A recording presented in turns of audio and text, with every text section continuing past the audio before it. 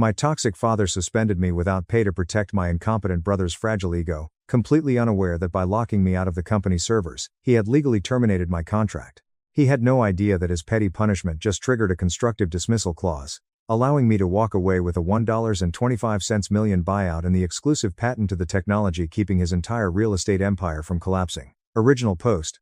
I am Elias, 34 years old. For the better part of a decade, I poured my blood, sweat, and absolute soul into our family's multi-million-dollar real estate development firm in Seattle. And exactly 3 years ago, my own father suspended me from that very company, demanding that I apologize to my utterly incompetent older brother, Tristan. I was standing in the middle of our executive boardroom, desperately trying to save our entire company from a catastrophic breach of contract on a massive, high-stakes cliffside estate project. Instead of listening to reason, my father looked me dead in the eye in front of the board and told me I was suffocating the company with my negativity. They laughed at me. They stripped away my dignity right there in the executive suite, treating me not like the lead project director who kept their empire standing, but like a disposable mechanic who was speaking out of turn. But there was one massive, undeniable thing they didn't know. The revolutionary core technology they were relying on to build their massive wealth didn't belong to the company at all, it belonged exclusively to me. And right now, the very same men who told me to get out, who threatened to bury me in legal fees, are facing total financial ruin, practically begging me to save their hollow legacy from the ashes. Let's go back to the morning everything shattered. The morning the silence in the room changed my life forever. The conference room fell absolutely silent after my father delivered his verdict. It was a heavy, suffocating kind of silence, the kind that presses against your eardrums and makes your heart beat in your throat. The central air conditioning hummed faintly in the background, a low drone that seemed to mock the absolute stillness of the room through the massive floor-to-ceiling glass windows. The entire Seattle skyline stretched out, gray, towering, and imposing against the relentless Pacific Northwest rain. I had spent countless hours staring out at those very buildings, analyzing their structural integrity, admiring the sheer force of human will required to raise thousands of tons of steel and glass into the clouds. But in that agonizing moment, all I could focus on was the cold, hard surface of the mahogany table sitting directly in front of me. 2 weeks without pay for undermining your brother's authority. That was the official sentence my father, Richard, had just pronounced with the gavel of his voice. My brother, Tristan, sat directly across from me. He was wearing a ridiculously expensive tailored Tom Ford blazer that probably cost more than most of our junior architects made in 3 months of grueling work. He was smirking. It was a slow, arrogant, utterly venomous smirk that twisted the corners of his mouth upward. He sat back in his plush leather chair, steepling his perfectly manicured fingers, just waiting. He was waiting for me to break down. He was waiting for me to beg for my job, to plead for my salary to be reinstated, or perhaps to scream in red-faced frustration and prove them right about my supposed emotional instability. I didn't do either. I didn't raise my voice by a single decibel. I didn't shed a single tear. I just stood there breathing evenly, feeling a strange, absolute, and terrifying calm wash over every nerve in my body. I looked down at the blueprints scattered on the polished wood between us. They were massive, intricate, highly detailed designs detailing a $25 million sustainable cliffside estate for a Silicon Valley tech billionaire. They were designs I drew with my own 2 hands. I was the one who spent late nights calculating the complex load-bearing requirements, factoring in the unpredictable seismic activity of the region, and ensuring every single strict structural code was met to the letter. Yet, I wasn't credited for a single line on that paper. Tristan's name was proudly stamped in bold ink on the cover sheet as the visionary behind the project. In that exact second, staring at my stolen work, something inside me finally snapped. Or perhaps more accurately, it finally healed. I realized my loyalty had officially expired. The invisible, heavy chain that had bound me to this toxic family, the desperate, pathetic hope that one day my hard work would earn their genuine respect, dissolved into thin air. I looked at my father. He sat at the head of the table, his broad shoulders squared, radiating the kind of positional authority he had wielded like a weapon over me since I was a child. I looked at Tristan, still wearing that disgusting, triumphant smirk, and then I simply said, "All right." The silence that followed those 2 words was completely terrifying. It was terrifying because for the very first time in my entire life, they weren't looking at an obedient, desperate son. They were looking at an architect planning a massive, calculated demolition. My father's smug smile was permanently etched into his aging face. Fully convinced he had just put his rebellious dog back in its place, he wanted me to sit at home in my apartment for 2 weeks and think about my insolence. He wanted me to experience the sheer anxiety of a paused salary. He wanted me to come back, begging, utterly grateful for the meager paycheck he allowed me to have, ready to kiss his ring. He wanted to break my spirit so completely that I would never dare question Tristan's reckless, idiotic decisions again. He had absolutely no idea that he had just handed me the one thing I had been waiting years for. He gave me the perfect exit strategy. He didn't know that the very next morning that arrogant smirk on Tristan's face would curdle into pure, unadulterated panic when he walked in with his morning espresso to find my office completely empty. He didn't know that there would be nothing left behind, but a single legally binding resignation letter resting dead center on my glass desk. And he certainly didn't know that when Marcus, the company lawyer, would run into this very room, his face pale as a sheet, gasping, my father's victorious smile would die on the spot. But to truly understand the sheer weight of that silence in the boardroom, to understand why I was more than willing to burn my own family's bridge to the ground without a second thought, you have to understand the decades of quiet humiliation that laid the thick foundation for it. You have to understand the toxic soil in which this family tree was planted. Growing up in our household meant learning early on that love was never unconditional. Love was a highly regulated commodity, a currency traded strictly for compliance, obedience, and optical perfection. If you were the golden child like my older brother Tristan, the bank of parental affection was always open, operating with an unlimited line of credit. Tristan was loud, charismatic, and completely allergic to actual hard work. He was the kind of person who could walk into a room, shake a few hands, flash $1 million smile, and somehow take credit for the building he was standing in. I remember the Thanksgiving dinners of our childhood. They felt more like corporate shareholder meetings than family gatherings. We would sit around a massive oak table, extended family gathered from across the state, passing plates of expensive catered food. My father, Richard, would stand up, clink his crystal glass, and boast loudly about Tristan's golf handicap, his shiny new sports car, or the promotion he was supposedly about to get. He would conveniently leave out the fact that Tristan's college fund had to be replenished 3 separate times after he failed out of various prestigious business programs because he was too busy partying. When the conversation inevitably turned to me, Richard would offer a tight, polite smile and say, "Elias is doing fine in the back office. He's a good mechanic for our little engines. Someone has to do the dirty work, right?" That was exactly how they saw me. I wasn't an innovator. I wasn't a leader. I was just the mechanic they kept locked in the basement to fix the engines they kept breaking with their sheer incompetence. My mother, Eleanor, was the master architect of this twisted, deeply sick dynamic. She had this soft, gentle voice that she used to deliver the most manipulative psychological commands imaginable. Whenever Tristan would take credit for my science fair projects in middle school, or later my architectural drafts at the firm, Eleanor would pull me aside into a quiet hallway. She would pat my cheek, look at me with wide, pleading eyes, and say, "Elias, you know your brother needs this win. He struggles with his confidence. You're so smart. You can always make another design. Don't be selfish and tear this family apart. We need to protect your father's legacy." When you hear that narrative constantly, year after year, decade after decade, you internalize it. You internalize the toxic idea that if you just work harder, if you just produce more undeniable value, if you just keep your head down and swallow your pride, eventually the ledger will balance. You believe that one day they will look at you, see your worth, and finally give you the respect you deserve. That is the trap. It is a prison built entirely of hope. You learn a very specific survival set. You learn that speaking up gets you cut off, yelled at, and isolated. But staying quiet keeps you in the room. You learn to make yourself so incredibly essential that they literally cannot afford to discard you. I thought I was earning my place in the family business, but really I was just increasing their profit margins while eroding my own soul. For 8 grueling years, my office at the firm had been my only real sanctuary. It was a beautiful, expansive space with floor-to-ceiling glass that overlooked the sprawling Seattle skyline. It was a view I had earned, not by blood or nepotism, but by thousands of agonizing billable hours and turning structural impossibilities into concrete reality. The walls of my office held my degrees, framed in simple black wood, hanging right alongside the major architectural awards the development division had won under my direct leadership. I had built something tangible here, not just buildings, but a standard of excellence, a level of meticulous quality that our firm had never once achieved before I walked through those doors. And the absolute crown jewel of all my work was sitting right there on my desk, catching the morning light, the Terralock modular system. It was a highly sustainable load-bearing system that I invented from scratch. It was nothing short of brilliant. The system cut overall construction time by 40% and increased a building's seismic resilience and thermal efficiency by half. It was a massive game changer for luxury real estate in the Pacific Northwest. My father loved Terralock because it saved him millions in raw materials and labor costs. Tristan loved it because, as the vice president of client relations, he could slap his name on the glossy brochures and sell it to wealthy clients as top-tier green tech luxury. But I loved it because I built it from nothing. I remember the agonizing nights I spent designing the joints, the weekends I sacrificed refining the complex geometry while my friends were out living their lives. The sheer physical exhaustion of proving it worked when veteran engineers in the industry laughed and said it wouldn't hold. My silence over the last 8 years wasn't mere submission.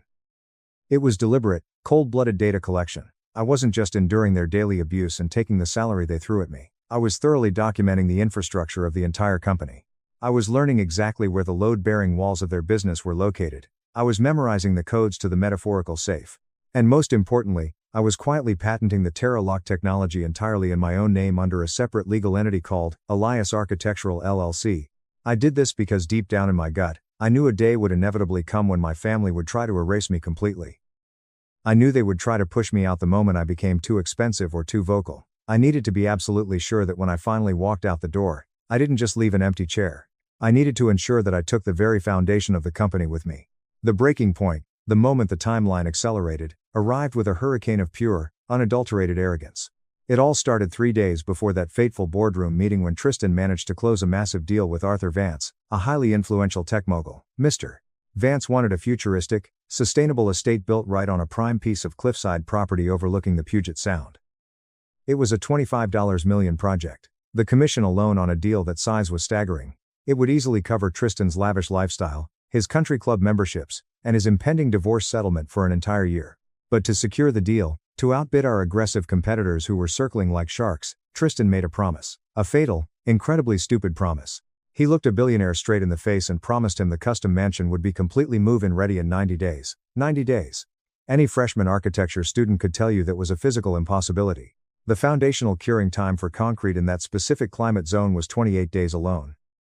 The custom glazing required for the massive structural windows had a rigid 4-week lead time from the manufacturer in Germany. Securing the necessary seismic zoning approvals and city permits for a structure that close to a cliff edge would take at least 2 solid months. Tristan had sold an absolute fantasy to a billionaire who had a legal team vicious enough to destroy our entire company if we failed to deliver. When I saw the signed contract land on my desk, my blood ran cold.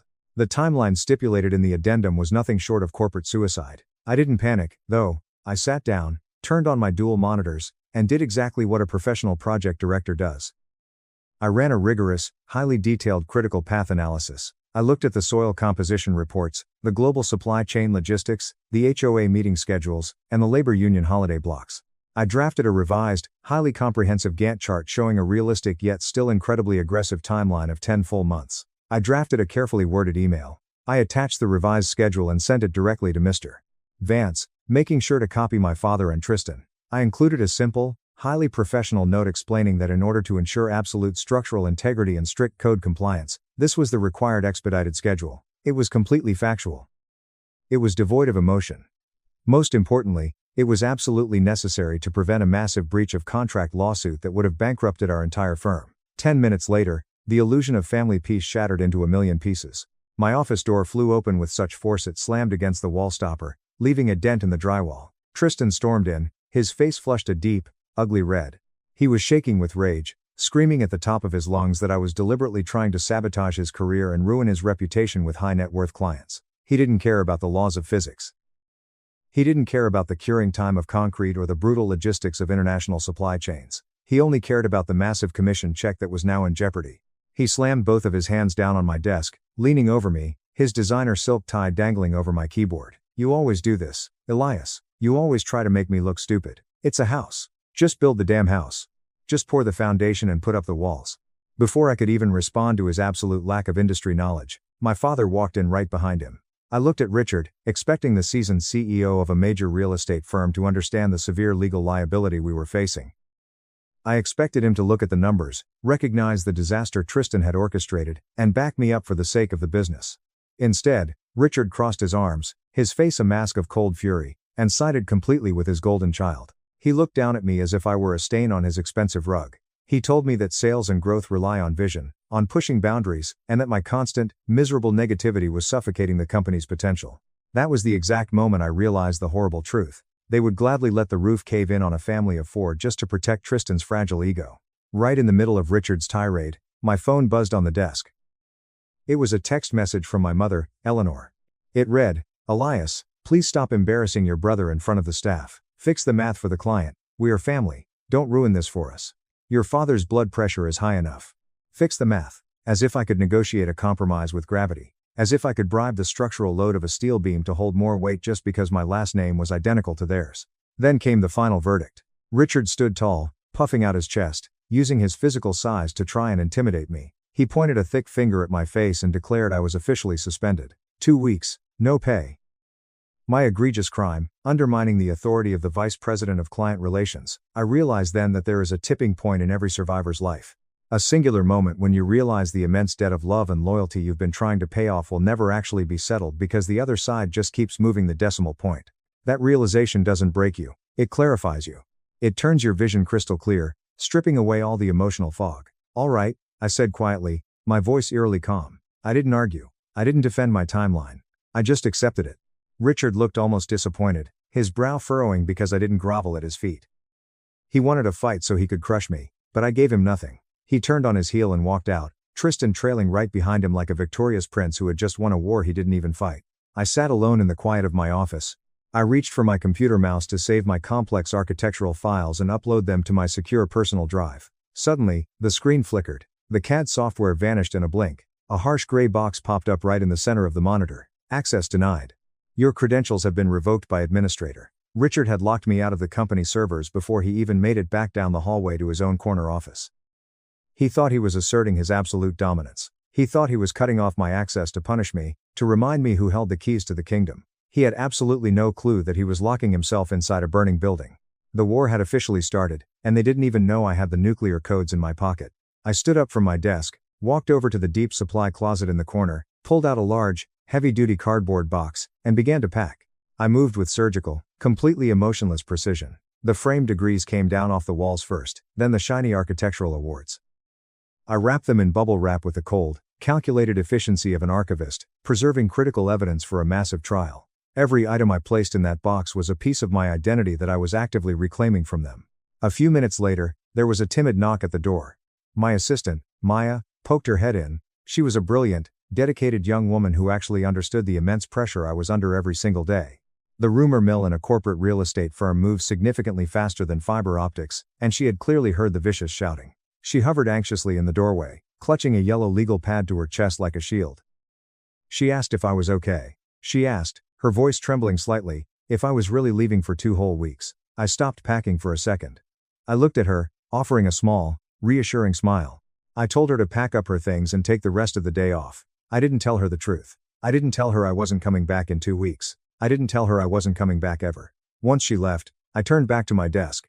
I reached out and gently picked up the heavy metal prototype of the Terralock system. As I placed it into the cardboard box, my hand paused for a fraction of a second. This piece of steel was the structural core of every single luxury home we were currently building.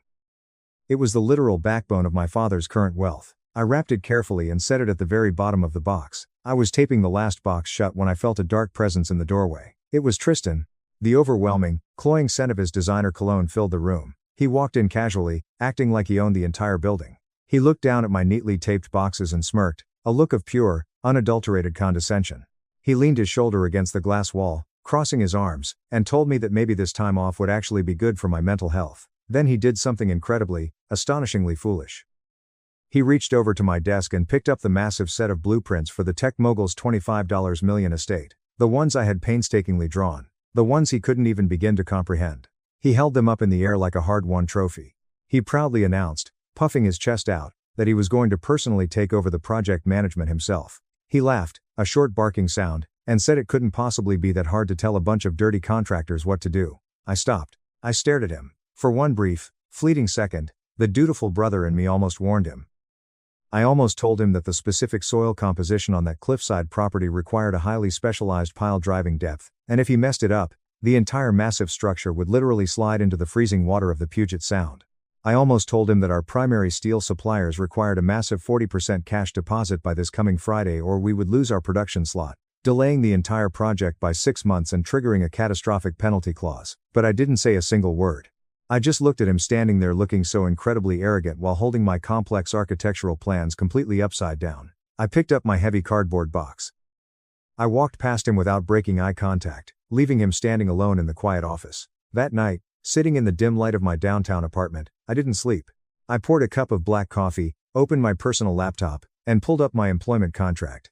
I meticulously reviewed every single page, specifically focusing on Clause 19, Subsection C regarding constructive dismissal, and Clause 24 regarding intellectual property licensing.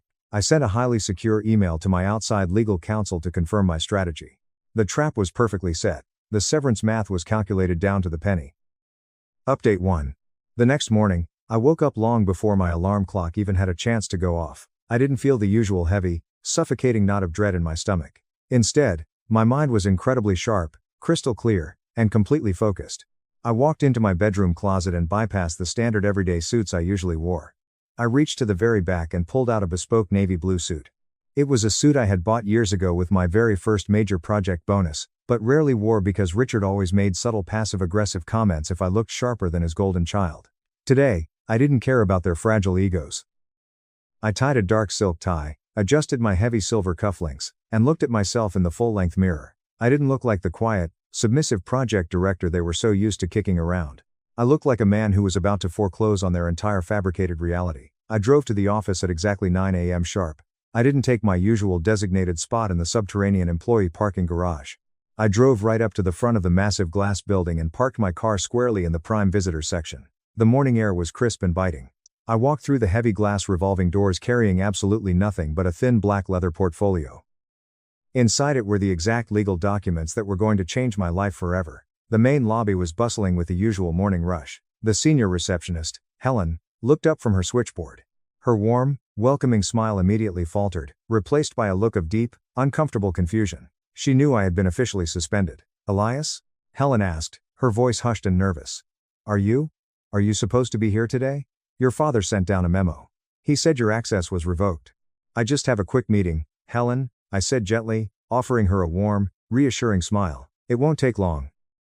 You don't need to page them.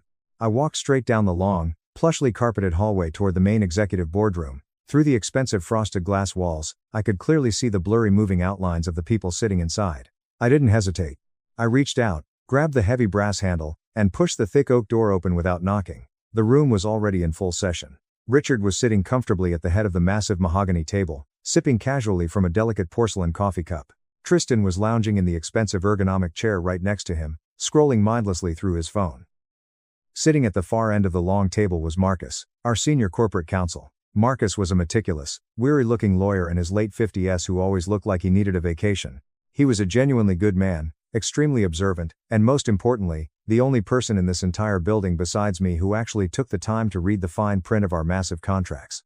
When the heavy door clicked shut behind me, the sound echoed loudly in the quiet space, and all three heads snapped up simultaneously. Richard set his coffee cup down on its saucer with a sharp, aggressive clink. What in the world are you doing here, Elias? Richard demanded, his booming voice echoing off the glass walls. I made myself extremely clear yesterday afternoon. You are officially suspended. You are not allowed on these premises. Yeah. Tristan let out a loud, obnoxious snort. Did you come crawling back to apologize already? Because if you did, you need to make it quick. We have a massive strategy meeting for the new Cliffside estate in 10 minutes, and some of us actually have real important work to do. I didn't react to the bait. I walked slowly and deliberately toward the center of the table. I stood tall, placing my black leather portfolio gently onto the polished glass surface of the table. The soft thud commanded the entire room's attention. I am not here to apologize to anyone, Richard, I said. My voice was perfectly level. I am here to formally resign. Richard's eyes narrowed dangerously. Tristan finally put his phone face down on the table, a confused, ugly frown wrinkling his forehead. I reached down, unzipped the leather portfolio, pulled out a single sheet of premium watermarked legal paper, and slid it smoothly across the long table. But I didn't slide it toward Richard or Tristan. I slid it all the way down to Marcus the lawyer. Effective immediately, as of 9/5 this morning, I am formally terminating my employment with this firm, I announced, keeping my eyes completely locked on Marcus's face. Furthermore, per Clause 19, Subsection C of my signed executive employment agreement, I am officially triggering the constructive dismissal provision. For a split second, the room was dead, suffocatingly silent, and then Richard threw his head back and laughed loudly. It was a harsh, barking, theatrical laugh. Constructive dismissal. Mad. Richard sneered, shaking his head and looking at Tristan as if sharing a joke. Are you completely delusional, Elias? You weren't fired. You were suspended for gross insubordination. You don't just get to quit your job and claim constructive dismissal because your fragile feelings are hurt. You don't get a magical golden parachute just because you're throwing a tantrum. I ignored Richard completely. I kept my gaze fixed entirely on Marcus, who was now staring down at the formal letter, his hands trembling slightly as he picked it up to read the text. Marcus, I said, My voice cutting cleanly through Richard's lingering laughter like a sharp knife. Please remind the CEO of the strict legal definition outlined in my specific employment contract. I personally drafted that exact clause 5 years ago, back when Richard was going through his extremely messy second divorce and the company's financial stability was wildly unpredictable. Marcus swallowed hard, his Adam's apple bobbing nervously. He adjusted his wire-rimmed glasses. He didn't look up at Richard. He kept his eyes glued to the paper. Under the explicit terms of the contract, I continued, reciting the exact legal words I had memorized perfectly the night before, locking a senior project director out of the main company server, completely removing their access to active architectural blueprints, and publicly demoting them in front of staff without a formal performance review or written warning constitutes a material breach of contract. By revoking my digital credentials yesterday while I was still physically inside the building, Richard legally dismissed me without cause. Richard stopped laughing instantly. His face rapidly shifted from an arrogant, dismissive, pale to a mottled, highly dangerous shade of red. He slammed his large, heavy hand down on the mahogany table, violently rattling the coffee cups and saucers. "You are completely out of your mind," Richard shouted, the veins popping in his thick neck. "I won't pay you a single dime. I will tie you up in civil court for the next decade.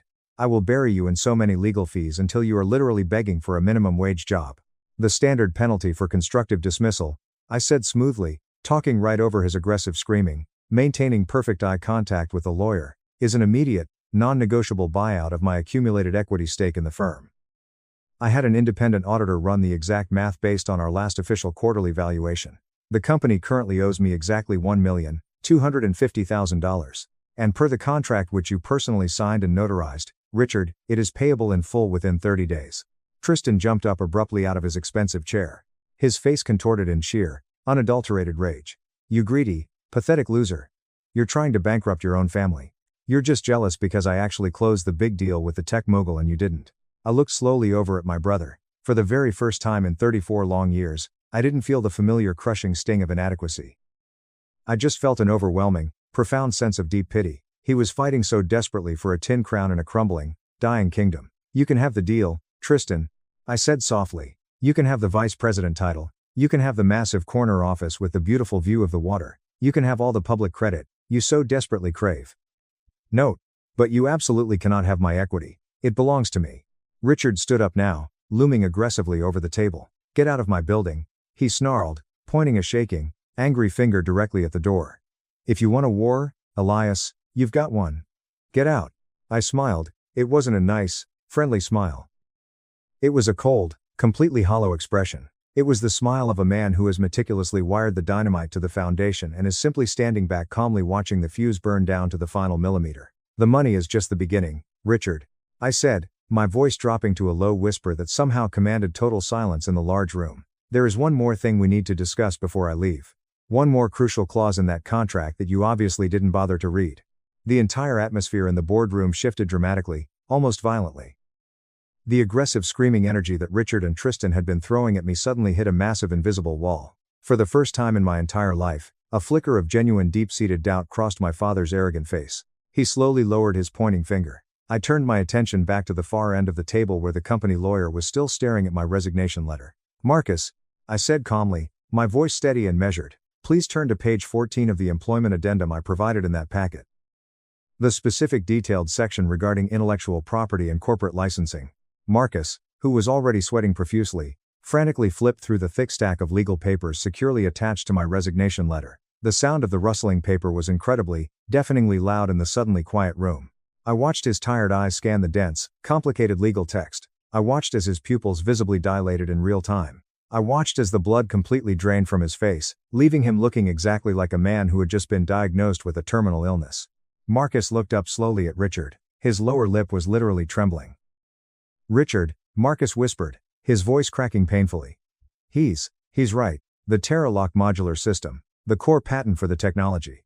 It isn't legally held by the firm." Tristan scoffed loudly, rolling his eyes dramatically and crossing his arms. "What in the world are you talking about, Marcus? Of course it is. We sell it every single day. It is plastered in all our marketing brochures. Stop being ridiculous."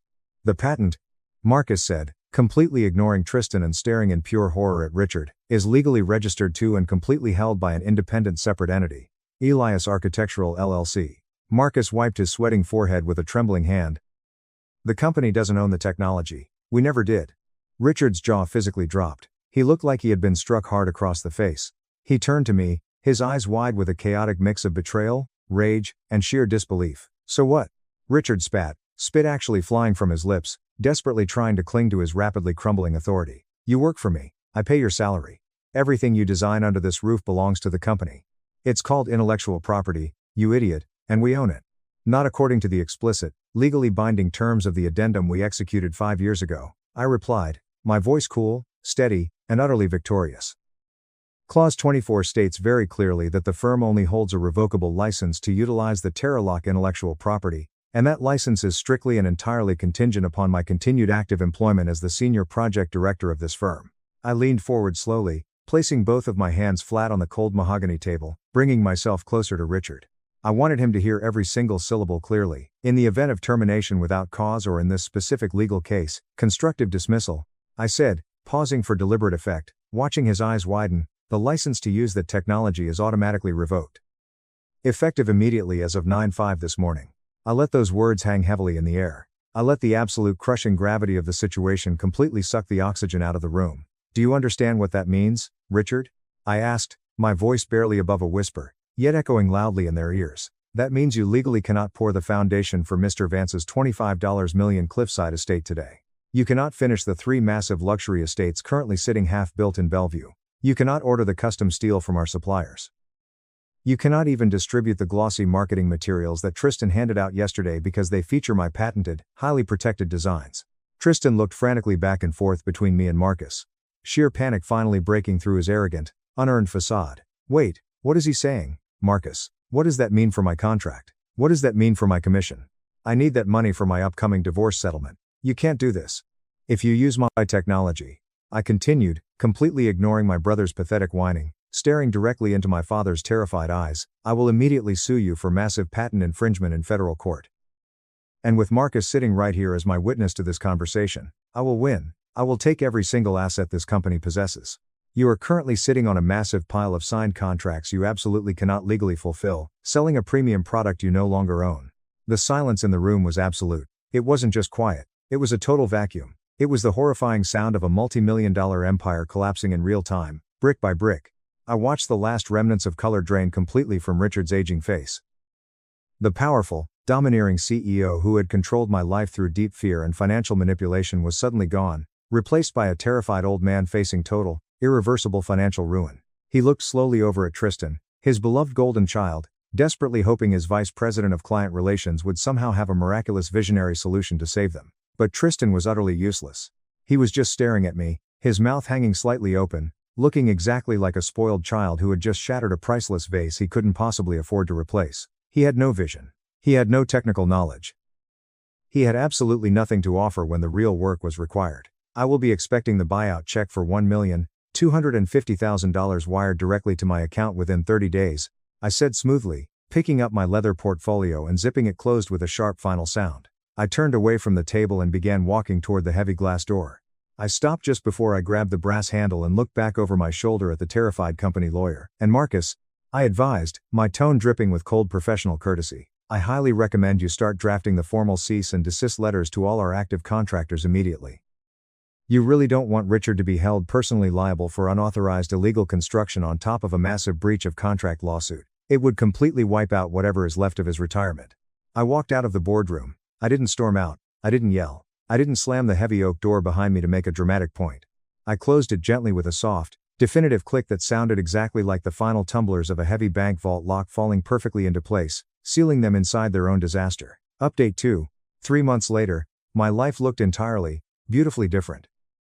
The suffocating toxic silence of that corporate boardroom had been replaced by a new, wonderful kind of silence. The silence in my brand new, fully independent architectural studio was broken only by the soft, rhythmic scratch of my drafting pencil against high-quality paper. I had signed a long-term lease on a beautiful, expansive converted loft space in Pioneer Square. It had gorgeous exposed brick walls, incredibly high industrial ceilings, and massive windows that flooded the entire workspace with bright natural light. Best of all, the air inside was completely free of toxic family politics, gaslighting, and emotional manipulation. I had used a sizable portion of my equity buyout money to completely set up shop.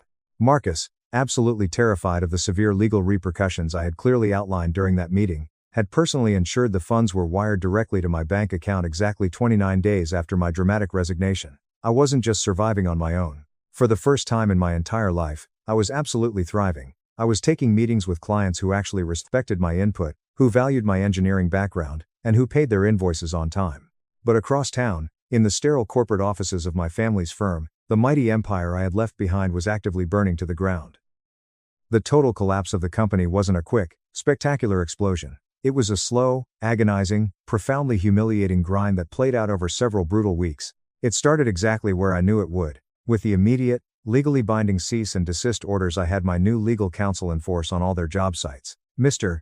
Vance, the powerful tech mogul, was absolutely furious when he was officially informed that construction on his dream cliffside home had been abruptly halted before the first steel beam was even raised. When Richard couldn't provide a valid, acceptable legal reason for the massive delay, Vance didn't hesitate for a second. He immediately sued the firm for a massive breach of contract. That highly publicized, aggressive lawsuit instantly triggered a catastrophic penalty clause in the company's corporate insurance policy, raising their monthly liability premiums by a staggering 200%. Then came the absolute logistical nightmare. With their backs against the wall and the bank calling daily, Tristan desperately tried to step up. In a blind panic, hoping to save his shrinking salary and his reputation, he went behind Richard's back and quietly hired a junior architect named Leo. Leo was a kid fresh out of grad school, highly ambitious, but incredibly naive to the realities of complex structural engineering. Tristan offered him a massive cash bonus to secretly tweak my Terralock designs just enough to theoretically bypass my strict patent protections. But there is a fundamental undeniable truth in this world. You can manipulate people, you can manipulate emotions, and you can manipulate a family narrative, but you absolutely cannot manipulate physics. Without the precise patented geometric core of my modular system, the complex load-bearing calculations simply didn't work. Leo spent 3 agonizing weeks running computer simulations, pulling his hair out, only to realize the structural integrity was fatally compromised. The junior architect finally had to sit Tristan down in a tense meeting and explain that they needed to completely abandon the sustainable marketing pitch and switch back to traditional heavy steel I-beams. This sudden drastic pivot would immediately double the raw material cost of the project and triple the overall construction timeline. When Leo delivered the bad news, Tristan absolutely lost his mind. He screamed at the poor kid. He threw coffee mugs against the wall. He demanded that Leo just make it work, completely ignoring the laws of gravity. Tristan genuinely believed that possessing a fancy title meant you could simply command results into existence. He didn't understand the fundamental illusion of power via the empty chair. For years, Tristan had sat comfortably in executive meetings, nodded charmingly at wealthy clients, and confidently signed his name to incredibly complex documents he didn't understand, firmly believing that this performance was the actual work. What I had always possessed, what I had spent thousands of hours building, was competence, authority, power derived from intimately knowing exactly how the machine works from the inside out. I heard all the juicy, devastating details through the industry grapevine.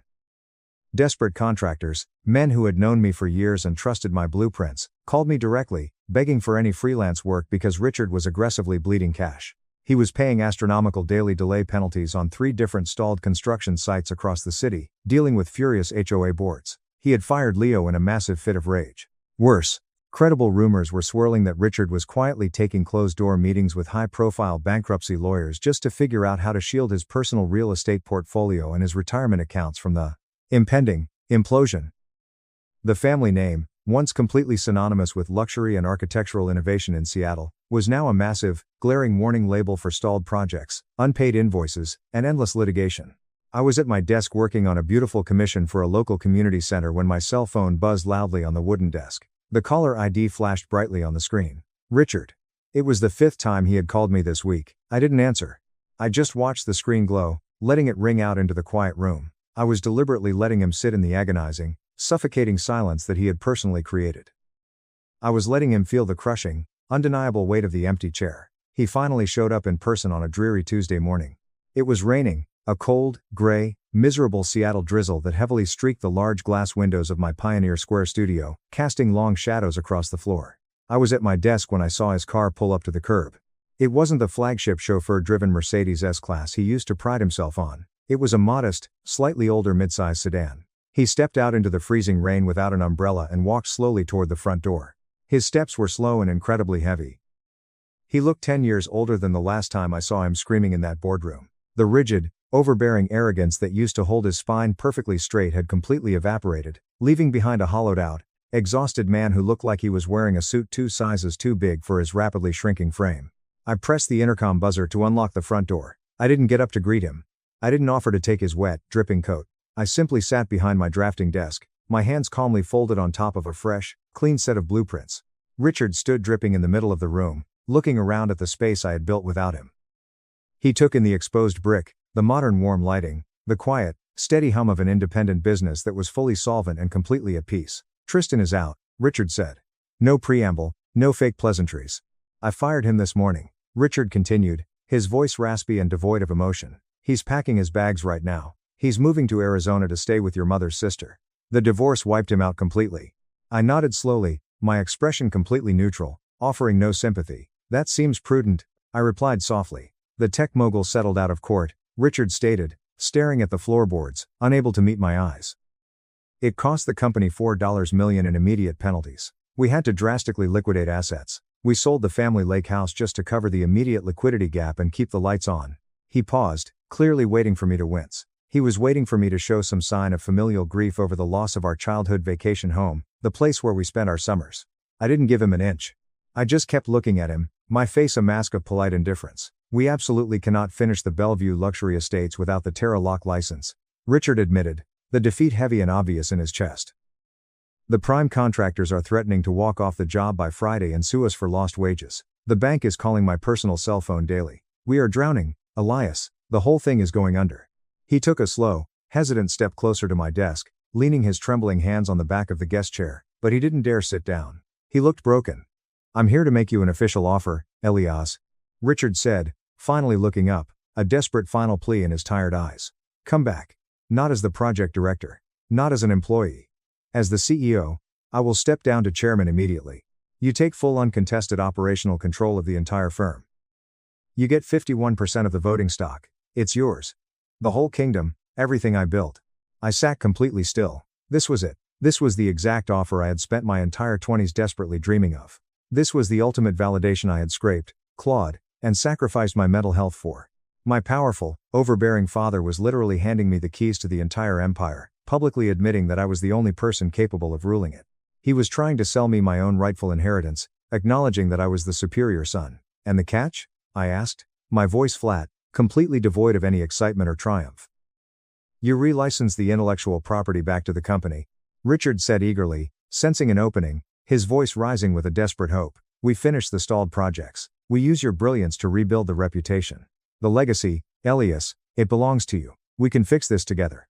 I looked at him. I really, truly looked at him. And for the very first time in my life, I didn't see a terrifying titan of industry. I didn't see the invincible patriarch who controlled my destiny. I saw a beggar king standing ankle deep in the smoking ruins of a castle he had set on fire with his own 2 hands, desperately trying to trade a worthless crown of ashes for a fire extinguisher. No, I said simply. Richard blinked, momentarily stunned, as if I had spoken a foreign language. Excuse me? The answer is no, Richard. I don't want the job. I don't want the stock. And I certainly do not want the legacy. You're being incredibly stubborn. He snapped, a sudden, desperate flash of the old, angry Richard breaking through the pathetic facade. I'm offering you absolutely everything you ever wanted. I'm standing here admitting you were right. Tristan couldn't handle it. I was wrong. You won, Elias. Take the win. I didn't win, I corrected him softly, leaning forward, resting my forearms on the desk. I escaped. There is a massive difference. I stood up and walked over to the large window, looking out at the bustling city street below. You think you're generously offering me an empire, Richard, but you're actually offering me a toxic Superfund site. The company is completely poisoned. The brand is fatally damaged in the industry, and the internal culture is rotting from the inside out. If I came back, I wouldn't be building anything beautiful. I would be spending the next 10 years of my life miserably cleaning up your mess. I turned back to face him, crossing my arms. But that's not even the real reason I'm saying no. The real reason is that I finally understand the actual cost of that legacy. This was the absolute moment of final severance. I looked him dead in the eye and delivered the harsh, undeniable truth I had been carrying heavily in my chest since the day I packed my cardboard box. There is a persistent, dangerous myth we tell ourselves about family, I said quietly. We tell ourselves that blood is a binding sacred contract, that we owe our parents our infinite survival and loyalty because they gave us life. But that is a lie. You didn't raise me, Richard. You managed me. You treated my affection and my talent like a renewable resource you could exploit for maximum profit. You constantly demanded absolute loyalty, but you only ever offered conditional employment.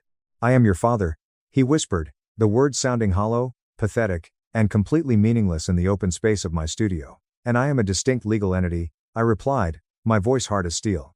Cutting the bloodline today isn't an act of malice. It is an act of pure self-preservation. It is the only way to save my actual self from being cannibalized by your system. If I accept your offer and come back, I am forced to accept the premise that my core worth is forever tied to your approval. I reject that premise entirely. I am not saving your name. I am saving Elias. He stared at me for a very long time. The silence stretched between us, heavy and incredibly final. He realized in that exact moment that he possessed absolutely zero leverage. He couldn't fire me. He couldn't legally disown me of what I had already built. He couldn't even guilt-trip me because I had perfectly balanced the emotional ledger and permanently closed the account. "What will you do?" he asked finally, his voice barely a whisper. "With the patents, I'll license them," I said with a faint, genuine smile. "To other architecture firms, to our competitors, to builders who actually pay their invoices on time and respect their engineers." As a matter of fact, I'm meeting with Mr. Vance next week to discuss finishing his home myself. The Terralock modular system will eventually build thousands of beautiful homes, Richard, just not yours. He nodded slowly. He didn't argue. He didn't yell. He didn't even say goodbye. He simply turned around and walked out of the studio into the freezing rain. His shoulders were severely slumped. He was a broken man walking blindly into a future he hadn't ever planned for. I watched him go through the glass. I didn't feel sad. I didn't feel overly triumphant. I just felt clear. I turned back to my drafting desk. The blueprints for the community center were waiting for me. It was a project that would genuinely serve a community, built on a solid foundation that I had poured myself. I picked up my pencil. The line was perfectly straight. The structure was undeniably sound. And for the very first time in my entire life, the design was entirely, undeniably mine. My dad backed his fiance's plan to evict me. They tried to fight in court, but I turned the tables with proof. Now he begs me for forgiveness. Dad moves in soon-to-be bride, and she gets pregnant and demands I leave the house because she needs my room. I tell her, "Lady, I own the house." Sup, Reddit. My dad's gold-digging fiancée moved in with her 2 devil spawn. After she announced her pregnancy, she tried to kick me out of my own house. Her smirk disappeared when I told her I owned the place. What followed was an absolute show. Here's what went down. So, this whole saga started about 9 years ago when my mom died from cancer. I, 21 male, was 12. Dad was a wreck, and nobody knew what the hell to do with me. Luckily for everyone involved, my grandparents lived just outside the city on this decent chunk of land with a house that had seen better days, but still had good bones. After Mom passed, it just made sense for me to stay put with the grandparents. Dad would come home on weekends, holidays, whatever. The house itself is solid, 4 bedrooms, a couple of bathrooms, a big kitchen, sitting on about 3 acres of land that backs up to some woods. But here's where Dad started showing his true colors. Even as a kid, I noticed he had this thing about control. Everything had to be done his way, on his timeline, with his approval. He'd show up on weekends and immediately start rearranging things, telling Grandpa how to maintain the property properly, and making decisions about my life without asking anyone. My best friend Elio lived about 10 minutes down the road, so I wasn't completely isolated. Kid's been my ride or die since we were building forts in those backwoods. Here's where it gets interesting though. My mom was an only child. I'm an only child. When Grandma and Grandpa started declining a few years back, guess who's the only name on the will? That's right. Yours truly inherited the whole damn operation when Grandpa died. House, land, Grandpa's beat-to-hell pickup truck that somehow still runs, and a decent chunk of change they'd been sitting on. Dad used Mom's life insurance to renovate parts of the house over the years. But here's the thing. He acted like he was doing me some huge favor, like I should be grateful he was investing in the place. I found out about the inheritance when the lawyer called me after Grandpa's funeral. Dad was standing right there when I took that call. The look on his face when he realized I owned the house we were all living in. Not embarrassment or guilt, more like irritation, like I just complicated his life by existing. Elio was there that day, helping me sort through Grandpa's tools. When Dad walked away after that phone call, Elio just looked at me and said, "So you own the house now? Damn, Thanksgiving is going to be awkward." But we never discussed it. Dad just pretended it never happened and kept acting like he was the man of the house, making all the decisions, controlling everything from what we watched on TV to when I was allowed to have friends over. About 2 years after Mom died, Dad started dating again.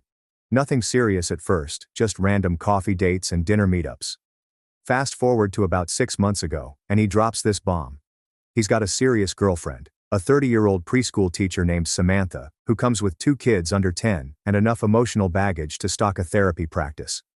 Samantha's got this whole young professional mom aesthetic going on, drives a white SUV that's always spotless, wears those athleisure outfits, and has opinions about organic food that she'll share whether you ask or not.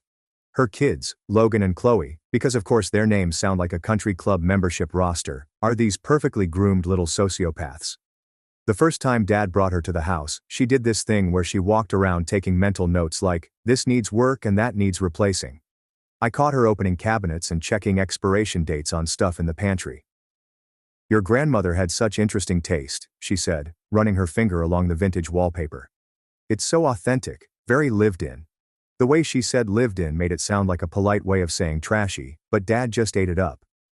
Samantha has such great design sense, he said, like she just complimented the Sistine Chapel. She's got so many ideas for improvements. Her kids were even worse than she was. Logan, who's maybe 8, spent the entire visit touching everything he wasn't supposed to touch while maintaining perfect eye contact. Chloe, the 6-year-old, accidentally knocked over Grandma's favorite plant, and then looked at me like it was my fault for putting it where she could reach it. When I mentioned the plant, Samantha just laughed. Oh, kids will be kids. They're just excited to be in such a big house. They're not used to having so much space to explore. Leo came by that evening and caught the tail end of their visit. After they left, he looked around the living room where Samantha had repositioned some of Grandma's throw pillows. Well, she seems fun, he said. Nothing says I'm definitely not planning to redecorate your entire life, like rearranging furniture on the first visit. But Dad was smitten, started spending more money on dates, bought new clothes, got his teeth whitened. Classic midlife crisis stuff, except instead of buying a motorcycle, he'd found himself a ready-made family that came with built-in validation. Samantha played it perfectly, asking his opinion on everything, deferring to his wisdom, letting him feel like the big, strong provider. 3 months in, she's practically moved in. Her stuff starts showing up in Dad's bathroom. Her car is in the driveway more than it's at her apartment. Logan and Chloe have claimed the guest room like they're planning to stay forever. And the kids, Jesus Christ, the kids. They went from perfectly behaved little angels to absolute demons the second they got comfortable. Logan would accidentally break my stuff and then act confused when I got mad. Chloe would go through my room when I wasn't home and mess with my things, then deny everything when confronted. Whenever I complained, Samantha would give me this wounded look and suggest that maybe I wasn't used to having kids around. Dad naturally took her side every time, telling me they're just kids and to cut them some slack. By month 4, she wasn't even pretending anymore. She'd gone from grateful guest to woman of the house faster than you could say gold digger. It started small. Rearranging the living room furniture while Dad was at work, then acting like it had always been that way. Replacing Grandma's dish towels with her own organic cotton ones, throwing away food she didn't approve of, and replacing it with expensive organic alternatives. But the real power move was how she started treating me like I was some deadbeat nephew who'd overstayed his welcome. You know, I can rent it to you at a significant discount, way below market rate.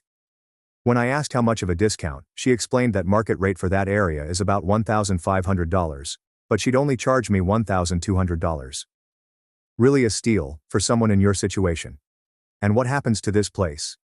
Well, Samantha's got great ideas for making it more functional for a growing family. The baby will need a nursery, and the kids need proper rooms. Your room would be the perfect nursery space. My room. The room I've lived in since I was 12. But wait. There's more. Samantha continued. My mother has agreed to move in temporarily to help with the baby. She'll need the guest room. I looked at Dad, waiting for him to say something. Anything? Nope. He was just sitting there, nodding along to everything she said. So I decided to play along to see how far they'd go. That's interesting. I'll think about it. Samantha's smile got a lot tighter.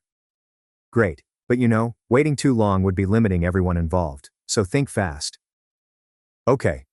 I texted Elio as soon as they went back to their room about needing an emergency drink run. He showed up 20 minutes later, took one look at my face. Dude, you look like someone just shat in your cereal. Tell me about it. I told him everything. Classic, he said. Nothing says family values like kicking the owner to make room for Grandma. 2 weeks after the pregnancy announcement, I came home from my afternoon classes to find Samantha in my room with cardboard boxes, packing up my stuff like I'd already agreed to move out. Not just standing in the doorway this time, actually in my room, going through my closet, wrapping up my mom's pictures in newspaper and boxing up books like she was preparing for a yard sale. When I asked what the heck she was doing, she looked up with this bright smile, like I just walked in on her organizing a charity drive. "Hi, sweetie, I'm just helping you get started with packing. Your father and I decided it would be better to get you moved sooner rather than later, so I thought I'd give you a head start." My father and I decided. Nobody asked me what I decided. She kept that sickeningly sweet tone. "Well, honey, you've had 2 weeks to think about it, and really, what's there to think about? This is obviously the best solution for everyone." She held up one of my mom's framed pictures like she was examining it for flaws. "Besides, some of this stuff probably needs to be updated anyway. You can't hold on to childhood things forever. Put that down and get out of my room. Now." "Now," she said in that condescending preschool teacher voice. "There's no need to be unpleasant. I'm trying to help you transition to adult living. This is exciting. Your own place. Real independence." When I repeated my demand for her to get out, Samantha set down the picture and straightened up. For the first time since I'd met her, the mask completely dropped. "Listen, little boy," she said, her voice sharp enough to cut glass. "I'm pregnant with your father's child. This house needs to work for a real family, not some overgrown teenager who can't handle the idea of growing up. You can either pack your stuff like an adult, or I can have your father explain to you why this isn't negotiable anymore. This isn't your house. You don't get to pack my stuff." "Actually," she said, picking up another box and continuing like I hadn't spoken, "your father and I have discussed this extensively. We've already paid the deposit on the apartment, and you're moving out this weekend. The movers come Monday to pick up your things." Movers. They'd hired movers for my stuff without asking me. When I said they couldn't do this, she told me they already did. The lease was signed, the deposit was paid. And frankly, you should be grateful we're handling all the logistics for you. Most parents would make their children figure this out on their own. That's when Dad walked in, and I could tell from his expression that he knew exactly what was happening. This wasn't Samantha going rogue.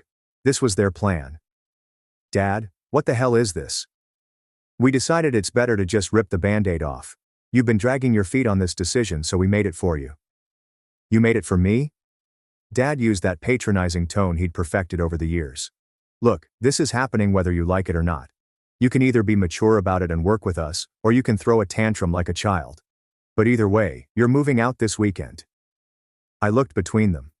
Dad standing there like he was delivering some tough love life lesson. Samantha smirking behind him like she just won the lottery.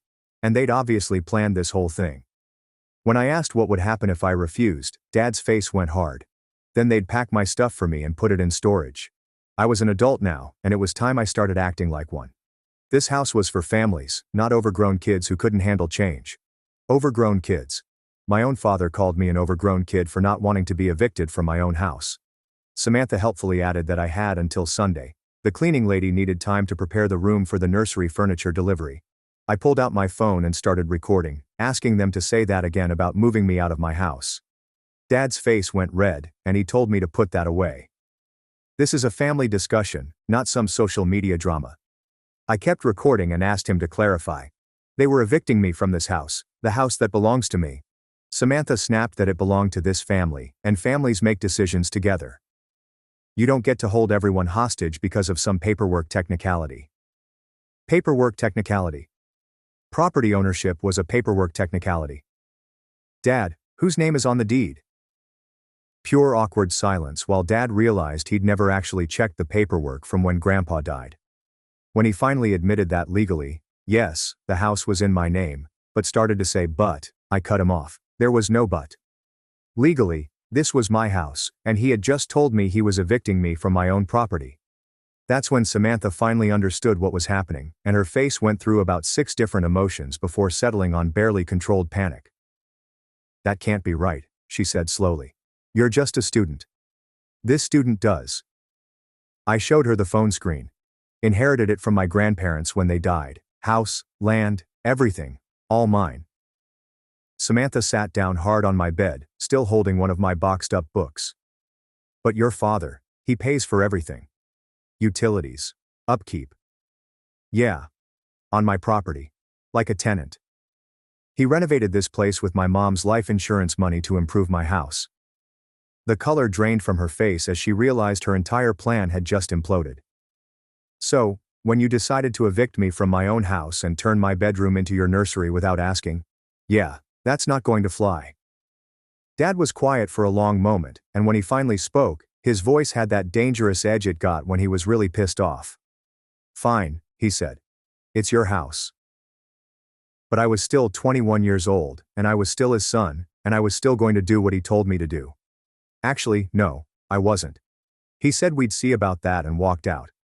Samantha stayed sitting on my bed, staring at the boxes of my stuff she'd been packing like they were evidence of a crime. She said this was insane. I couldn't just, this isn't how families work. You're right, families don't usually steal each other's houses. She looked up at me with pure hatred.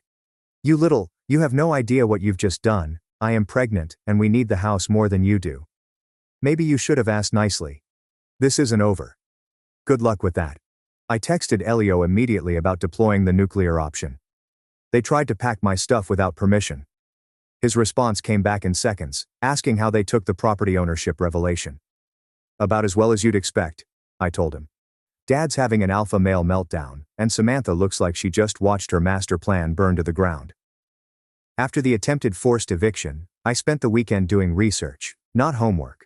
The kind of research that would help me figure out exactly how to make these people's lives as miserable as they tried to make mine. Elio came over Saturday morning with coffee and his laptop for what he called war council time. All right, what's the plan? I told him the plan. I was evicting them.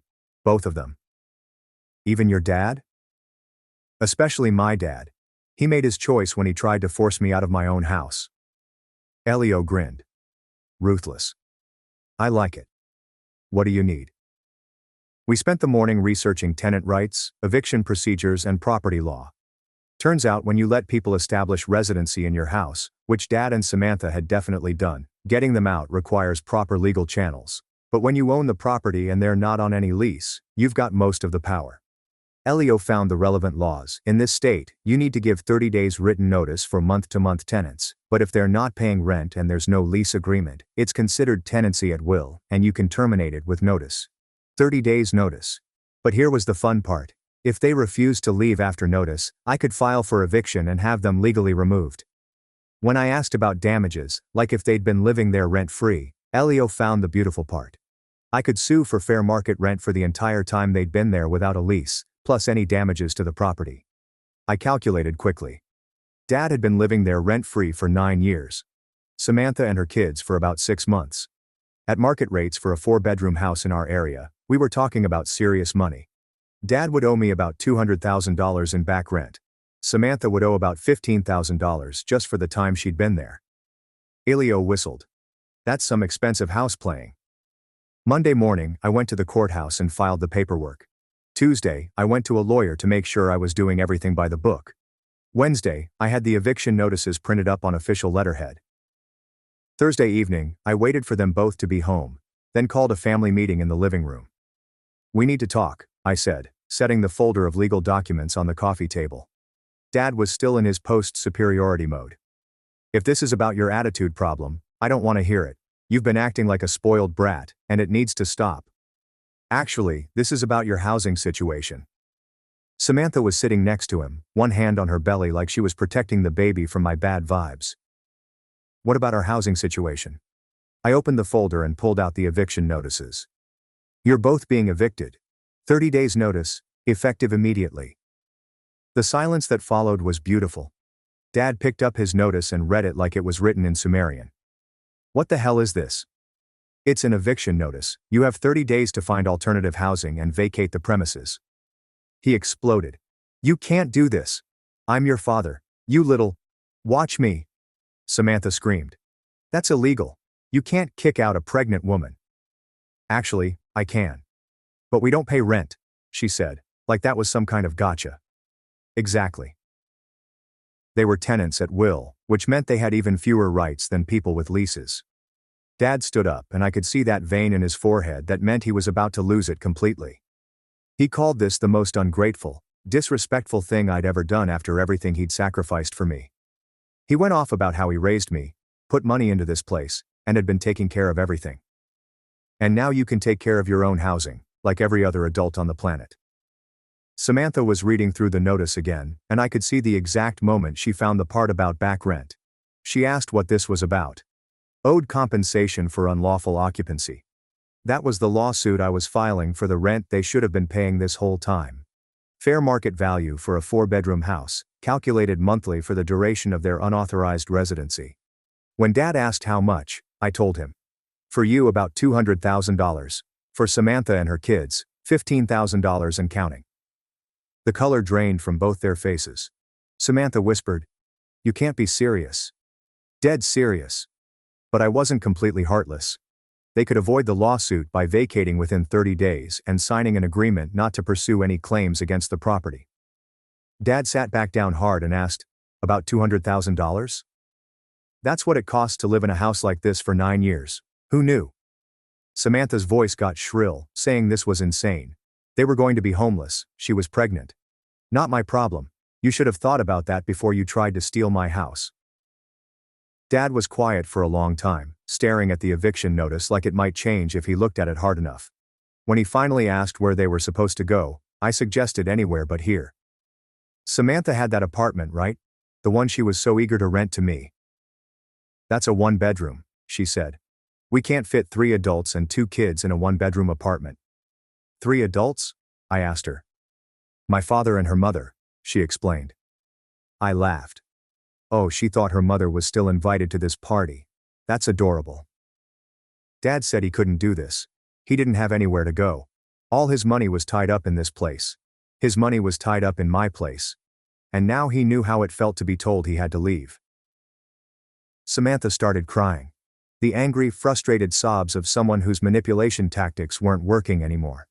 She went on about how unfair this was, how they were building a life together and were going to be a family. But the baby, she wailed. The baby she got pregnant with to lock down my dad. That baby. Her crying stopped instantly, and the look she gave me was pure hatred. You don't know what you're talking about. Really? Let me guess. Birth control failure. Happy accident. Surprise pregnancy that just happened to occur right when you needed to cement your position in the house. Silence. Ian showed up the next morning with donuts and a shit-eating grin, asking how they took their eviction notices. Like you'd expect, I told him. Lots of crying, threats and disbelief that actions have consequences. Your dad too? He asked. My dad's having an existential crisis about owing me $200,000 in back rent. Beautiful, he said. Justice is a dish best served with legal paperwork. The next month was magnificent to watch. Dad tried everything. Lawyer consultations he couldn't afford to fight, emotional manipulation about being my father and this being our family home, and even attempted bribes about signing the house over to me officially and calling it even. Newsflash, I already owned the house. Signing it over to me would be like giving me my own birthday present. Samantha went full scorched earth, called my university to complain about my unstable home environment, called the police to report a domestic disturbance when I asked her to move her car. Even tried to call CPS on herself, claiming I was creating an unsafe environment for children, which backfired when they pointed out that maybe she shouldn't have her kids living somewhere she felt unsafe. Finding housing for an unemployed pregnant woman, her 2 kids, a 52-year-old man with mediocre credit, and potentially a grandmother, all on Dad's construction salary, turned out to be harder than they thought. Week 4, Dad suggested, maybe they could work out some kind of arrangement. He could pay me rent to stay. Market rate, they could make it official. I said no. He started to argue, but I cut him off. Nope. You had the chance to treat me with respect and have a conversation like an adult. Instead you tried to force me out of my own house. Actions have consequences. But I'm your father, he said. Yeah. And you're also the guy who tried to evict me from my own property to make room for your girlfriend's mother. Father of the Year material right there. That's when the real fireworks started. Samantha filed a complaint claiming I was evicting her because of her pregnancy status. The hearing was beautiful. Samantha had to explain that she was Dad's girlfriend, had been living there 6 months, had no lease, and paid 0 rent. Then I got to tell the judge how they'd tried to force me out of my own house and convert my bedroom into a nursery without my permission. The judge basically told her, you can't claim pregnancy discrimination when you're being evicted for trying to illegally evict the actual property owner. Case dismissed. But the real bomb came during week 5, and you're not going to believe what happened. I was at Elio's place when Dad called, and his voice sounded weird, shaky. We need to talk, he said. About what? You've got 3 days left to move out. About the baby. Something in his tone made me pay attention. What about it? Can you come home? I need to show you something. I found Dad sitting at the kitchen table with a stack of papers in front of him. He looked like he'd aged 10 years in the past month. He slid a paper across the table. Paternity test results. The baby isn't mine, he said quietly. I stared at the paper. What do you mean? Samantha had been lying this whole time.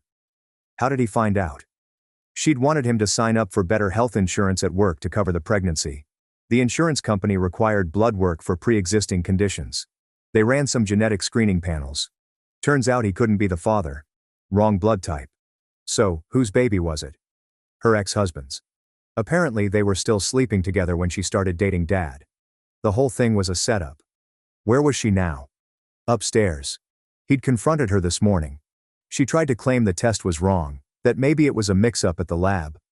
Then she tried to say it didn't matter because he'd be a better father than her ex anyway. When that didn't work, she said he was abandoning her and the baby, and how could he be so cruel to throw out a pregnant woman? He told her she had until tonight to get out, or he'd call the police and report her for fraud.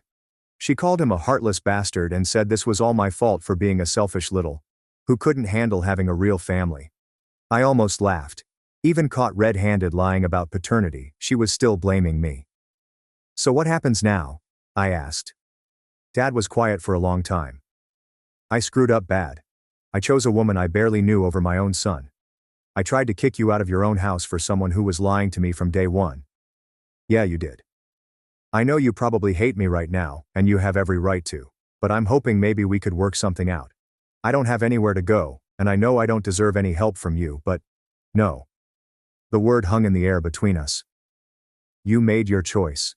You chose her over me. You tried to force me out of my own house. You called me ungrateful and disrespectful for not wanting to be homeless. You don't get to come crawling back now that your gold-digging girlfriend turned out to be exactly what everyone except you could see she was. But I'm your father. Yeah. And I'm your son. Didn't stop you from trying to evict me. Dad looked down at the paternity test results and said he knew he messed up. He knew he didn't deserve forgiveness, but he was asking anyway. I told Dad if he really wanted to know what I thought. He nodded. I think you're a 52-year-old man who got manipulated by a 30-year-old con artist because you were thinking with your dick instead of your brain. I think you were so desperate to feel young and needed that you ignored every red flag she threw up.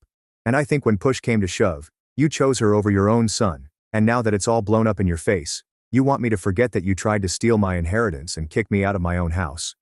He flinched like I'd slapped him. It wasn't like that, he started to say, but I cut him off. It was exactly like that. You just got caught. Dad was quiet for a long time. So what happens now? He asked. Now you move out, as we agreed. That night, Samantha left. No big scene, no dramatic goodbye.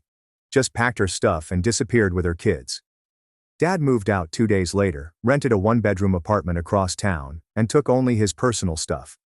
Left behind all the furniture he'd bought, all the improvements he'd made, everything he'd invested in the house that was never his. Elio came over the day after Dad left, bringing drinks and pizza. He asked, "You'll ever forgive him?" Maybe, but not today. And not because he got caught being an idiot. Fair enough, he said. So, what's the plan now?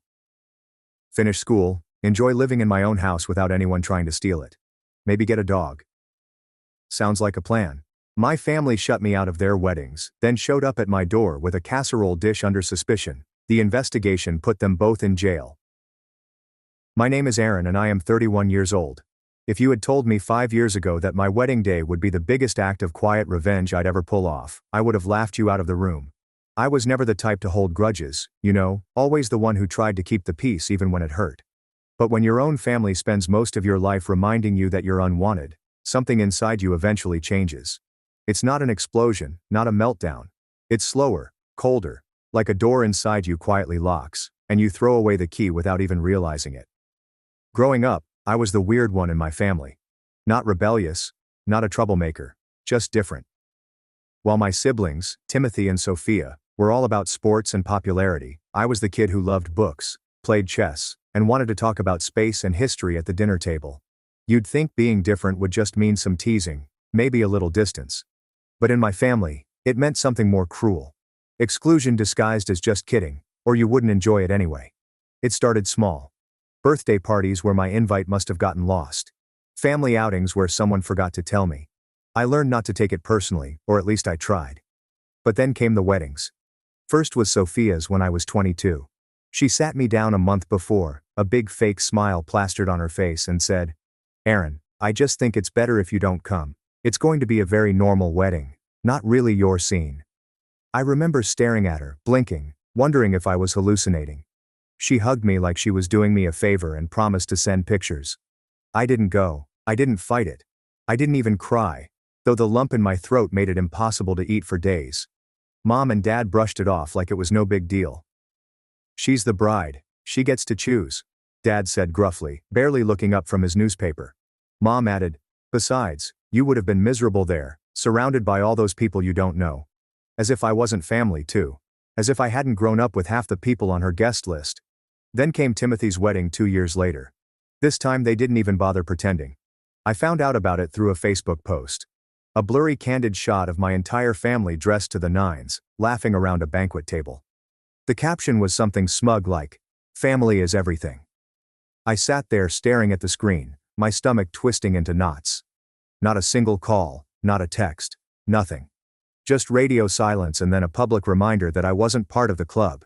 You'd think after all that I'd be done with them, cut my losses, move on. But hope's a stubborn thing. It clings to you, even when it shouldn't. I kept trying. Holidays, birthdays, random check-ins. Sometimes they'd respond, sometimes not. When they did, it was always with this thin layer of politeness stretched over obvious disinterest. They'd ask about work in a tone that said they didn't really care, or mention how quiet my life seemed, like that was some kind of failure. Every visit felt like stepping onto a stage where I was playing a part nobody wanted to see. The final straw wasn't even a big blow-up. It was a random Saturday afternoon about a year before my wedding. I'd driven an hour out to Timothy's new housewarming party, lugging a gift card and a smile, determined stupidly to keep trying. When I got there, I rang the doorbell 3 times before Timothy finally opened the door. He looked genuinely surprised to see me. Hey, he said, scratching the back of his neck awkwardly. Mom said you probably wouldn't show." "I'm here," I said, forcing a grin. "Brought something." He took the gift card like it was a bomb about to go off. Inside, the house was packed. Laughter, music, the smell of barbecue. I recognized faces, people I'd grown up around, but no one really seemed to recognize me. Or maybe they just didn't care.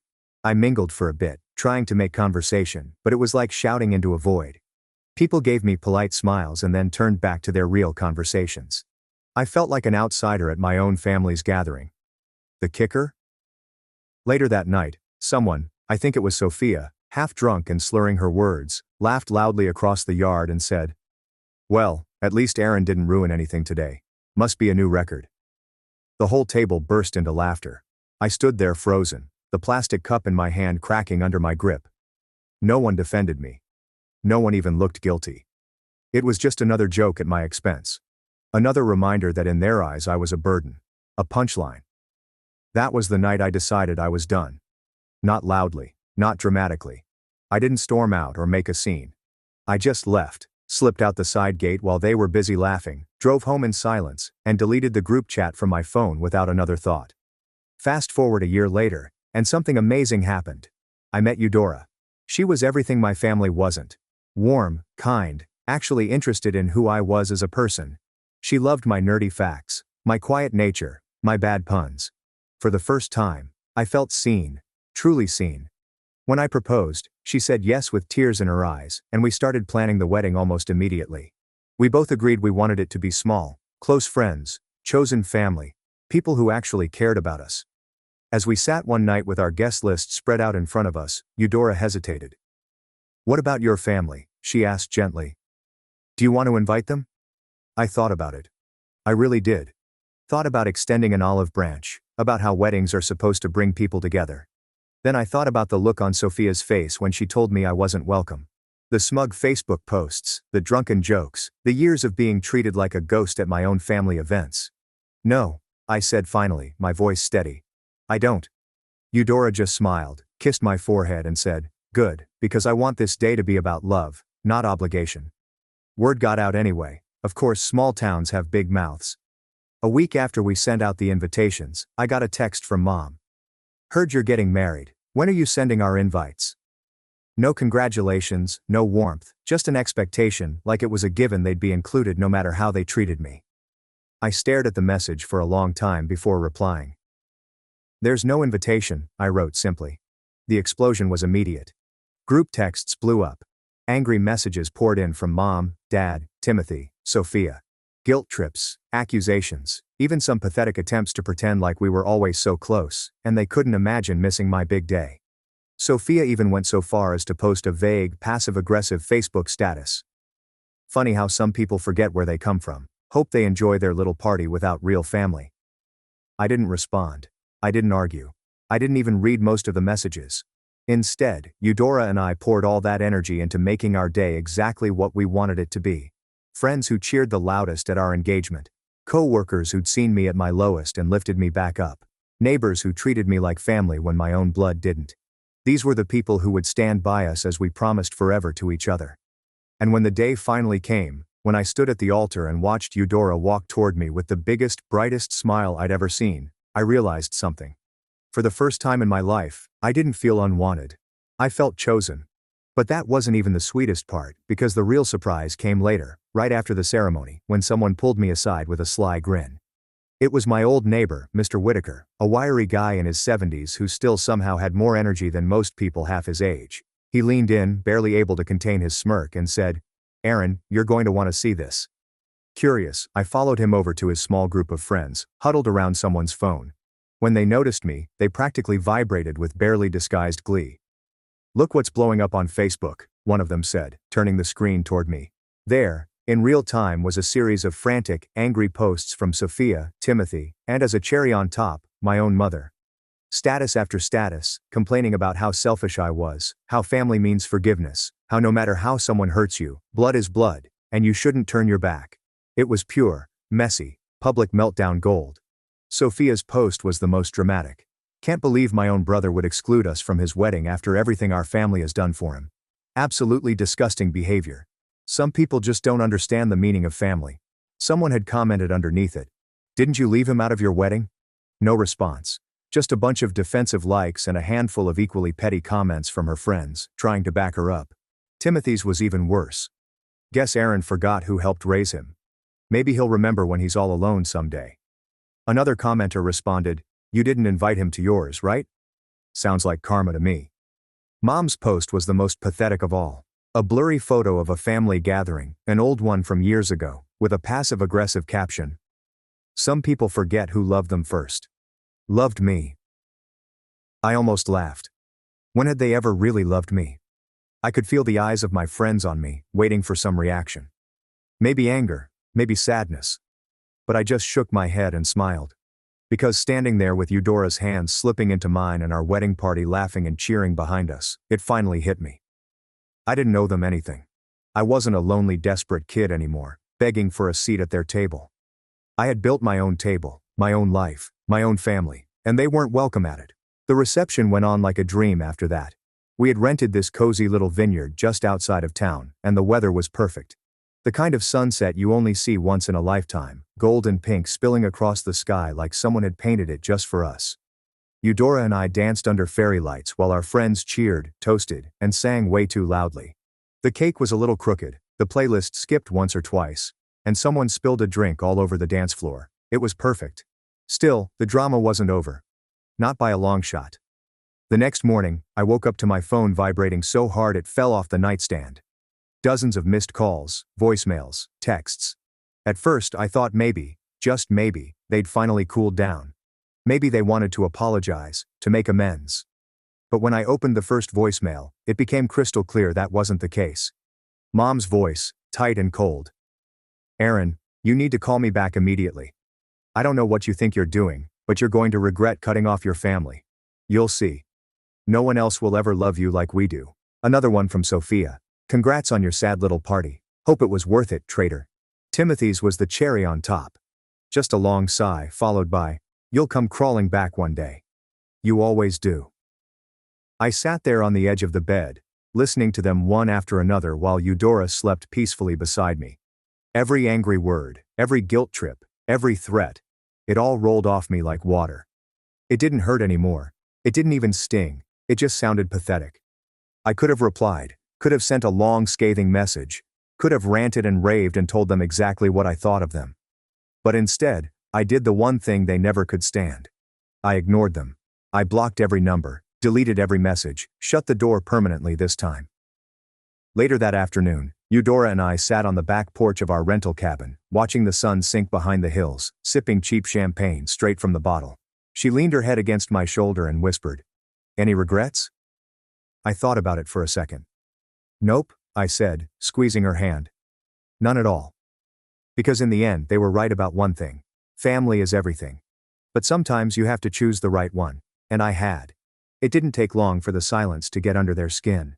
For the first few days after the wedding, it was just noise. Angry voicemails, furious Facebook posts, passive-aggressive texts, sent at all hours of the night.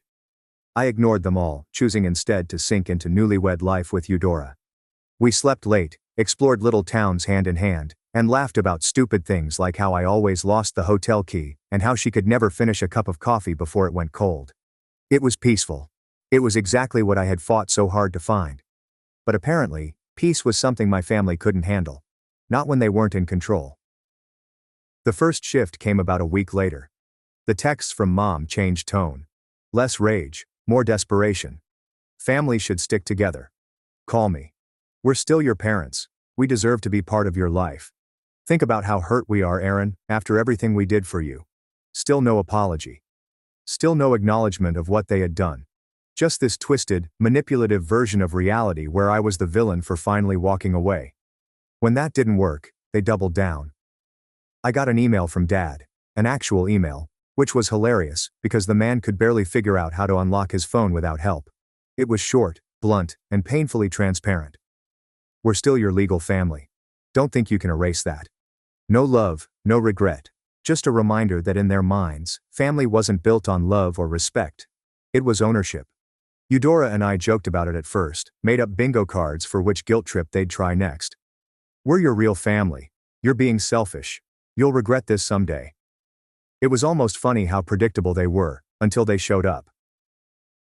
It was a Wednesday mid-morning. I was working remotely from our little living room. Eudora was in the kitchen, humming along to some cheesy 90s playlist, when there was a knock at the door. Not a normal knock either. Loud. Frantic. Impatient. Eudora froze, spatula halfway to the stove. "Expecting someone?" she asked. I shook my head slowly. A bad feeling settled heavy in my gut. I crossed to the door and peered through the peephole. And sure enough, there they were. Mom, Dad, Sophia, and Timothy, all crammed onto the tiny porch like they were posing for some grim family portrait. Mom had a casserole dish in her hands like some awful prop, smiling that stiff, unsettling smile. Dad stood rigid and glowering beside her. Sophia was wearing sunglasses like she was shielding herself from me. Timothy looked bored, scrolling through his phone. I didn't open the door. Instead, I cracked the window just enough to hear them. "Hi, sweetheart," Mom called, overly bright. "We thought we'd come by and talk, as a family." Her voice was sweet, too sweet. The kind of sugary tone she used when she was trying to hide the fact that she was furious. "No thanks," I said calmly. "We're busy." There was a beat of silence. "Aaron," Dad barked, stepping closer. "Enough of this nonsense. We're not leaving until you come out here and face your family." Eudora appeared behind me, her hands slipping into mine, her face pale. "They're not going to just leave, are they?" she whispered. "No," I said quietly. "They're not." I watched as Mom's fake smile faltered. She set the casserole dish down on the porch railing with a loud clunk and crossed her arms. "This isn't you, Aaron," she said. "You're not this cold, this cruel." Her voice cracked just enough to make it sound like she was the real victim here, like years of exclusion, mockery, and dismissal had never happened. "You're letting her poison you against us," Sophia chimed in, pulling her sunglasses down just enough to glare at Eudora. That was enough. I opened the window a little wider, met Sophia's gaze head on, and said, "Nobody poisoned me. You did that all on your own." The smile slipped completely off her face. Timothy finally looked up from his phone, scowling. "Aaron, seriously," he said. "Grow up. You're throwing away your real family over what? Some hurt feelings? Boo-hoo." Eudora tightened her grip on my hand, but I could feel her trembling slightly. Not from fear. From anger. I took a deep breath, keeping my voice steady.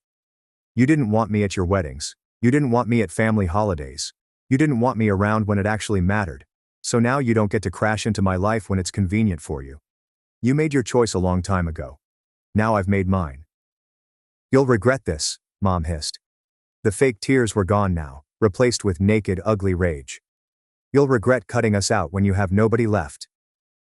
I smiled, a real honest smile, and said, "I already have everything I need." And with that, I closed the window. I didn't slam it, didn't yell, didn't make a scene. I just shut them out. For a moment there was stunned silence outside. Then the banging started, fists pounding against the door, angry shouts. Eudora backed away, pulling me with her toward the kitchen. "Should we call the cops?" she asked. I was about to answer when we heard it. A loud crack, like something breaking, and then another. They weren't just yelling anymore, they were trying to force their way in. I didn't panic. Not because I wasn't scared.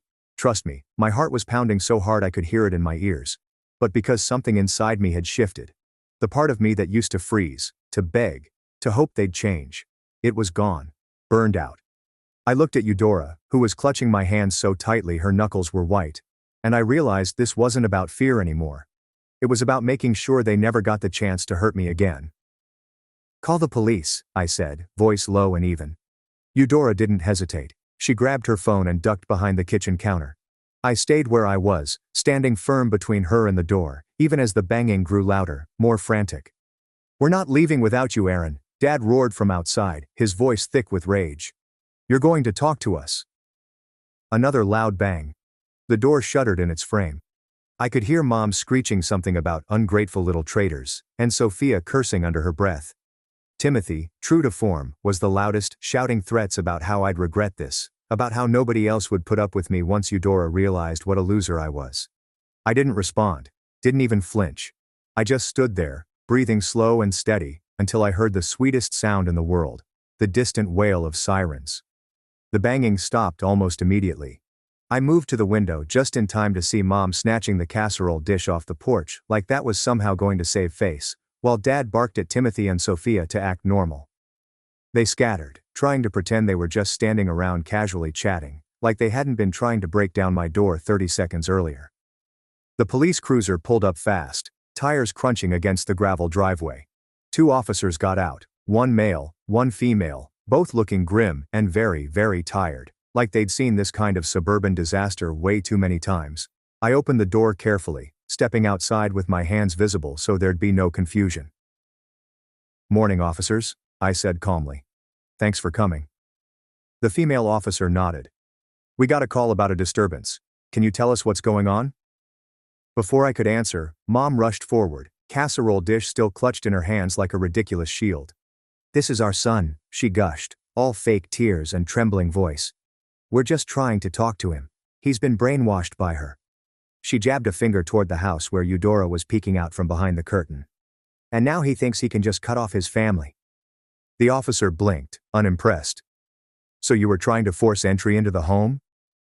"No," Mom gasped. He wouldn't open the door, and we needed to talk." Dad stepped up, looming like he always did when he thought intimidation would work. "We have a right to see him. He's our son." The male officer sighed, pulling out a small notebook. "Sir, it doesn't work like that. He's an adult. You have no legal right to enter his home without permission. If you continue to harass or threaten him, he can press charges." The color drained from Mom's face. Sophia started muttering under her breath. Timothy actually had the gall to roll his eyes, like he was the one being inconvenienced. I took a deep breath and said loud enough for all of them to hear. "I want to press charges for trespassing and attempted forced entry, and I want a restraining order." For the first time all morning, the whole porch went completely silent. Mom's mouth dropped open. Dad's face turned an alarming shade of red. Sophia's sunglasses slipped down her nose, and Timothy actually took a step back like he couldn't believe what he was hearing. You "You don't mean that?" Mom stammered.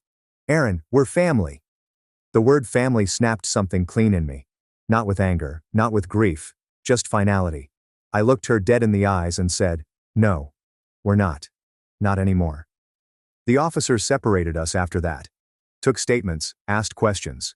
Eudora came out eventually, holding my hand the entire time, steady and solid as a rock. My family kept trying, begging, pleading, threatening. They flipped between tactics so fast it would have been comical if it weren't so sad. Mom wept about losing her baby. Dad muttered about ungrateful brats. Sophia tried to shame me, ranting about how nobody turns their back on their family unless they're broken inside. Timothy just sneered like the whole thing was beneath him. The officers weren't moved. They issued them a formal warning right there on the spot, and made it very clear that if they ever showed up again, even once, they'd be arrested. I filed the paperwork for the restraining order that afternoon, and just like that, with a few signatures, a few hard lines drawn in the sand, the door slammed shut forever. The days that followed were strangely quiet, eerily so. No more angry calls. No more guilt trips. No more desperate Facebook posts.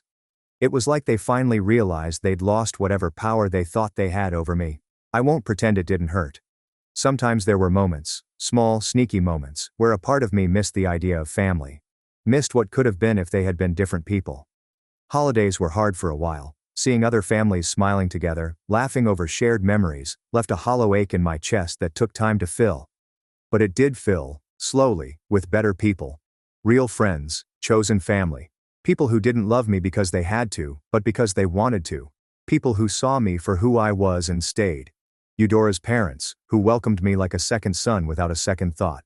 My co-workers who threw us a surprise post-honeymoon party with a cake that said, "Welcome to your real family." Neighbors who dropped off casseroles and homemade cards when they heard about the restraining order. Not because they pitied us, but because they respected the choice to cut out toxicity. Piece by piece, the life I'd always wanted came together. Not the life they tried to force me into. Not the life they abandoned me in. My life. About 6 months after the wedding, Eudora and I hosted a little barbecue at our place. Just close friends, good food, lots of laughter. At one point, I stepped back, beer in hand, and just watched. Watched my wife laughing with her best friend over burnt burgers. Watched our neighbors' kids chasing each other around the yard with water guns. Watched a group of people who genuinely loved and accepted me exactly as I was. And I realized, they hadn't just missed my wedding. They had missed everything. Every good thing that came after, every milestone, every celebration, every ordinary beautiful day. All because they couldn't be bothered to love me the way I deserved. And for the first time in my entire life, I didn't feel sad about it. I felt free. Truly, finally, completely free. And I wasn't ever giving that up again. Not for anything, not for anyone, and certainly not for people who only ever saw me as something they were entitled to control. As the sun dipped low and the fireflies came out, Eudora slipped her hand into mine and leaned her head on my shoulder. "We made a good life," she whispered. I smiled, kissed the top of her head and whispered back, "Yeah, we really did." And this time, I knew without a doubt that nobody could ever take it away from me. I thought the story had ended there. A clean break. The restraining order in place, my family out of my life, and my new chosen family stepping in where blood had failed me. For months, everything felt steady, almost peaceful. Eudora and I leaned into married life, filling our days with laughter, quiet routines, and the kind of joy that feels almost fragile because you're not used to it being real. But peace is a tricky thing. It doesn't last forever. The first sign came in the mail, a plain white envelope with no return address, tucked among bills and wedding gift thank yous. I almost tossed it aside, but Eudora's sharp eyes caught the faint scrawl of my name on the front. Aaron. Just that. No last name, no address. The handwriting was familiar, but I couldn't place it. I opened it at the kitchen table, my hands already trembling before I even unfolded the paper. Inside was one sentence, scribbled in my father's heavy block letters. "Family isn't done with you yet." No signature, no explanation, just that. Eudora saw the color drain from my face. She took the letter, read it once, then again, and then silently walked to the shredder and fed it through. "They're bluffing," she said firmly, her voice calm even as her knuckles whitened on the machine. "They're testing boundaries. Ignore it." I wanted to believe her. God, I tried. But something about that single line gnawed at me. like a hook lodged deep in my chest. Weeks passed. No visits, no calls, no messages. Just silence. Too much silence. Then came the call from the lawyer. A clipped professional voice informing me that my parents had filed a petition to challenge the restraining order, claiming I was emotionally unstable and manipulated by outside influence. The words blurred in my ears. I could hear Eudora arguing with him in the background, demanding details, but all I could think about was how far they were willing to go. We went to court again. My parents sat across the room, Mom dabbing fake tears with a tissue, Dad glowering like a wounded king, Sophia whispering furiously in her lawyer's ear, and Timothy, bored, scrolling his phone as usual. Their lawyer painted a picture of me as a fragile, damaged man being controlled by my manipulative wife. They claimed Eudora had turned me against my blood and that I was not of sound mind when I filed for the restraining order. It was laughable. Except nobody in that room was laughing. Our lawyer destroyed them with facts, documented police reports, voicemails, text messages, the attempted forced entry. The judge wasn't impressed with their act. The restraining order was upheld, expanded even, to cover not just me but Eudora as well. My family stormed out of the courtroom in a flurry of rage and muttered threats. I thought that was the end. But then came the twist I never saw coming. It started with Eudora's health. At first it was small things. Headaches that lingered too long, fatigue that didn't match her usual energy, bruises that showed up without explanation. She brushed it off. Work stress, she said, or just clumsy. But then she fainted in the grocery store one Saturday morning, collapsing between the fruit stand and the cereal aisle. I caught her just in time to keep her head from hitting the floor. The ER doctors ran tests. Hours passed in sterile waiting rooms, the fluorescent lights buzzing overhead like nervous insects. When the doctor finally walked in, his face was carefully neutral. Too neutral. "We've found traces of heavy metals in your system," he said gently. "Specifically thallium. It's not something you'd normally be exposed to in daily life." My stomach dropped. Thallium. Poison. Eudora squeezed my hand, her eyes wide with confusion. Poison? From where? The doctor hesitated. It could be environmental, or deliberate. That word, deliberate, hung in the air like smoke. The investigation began immediately. Toxicology confirmed repeated exposure over months. Someone had been dosing her in small amounts, enough to make her sick without killing her right away. Detectives came to our house, combed through everything. They tested the water, the soil, the pipes. Nothing. Then they moved to the kitchen. And that's where they found it. Traces of thallium, in the ceramic glaze of a casserole dish. My blood went cold. The same casserole dish my mother had carried to my porch that day, smiling that stiff, awful smile. The dish she had clutched in front of the police, weeping about her poor brainwashed son. The dish she had taken back home when the sirens came. I don't remember much of what happened immediately after the detectives told us. Just fragments. Eudora crying into my chest, whispering over and over. I knew it. I knew they hated me. The officer's steady voice explaining how it could be introduced into food without notice. The way my hands shook so badly I could barely sign the statement. They arrested my mother 2 weeks later. The evidence was undeniable. The glaze on the dish matched the compound in Eudora's blood. Forensics tied it together neatly, but the real gut punch came during interrogation when she finally cracked. She hadn't acted alone. Dad knew, Sophia knew, even Timothy knew. It had been their plan. The transcripts of her confession still make me sick. She admitted they thought if Eudora was out of the way, I'd come crawling back. That I'd have no choice but to lean on them again. They had convinced themselves it wasn't attempted murder, just a way to wake me up before it was too late. Too late for what? For me to stop being my own person. For me to stop building a life they weren't at the center of. The sheer delusion of it was staggering. But the jury didn't see delusion. They saw intent. The trial made headlines in our small town, parents accused of poisoning son's wife. People I'd known my whole life looked at me with pity, horror, whispers of, how could family do that? For once, the shame wasn't mine to carry. It was theirs. The verdict was guilty, attempted murder, conspiracy, sentences long enough that none of them would see freedom for years, maybe decades. I thought I had cut my family out of my life. I thought the restraining order was the final blow. But what I didn't know was that even as I built my new life, they were scheming in the shadows, convincing themselves that blood gave them the right to destroy anything that threatened their control. They didn't just miss my wedding. They missed my entire life. And when they realized they couldn't claw their way back into it, they tried to poison the one person who finally gave me the love they never could. But they failed. Eudora survived. She's stronger than all of them combined. And now, instead of being haunted by the family I lost, I'm protected by the family I chose. And by the justice system that finally saw through their lies. The last time I saw my mother was in court, shackled at the wrists, her once perfect hair hanging limp, her face gaunt with rage. She tried to look at me, to plead with her eyes like she always had. But I didn't flinch. I held Eudora's hand, steady and unshakable, and when the judge read the sentence, I felt something I never thought I would. Relief, pure, unshakable relief. Because family may be everything. But sometimes the greatest act of love you can give yourself is walking away, and never looking back. My family ignored my car crash. When their accounts froze, they panicked. So I ended it with one move. Today, they're both begging for forgiveness. After my vehicle accident placed me in the ICU, my family group chat overflowed with photographs from my sister's spa trip. Nobody showed. Days later, still wearing my hospital gown, I opened my phone to see 64 missed calls, and a message from my father. "Call us back now. It's serious." That's what I did. And then it's strange to feel your existence slipping away in perfect stillness. No screaming or screeching tires, just glass cracking and airbags crashing into my face. One moment, I was thinking about dinner. Rotisserie chicken and drive-through tacos. The next thing I knew, I was upside down in my car, hanging from the seatbelt like a puppet, peering through a shattered windshield at a stop sign I hadn't seen coming.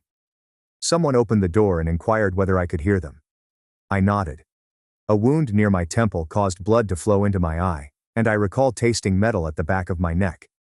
The rest is a blur: sirens, pills, and the scent of iodine. Everything merged into a long gray smudge of time. When I awoke properly, I was in a hospital room that smelled of disinfectant and stale air. A nurse diagnosed me with a dislocated shoulder, 2 broken ribs, and a slight concussion. Mild was the term they used. I couldn't even sit up on my own, but this was minimal. They told me I was lucky. I didn't feel lucky. I felt forgotten. After being transferred from the ER to a regular room, I waited for my phone to light up. Somebody has to know. Word spreads quickly in families, right? I figured Dad might have gotten a call. Perhaps Maya heard from someone. At the very least, I assumed my mother would check in. I was mistaken. My phone sat on a little hospital tray table for 2 days. No buzz, no ding. I did not touch it until late the second night.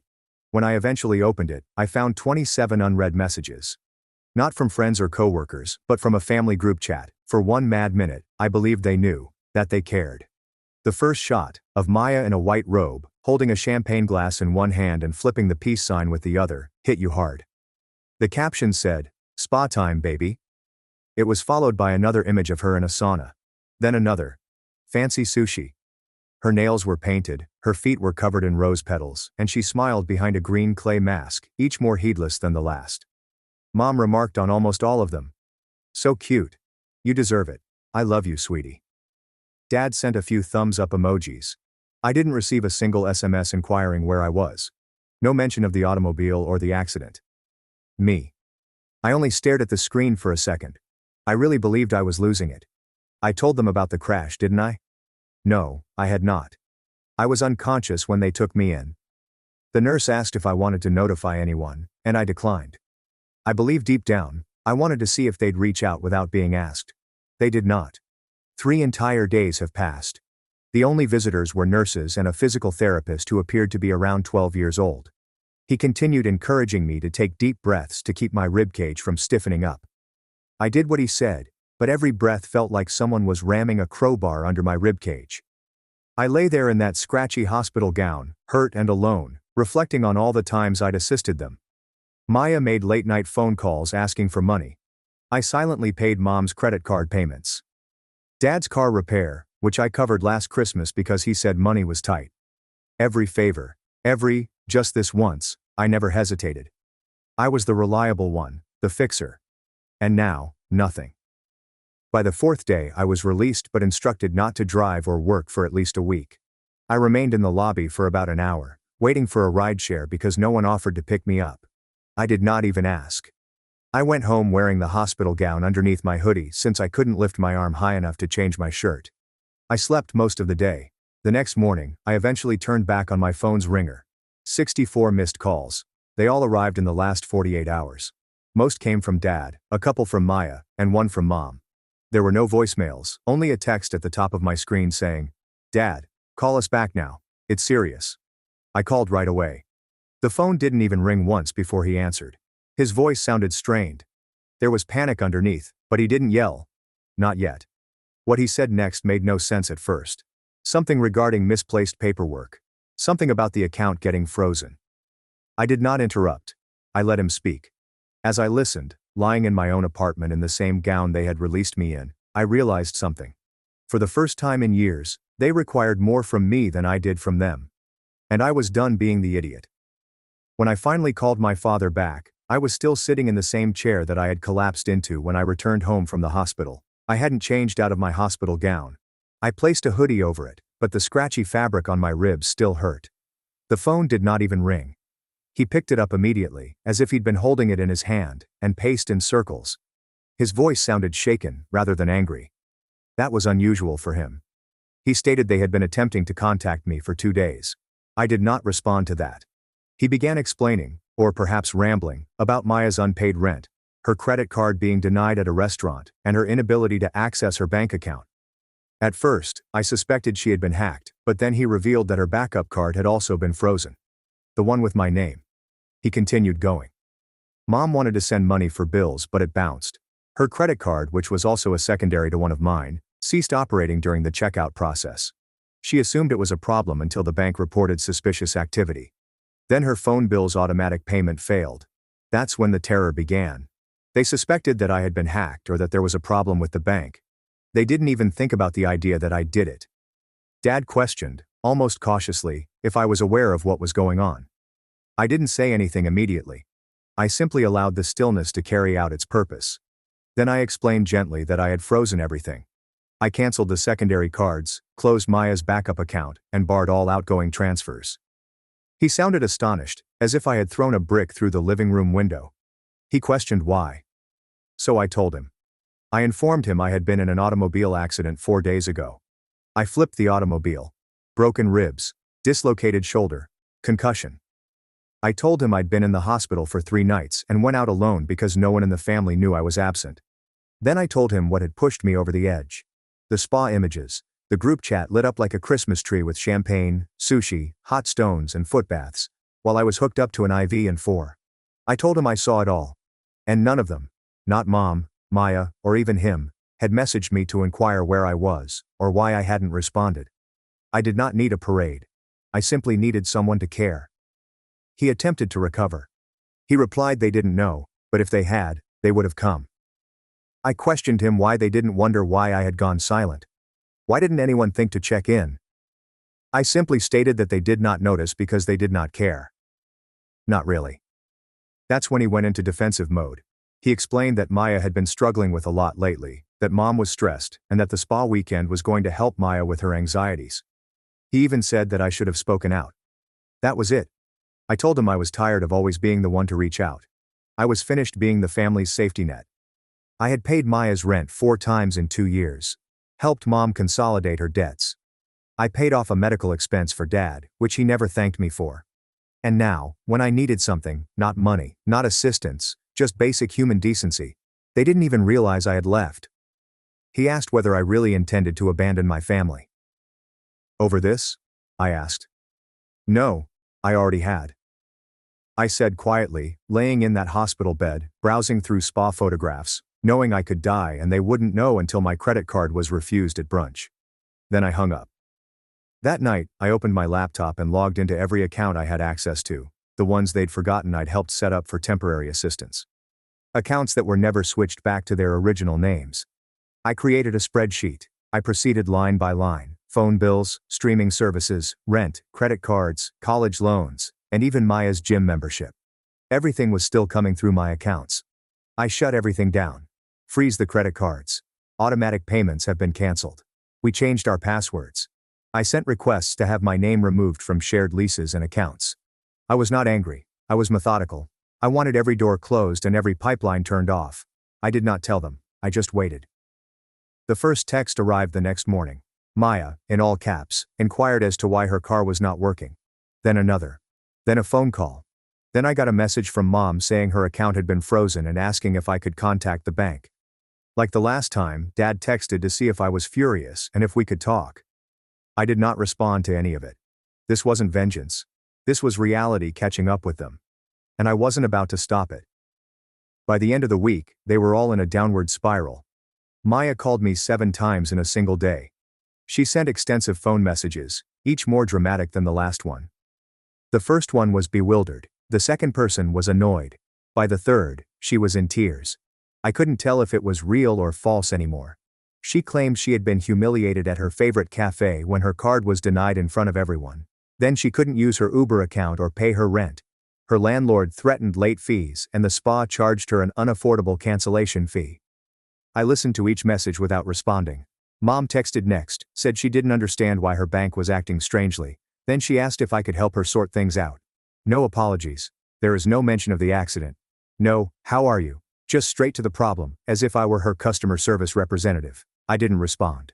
The next day, she sent 3 more texts, gradually adjusting her tone from pleasant to severe. Dad was the only person who tried to sound sensible. He contacted me again on Saturday morning and left a voicemail. He said he knew how unhappy I was, but freezing everything was an overreaction. Maya was a touch careless at times. And Mom did not mean to neglect me. He argued it was unfair of me to cut them off without warning. That was when I realized something. They didn't perceive it as me taking back what was mine. They viewed it as treachery. And that told me all I needed to know. Maya finally arrived to my apartment. She buzzed 3 times. I didn't respond. She texted from the lobby. She said she just wanted to talk. I ignored it. 10 minutes later, I noticed her automobile driving away through the blinds. There is no message after that. She sought access, not closure. She wanted her life to be unfrozen, not the reality. The next Monday I received a call from the bank. Apparently Maya attempted to authorize a purchase using my previous joint card information, which I had since deleted. They flagged it and inquired whether I wanted to submit it as attempted fraud. I did not. I simply instructed them to maintain the freeze in place and to monitor any further access attempts. There was silence for a few days after that. Too quiet. Then followed the group message. Mom, can we please be adults and talk this out? There was no mention of what they did. No mention of the hospital. There was no appreciation of how heavily they relied on me. Just a politely worded guilt trip with a ribbon on top. I didn't respond. 2 hours later, Dad called back. I picked up this time. He did not yell. He was careful, as if he were walking on ice. He claimed they were all going through a tough time. That Maya had been under pressure, and Mom was simply distracted. He mentioned that I had always been the strong one in the family. They needed me to come through again. That word again. Needed. I let him speak for a full 5 minutes. I believe he felt I was softening. Then I asked him one question. When did any of you last do something for me? There was a pause. A long one. Then he said, "That's not how families work." That was when I realized this wasn't a phase. This was permanent. They had used my quiet as a scent for far too long.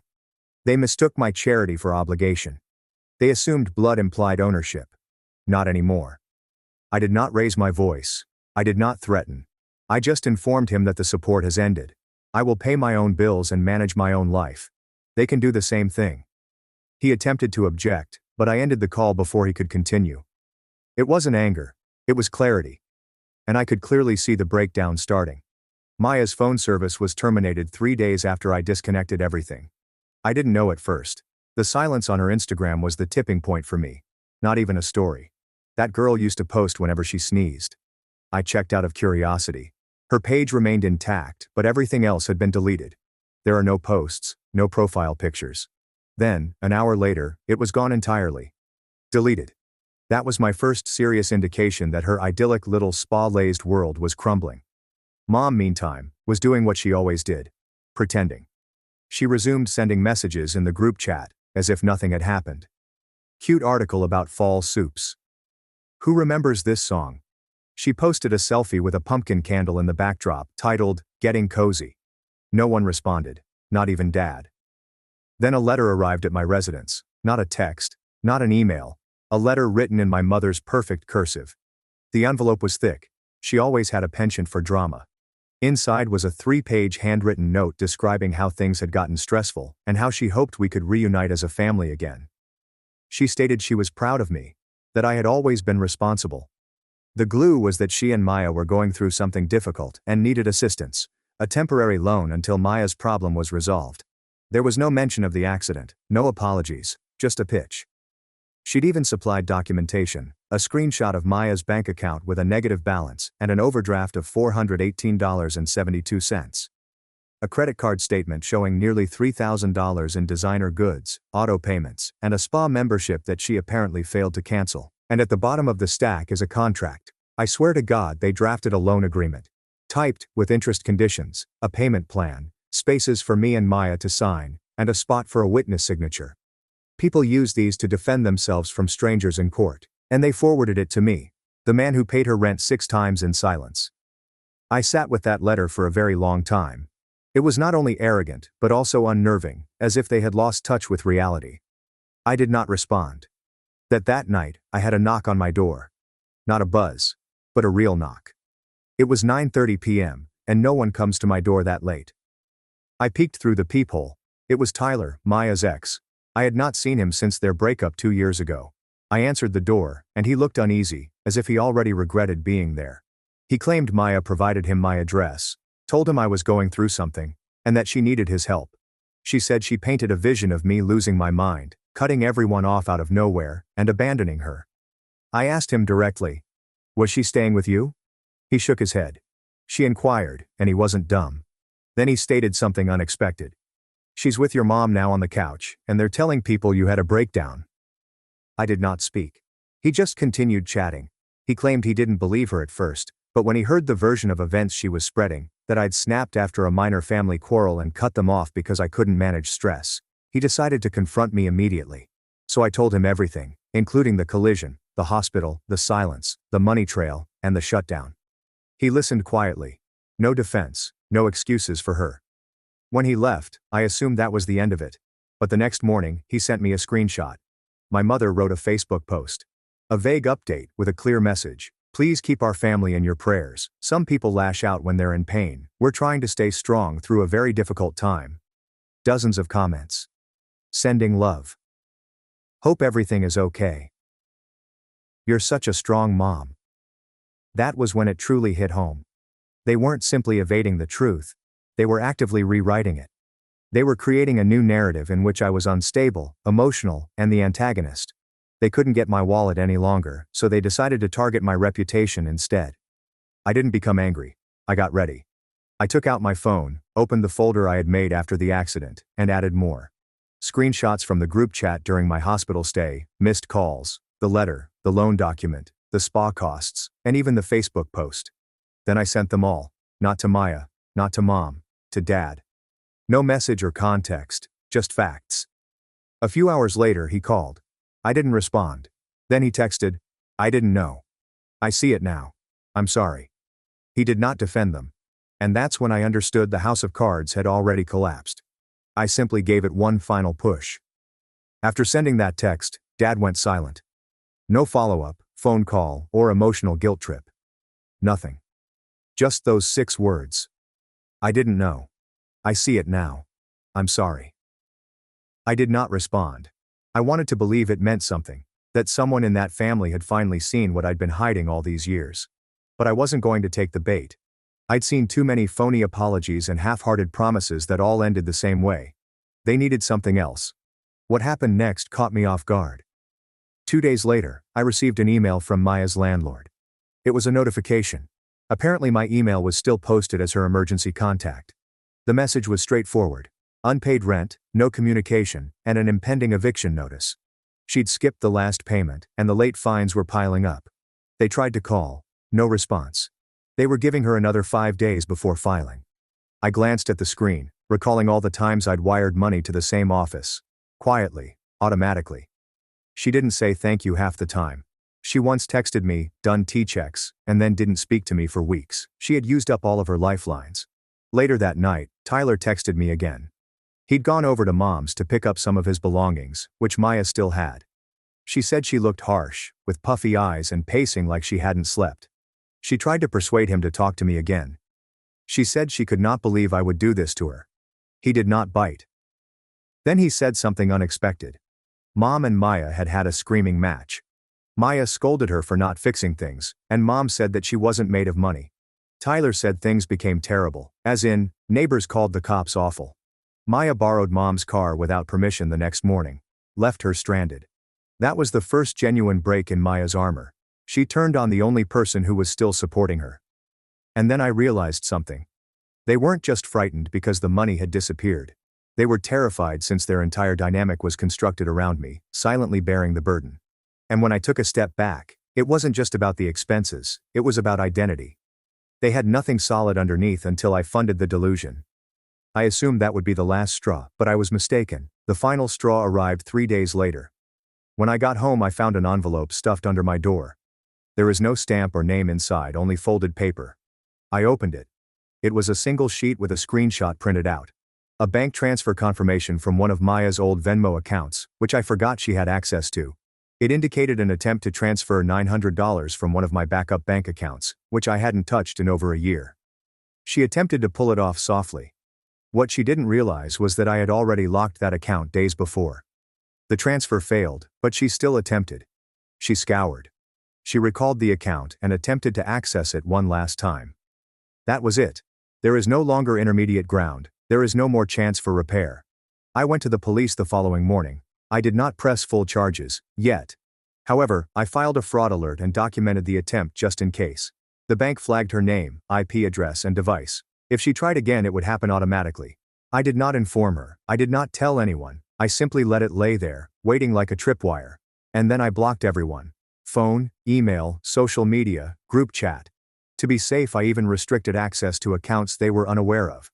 I closed every open door. The repercussions continued to unfold on its own. Maya lost her residence. Mom's utilities were switched off due to non-payment. Their social circle began to decrease as well, most likely because they were tired of the drama. Dad remained quiet. I believe he now recognized the consequences of remaining silent. And I didn't gloat. I did not smile. I recently lived calmly and peacefully for the first time in years. There was no phone buzzing at midnight, no sudden bank alerts. There is no guilt. Only quietness. They labeled it selfish. I called it freedom. I cut them off 2 months ago. No calls, texts, or letters. Simply silence. The kind I used to seek in the midst of their commotion. Maya has never apologized. Not for a fraud effort. Not for the falsehoods. Not for avoiding the hospital. The last I heard, she was staying with a college acquaintance in a little apartment downtown. She lost her automobile. She lost her flat. The majority of the folks she used to post about are no longer with her. It turns out that being the entertaining one only gets you so far when you can no longer pay the bills. Mom is still faking. I know because my cousin forwarded me screenshots of a group post in which she addressed me again, some vague phrase about damaged families and learning to forgive. What do you forgive? Being the only person who eventually said no. What she never understood was that it wasn't about money. It was about not being spotted. I was their answer, safety net, and quiet sponsor, but never a person, never someone they thought could be broken. And I did fall down silently, in a hospital bed with no guests and 27 unread spa images. As for Dad, he remained utterly mute. That surprised me the most. I assumed he'd try to reconstruct something, simply to make himself feel better. But I believe he finally grasped what it meant when I did not respond to his last message. It was not a threat, it was a closing statement. I moved last week with a new apartment, bank and phone number. There was no forwarding address provided. I didn't even tell the cousin, who tried to remain neutral. I'm not afraid of them, but I'm not allowing anyone to disturb my peace this time. The old Ralph would have left the door cracked open just in case. The newer one does not. I still have the screenshots, the letter, and the voicemail from Maya, who sobbed, "How could you do this to me?" during the Venmo transfer attempt. I don't want vengeance. I want to remember. Because as no one will tell you, breaking off your family does not always feel like a noble act. It seems like grief, like you're mourning something that never existed in the way you had hoped. But each day, that grief becomes a bit quieter. Every day, my phone remains silent. and the silence feels more like safety. They wasted years believing that I would always be present, that they could burn the bridge, and I would still build another. But they eventually discovered what occurs when the bridge builder walks away, taking every plank with him. And I learned something too. That's not the family that shares your name. It is who appears when your world collapses, not when theirs does. And that no one, not even blood, has a lasting right to your generosity, if they consider it as a commodity to be exchanged. This wasn't vengeance.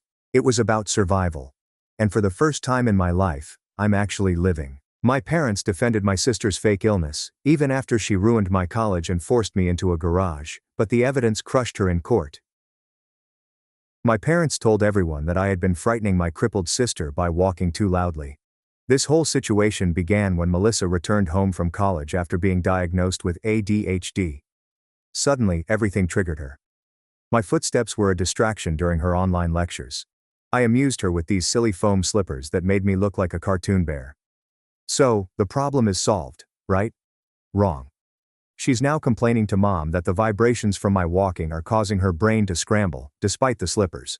She accompanied this entire talk with articles about ADHD sensory processing. Mom ate it up. She purchased $200 on special carpet runners and forced me to go exclusively on those designated tracks through the house, as if I were a zoo animal following marked trails. I attempted to make it work. I actually did. I'd take little baby steps everywhere, arms out for balance, like if I were on a tightrope. My pals thought I had lost my mind as I tiptoed to the front door. My partner dumped me because he claimed I was acting strangely. But of course, nothing could ever satisfy Melissa. She created a plan, a laminated schedule of when I was allowed to walk about my own house. Not during my focus blocks, she answered, as if it were the simplest thing in the world, except that her focus blocks began at 7 a.m. to 11 p.m. I needed to SMS her before leaving my room. Text my sister for permission to pee. She began documenting everything in this binder, including times I wandered without permission and decibel levels from an app. She'd record me walking and play it back to our parents as proof of my hostility. The breaking point came when she claimed that my midnight trek to buy water caused her to fail an exam. She claimed that the vibrations passed through the flooring and into her desk, making her forget all she had studied. My parents lost it. Dad installed motion sensors. Mom put my bed into the garage. The garage. It's more private out here. You can walk around all you want. Mom got me a space heater, which made sleeping next to gas cans acceptable. Even it wasn't enough for Melissa. She had a full breakdown, rocking back and forth on the floor with tears flowing down her cheeks, and repeating the words, "I can feel her hostile energy through the walls. I can't concentrate knowing she's on the property." My parents convened a family conference and informed me that I needed to stay with relatives until Melissa completed her semester. She's abusing her little sister. They informed everyone that I refused to accommodate Melissa's impairment. It's obvious she's trying to sabotage her education. That same night, they brought me to my aunt's house with 2 garbage bags full of clothes. They wouldn't even let me pack properly. All they wanted was for me to leave. My aunt soundproofed the guest room and gave me special slippers. My uncle gave me a business card for anger management.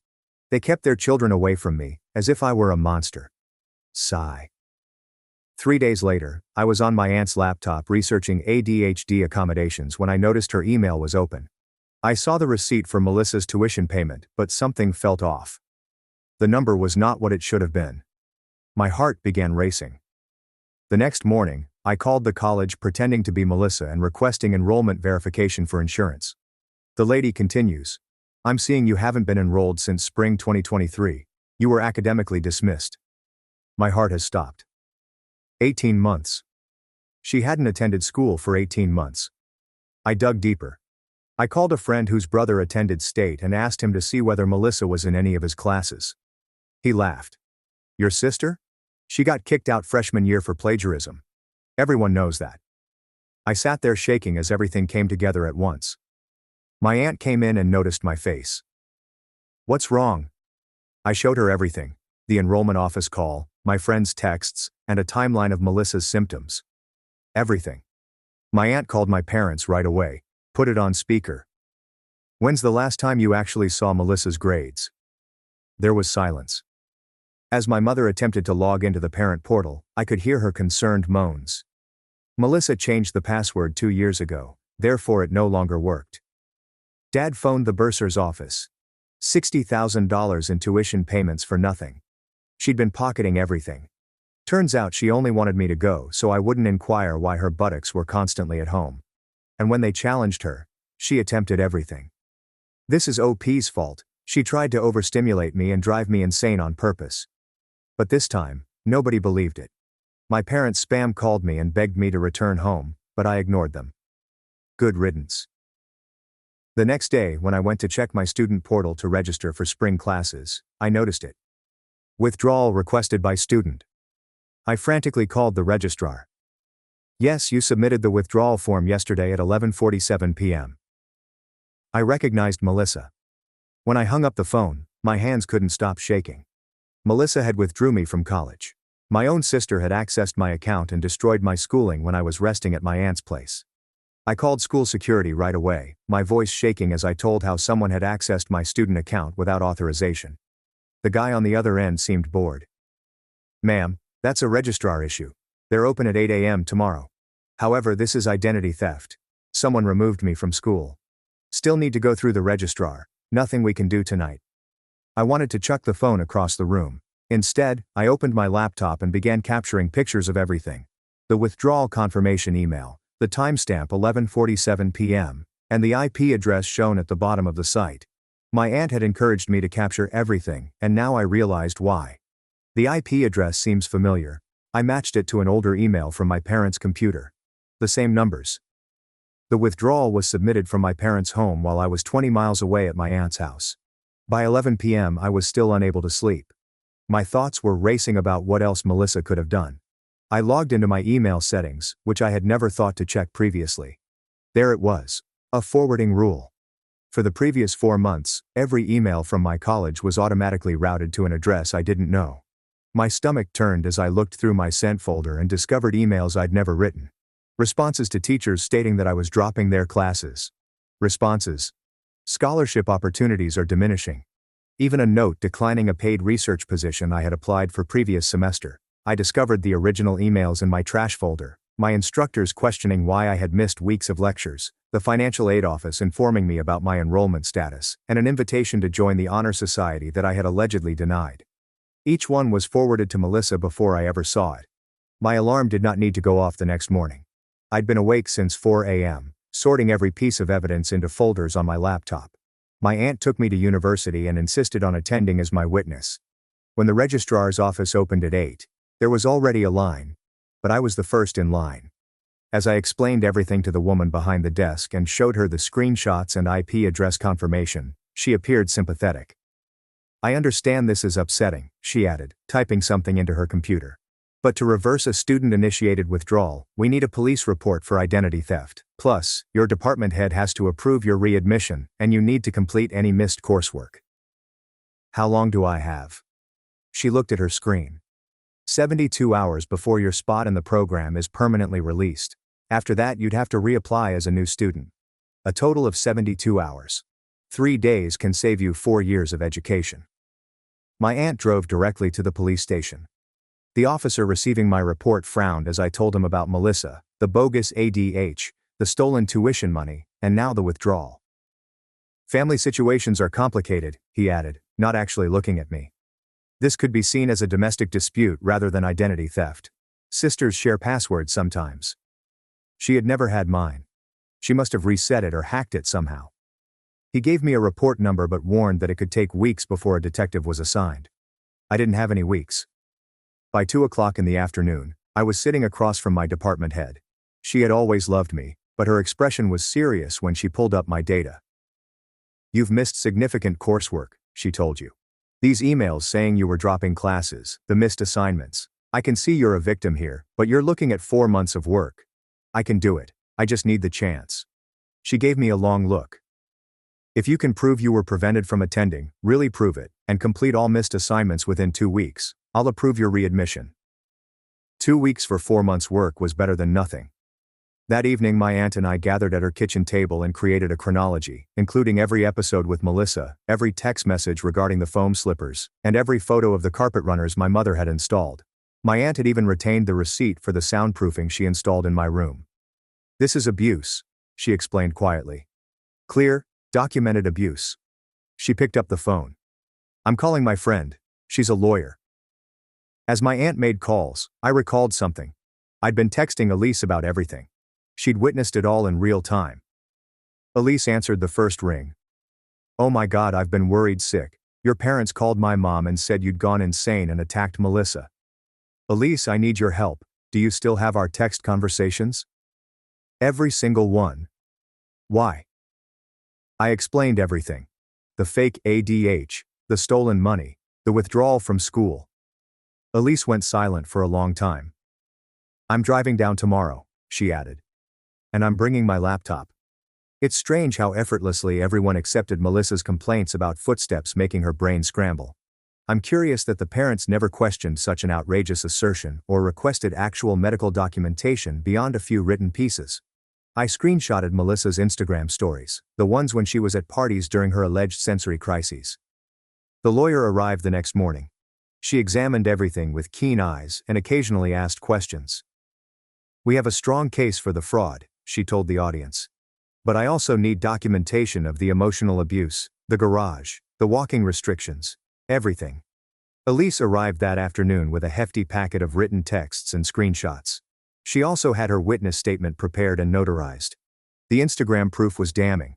Melissa was at a concert the same night she claimed my footsteps caused her a migraine. Melissa attended a home party 2 hours after stating that she required perfect silence for studying. That evening I decided to conduct a more thorough review of our family's finances. If Melissa stole tuition money, what else did she do? I requested my credit report for the first time in my life.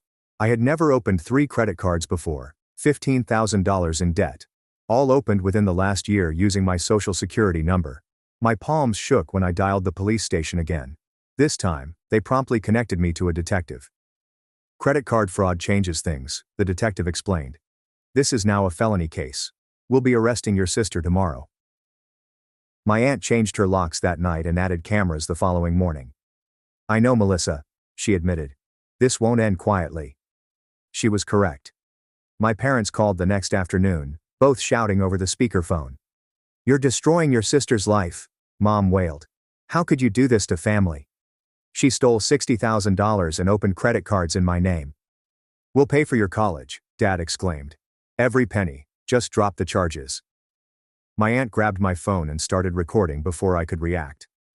"So, you're trying to bribe me?" "It's not bribery, it's family taking care of family," Mom cried out. "Melissa made mistakes, but prison isn't the answer." I hung up and forwarded the recording to the police. My department leader sent me an email that evening. She had studied my proof and would authorize my readmission once the registrar restored the withdrawal. The investigator had rushed the police report. Everything was falling into place, but I still had to deal with the avalanche of missing coursework. Melissa's arrest occurred the next morning. I didn't observe, but she supposedly tried to flee and had to be tackled in the front yard. Within hours, her mugshot appeared online, mascara streaking down her cheeks and her visage twisted with wrath. My phone exploded with messages. Old high school classmates and distant relatives. Some people backed me, while others labeled me callous. They remarked, "She's your sister," as if that explained everything. Then Ryan texted, Melissa's ex-boyfriend from the previous year. "I have information you need to see. Can we meet?" We met at a coffee shop near school. Ryan appeared exhausted but determined as he pulled out his phone. "She used to brag about this stuff," he explained, flashing me text after text.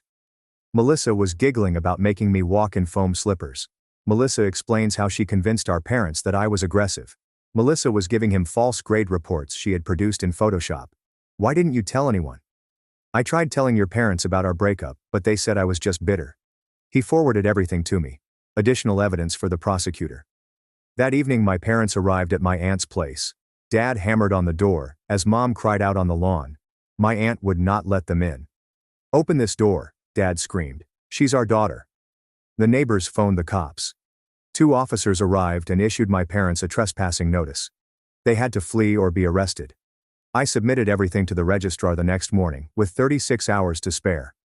The woman who helped me earlier rushed it through the system. "You're officially re-enrolled," she announced, printing my confirmation. "Good luck with the coursework. 4 months of assignments in 2 weeks." I did the math. If I worked 18 hours a day, I might be able to make it. But first, Melissa posted bail. She instantly got online and posted old images of us as kids with long explanations about how her beloved sister had turned against her when she had a disability. She said that I was jealous of the attention she received for her ADHD. She said I was the one who had been abusive, and she had merely been attempting to endure my campaign of terror. People who did not know the truth began sharing her posts. Disability discrimination is real, they said. Her sister is a monster. Then something unexpected occurred. Dr. Lauren Harper, a renowned ADHD specialist, contacted me via my university email. "I've seen your sister's posts," she explained. "What she's describing isn't consistent with ADHD. I'm concerned about the stigma this is creating for actual ADHD patients. Would you be willing to let me examine her claims?" Of course, it is pro gratis. I shared the email to the lawyer, who embraced the concept. Meanwhile, Elise had virtually moved into her apartment's living room with me. We created a homework station with 2 laptops, a printer, and enough energy drinks to outfit a convenience shop. She took notes while I was writing papers. She coordinated research as I finished problem sets. 18 hours down, 6 to go, she would say around midnight, forcing me to take breaks. My instructors had been understanding once they discovered the facts. Some even extended deadlines for a few days. However, it was still harsh. My eyes burned and my fingers cramped. Citations and formulas came to mind in my dream. On day 10 of the homework marathon, just as I was about to collapse from tiredness, Elise arrived with reinforcements. 3 peers from my program came to help. They had heard what had happened and wanted to help me. "Nobody should lose their education because of family abuse," one of them stated. We worked shifts.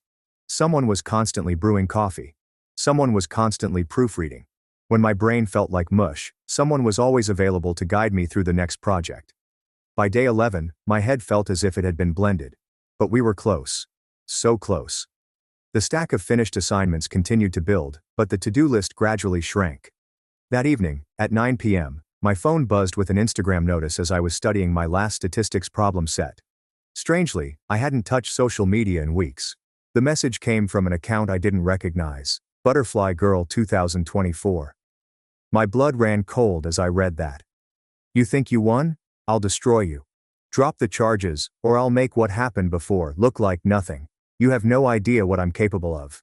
Remember, I know everything about you. Every password you've ever used, every secret you've ever told me. This isn't over." The typing pattern, the risks, and the use of passwords. It was Melissa. She was not meant to contact me at all.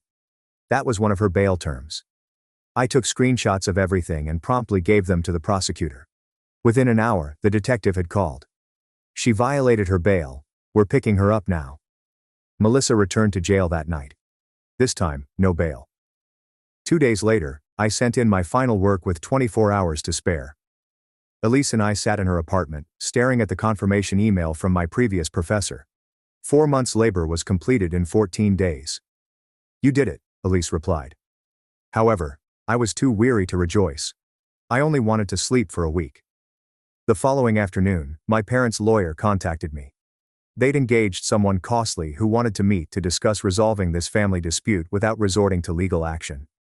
The lawyer accompanied me to the meeting. The expensive lawyer sat across from us in his posh office, attempting to appear sympathetic.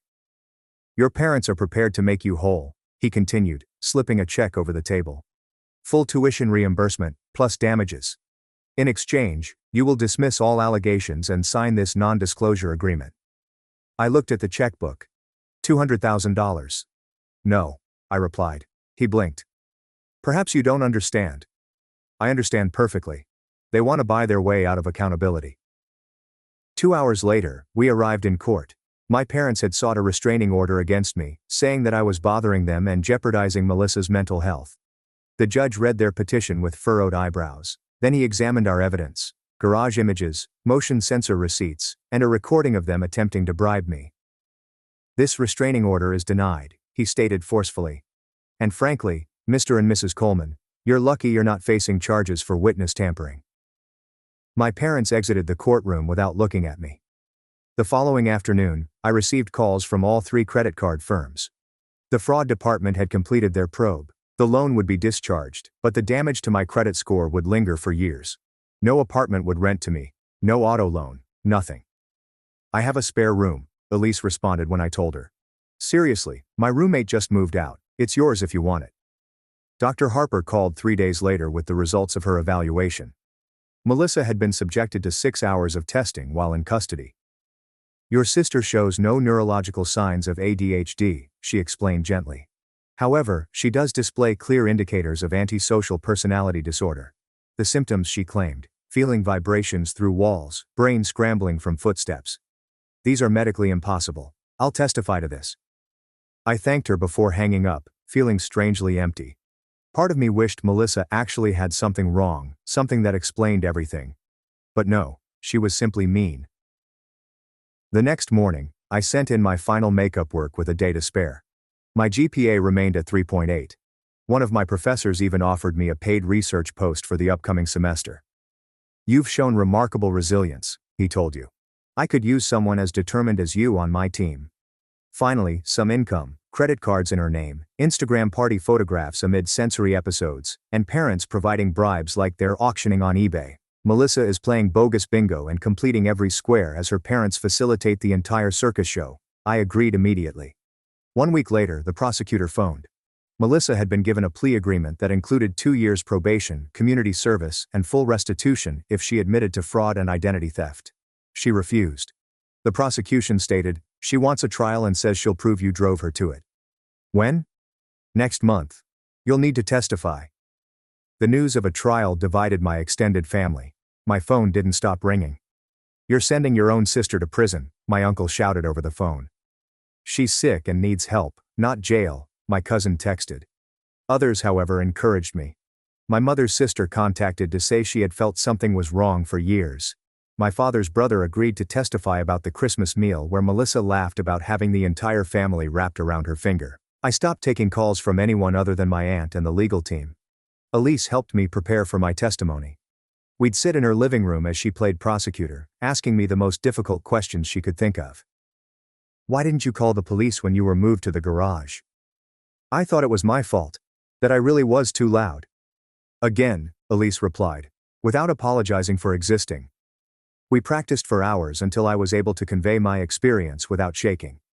2 weeks before the trial, my parents attempted again, this time through my aunt. They're offering to pay for everything, my aunt explained, showing me the text. Full college costs, therapy, a new car. They say Melissa is suicidal in jail. I contacted the prosecutor immediately. This is witness tampering, she explained. I'll handle it. My parents received an official warning from the judge. If they make another effort, they will face prosecution. I started treatment the next week. The therapist specialized in family trauma and gaslighting clients. You were systematically abused, she stated after our first session. The walking restrictions were just the visible part. This started much earlier. She wasn't wrong. Melissa, in retrospect, had been in control of the family narrative for years. Every story became twisted. Each dispute became my fault. I had been indoctrinated to distrust my own reality. We'll work on recognizing manipulation, the doctor stated, and setting boundaries that protect you. Melissa's public attorney filed a motion for my medical records a week before the trial, saying that my mental health difficulties rendered me an untrustworthy witness. The judge only approved records from the specified time period. All they discovered was evidence of stress-related sleeplessness from sleeping in a garage. Your medical records actually help our case, the prosecutor informed me. Ryan agreed to testify and brought a box of evidence I had no idea existed. Receipts showing Melissa shopping for designer bags on the same day I was moved to the garage, text messages in which she boasted about getting a free ride, and a video from a party in which she joked about forcing me to walk in foam slippers. I kept everything after we broke up, he informed me. I knew someday people would need to know the truth. The day before the trial, I moved in with Elise. We spent the morning putting together my room, hanging pictures, and making it feel like home. After months of uncertainty, I finally had a safe haven. Melissa's pals drove by slowly that evening, taking photos of the apartment complex. Elise caught it all on her security camera. Let them try something, she remarked. We're ready. My mother sent me one final email that night, a long meandering message about how I was damaging the family legacy, how she had failed as a mother, and how she knew something was wrong with Melissa but wanted to trust her. She never once apologized for making me sleep in a garage. Following the release of court records, the college newspaper published a report about the matter the following morning. My phone lighted up with texts from students. She cheated off me in biology. She stole my laptop and said I lost it. She told everyone I was stalking her when I caught her lying about being in the honor society. Melissa's falsehoods and manipulation have been documented numerous times. The prosecutor included them in her evidence file. Trial day dawned dark and drizzly. I dressed my most professional attire and attempted to keep my hands from shaking. Elise drove me to the courthouse. "You've got this," she stated. "Just tell the truth." The first surprise occurred during jury selection. Melissa stood up and declared that she had fired her public defender. "I'll represent myself," she stated boldly. "No one knows my story better than me." The judge examined her over his glasses. "Miss Coleman, I strongly advise against this. You're facing serious charges." "I understand, Your Honor, but I know the truth better than any lawyer." The judge groaned and granted it. Day 2 of the trial. I took the stand. For 4 hours, I explained everything. The foam slippers, the carpet runners, the walking regimen, and the garage. My voice remained steady as I detailed finding the withdrawal confirmation, locating the forwarded emails, and learning about credit cards. Melissa kept interrupting. "Objection, she's lying." "Miss Coleman, you can't object to testimony. You'll have your chance to cross-examine." Melissa stood up when I mentioned finding out about her expulsion after 18 months of lying. "You've ruined everything," she exclaimed. "Everything was perfect until you had to dig around." The judge threatened to eject her from the courtroom. Then began Melissa's cross-examination. She approached me holding papers in her hands. "Isn't it true that you walked loudly on purpose?" "No." "But you admit you walked?" "Yes, I walked. In my own home." "Aha." She looked at the jury as if she had won something. "She admits it." The jury seemed perplexed. "And isn't it true you were jealous of my academic success? You were expelled for plagiarism." "I wasn't asking about that." She struggled through her inquiries for an hour, unwittingly divulging that she had changed my passwords, forwarded my emails, and had only spent a portion of the tuition money. Elise testified next, displaying our text discussions on a large screen. The jury witnessed everything in real time: my perplexity, desperation, and gradual realization of the truth. Ryan testified about Melissa's brags, displaying receipts and communications. Dr. Harper demonstrated in clinical depth why Melissa's alleged symptoms were physically impossible and unrelated to any recognized neurological disorder. The evidence was overwhelming. On day 3, my parents took the stand. They attempted to minimize everything, but the prosecutor presented receipts. "Is this your credit card statement showing the purchase of motion sensors?" "Yes, but..." "Is this your receipt for the space heater for the garage?" We wanted her to be comfortable in the garage, next to gas cans. Dad finally revealed that he'd never witnessed Melissa experience a sensory episode. Mom revealed that she had never verified Melissa's registration status. Melissa takes the stand on day 4 to defend herself. "It was disastrous. She said that I had been envious since I was a child. She admitted to taking the money, but claimed she earned it because of the trauma I had caused. Despite Dr. Harper's testimony, she persisted on the reality of her ADHD. She unintentionally confessed to credit card fraud while attempting to explain it away. I only use them for necessities. Clothes are necessities. Trips are mental health care." The jury debated for 2 hours. "We find the defendant guilty on all counts." Melissa yelled that I was dead to her. My parents ignored me as the bailiffs dragged her away. I expected to feel victorious. Instead, I simply felt empty. Elise drove me home silently. I looked out the window at people going about their daily lives, drinking coffee, strolling their dogs, and conversing about things other than fraud and family betrayal. The emptiness felt heavily on my chest like a stone. "You did the right thing," Elise replied. Finally, when we drove inside the apartment complex, I nodded, but the words seemed meaningless. Right and wrong seemed overly simplistic for what had just occurred. For the next week, I went through the motions, went to school, started my research work, prepared supper with Elise. But everything felt remote, as if I was seeing someone else's life through foggy glass. The sentencing hearing occurred on a Thursday morning. I dressed the same business attire, but this time my hands did not shake. Melissa stood in an orange jumpsuit, her hair flat on her skull, and no makeup to cover the black circles under her eyes. The judge considered the counts of fraud, identity theft, credit card fraud, and witness intimidation. Each count included prospective years. "Miss Coleman," he said, "Melissa, do you have anything to say before sentencing?" She stood up straight. "My sister destroyed our family out of jealousy. I needed that money for my medical treatment. She refused to accommodate my disability, and now she's sending me to prison for being sick." The judge's face did not change. Miss Coleman, multiple experts have testified that you have no disability requiring accommodation. You stole over $75,000, including credit fraud. You attempted to destroy your sister's education and future. He sentenced her to 3 years in state jail, with forced reparation of all stolen funds and damages. I hope you use this time to reflect on your choices, he told you. Melissa turned to gaze at me one final time. You destroyed this family, she stated simply. I hope you're happy. The bailiffs escorted her away. My parents had arrived this time and sat in the back row. Mom was crying silently. Dad's jaw was so tightened that I could see the muscles moving. They went without saying anything. The following morning, I went to the phone store with Elise. The clerk transferred my contacts as I watched my old phone number disappear from the screen. 10 years had passed, but it felt necessary, like closing a door. Wow. Melissa's inadvertent confessions while defending herself are mind-blowing. How did she believe that declaring clothes are necessities and trips are mental health care would help her case? I blocked my parents on everything, including email, social media, and LinkedIn. My aunt assisted me in filing the reparation papers, stressing that it would take years to receive any actual money. Prison wages are about $1 an hour, she explained. But at least it is something. 2 weeks later, my aunt sent me a letter from my parents. They were selling their home to pay for Melissa's appeal counsel and moving to Florida to start again. The letter condemned me for choosing revenge over family and promised to pray for my soul. I tossed it in the garbage without responding. My research job kept me busy. We were investigating memory formation in trauma victims. Ironically, given my situation, the task felt significant. Every data item, every analysis, contributes to something that can help someone else. You're one of my strongest research assistants, my professor said to me one afternoon. Your attention to detail is exceptional.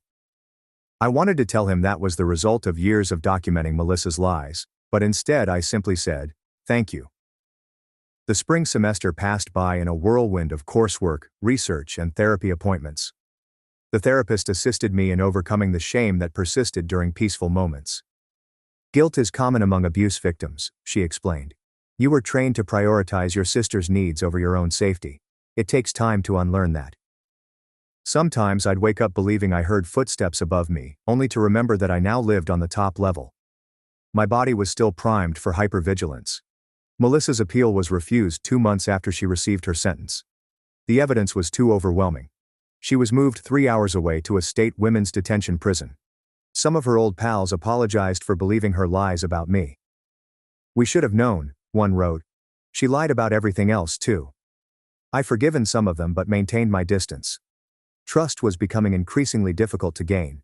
My therapist assisted me in preparing a victim impact statement for the restitution court.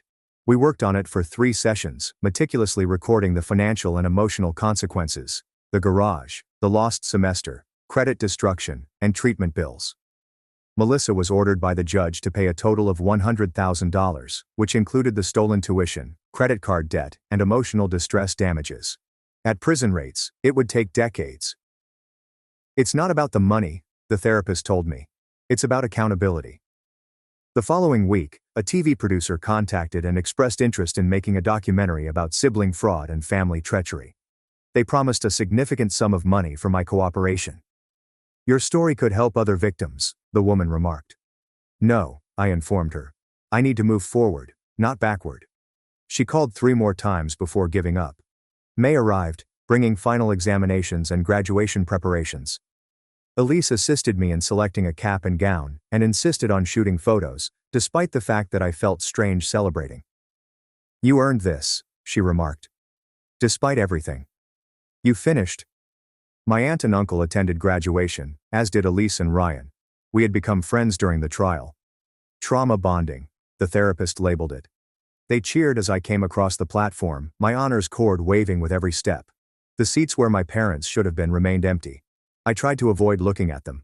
The next morning, I checked my inbox and found an acceptance letter from a graduate program across the nation. Full scholarship, research assistantship, and a completely new start in which no one knew my story. Take it. Elise responded immediately. You need this. I agreed that afternoon. 6 weeks later, my aunt called to share some news. My grandmother, my father's mother, had died. The funeral is on Thursday, my aunt explained cautiously. Your parents told everyone you're not welcome. They're saying you've joined a cult. A cult? I laughed, but it turned bitter. That is their narrative, easier than explaining the truth. Melissa received supervised release to attend the funeral. My cousin emailed me photos, her in a black frock with an ankle monitor, crying loudly at the burial while my parents hugged her. The extended family gathered around them as if nothing had occurred. I stayed at home and looked over old photos of Grandma instead. She had always been polite to me, but distant. Now I was wondering what stories my parents had told her about me over the years. The first compensation payout arrived a week later. $5,000 was a minuscule portion of what was owed, but it was something. I used some for therapy, some for moving expenses, and the rest in savings. August came quickly. I packed up all I owned into a little trailer. Elise helped me load boxes while we both tried not to cry. "You'll pay a visit," she said. "And I'll come see you, of course." But we both knew it would be different. The drive across the country took 4 days. I stopped at random motels, ate at truck stops, and observed the countryside transform from familiar to unfamiliar. With each mile, the weight on my chest gradually lifted. My new graduate school roommate was frequently talking about her plant biology study. The second week she commented on how gently I walked. "It's like you're not even there sometimes," she remarked, laughing. I forced myself to walk normally thereafter. Each footstep represents a modest act of defiance against previous tendencies. It took several months to feel normal again. The program was hard, but in a positive way. Nobody knew about Melissa, the trial, or the garage. I was just another graduate student studying neuroscience, working late in the lab and consuming too much coffee. 3 months into the semester, I received a letter forwarded from my aunt's address. Melissa's handwriting on the envelope caused my stomach to clench. Inside are 3 pages of Melissa's neat handwriting. She forgives me for betraying her.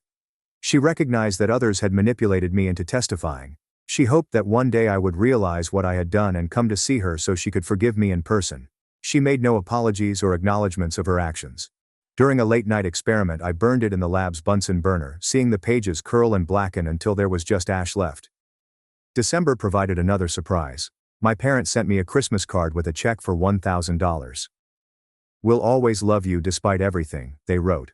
"Perhaps someday you'll realize family is more important than being right." I stared at the check for a long time. $1,000 would assist with expenditures, but accepting it felt like agreeing with their version of events. Instead, I donated it to a domestic abuse shelter and simply sent them the receipt. The spring semester began with me teaching undergraduate biology labs. Standing in front of 18-year-olds and describing mitosis and cell division was weird. Some were older than Melissa had been when she began telling lies. One girl stayed after class in March. She fidgeted with her notebook, avoiding eye contact. "My sister says I'm making her sick," she explained quietly. "She says my breathing is too loud when I study. My parents want me to move to the basement." My chest was tightening. I recognized the expression in her eyes, bewilderment mingled with self-doubt. "That's not normal," I explained gently. "Breathing doesn't make people sick." She burst into tears. "But she has anxiety. The doctor said I should be supportive." I informed her about gaslighting, emotional abuse, and documenting everything. I told her about the on-campus counseling center. "Someone believes me," she muttered. "I believe you." She left with her shoulders slightly straighter. I hoped she would be fine. That afternoon, I returned to my office with heavy, purposeful steps. My boots boomed through the hall. A coworker looked up, startled by the noise. "Sorry," he said. "Didn't hear you coming. You're usually so quiet." "Not anymore," I said. I walked loudly after that. Allow my footsteps to declare my presence. Let them resound and reverberate. Each stride was an assertion of my existence, that I had the right to occupy space and make noise in my own life. Thanks for listening along while I wondered about things with you. It's been quite the journey together. See you around, friends. If you made it to the end, drop a comment. I love reading all your comments. My stepmother mocked my little party business at my sister's wedding, but she had no idea. The entire reception was secretly run by my company. Claire, my younger sister, sent me an invitation to her wedding. Yes, that Claire, the golden child, the apple of my father and stepmother's eyes, the one I hadn't spoken to since severing ties with my entire poisonous family. I mean, the audacity, right? 7 years of nothing, no calls, no texts, no, "Hey, how's life?" And now I'm invited to this big, beautiful wedding. It wasn't only the invitation, however. A handwritten message was put inside, in Claire's distinctive handwriting. She wrote that she missed me and wanted to make things right. I stared at it for a long time, wondering whether it was a trick. So, was she serious? After everything that happened, and how they treated me, she wanted me back in the fold. Let me backtrack for context.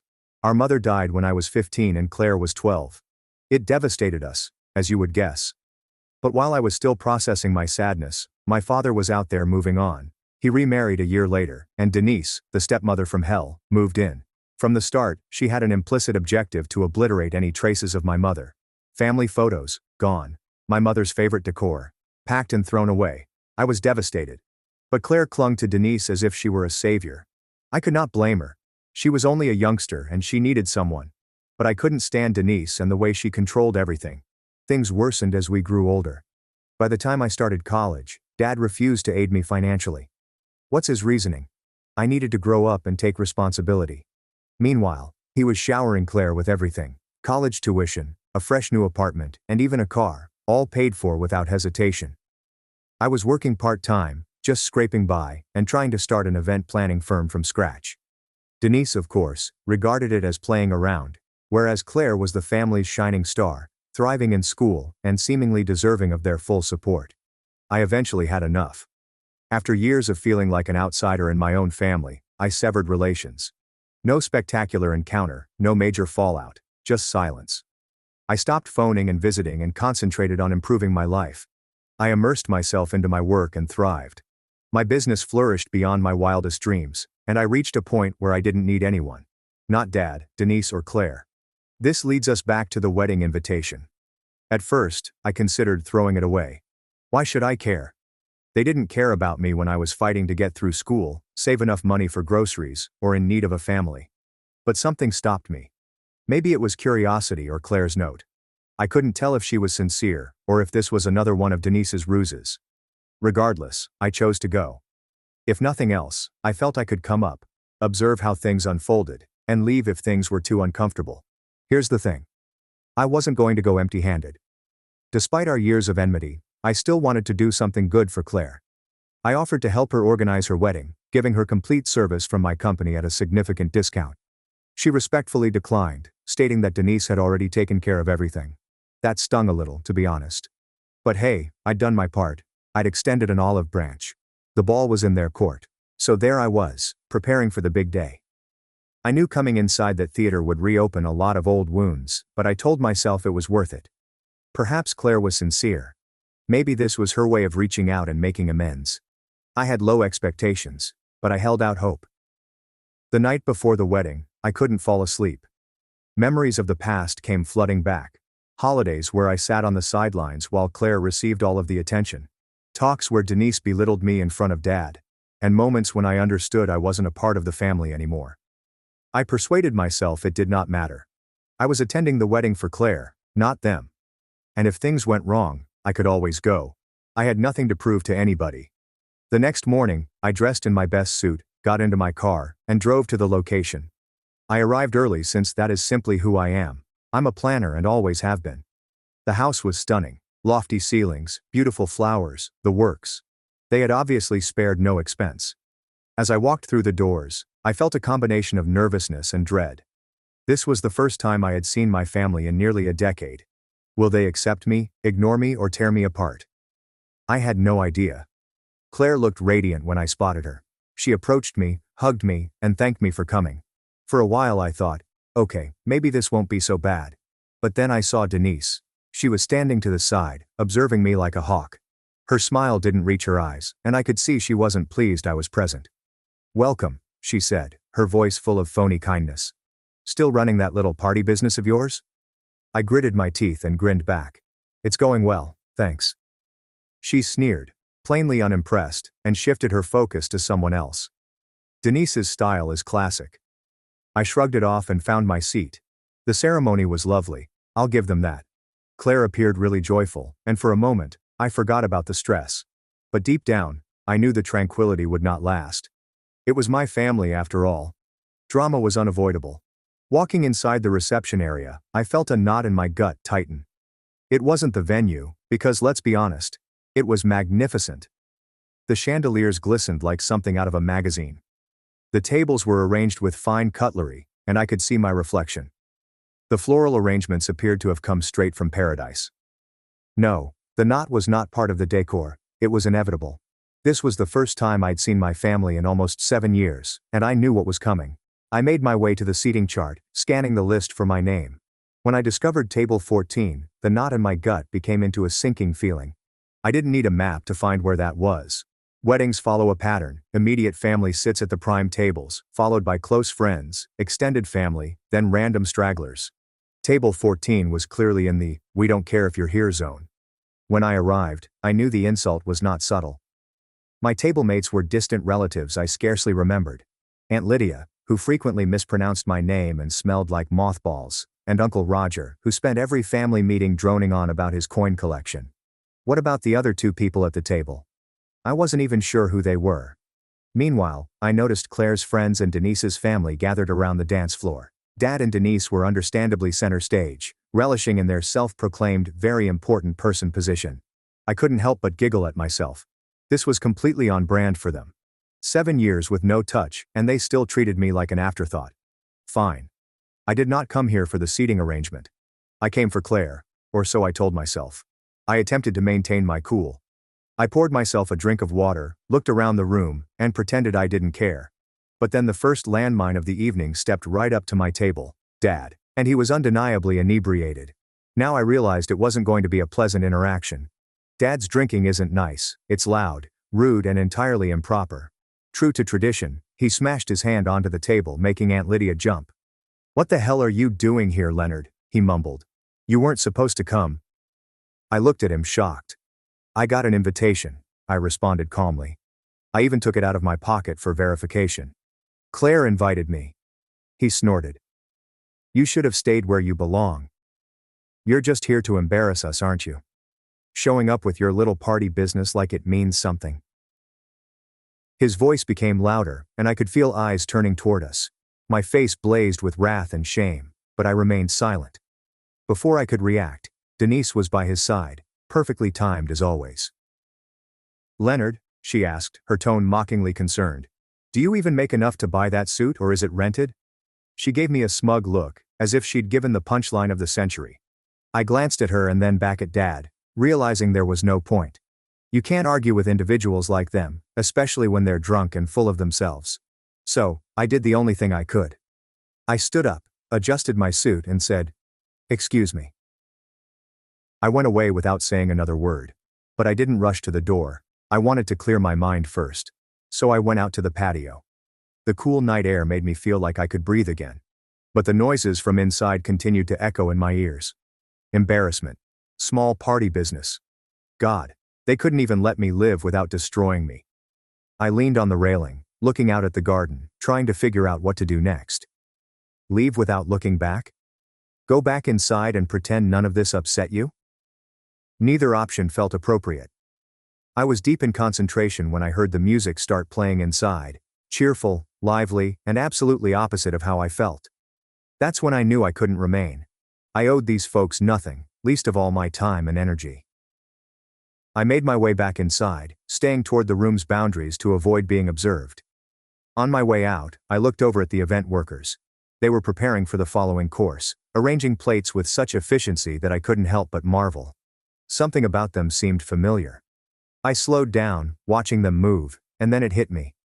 I knew these folks. These were not simply any staff personnel. They were my employees. My thoughts raced. My company had recently bought a smaller event planning company, and it turned out that this wedding was one of their projects. My team did the job, so it's no surprise that the setup looked so flawless. I experienced a peculiar mix of emotions, including pride, surprise, and above all, a developing sense of irony.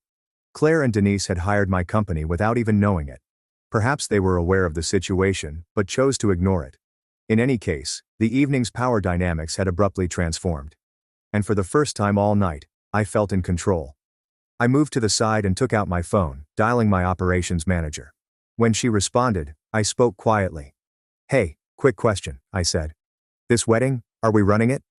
There was a pause followed by, "Yeah." "Why?" I couldn't help laughing. "No reason," I said. "Just wanted to confirm." I hung up the phone and returned my attention to the room. As I stood there, still processing the reality that my team was in charge of the wedding at which I had just been humiliated, a knowledge struck me like a freight train. Everything, the flowers, the lighting, the precisely scheduled dinner service, was handled by my company. Claire and Denise had mistakenly, or perhaps consciously, hired me to make their fantasy wedding come true. I didn't know whether to laugh or scream. Part of me wanted to storm back inside and declare, "Hey, guess what? All of this, it's mine." But the more calculating part of me knew there was a better way to handle this. After all, Dad and Denise had gone out of their way to disrespect me, treating me as if I did not belong. If they didn't want me there, they certainly didn't deserve the efforts of my staff. I called my operations manager again, my hands trembling not from fear but from adrenaline. "Hey Kate," I said calmly.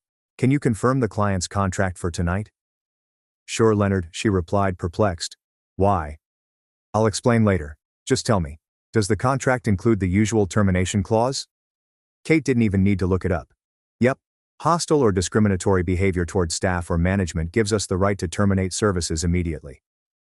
"Bingo. Perfect," I replied, a smile spreading across my face. "We're invoking it. Start packing up." There was a pause on her end, and I could almost hear the gears turning in her brain. "Wait, what happened?" she inquired. "Let's just say the client has made it clear they don't want me, or us, here," I responded. "I'll fill you in later. Just trust me on this one." Kate did not hesitate. "Got it. I'll handle it." I hung up, my heart thumping. This was it. If Dad and Denise believed they could treat me like trash while still reaping the benefits of my labor, they were in for an unpleasant surprise. I wasn't doing this out of spite. Well, maybe a little. But because it felt right to do. I wasn't going to allow them mistreat me while benefiting from my hard work. It was not personal. It was business. Back inside, the event was in full swing. The music was playing, guests were socializing, and servers were serving the first course. On the surface, everything appeared to be in order, but I knew chaos was on its way. My staff worked like a well-oiled machine, discreetly packing equipment and supplies while maintaining appearances. Guests didn't see anything at first, which speaks to their professionalism. I remained outdoors, watching from the terrace as the plot developed. My workers started pulling down floral arrangements, rolling up tablecloths, and silently emptying up decorations. It was like witnessing a magician make an entire room disappear without anyone noticing. Denise may have been able to mock me, but she could not touch the quality of my work, or my workers. The first indicator of problems occurred when the lighting crew began disassembling the uplights in the room. A few guests saw, pointing and muttering to each other, but no one spoke out yet. Denise, of course, was too busy conducting court at her table to notice what was going on. Dad was nowhere to be found, likely nursing another drink. As more decorations removed, the whispers became louder. Finally, one of the servers approached Denise and said something to her. Her expression changed from smug to furious in a matter of seconds. She rose from her chair and marched across the room, her shoes clicking like gunshots across the marble floor. "What's going on? Why are they taking everything down?" I could hear her say from the patio. The server seemed really afraid. "I don't know, ma'am. You'll have to ask the event manager." That's when she noticed Kate, who was quietly directing the personnel. Denise stormed over, her screaming getting louder with each step. "What is this? What the hell are you doing?" Kate did not flinch. "We're following the terms of the contract, ma'am. Services are being terminated due to hostile behavior toward our management." Denise blinked. "What hostile behavior? Who even is your management?" Kate motioned toward the patio, where I stood. Denise turned, her gaze sharpening as she noticed me. I gave her a little wave and kept my demeanor as bland as possible. She stormed out, her face flushed with wrath. "You," she hissed. "You can't do this." "This is Claire's wedding, and this is my company," I responded calmly. "You made it clear earlier that you don't respect me or what I do, so why would you want my services?" Her jaw fell. "You're doing this to punish me, to ruin Claire's wedding." I shake my head. "This isn't about Claire. It's about the way you and Dad treated me. You can't humiliate me and then expect me to provide top-tier service. That's not how this works." Denise stammered, trying to come up with an answer. Kate approached me first and offered me a clipboard. "We're ready to roll out," she remarked. "Everything's packed?" She nodded. "Thanks, Kate. Great work, as always." Denise appeared to be about to burst, but I didn't stick around to find out. I handed her my lawyer's card and told her, If you have any questions about the contract, please contact our legal team. Have a great evening." I walked away, leaving her dumbfounded. The aftermath was considerably more chaotic than I expected. By the time my crew arrived, the reception hall was nearly empty. The chandeliers hung from the ceiling, but there were no flowers, tablecloths, or uplights. Guests stood about, puzzled and whispering. Claire appeared to be on the point of tears, and for a single second, I felt horrible. But then I reminded myself that this was not about her. This was about standing up for oneself. The drive home from Claire's wedding should have been enjoyable. I mean, I had just organized one of the most famous mic drops in my life. But, when the taillights of my team's trucks faded from my rearview mirror, I couldn't help but feel conflicted. This was not how I had expected the day would go. Still, I knew I had made the proper decision.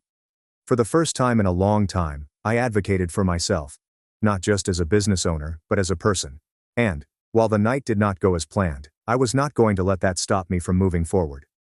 This was only the beginning. I didn't have much time to think about it though, because the fallout started almost immediately. About 20 minutes into my travel, the first signs of turmoil appeared on my phone. Text messages, missed calls and voicemails poured in. Denise, understandably, led the charge with a series of heated texts.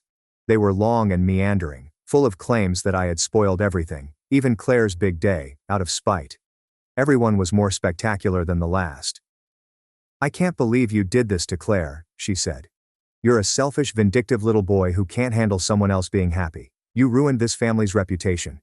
Do you have any idea how humiliating this is?" Oh, she wasn't finished. The texts kept coming, each one more bizarre than the one before it. She accused me of undermining the wedding out of jealousy, called me sad, and even demanded a full refund for the occasion. Yes. Refund. She really believed I should repay her for the services my company had already rendered, as if she had some moral high ground to stand on. "You've embarrassed this entire family," she went on. "Do you know what people are saying about us now? I should have known better than to trust you with anything important. You are a failure, Leonard, and you always will be." The boldness was quite hilarious. I did not react, and instead silenced her phone number. She wasn't worth my time. Dad was not far behind. His voicemails were less coherent, but equally hostile.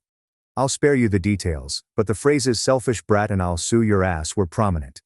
He even threatened to call the cops at one point, which really made me laugh. What are you calling the cops for? Breaching a contract that he had no idea existed? Good luck with it. Claire sent the most shocking message though. I had expected her to be angry, but when I finally read her text, it was not what I expected. She wrote, "Why would you do this to me? I thought you came to support me. I didn't think you'd ruin my wedding." Oof. That one hit harder than I anticipated. It wasn't like Denise's vitriol or Dad's drunken rants. This felt like genuine pain. Claire and I hadn't talked in years, but I could still sense the pain in her words. I could tell she didn't understand why I made the decision I did, and I don't blame her. Claire had always been caught in the thick of the confusion. Denise had her claws in her from an early age, and Dad was not the type of dad who fostered independent thought. Claire had grown up in the same toxic atmosphere from which I had escaped, but instead of battling it, she had adapted. I wanted to respond to her and explain my perspective, but I wasn't sure it would make a difference. For a little moment, I worried if I had made a mistake. But then I remembered why I called in the first place. The next morning the situation worsened. True to form, Denise couldn't let it go. She began phoning people, family members, acquaintances, anyone who would listen, and manipulating the narrative to her advantage. By lunchtime, I'd received texts from 2 aunts and a cousin, all asking me to explain what had happened. To avoid repeating the same thing over and over, I sent a blanket text to the few relatives I still semi-trusted. Long story short, I was humiliated, disrespected and treated like an outsider. So I terminated my company's services in accordance with the terms of the contract. If you have any questions, please ask Denise. If you want to know the truth, ask the venue workers. I am done defending myself. One of my aunts replied nearly immediately. "Good for you," she wrote. "We watched how Denise treated you on Thanksgiving 5 years ago. She's always been terrible to you. I am simply sorry Claire got caught in the middle. Her support caught me off guard. I'd spent so many years assuming that my entire family had abandoned me that I hadn't considered the notion that some of them might be on my side. It was a minor consolation in the midst of a hurricane." Then came the unexpected reaction, from the guests. By the afternoon, I began receiving emails and queries. Business queries. Apparently, news had passed among some of the wedding guests about what had occurred, and a number of them were impressed with how my crew handled the matter. One woman, whom I dimly recognized as Claire's in-laws' family friend, contacted me to express her admiration for my staff's professionalism. "I heard what happened," she texted, "and I just wanted to say, your team handled everything with incredible grace. It was clear the issue wasn't with your company, but with the family. I'm hosting a charity gala in a few months and would love to work with you if you're available." Talk about a silver lining, I answered right away, thanking her for her nice remarks and arranging a time to discuss the event. Within a few hours, I had 3 more similar emails from different guests. It was surreal. The same wedding I'd been accused of wrecking was now providing free attention for my business. Denise's attempts to embarrass me had failed horribly. Of course, Denise wasn't finished. By the evening, she had taken her campaign against me digital. I noticed she had written a negative review about my company online, accusing us of being unprofessional and untrustworthy. The review was full of pure lies, stating that we arrived late, offered bad service, and abandoned the event without warning. Thankfully, I was ready for this. I quickly contacted my lawyer, and within hours, we had sent Denise a cease and desist letter informing her that any additional false remarks would be considered defamatory. The review was withdrawn the next day, and as far as I know, she has not attempted to submit anything else since. Denise reportedly decided to take her entitled tantrum to new heights. The next morning, while I was going through my emails, my lawyer called me. "You're going to love this one," she said, her tone tinged with irony. "Claire's family is threatening to sue you for breach of contract." I actually laughed aloud. "You're kidding," I replied. "On what grounds?" "They're claiming you abandoned the event and caused irreparable damage to Claire's wedding," I said. "They're demanding a full refund and additional damages for emotional distress." The stupidity of it nearly made me spit out my coffee. Emotional distress? Because I enforced a clause they agreed to? That's rich. My attorney giggled. "Don't worry, Leonard. This is nothing more than a scare tactic." Their lawyer, if you can even call him that, sent a laughably vague letter with no specifics. "I'll draft a response, but they don't have a leg to stand on." A few days later, Denise's lawsuit went to the next ludicrous level. Their lawyer, who I subsequently discovered was one of Dad's poker cronies, issued me another letter, saying that my choice to cease services had resulted in public humiliation and severe financial loss. He even included some inflated figures for the estimated cost of event decor and food services. What is the best part? The letter also accused me of being malicious and vindictive for removing the decorations during the event. The plaintiff's family was subjected to public embarrassment, the text reads. The abrupt removal of event services tarnished the reputation of the hosts and caused irreparable harm to their social standing. I couldn't stop giggling when reading that. Denise was sincerely attempting to portray herself as the victim in a setting she had completely contrived. The irony was so thick, it could be cut with a knife. However, my lawyer was significantly less amused. "They're trying to throw mud at the wall and see what sticks," she explained on our next call. "Their entire case hinges on the idea that you violated the contract, but the clause you invoked is ironclad. We'll respond formally, and I'll make it clear that pursuing this further will only waste their time and money." The legal back and forth lasted nearly 2 weeks. Denise and Dad persisted, most likely because their counsel lacked the courage to tell them they had no chance of winning. Meanwhile, my lawyer was working behind the scenes to gather all of the evidence we needed to permanently close this case. We had everything. Claire's original contract, which clearly detailed the termination provision, witness statements from my workers who were present when Denise made her unpleasant comments, and the pièce de résistance, security footage from the venue. The cameras had caught everything, even Dad's drunken outburst and Denise berating my crew. When their lawyer saw the tape, the case fell almost immediately. My lawyer sent a last letter outlining the information in great detail and informing them that if they continued to pursue the case, we will sue for defamation and legal fees. 2 days later, my lawyer emailed me to say the matter had been withdrawn. No additional action is required. The most unexpected consequence, however, came from Claire's new husband, Adam. He called me several days after the wedding. I almost didn't answer, but out of curiosity, I did. "Hey Leonard," he said with an uneasy tone. "I know Claire wants to talk to you," he said. "She feels terrible about everything, she's just, I don't know, scared. She's stuck between you and Denise and it's tearing her up." I exhaled. "I get it. But if she wants to talk, it has to come from her. I'm not going to chase her down." "I'll tell her," he said. I hung up feeling oddly hopeful. Maybe Claire and I still had a chance to fix things. Perhaps not. In any case, I had finally stood up for myself, which was a victory in my opinion. Claire texted me a few weeks after the chaos had settled. "Hello, can we meet up? I feel like we should chat." I stared at the message for a long time, unsure how to feel. On the one hand, there was Claire reaching out. The same Claire who had remained mute while Denise and Dad humiliated me at her wedding. The same Claire who had seen my company, which I had created from the ground up, be degraded and then walked away without saying anything. On the other hand, I couldn't shake the persistent doubt. What did she want from me now? Was this a true olive branch, or was she simply trying to smooth things over for her own benefit? Despite my better judgment, I consented to meet her. "Sure," I responded. "Let me know when and where." We met at a little cafe which I used to frequent when I was starting my business. It was neutral ground, yet I couldn't help but notice tension in the air as I went in. Claire was already there, drinking coffee. She looked up and gave an awkward forced smile that didn't quite reach her eyes. "Hey," she remarked, motioning for me to sit. "Hey," I said, taking a seat across from her. There was a lengthy gap before she spoke. "I'm really sorry about everything that happened at the wedding," she told us. "It got so out of hand, and I know Denise and Dad said some things they shouldn't have." I raised an eyebrow. "Some things?" She shuffled uncomfortably in her seat. "Okay, a lot of things. But you have to understand, they were stressed. Weddings are a lot of pressure, and emotions were high. It wasn't personal." I gave out a sour laugh. "Not personal, Claire?" "They called me an embarrassment. They mocked my business, belittled me, and basically told me I shouldn't have been there. How is that not personal?" She sighed as if I were being unreasonable. "Look, I'm not saying what they did was right, but you pulling out the way you did wasn't fair either. You ruined the reception, Leonard. People are still talking about it." There it was, the genuine reason she wanted to speak.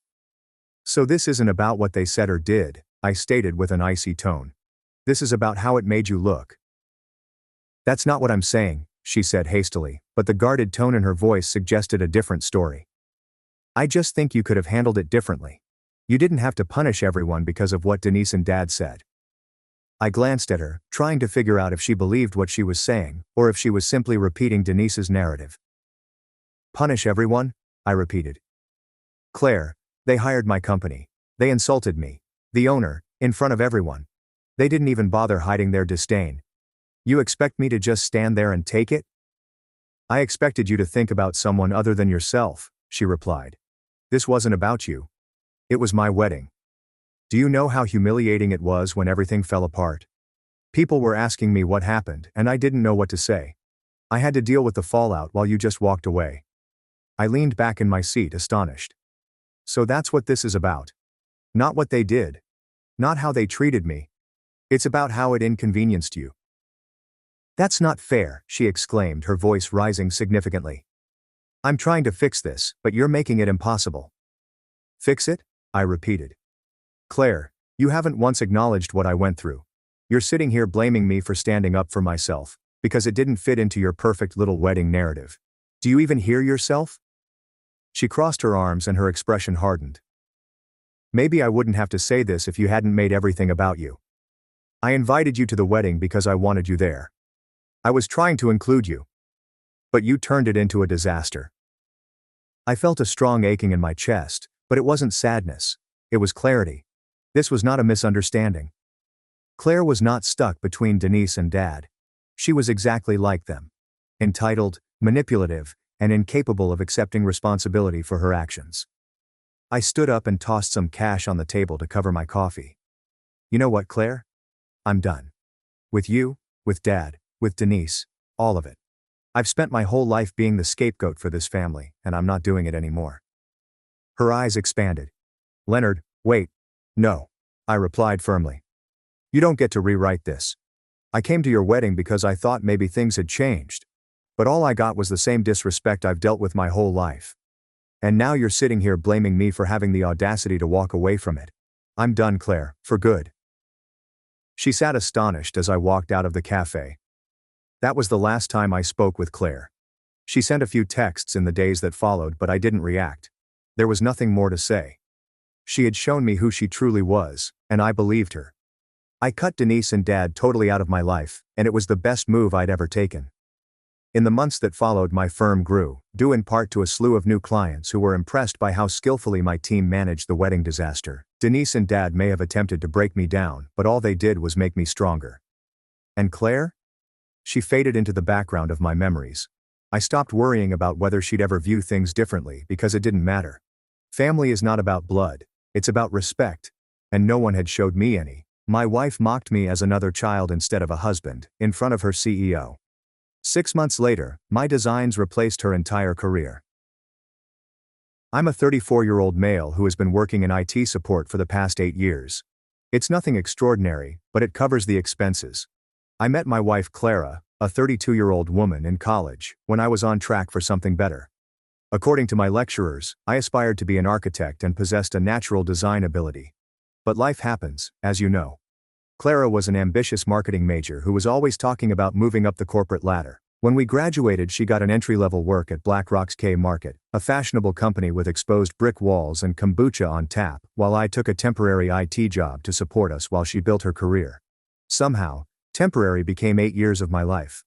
I'm not complaining, at least not back then. I assumed we were a team. She'd always assure me, once I make senior account manager, we can focus on your career goals. But that promotion came and went, as did the next, and my dreams were put back until maybe next year. I was making decent money, but it was little compared to what she was earning once she started rising up, and she never forgot it. Our apartment was filled with everything she selected. My gaming PC was banished to a small part of the spare bedroom she referred to as her home office, despite the fact that she rarely utilized it.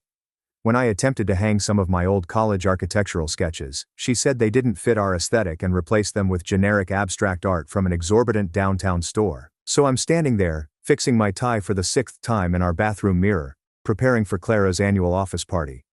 This wasn't just any party, it was the first since her promotion to Director of Client Relations. My stomach was knotted. These corporate experiences always made me feel like an imposter. "Oliver, are you seriously still getting ready?" she asked from the bedroom, with that slight edge in her voice that made me feel about 2 inches taller. "We can't be late. Richard Billings will be there, he's the CEO. Remember, I've told you like 1,000 times." "Almost done," I said, smoothing down my new suit, which I had spent $800 on just so she wouldn't give me that look she usually gave me when I wore my old one, "my husband is such a project" look she'd send to her friends when she thought I didn't notice. She kept guiding me like I was a child during the drive. "Remember to mention your project management certifications if anyone asks what you do. And please, try to be more assertive than last time. You just stood in the corner like a statue." Each suggestion felt like a tiny paper cut. Small but terrible. "And don't bring up that Star Wars crap you're always talking about. Nobody cares about your theories on whatever those wizard people are called." "Jedi," I amended instantly, but I quickly regretted it when I saw her roll her eyes. "Whatever, just try to seem interested in marketing for once." I just nodded and promised to make her proud as always, but something inside was already changing. I was so tired of being a supporting character in the Clara show. The event was held at a luxury downtown hotel, complete with glass and modern art, and the attendees appeared to have never eaten fast food before. I recognized a few individuals from past gatherings, but I largely felt like an outsider, as if I were wearing a costume for a play I had never auditioned for. Clara instantly noticed her colleagues and drew me along, her hand clutching my elbow so tightly that I thought it could bruise. "There's Kevin's group from marketing," she said quietly. "Let me do most of the talking. Just smile and nod." Things went well at first. I smiled when I was meant to, laughed at inside jokes that I didn't get, and kept her sparkling water glass full. Clara's claws dug deeper into my arm as her employer Thomas approached, accompanied by Richard Billings, CEO. "Your quarterly numbers were exceptional," Richard told Clara. "We need more of that killer instinct in the company. The way you handled the Miller account, brilliant." She was beaming as if someone had just given her $1 million. "Thank you, sir. I believe women need to push boundaries in this industry. We can't let the old boys club hold us back." She tossed in the feminist angle she usually used with her supervisors, even if at home she'd have me kill the spiders and take out the trash since those were man jobs. The talk then switched to a rock climbing excursion that the corporation had organized. Clara was one of several CEOs who took part. "Your wife was fearless on that cliff face," I heard Thomas say. "What about you? Do you share her adventurous spirit?" Clara gave out a phony laugh, as she often did when she wanted to impress someone. Oliver? Oh God, he gets vertigo standing on a stepladder. I'm definitely the risk taker in our marriage. He's more of a support person. A few giggles echoed throughout the group, but I felt my face burn with humiliation. The CEO smiled cordially. Nothing wrong with being cautious. Different strengths and all that. But Clara was not done. It's beyond caution, she said, unaware to how uncomfortable I felt. Remember when we had that mouse in the apartment last month? She pantomimed, shivering, and everyone laughed even harder. He stood on the kitchen table screaming until I got home to deal with it. I took a large swallow of my sparkling water, wishing I could simply disappear. That is not even how it happened. I was frightened by the mouse and jumped, but her interpretation made me sound miserable. And when we go camping, she said, he won't sleep without an air mattress and insists on staying at sites with full bathroom facilities. Not exactly the rugged outdoorsman. She looked around at her coworkers. I swear sometimes it's like having another child instead of a husband. But he's so good with computers. She stroked my arm condescendingly. Richard's expression changed. His gaze went to me with what appeared to be sympathy. Thomas cleared his throat, clearly knowing that the conversation had gone too far. Actually, Thomas replied, I was talking with Oliver earlier about his architectural hobby. Those 3D designs he showed me were impressive. I had not disclosed my architectural hobby. I had no idea Thomas knew my name until that moment. But I realized he was attempting to save me, and I felt a strange connection to this guy I barely knew. Clara appeared confused. Architecture? He doesn't. Perhaps you could send me some of those renderings, Thomas said calmly, cutting her off. I've been thinking about redesigning my lake house. The subject shifted to vacation cottages, but the harm was done. I stood there, as if my soul had escaped my body. I was just an empty suit, nodding and smiling, but inside I was screaming. I'd spent the last 8 years of my life supporting this lady, and she couldn't even show me basic courtesy in front of her co-workers. For what? So she might appear more spectacular in comparison. The toughest part was that I knew she'd expect me to laugh about it afterwards. Oh, don't be too sensitive. I was just playing around. I excused myself to seek some fresh air, heading out to this large balcony where the cool night breeze did nothing to alleviate the burning embarrassment within me. I stood there, staring at the city lights below, and suddenly everything became obvious. The lady I married had just used me as a punchline to promote her personal image at work, and this wasn't the first time. Years of little comments and subtle put-downs had suddenly crystallized into this terrible pattern that I'd ignored. I wasn't just the target of tonight's jokes. I was also the designated loser in the story she had created about our relationship. Gets old, doesn't it? I turned to see Thomas standing in the doorway, holding 2 bottles of sparkling water. He extended one to me. Thought you might need this? I agreed with a nod, grateful for both the alcohol and his lack of sympathy. Thank you, and thanks for the imaginary architectural hobby. He leaned against the railing beside me. My ex-wife did the same thing at every company event, made me the punchline to all her stories. Dave can't cook to save his life. Dave got lost driving to his mother's house. Dave couldn't figure out how to use the washing machine. He sipped his water. After our divorce, I found out she'd been seeing her personal trainer for 6 months. Best thing that ever happened to me. We stood silently for a moment. Listen, he replied at last. I don't know you well, but I recognize self-respect walking out of a room. That takes more courage than impressing a bunch of corporate drones who will forget about this party by Monday morning. I didn't know how to answer, so I simply nodded. For what it's worth, he went on. I've been in this business 20 years. The people who last aren't the ones who build themselves up by tearing others down. That strategy always backfires eventually. The water was swirling. And between us, Clara's promotion isn't as solid as she thinks. Richard's been asking questions about that Miller account. I stared at him with amazement. What do you mean? Thomas shakes his head. Just that the numbers don't quite add up, nothing I can discuss in detail. He drifted off and changed the subject. So, did you really study architecture? I nodded. Yeah, back in college. Had to drop out my senior year when my dad got sick. Medical bills wiped out the college fund. I was going to go back, but then Clara's career took off, and it just never seemed like the right time. Thomas nodded attentively. Funny how we put our dreams on hold, thinking it's temporary, and then wake up one day to realize years have passed. Yeah, I replied, feeling a lump in my throat. Funny. The balcony door opened, and Clara appeared. She was visibly annoyed, but she tried to cover it with a phony smile. "There you are. Everyone's wondering where you went." Her gaze shifted between me and Thomas, narrowing slightly. "Is everything okay?"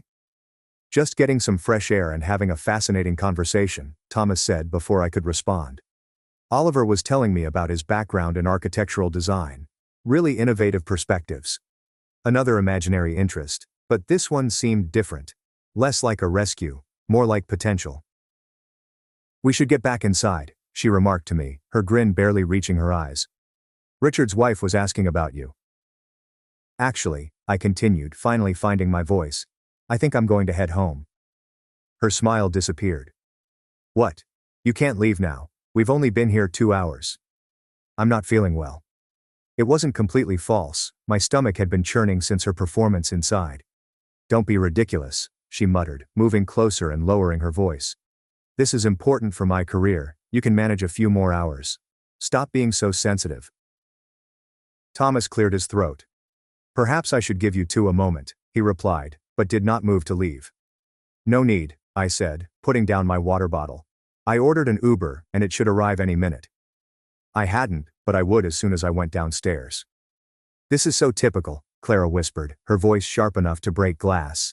"The one time I need you to be supportive, you're running away because your feelings got hurt. I swear, men are so fragile sometimes." Something inside of me moved, and a quiet assurance replaced the confusion and hurt. I straightened my shoulders and gazed directly at Clara. "I've supported you through 3 promotions, 2 career changes, and countless late nights at the office. I've attended every function, remembered every colleague's name, and never once complained about being left alone at holidays when you had to work. I put my own dreams on hold for 8 years while you built your career." I took a breath. "But tonight you didn't ask for my support.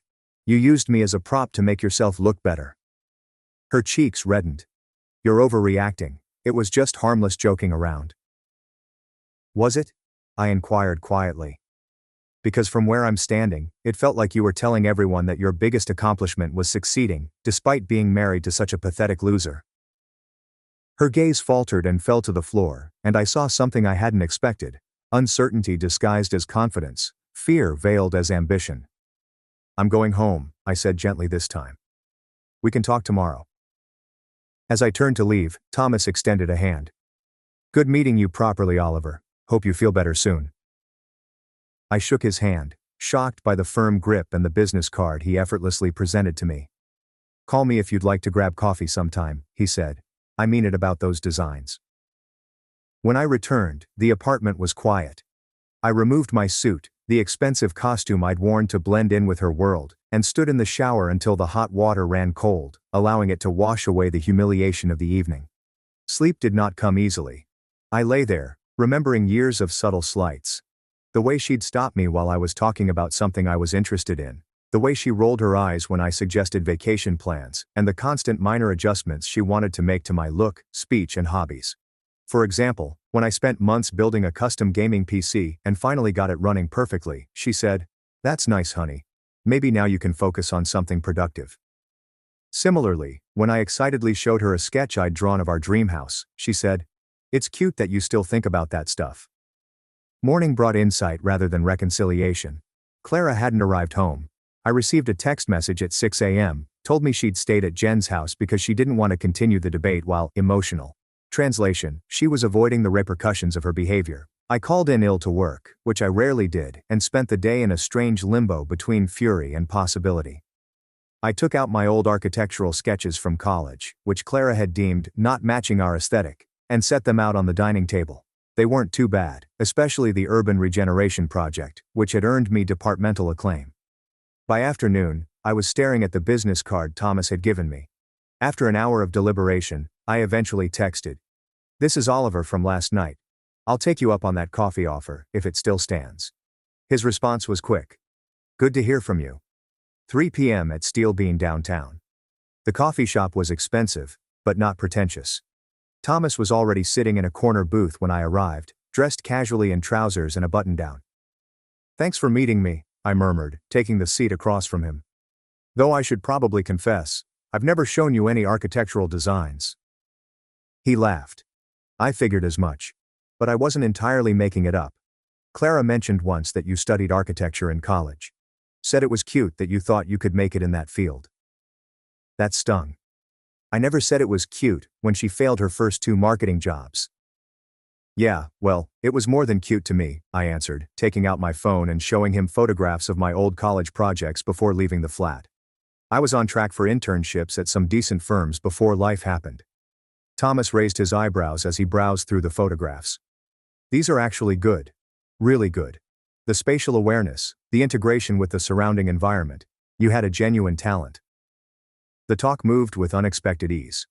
He wasn't simply being courteous or feeling sorry for me. He actually cared about who I was.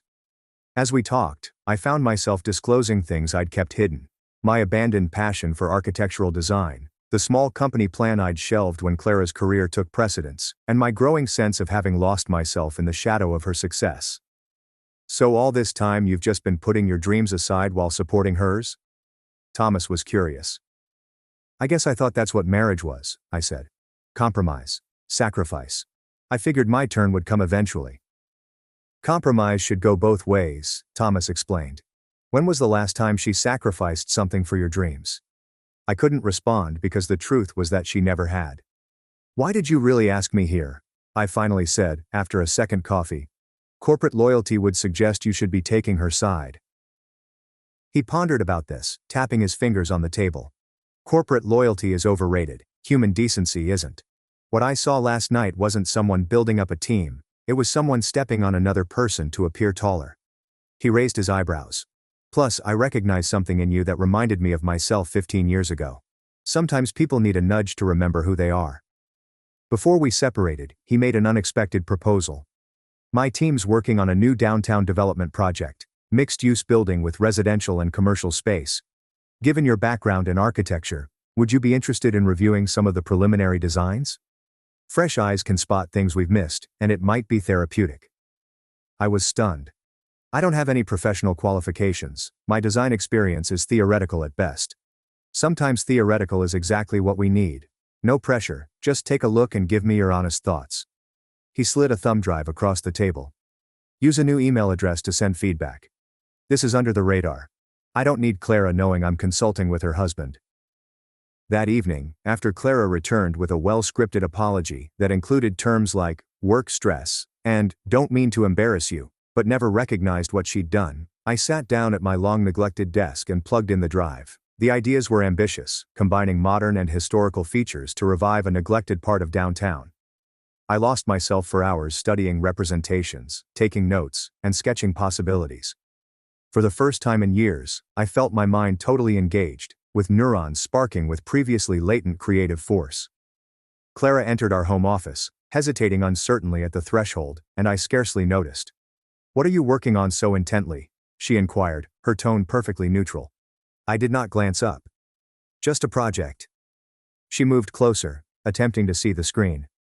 Work project? Since when does IT support need architectural renderings? I closed the laptop, sensing a strange new wall between us. It's personal. Her face showed confusion, then anxiety. Personal? What does that mean? Her gaze tightened. Are you talking to someone else? The connotation was obvious. In her opinion, the only personal project I could pursue would be an affair.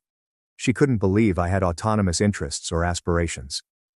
I'm looking into some possibilities, I said vaguely, loving the fact that for once, I was the one holding the information she sought.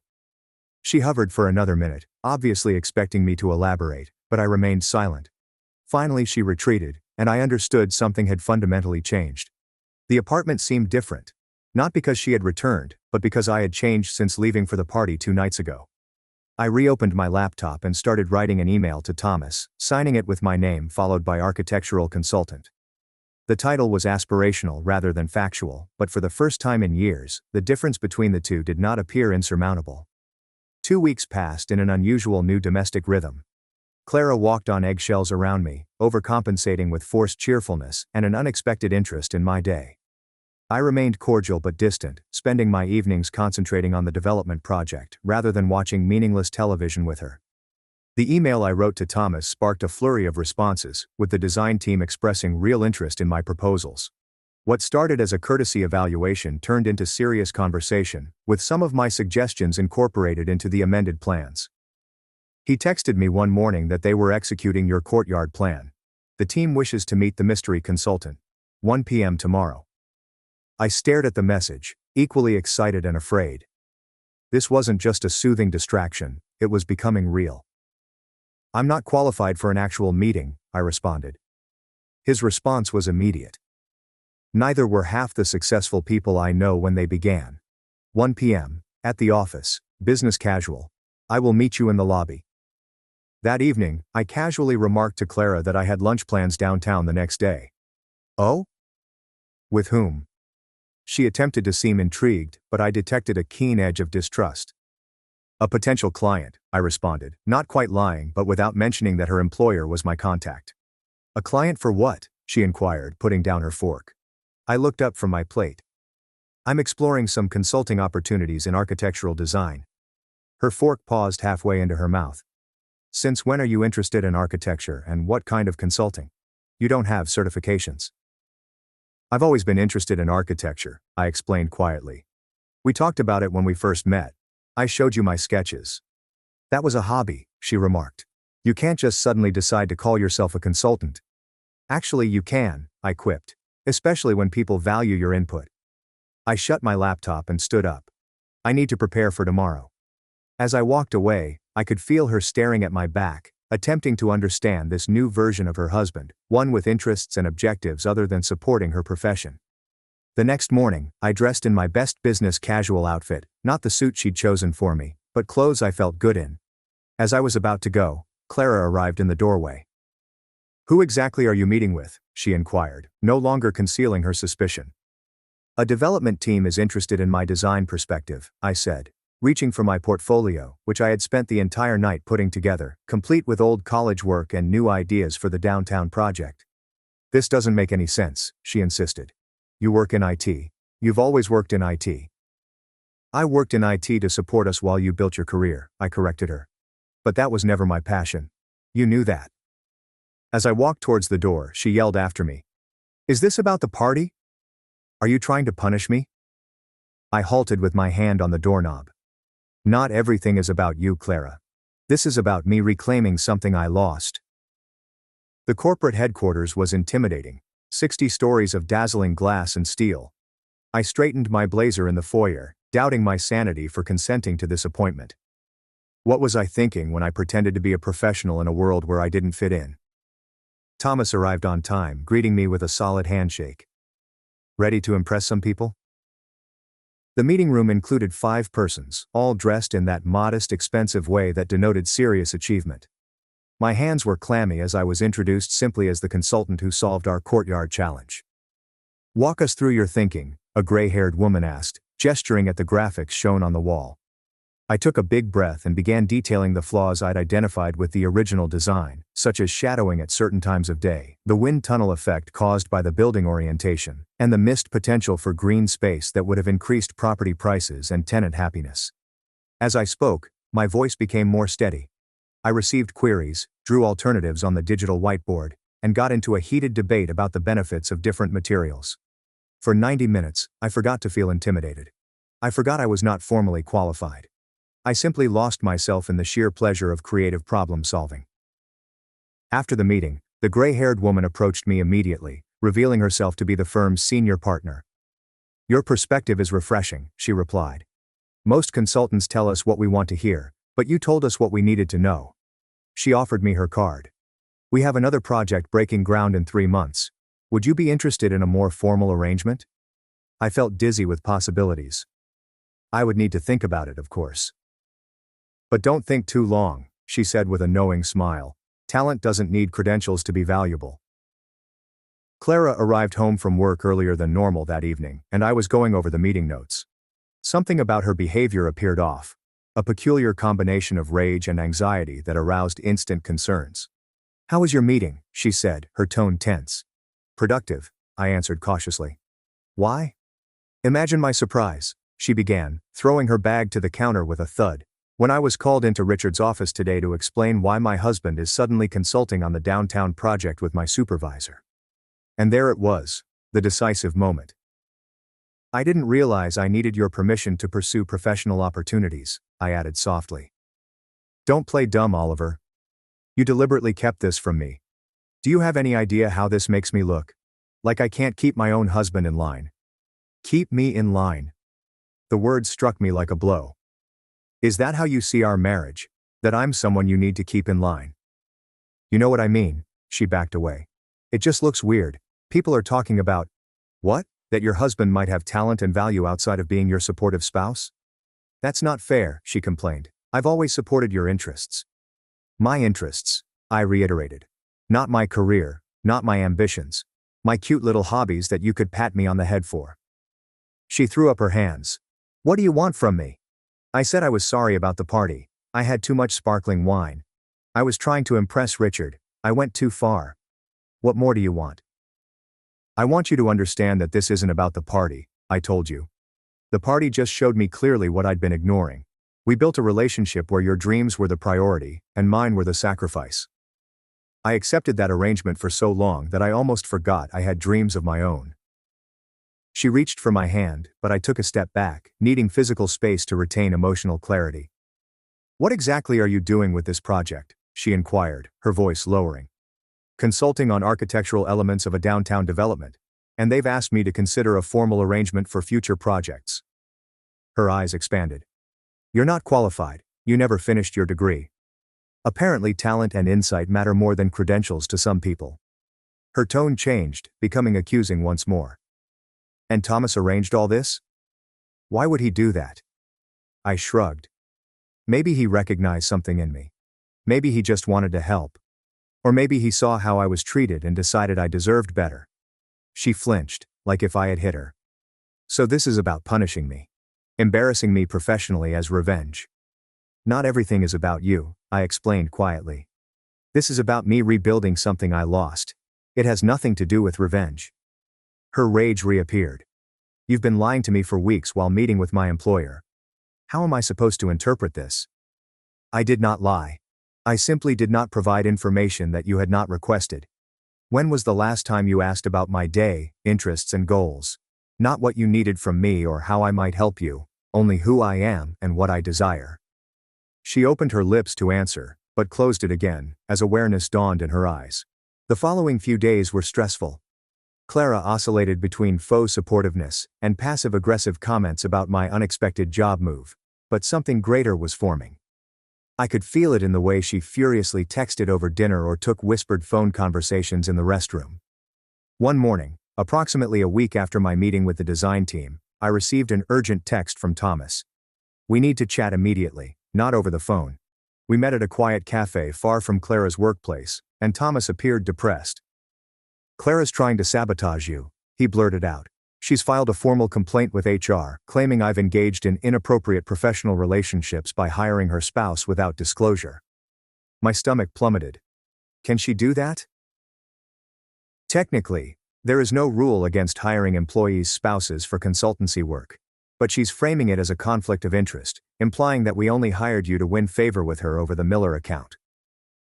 That's ridiculous, I responded, feeling betrayed yet again. She knows that's not true. Of course that's not true. But she is desperate. The Miller account numbers. The ones we've been questioning, Clara's been manipulating the data to make her results look better. There's something else you should know. He hesitated. Nothing illegal, but clearly against company policy. Richard had previously planned to audit her work next month, and now she is attempting to defame you before that happens. I took note.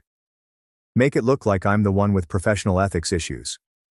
Thomas nodded grimly. Exactly. What can I do? I asked. We need proof that your hiring was solely based on merit. Your original email criticizing our design, did you send it from a personal account that Clara does not have access to? I replied. I created a new account like you suggested. Good. And your design suggestions were made before you knew about the Miller account audit? I didn't even know about the Miller account issues until today, I told you. Thomas was relieved. That helps. But there's another issue. Clara claims you've been exploiting insider information she brought home to gain an advantage on the project. I felt terrible. She's the one who never discusses work at home, except to brag. I had no idea about this project until you showed me. I believe you. But we have to prove it. I thought for a moment. She keeps a personal journal. Every night she writes down all of her professional accomplishments and strategies. If she has been changing data, it might be in there. Thomas scowled. I can't ask you to invade your wife's privacy. It's my apartment too, I insisted. And if she's trying to destroy my one chance at rebuilding my career just to protect her lies, I think I have a right to defend myself. That night, while Clara was at her emergency yoga session, which I now thought was a strategy meeting with her allies at work, I discovered her journal concealed in her underwear drawer. When I opened it, I felt a tinge of guilt, but that quickly faded as I began to read. It was all there. Her deliberate manipulation of the Miller account data, her strategy to keep Oliver focused on my career by disparaging his architectural hobby, and most damning of all, entries from the previous week plotting to discredit Thomas before he could expose her lies. She wrote, Thomas thinks he's so clever using Oliver against me, but I'll make sure they both regret it. I took images of the pertinent pages, my hands shaking with rage and betrayal. This wasn't just about the party. It was about years of purposefully suppressing my dreams in order to retain me as her loyal sidekick. The next morning, I texted Thomas the images with a simple message. Do what you need to do. 2 days later, Clara returned home in tears, her face blotchy from fury and embarrassment. You bastard! She screamed as soon as she saw me. You looked through my private notebook. You handed Thomas my personal writings. Do you have any idea what you did? I stayed calm, saying, I know exactly what I did. I fought myself against your attempts to undermine my career, just as you have done for years. They have suspended me, she screamed. Pending a thorough review of the Miller account. My reputation is ruined. What is your reputation? I laughed bitterly. You mean the reputation you earned by lying about your accomplishments and treading on others? What about that reputation? She dropped onto the sofa, abruptly shifting tactics, and tears streamed down her cheeks as she stared up at me with those deceptive eyes I used to find appealing. Oliver, please, she cried. You must assist me. Tell them you misunderstood. Tell them I never intended to harm your career. You realize how essential this work is to me. To us? I corrected. It was always essential to you. And you were determined to sacrifice my one hope of returning my passion to defend your falsehoods. I can solve this, she said. And I will tell everyone how proud I am of your architectural work. I will fully support your job change. We can get past this. I sat opposite from her, immediately filled with pity. Clara, do you even hear yourself? Even now, you are only offering to help me because you need something. That is not how partnerships work. What are you saying? She muttered, her eyes filled with dread rather than manipulation. I'm saying I'm finished being your supporting character. I have accepted a formal consulting role with the downtown development. I start next week. What about us? She inquired, her voice small. There is no we anymore, I replied gently, and I have already packed my things. I'm staying with a friend until I can find my own place. You cannot just leave, she cried, desperate. We can work this out. I will go to treatment. I will do whatever it takes. I shook my head. I've spent 8 years hoping you'd see me as an equal partner with my own goals. You had to face the repercussions of your conduct before you could provide that. And only because you needed my support. That is not love, Clara. That is just self-preservation. Her expression stiffened, the veneer of vulnerability falling away. Fine, leave. But don't think it's over. I still have friends at the company. They'll see through the lies Thomas told them. They're not lies if they're backed up by evidence, I reminded her. In your own handwriting. She jumped up, her eyes burning. Do you think this makes you some kind of man? Sneaking around behind my back, rummaging through my personal items. You are nothing without me. Nothing. Who do you think paid for most of this apartment? Who kept us afloat when your pathetic IT job had layoffs 3 years ago? I picked up my duffel bag, strangely cool in the face of her fury. I guess we'll find out who I am without you. That's what scares you the most, isn't it? The idea that I might actually succeed on my own. As I approached the door, she called after me, her voice suddenly smaller. Oliver, please, I love you. I hesitated, feeling an odd combination of sadness and freedom. I think you love the idea of me, the supportive husband who never challenges your spotlight. But that person doesn't exist anymore. The door closed behind me with a quiet click that felt more definitive than any slam could have. It's been 6 months since I left that flat and my former life. The downtown project is almost finished, with my courtyard design becoming one of the development's distinctive features. I've been engaged as a full consultant for 2 additional projects, and I'm taking night classes to finish my architectural degree. I wish I could say the change went smoothly, but Clara did not go down without a fight. She tried to turn mutual friends against me by telling them about how I abandoned her over a little job issue. She even stopped by my new flat once, oscillating between tears and threats. But the strangest part occurred 3 months after our split, when the company's inquiry was completed. Clara was dismissed for data manipulation, and on her way out, she appeared to have a total meltdown in the foyer. According to Thomas, who observed the entire incident, she yelled that everyone would be sorry if she disclosed the truth about the conspiracy against her. 2 days later, I got this desperate email from her. "Oliver, I need your help. They have ruined my credibility in the industry. Nobody will hire me. I realize I made faults, but I did not deserve this. You understand how hard I worked. Please inform Thomas that I've learned my lesson. Tell them that I deserve a second opportunity. Without my career, I have nothing. Please." I did not respond. After 8 years of putting her needs first, I was finally able to focus on my own journey. A common friend informed me last week that Clara had to return to her parents' home in Ohio. Her LinkedIn profile now displays her as a marketing consultant, which typically indicates that she is unemployed. Meanwhile, the senior partner at Thomas's firm has volunteered to sponsor me for an accelerated architecture program that will allow me to complete my qualifications in a year. I sometimes feel guilty about how things ended. I never wanted vengeance. All I wanted was respect and the opportunity to follow my own aspirations. But then I remember all those years of subtle insults, the humiliation at the party, and her readiness to ruin my potential in order to preserve herself. The guilt disappears rapidly after that. The greatest vengeance wasn't exposing her falsehoods or watching her career crumble. It was about recovering my own potential, a part of myself that I had almost forgotten existed. And, no matter what happens in my new work, I will never make myself little in order to make someone else feel big. If you're listening to this and see yourself in my story, if you've been putting your goals on hold to support someone who doesn't reciprocate, remember that it's never too late to rediscover who you were intended to be. Sometimes the hardest thing isn't fighting against how others perceive you. It's about resisting the limited version of yourself that you've come to accept. My father lectured me about financial responsibility for 20 minutes, yet refused to lend $5,000 while planning his Cancun vacation. I am 34 years old, and last Tuesday, my entire life changed when I checked my lottery ticket and found out I had won $47 million. My palms shook as I glanced at the 6 numbers that matched exactly. After the first shock subsided, I had a strange notion. I wouldn't tell anyone about this money. You know, I have a problematic background with my family about finances. If you're seeing this right now, please leave a comment telling me where you're viewing from. Before I tell you about this life-changing decision, please like and subscribe to hear more true stories about family devotion and betrayal that may transform the way you view your own relationships. Prior to that fateful Tuesday, my life was terribly mundane. I worked as an accountant for a small marketing agency in Portland, earning just enough to live comfortably but never enough to feel secure. My residence was a little 1-bedroom on the outskirts of the city. Nothing special, but it was mine.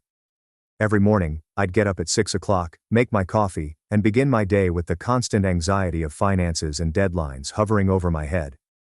The job was challenging, with 60-hour work weeks becoming the norm rather than the exception, particularly around tax season.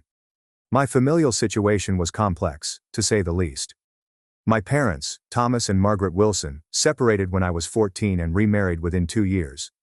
My father, Thomas, a high school physics teacher, married Elaine, a real estate agent with affluent tastes and an even more expensive lifestyle. My mother, Margaret, fell in love with Victor, a prosperous business entrepreneur who had more money than my father but kept a close eye on every penny. I have 2 siblings. Rachel, my younger sister, is 30, and has always been the golden kid. She graduated from an Ivy League university, married a surgeon called Daniel, and now lives in a beautiful suburban home with their 2 gorgeous children. Then there's my older brother, Andrew, 36, who, despite his charm and intelligence, has never really worked out his life. He moves from job to job, relationship to relationship, and has perfected the art of borrowing money from family members. The pattern was always the same. Urgent call, passionate plea, promise of repayment, then radio quiet until the next crisis. Extended family was no less complex. My Aunt Clara, my mother's younger sister, was possibly the most real person in our family. Despite living paycheck to paycheck as an elementary school teacher, she always managed to show up when it counted. She drove an old Honda that made strange noises, lived in a small apartment full of books and plants, and never complained about her situation. In stark contrast was my Aunt Judith, my father's older sister, who had married wealthy and made no secret of it. She spent the holidays criticizing everyone's life choices and making disparaging remarks about my job, apartment, and eternal single state. My cousin Ethan, her son, inherited her entitlement but not her financial success, and he had a gambling problem that the family pretended to ignore. My family's history of financial aid has jaded me. When Andrew required $5,000 for rehab 3 years ago, I drained my small savings account to assist him, only to discover months later that he had never truly attended therapy.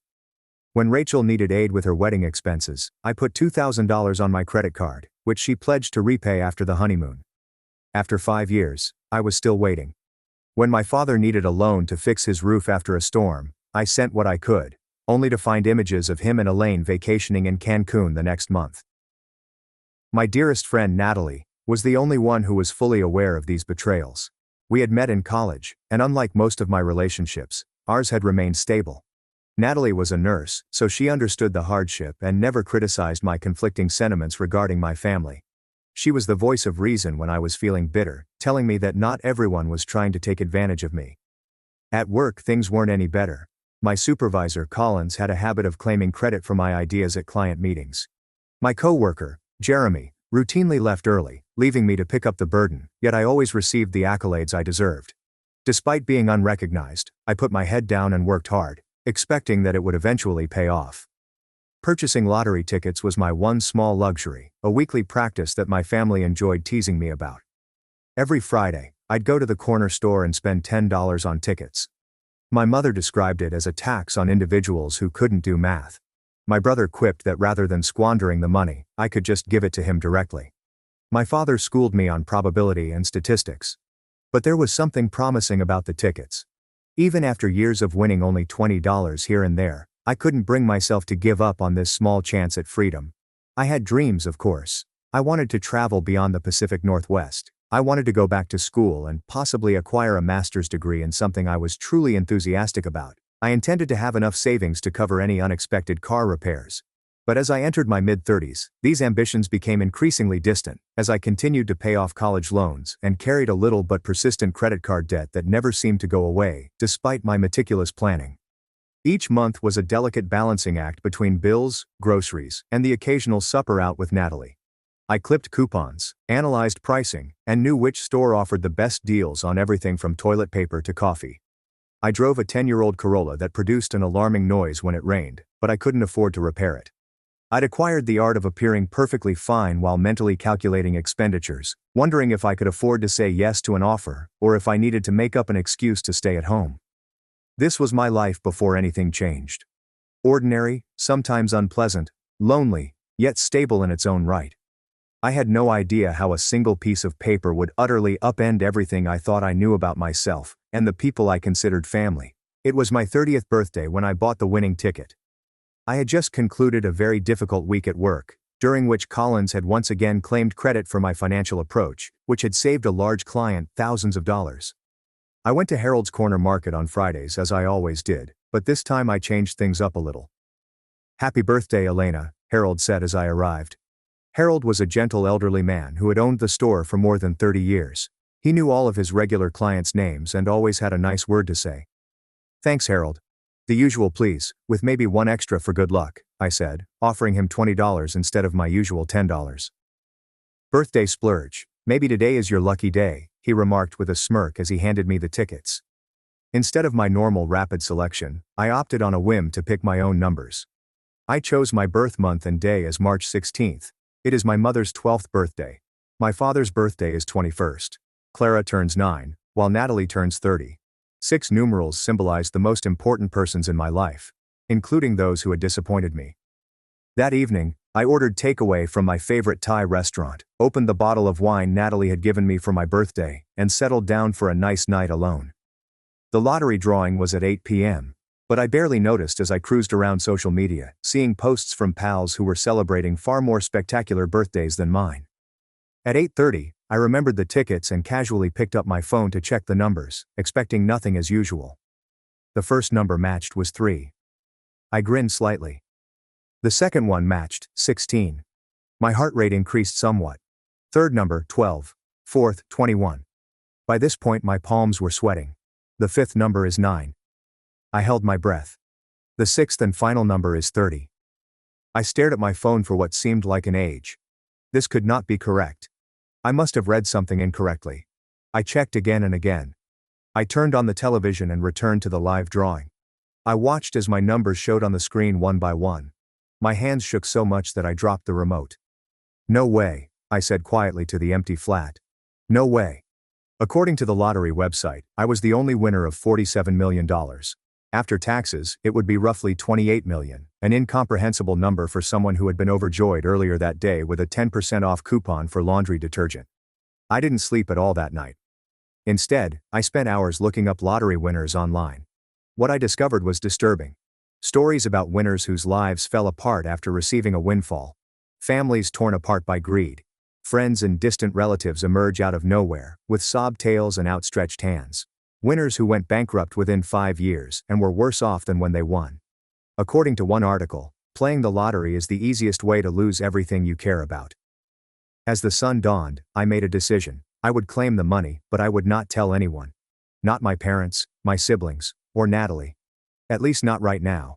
Before everyone else tried to tell me what to do with this money, I wanted time to analyze it, form a strategy, and figure out what it meant for my future. That morning, I called in sick for the first time in 3 years and scheduled an appointment with Martin Blake, an attorney who specializes in financial planning and estate law.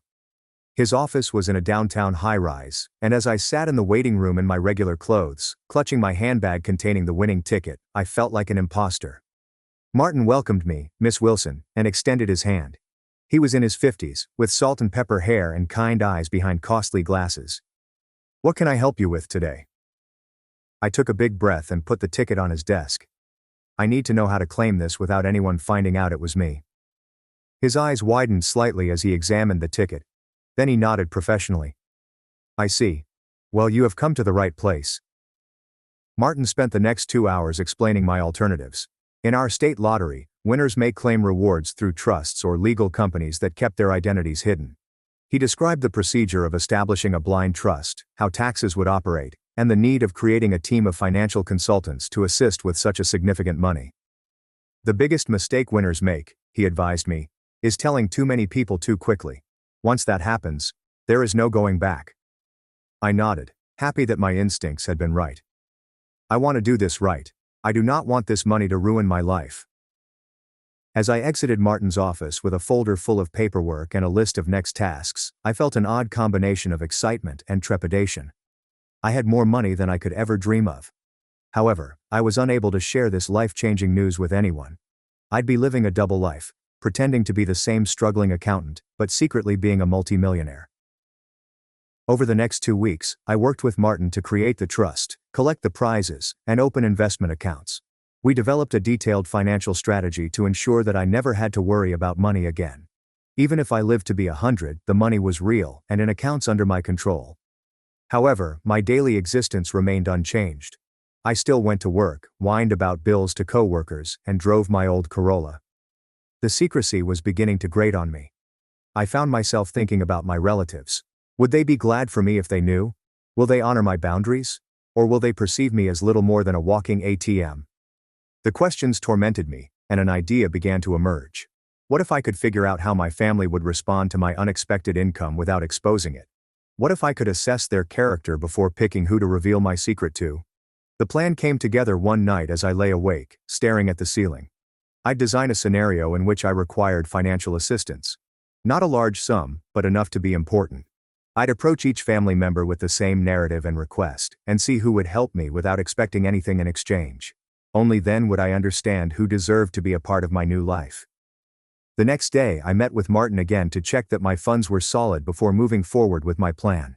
We had built a varied investment portfolio, established trusts for future charitable giving, and opened a small personal account that would allow me to withdraw monies without arousing suspicion. The majority of the money was carefully invested, untouchable by anyone save myself. "Everything is in order, Eleanor," Martin said, pushing a packet across his pristine desk. "Your financial future is secure. You could stop working tomorrow if you wanted to."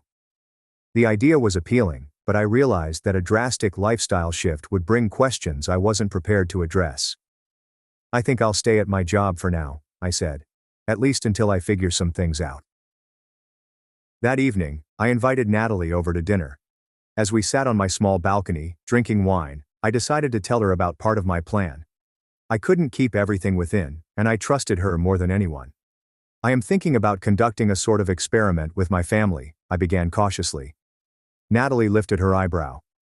"What kind of experiment?" I took a deep breath. "I am going to tell them I lost my job and need financial help, just to see who actually cares enough to help me when I need it."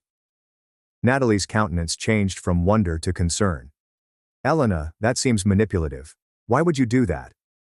"Because I am tired of being the only one who helps when others need it," I replied, not quite meeting her gaze. "I want to know who would be there for me if the tables were turned." "But lying to test people? That does not sound like you." Natalie laid down her wine glass. "Why not just ask them how they feel about you? Have an honest conversation." I laughed without humor. "Right. Because my family is so great at honest conversations. You know how they are, Natalie. You have seen how they treat me. Still, this feels wrong. What are you trying to prove?" "I am not trying to prove anything," I insisted, though this was not totally accurate. "I just want to know who actually cares about me versus who sees me as a resource." Natalie shakes her head. "I think you are going to hurt yourself more than anyone else with this. But I know that look in your eye. You have already made up your mind." She was correct.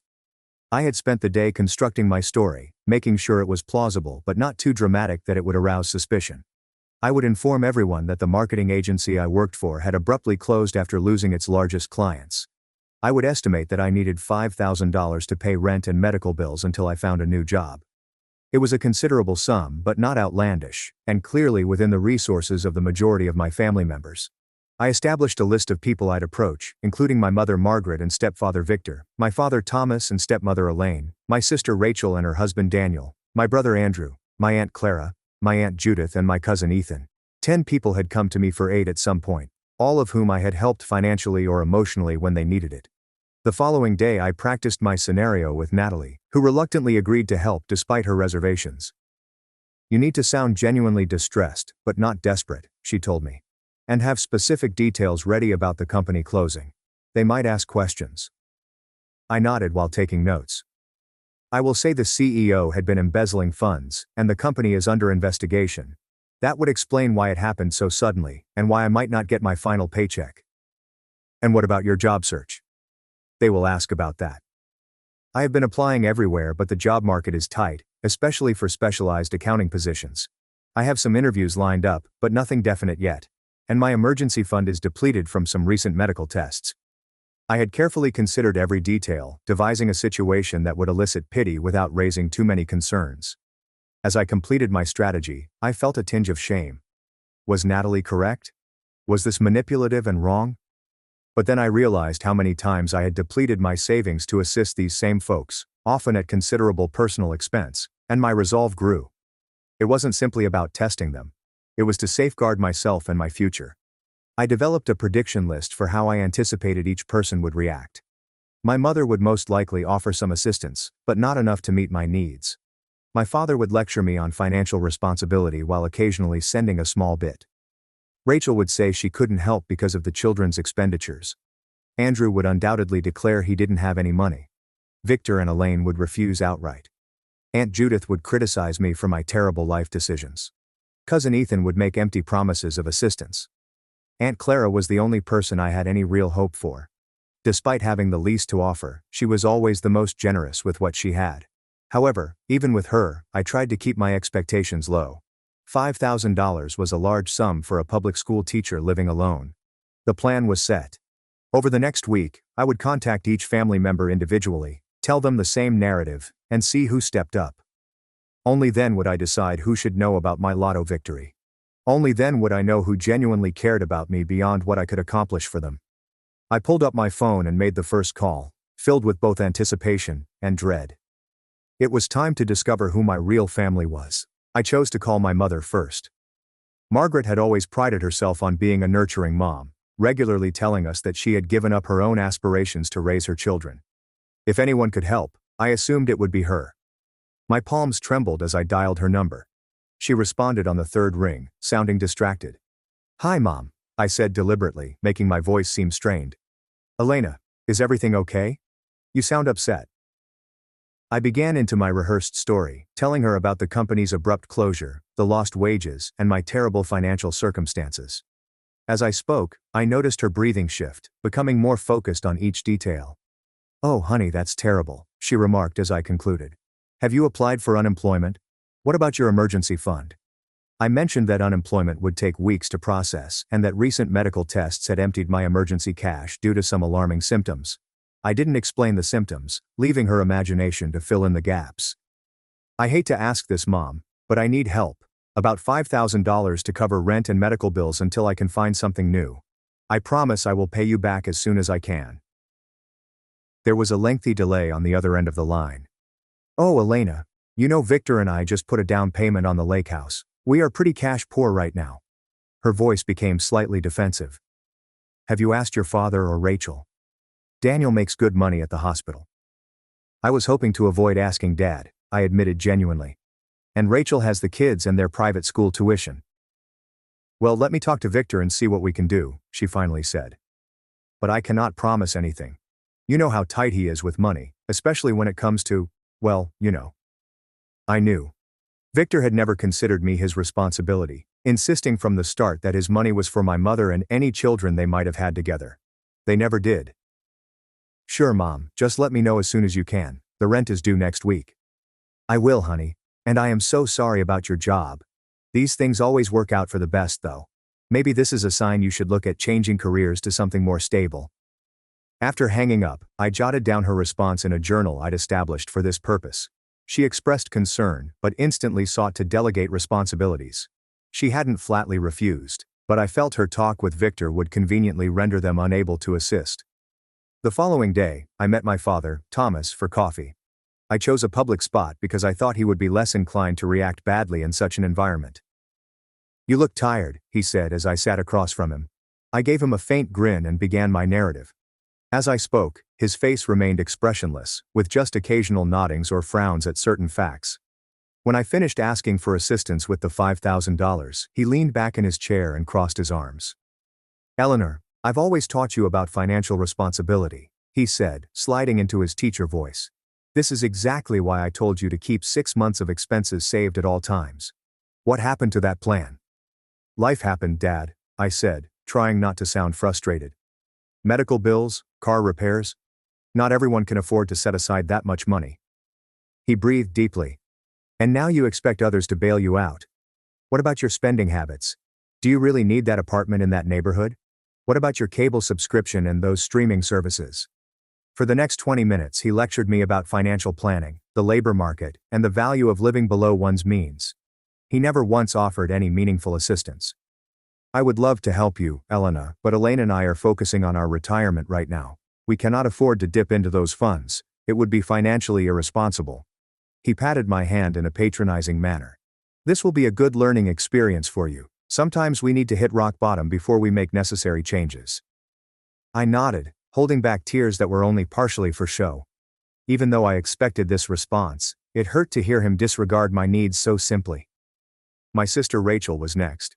I drove to her lovely suburban home on a Saturday afternoon. Her husband Daniel was golfing, so we had solitude to converse. "Elena, what a surprise," she shouted as she opened the door.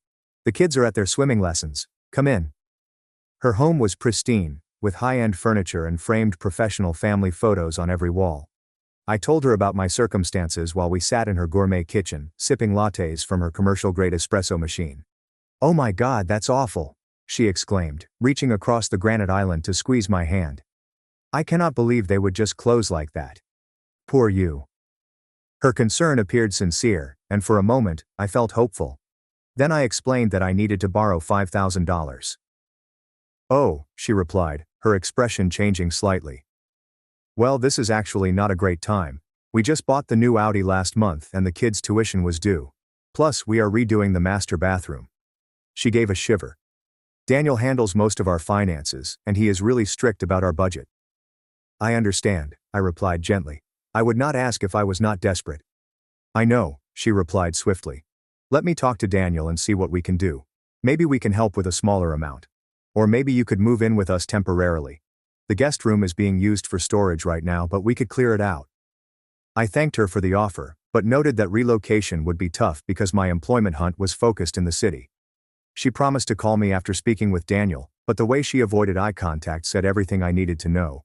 My brother Andrew was perhaps the most disappointing. After I sent him a comprehensive text detailing my circumstances, he replied with a simple message. That sucks, sis. I'm feeling really tense right now. We will call you later. He never did.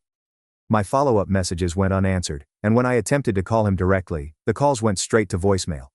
This from the same brother who had borrowed thousands from me over the years, always with weeping promises of payback that never came through. When I phoned my stepmother Elaine, she was forthright and did not even pretend to be sympathetic. Eleanor, I am sure this is difficult, but Victor and I are not in a position to help. Perhaps this is an opportunity for you to learn better financial management skills. Have you considered downsizing your apartment or getting a roommate? When I said that I had assisted them with renovations to their holiday cabin last year, she bristled. That was different. That was a family property that you also enjoy using. The fact that I had only been invited to the cabin once in 5 years didn't seem to matter. My stepfather, Victor, was even worse. You are not my daughter, he declared bluntly when I called. I have supported your mother for years, but your financial problems are your own. Perhaps you should have chosen a more lucrative career path. My cousin Ethan looked empathetic at first, promising to help out. He even proposed we meet for lunch so he could give me the check. But when the day arrived, he texted an hour beforehand, stating something had come up and he would reschedule. He never did, and soon stopped replying to my mails completely. Aunt Judith's reaction was arguably the least unexpected, but nonetheless heartbreaking. Well, Eleanor, I always said that company of yours seemed unstable. I told your father you should have taken that job at the bank after college, but no one listens to me. She then continued to tell me about all of the financial difficulties that other family members had faced, and how they had overcome them without requesting for assistance. That evening, I learned from Rachel that Aunt Judith was informing everyone about my financial carelessness. After a week of rejections, half-promises and complete quiet, I was emotionally tired. The experiment confirmed my deepest concerns about my family. However, the reality was still tough to face. 7 persons who had frequently requested and received my assistance over the years were unable or unwilling to reciprocate when I needed them. Then my phone rang. It was Aunt Clara. Elena, honey, I just heard from your mother about the job. Are you okay? Her voice was warm and genuine. I hadn't contacted Clara yet but planned to phone her the next day. The fact that she called me first, after learning about my circumstances secondhand, spoke volumes. I am hanging in there, I said. The emotion in my voice is now very authentic. Listen, I want to help. Can we meet for lunch tomorrow? My treat, of course. The following day, we met at a little diner near her apartment. Clara looked precisely like she always did, with her silver-streaked hair pulled back in a modest ponytail, trousers, and a sweater with mismatched buttons. She hugged me warmly before we sat down. I am so sorry about your job, sweetheart. That company never deserved you anyway. As we ate, she asked serious questions about my job hunt and offered to contact some former colleagues who had contacts in business. After our dishes had been cleaned, she dug into her purse and took out an envelope. I want you to take this, she asked, sliding it over the table. It is $3,000. I know it is not the full amount you need, but it should help with the rent at least. I stared at the envelope shocked. Clara, I cannot take this. This is too much. Nonsense. Family helps family. And I want you to know something else. She leaned across the table and grabbed my hand. If you need a place to stay to save on rent, my sofa pulls out into a bed. It is not fancy, but you are welcome to stay as long as you need to. Tears filled my eyes, and this time they were sincere. Thank you, I said softly, amazed by her kindness. Now do not you worry about paying this back right away, she told you. Get back on your feet first. Find a job you actually like this time. Life is too short to work somewhere that does not appreciate you. As we exited the restaurant, Clara hugged me again. You are going to be okay, Elena. You are smart and capable. This is just a bump in the road. Driving home, I held the envelope containing $3,000, more than I thought Clara could afford. The contrast between her response and the rest of my family's could not have been sharper. The only person who had offered genuine assistance was the one with the least to offer. After meeting with Clara, I conducted some research that astounded me. $3,000 was practically all of her funds, and I discovered that she had been quietly battling with problems from type 2 diabetes. Her medicine prices had lately doubled, so she had taken on extra tutoring job to make ends meet. The realization struck me like a physical blow. Clara, who had so little, had given me practically everything she owned without hesitation or condition. Meanwhile, my mother, who had recently spent $8,000 on a bathroom remodel, couldn't afford $5,000 to assist her daughter with rent and medical bills. The following day, I asked Clara to my apartment for dinner.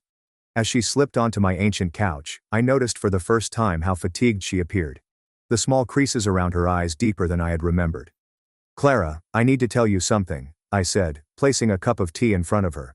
I have not been completely honest with you. Her expression remained open, more intrigued than concerned. What is it, honey? I did not lose my job. The company is fine. I still have my position. The words came out rapidly. I made up the story to see who in the family would help me if I needed it. Clara was quiet for a moment before nodding softly. I see. Are you angry with me? I inquired, suddenly fearful of losing the one true friendship I had discovered via this experiment. She examined the question. No, not angry. Maybe sad. Sad that you felt the need to test people in this way. She sipped her tea.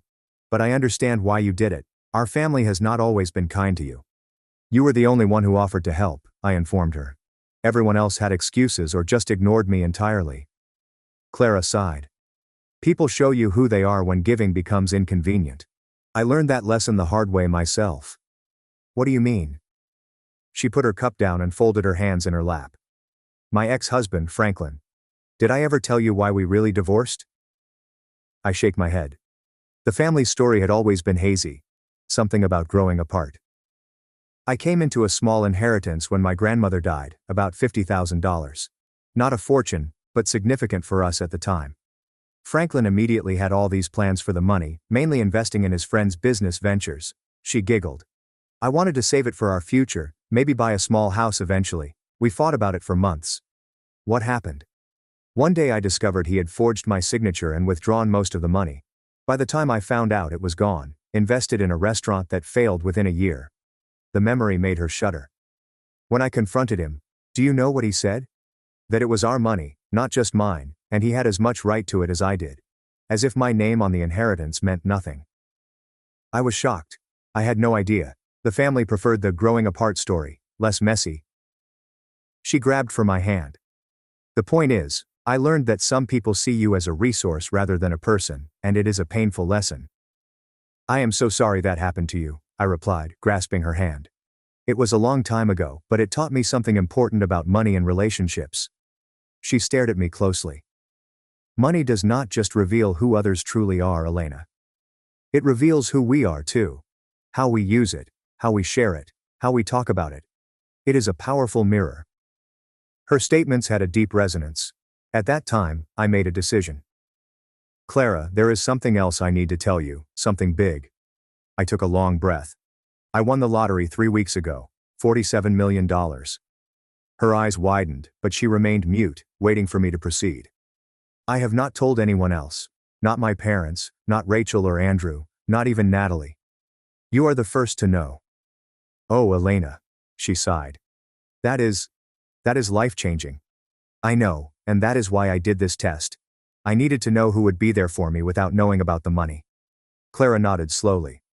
I understand that. But what will you do now? That is what I am trying to figure out. The money is secure, and I have good financial advisors, but I do not know how to handle the family. Clara considered this. You know, you do not owe anyone anything, Elena, not even me. But I want to help you, I said. Your medical expenses, a better apartment, whatever you need. She smiled softly. I do not need anything from you, sweetheart. I am happy with my life. My apartment is small, but it is full of things I love. My car runs most of the time. I have my students and my books. And now this wonderful secret with my favorite niece. She smacked my hand. Just knowing you are secure and happy would be enough for me. Her selflessness reduced me to tears. Here was someone who had given me practically everything she had when she thought I needed it, and now she was asking for little in return, even knowing I had millions. As we talked into the night, the disparity between Clara and the rest of my family grew more pronounced. While I was performing my experiment, word spread throughout the family about my alleged financial difficulties. Instead of causing worry, it had resulted in gossip and judgment. My phone buzzed with a text from my mother. "I heard you asked Rachel for money as well. You should have let me know you were asking everyone.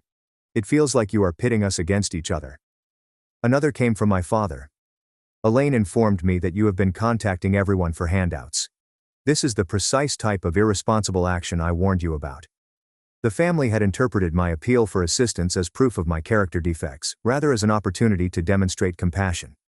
They had told me everything I needed to know about the genuine nature of our connections. The morning after my chat with Clara, I met with Martin to discuss my long-term financial goals. Now that I understood my family relationships, I could make informed judgments regarding my future. "I want to set up a trust for my Aunt Clara," I told him. "Something that will cover her medical expenses and provide her with a comfortable retirement, but in a way that feels like a gift rather than charity. She is very proud." Martin nodded, taking notes. "We can structure it as a family trust that provides a monthly stipend. She would not have to manage a large sum all at once, which can be overwhelming for someone not used to wealth." "Perfect, and I want to buy her a small house near wherever I decide to live. Nothing extravagant, just comfortable and accessible for someone with health issues." We spent the next hour talking about investment techniques, philanthropic foundations, and my current living circumstances. I had chosen to give notice at my accounting work and focus on starting a nonprofit organization to assist elderly individuals living alone, inspired by Clara's circumstances and the many others like her. "What about the rest of your family?" Martin inquired carefully. "Do you plan to tell them about the winnings?" I shake my head. "Not right now. Maybe not ever, but I do want to arrange a family meeting to clear the air about my financial troubles." Later that day, I called Natalie and told her the whole truth about the lottery jackpot and the family experiment. After her first astonishment, she realized why I had kept it a secret. "So what now?" she inquired. "Are you going to become one of those eccentric millionaires who still clips coupons and drives a beat-up car?" I laughed. "No, but I am not going to suddenly start buying Bentleys either. I want this money to mean something, to do good, starting with Clara. She deserves it." Natalie agreed.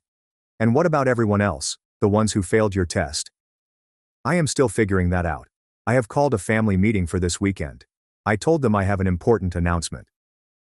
When Sunday dawned, I was shocked to see everyone gathered at my flat. My mother and Victor, my father and Elaine, Rachel and Daniel, even Andrew, who had been avoiding my phone calls for weeks. Aunt Judith had already frowned disapprovingly when she arrived. Aunt Clara arrived last, giving me a covert smile as she entered. As everyone gathered in my modest living room, looking around with varied degrees of interest and judgment, I stood before them, surprisingly calm. "Thank you all for coming," I said. "I know there have been rumors going around about my financial situation, and I wanted to address them directly." My mom shifted uncomfortably. Andrew became quite interested in his phone. Rachel and Daniel exchanged looks. "The truth is, I am fine. I have found a new job with better pay and benefits." This was legally correct, as I had recently appointed myself executive director of my new foundation for a modest salary. I will be transitioning to that position next month. "Well, that is wonderful news," my mother exclaimed, clearly relieved. "We have all been so worried." Several faces in the room appeared to be relaxed. They had come expecting to be solicited for money again, or to stage an intervention regarding my financial habits. Instead, they were given fantastic news that didn't require anything from them. "So why all the drama about needing money?" my father inquired, his tone accusing. "Why ask everyone for help if you had a job lined up?" I met his stare steadily. "The job came through recently, and when I was in trouble, I reached out to my family. That is what family is supposed to be for, right?" An uneasy silence settled over the room. "Well, we all have our own financial commitments," Elaine remarked defensively. "It is not always possible to help even when we want to." "Of course," I responded. "We all have to make decisions about our priorities." I turned to Andrew. Speaking of which, Andrew, I noticed you never responded to my messages when I needed help. Yet you had no problem asking me for $3,000 last Christmas for your rent. He had the elegance to appear embarrassed. I was going through some stuff, and I did not have any money to give you. You did not even call me back, I stated. That would have been free. The conversation continued in this manner, with me speaking gently but firmly about the hypocrisy and lack of support I had encountered. Nobody admitted any wrongdoing. There were explanations, justifications, and even attempts to shift blame back onto me for making everyone feel terrible. As they trickled out after an uncomfortable hour, I felt an odd sensation of relief. I hadn't told them about my lottery win, but I had stood up for myself in a way I'd never done before.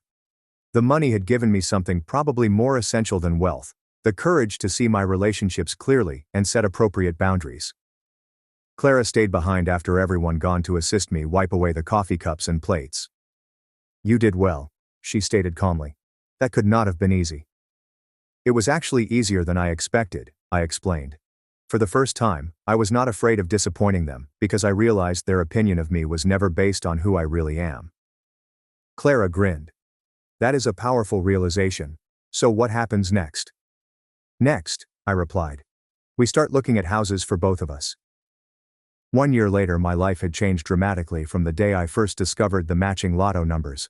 I'd moved into a lovely but modest home in a quiet neighborhood with a garden that made me happy every morning.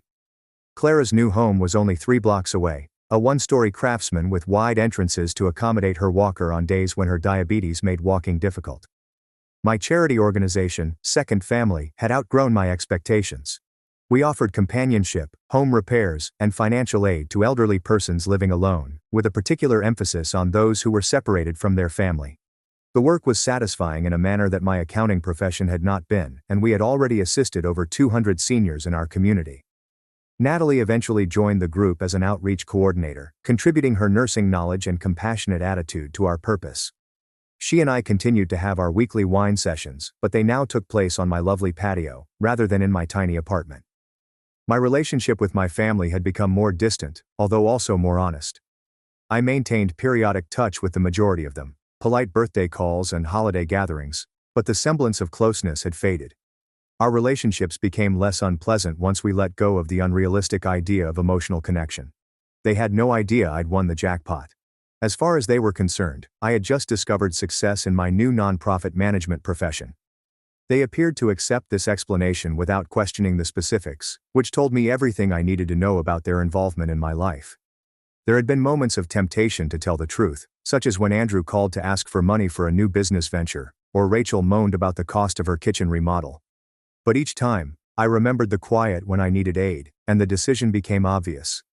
Interestingly, there were times when family members truly required help.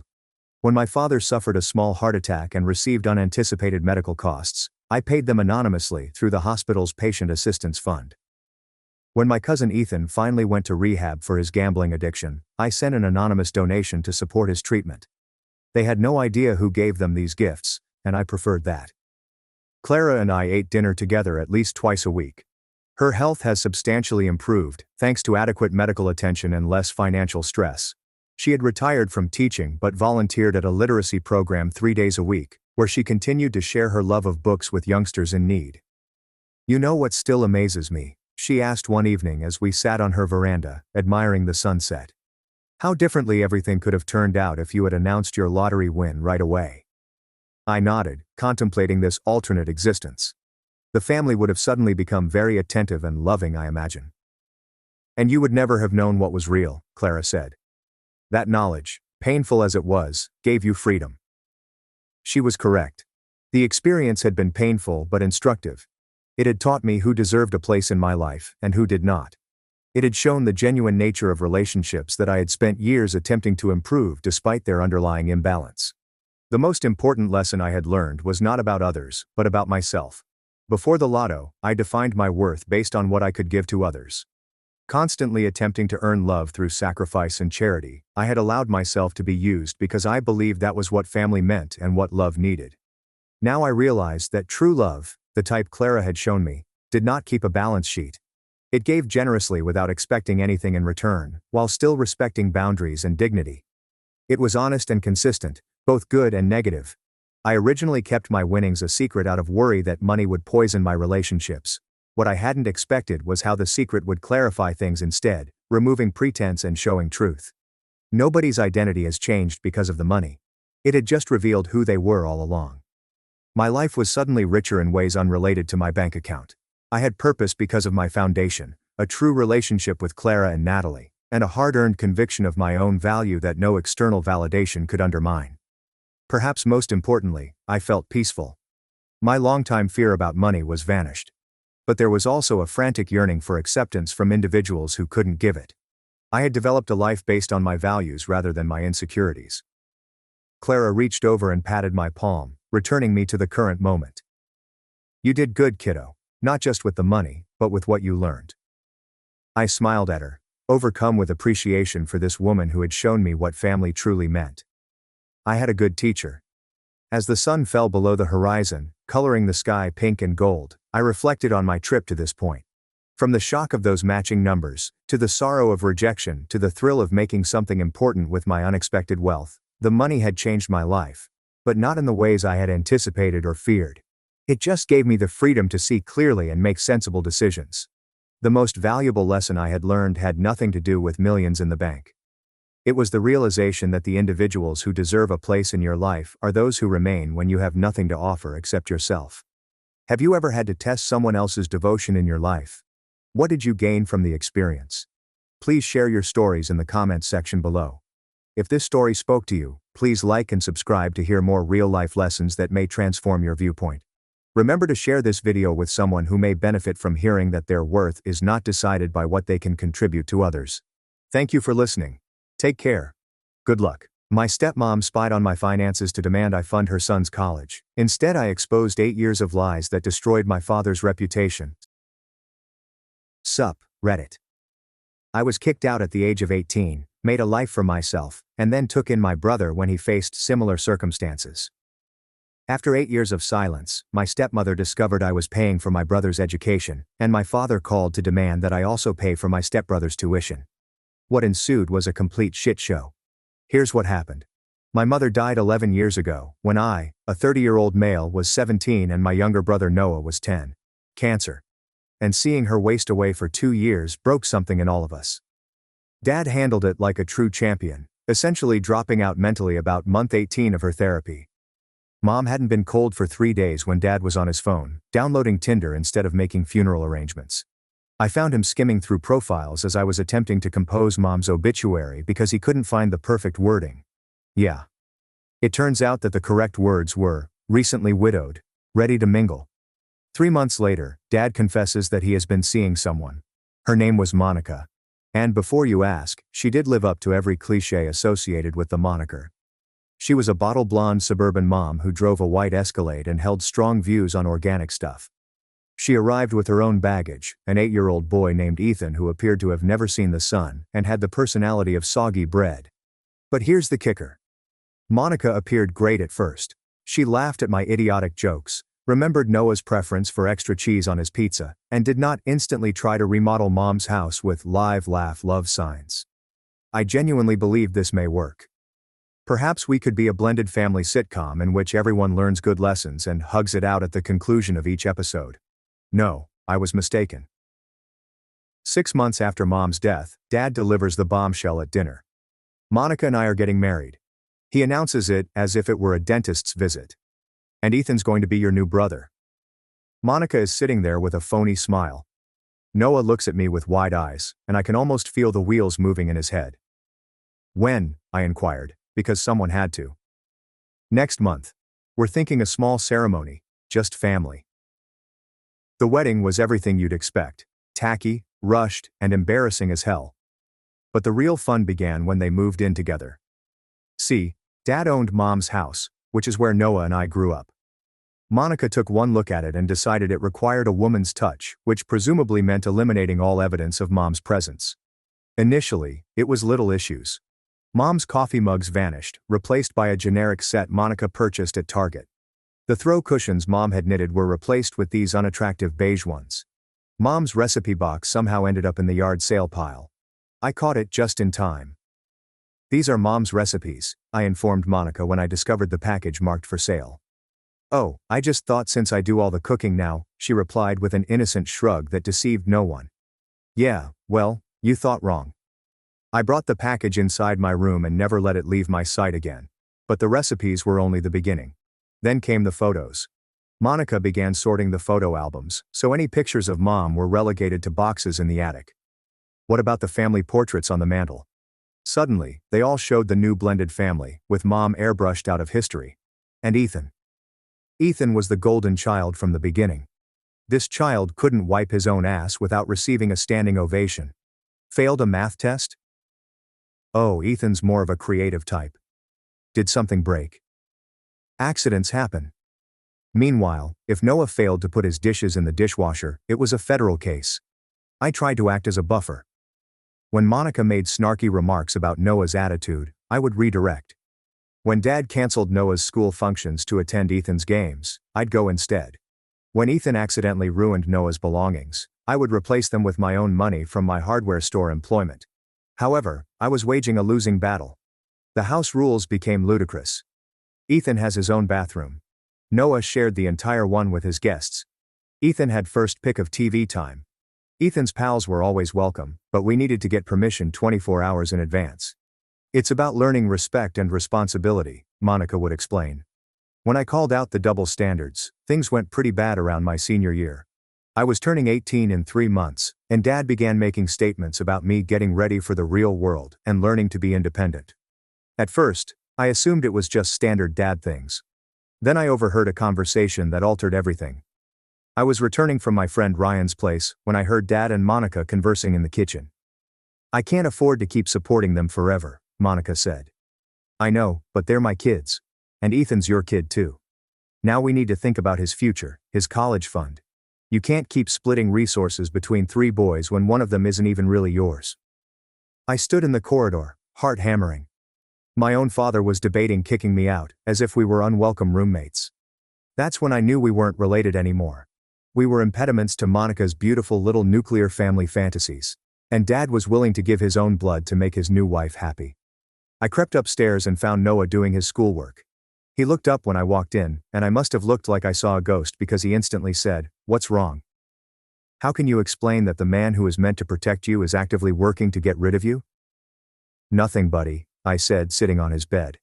"Just promise me something, okay? No matter what happens, you know you can always count on me. Always." He nodded, bewildered but trusting. "Are you going somewhere?" I couldn't respond. On my 18th birthday, Monica made dinner. Ethan's favorite meal, of course, and there was this uncomfortable cake with "Happy Birthday" scrawled in grocery store icing. Dad gave me a $50 card and asked me to remain after supper. "Son, you're a man now. Time to start making your own way in the world. Your mother and I always planned that once you kids turned 18, you'd become independent. Character building." "What exactly are you saying, Dad?" "Time for you to find your own place, get your own job, start your adult life." "So you're kicking me out on my 18th birthday?" "I'm launching you into adulthood. There's a difference." Yes, there was. "When?" "End of the week. Gives you time to figure out arrangements." I walked upstairs to call Ryan. He answered the second ring. "Dude, what's up?" "Ryan, I need a favor, a big one." Ryan and his father David arrived at my door about 20 minutes later. David was everything my father wasn't: solid, dependable, the type of guy who coached Little League not for the glory, but because children needed great role models. When Mom was unwell, David drove me to practice because Dad was too busy at work. Ryan and I had been best friends since we were 7. His mother used to joke that they should just adopt me because I spent more time at their house than my own. After Mom died, the joke began to feel more like a prediction. So, when I recounted the scenario, David remarked, "Your father is kicking you out 3 months before you graduate high school because you turned 18. "It's character building," I said, and I could hear the venom in my tone. David looked at Ryan and then back at me. "Pack your belongings. You'll be staying with us until you figure out what to do next." I spent the following 3 days relocating my belongings to Ryan's home. Dad helped me carry boxes to my car, seeming helpful and encouraging, as if he were doing me a favor. Monica made a big show of being sad to see me leave, but the day before I left, I spotted her measuring my room with a tape measure, most likely planning Ethan's suite enlargement. The worst part was having to leave Noah. My younger brother waited in the driveway, trying not to cry, and I felt like the greatest piece of shit in the world for leaving him. But what options did I have? I was 18 years old, had $300, and had no legal right to take him with me. It's not forever, I told him. I'll call you every day, and whatever happens, you tell me. Okay? He nodded, wiping his eyes. Will you still come to my baseball games? Every single one, I pledged. Ryan and I graduated together in May. Dad showed up, snapped pictures, and posed proudly for the cameras. However, when other parents discussed college plans, Dad was nowhere to be found. College was slated to begin in the fall. I'd gotten into a public university. Decent ratings, nothing extraordinary but adequate. The problem was that my college fund had mysteriously gone when Mom died. Dad claimed there was nothing left after medical bills, but somehow Ethan's future remained bright and well-funded. So instead of attending freshman orientation, I was filling out job applications. 4.5 years. That's how long it took me to make it through college while working full-time and watching my younger brother steadily disappear from his own family. 4.5 years of microwaved food, energy drinks, and 3 hours of sleep, if I was lucky. I got a job loading trucks at a warehouse starting at 5 a.m. to 1 p.m. Then I'd drive across town to work at a Shell station starting at 3 p.m. to 11 p.m., 7 days a week. Ryan was attending State University, living in the dorms, and performing typical college kid activities. We'd hook out when our schedules were compatible, but I could see him drifting away. That was not the objective. We were basically living in different worlds. He was concerned about the midterms and fraternity gatherings. I was concerned about making rent and keeping the lights on. His parents, David and Rebecca, never treated me like a burden, but I realized I couldn't stay in their basement indefinitely. So, about 6 months into college, I found a dingy studio apartment for $400 per month, 300 square feet of character, and a bathroom shared with whatever was living in the walls. But it was mine. The warehouse job was harsh but honest. Show up. Carry a lot. Go home. Pure physical labor left me too exhausted to consider how messed up my family situation was. The gas station job was terrible. Night shift at a Shell in a sketchy neighborhood, dealing with alcoholics, crackheads and teenagers. I was robbed twice, once by a guy with a knife who appeared more terrified than I was, and once by a kid who couldn't have been more than 15. Throughout all, I kept my pledge to Noah. I called him every day, even when I was completely exhausted. The kid was growing very quickly. Actually, it was too fast, but more importantly, he was developing a strategy for survival in that mansion. I don't argue with Monica anymore, he told me on one of our calls. It's easier. My younger brother was learning to hide in his own home. It made me nauseous. But what could I do? Call Dad and complain? He had made his decision years ago. Meanwhile, Ethan lived like a freaking prince. Private music classes, travel baseball, and new wardrobes each season. Monica would share photos of her boys from various events and activities on Facebook. However, Noah was never seen in those photographs. I began capturing everything. Initially, I was maintaining records for my own sanity, rather than intentionally. Screenshots from Facebook posts featuring Ethan's new car, laptop and vacation images. Receipts for gifts I'd buy Noah when no one else would. Notes from our phone talks regarding what was going on in that residence. Looking back, I believe a part of me knew this information would be valuable someday. Community college began in January. I had saved enough for part-time tuition and books. I barely got by on dollar burgers and gas station coffee. I studied in my car during breaks and fell asleep in the library more than I can count. It was tiring and unpleasant, but it was entirely worthwhile because each credit hour demonstrated that Dad was wrong about me. College was more than simply school for me, it was an escape. My grades were not ideal, but they were constant. B's and A's, Dean's List for 3 semesters. Not bad for studying in a gas station restroom. During one of our phone talks, Noah mentioned Ethan's 16th birthday party. Dad bought him a car, Noah explained, attempting to seem nonchalant. A Camaro. Brand new. A crazy Camaro for a kid who had never worked in his life. Meanwhile, I drive a 2003 Honda with 200,000 miles and a check engine light that I've dubbed. My birthday's coming up, he remarked gently. I'm not expecting a car or anything, but maybe. He did not continue his sentence. He did not have to. We both knew there would be no car, party, or anything near to what Ethan had received. So I began saving for Noah's 18th birthday that night. Every extra money, tip from the gas station, and returned can and bottle went into a jar dubbed Ease Freedom Fund, because I was afraid that when my younger brother turned 18, he'd get the same speech I did. My graduation was on a Thursday in December, rather than the customary spring ceremony. To complete my studies quickly, I had been taking lessons all year. David and Rebecca attended the ceremony and cheered louder than everyone else as I walked across the stage. Ryan was there too, pleased of his pal for pulling this off. Dad did not come. We hadn't communicated in 2 years, so I had no idea I was graduating. Noah had asked him about it, as I subsequently discovered. He mentioned that his sibling was finishing college soon. Dad responded, "Good for him." That was it. But, you know what? Screw him. I did not graduate with his approval. I graduated for myself, Noah, and Mom. I knew she'd be proud. During my last semester, I began to receive job offers. The abilities I earned while working 2 jobs and attending school were exactly what logistics businesses were seeking for. I accepted a position with Meridian Supply Solutions. Starting income is $45,000, with health benefits and 401k matching. It felt like winning the lottery. My first actual apartment was a 1-bedroom in a nice neighborhood. It had a fully equipped kitchen, a bathroom that did not require sharing, and windows that genuinely opened. After 18 months, they were promoted to senior analyst, earning an additional $15,000. I was good at this job. Very good. By the time I was 25, I was earning $75,000 and had recently been promoted to regional manager. I had my own office, team, and was respected by CEOs twice my age. Throughout it all, I kept phoning Noah and saw him develop into a brilliant, resilient young guy who'd learned to survive in a place where he wasn't wanted. I moved into a larger space 3 months before his 18th birthday. 2 bedrooms, a solid school district, and everything a child needs to graduate high school and begin college. I'd been waiting for this call for months, ever since he turned 18 and discovered that Dad's concept of freedom was just as flawed the second time around. Hell, I had been preparing for it for 7 years. However, my phone rang at 11:47 p.m. When I saw Noah's name on the screen, my stomach fell. "He did it," Noah announced before I could say hi. His voice was calm, but I could hear the pain beneath. "Same speech you got." I was sitting in my living room when I had a flashback to being 18 and being ejected out my dad's kitchen.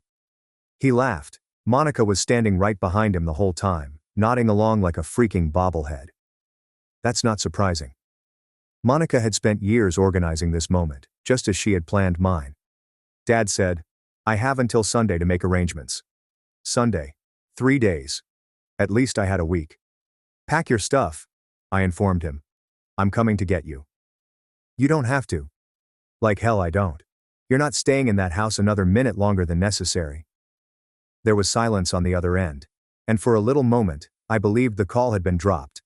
Then I heard him wail. Perhaps for the first time since Mother died. "I thought maybe it would be different," he told me. "Maybe because I kept my head down, got good grades, never caused problems. Maybe he'd actually want me to stay." And there it was, the thing that shattered my heart after everything Dad and Monica had put him through. Noah still had hopes for their approval. "Listen to me," I instructed. "This isn't about you. This is about him choosing his new family over us." That night, I traveled there with Ryan in my pickup. Yeah, Ryan, still my best friend after all these years. When I called him and described the situation, he didn't hesitate. "Same as last time?" he inquired. "Same as last time." We got to the house at 12:30 a.m. All of the lights were turned off except for Noah's window. Dad's automobile was in the driveway. Monica's Escalade was parked behind it, like it always is. Noah was waiting for us, holding 3 rubbish bags and a cardboard box. He lived in that house for 7 years, and everything fit in my truck bed with plenty of room to spare. "You sure about this?" Ryan inquired as we filled the bags. "No going back once we leave." Noah stared at the home and then at us. "There's nothing to go back to." Smart youngster. He had figured out what I had been learning for 18 years. We drove back to my home in silence. I had already set up the extra bedroom with a bed, desk and dresser, everything a high school senior would need. I talked with the school district about moving his records. I ensured that he could complete his final year without any disruption. When we arrived at my flat, he just stood in the center of the living room, looking around. "Damn, this is really happening," he exclaimed. "Yeah, it's really happening. You hungry?" We ended up ordering pizza at 2 a.m., staying up until dawn to discuss. Not about Dad or Monica or the disaster we'd left behind, but about the future. All the possibilities that existed when you weren't constantly walking on eggshells. The next morning, I established the ground rules. The same ones David Miller gave me when I moved in with them. Stay out of trouble, help around the house, keep your grades up. You do that, and you can concentrate on being a child rather than working 3 jobs like I did. I want to get a job, Noah explained. I want to contribute. You don't have to. I want to, he stated. I've never had my own money. I want to know what that feels like. So he took a job bussing tables at a nearby restaurant on weekends. For 8 years, we had no touch with Dad, Monica, or Ethan. The radio is silent. It was as if they had never existed. And really, we were better off. Noah graduated from high school with a 3.9 GPA and was accepted into State University on an academic scholarship. Not a full ride, but enough to cover the majority of tuition. I promised him I'd manage the rest, that he should concentrate on his studies and not worry about money. You sure? He inquired. College is expensive. So is therapy, I replied. And I'd rather pay for your education than pay someone to listen to your rants. He chuckled at it, but I was serious. Every dime I spent on his college was a rejection of Dad's ideology. Throughout those 8 years, I continued to ascend the ladder. The regional manager advanced to the position of district manager and then vice president of operations. By 30, I was making 6 figures and had a corner office with a view. I met Clara in 2021. She was a marketing director I had met at work, smart, humorous, and unimpressed by corporate crap. When I told her about my family issue, she made no attempt to resolve it or promote reconciliation. She just said, "Their loss," and meant it. Clara adored Noah, as if he were the little brother she never had. Helped him choose classes, trained him to drive manual shift, and provided him advice on his dating life like a normal big sister. For the first time since Mom's death, we felt like a real family. Then they figured out I was paying for Noah's college. The call arrived on a Monday afternoon. My assistant disrupted a client meeting. "I'm sorry, but you have a call from someone claiming to be your stepmother. She says it's urgent." I excused myself and accepted the call. "Hello. Hi, this is Monica. I hope you're doing well." After some awkward small conversation and pretending to care, she disclosed. "By the way, I heard you're paying for Noah's tuition. That's very thoughtful. You know, your brother Ethan is starting college in the fall, and we were wondering if you'd be willing to help with tuition too." I had to put down my phone for a moment and marvel at it. "Let me get this straight. You want me, the son your husband kicked out 8 years ago, to pay for the college education of the kid he kept?" "Well, when you put it like that." "How else would I put it, Monica?" She began telling a sob story about finances, Ethan's potential, and how they were struggling to pay college. Meanwhile, I am thinking about Ethan's Camaro, their Disney excursions, and the kitchen makeover. "The answer is no," I replied. "I'm happy to pay for my brother's education. I'm not paying for Ethan's." "How could you be so cruel? He's your brother too. You're being unreasonable." I hung up before she had finished her sentence. I sat in my office looking out at the metropolitan skyline and began giggling. The sheer boldness of these folks never ceases to surprise me. Then came the elderly man. He called the same day and got straight to the point. "You are paying for Ethan's tuition if you like it or not. You don't get to act up on us the moment you get money. Do you understand? We're still your family. I won't let you." I hung up on him while he was barking, then blocked his number. But they weren't finished. Within 48 hours, my phone was inundated with calls and texts from relatives I hadn't spoken with since high school graduation. Suddenly, every aunt, uncle, and cousin expressed strong feelings about my selfishness. My phone was continuously vibrating with texts from aunts, uncles, and cousins I hadn't spoken to in years, all of which included the same message. How could I have been so harsh to Ethan? How could I play favorites? Didn't I understand that family meant supporting one another? Family, correct? The finest one came from my cousin Olivia, Dad's niece, whom I hadn't spoken with since Mom's burial. "I can't believe you're being so petty. Ethan didn't choose this situation any more than you did. He's just a kid trying to go to college. You're successful now, why can't you help him out? It's what your mom would have wanted." These folks are invoking Mom's memories to guilt me into financing Monica's children's education. I contacted my Uncle Frank, Dad's brother, always the most forthright guy in the family, because I needed to know what Dad had told everyone. "Frank, what did Dad tell you about why I left home?" A long pause. He said you wanted to be independent, got into some argument about house rules and decided to move out. Said you were going through a rebellious phase. House rules. Rebellious period. After 8 years of deception, the family believed every word. And Noah? The same story. Noah said he was following my terrible example. Rather than obeying his parents, he wanted to play home with his older brother. I hung up and sat for a minute. This son of a bitch had rewrote history, making himself the victim of ungrateful children, rather than the deadbeat father who had abandoned his children for a new family. That's when I decided it was time to reveal the truth. I scheduled a group video call with the extended family. I mailed invites to everyone who had been lecturing me about my selfishness. I told them I wanted to clear up some misconceptions. 15 folks showed up. When everyone was on television, I lay everything out.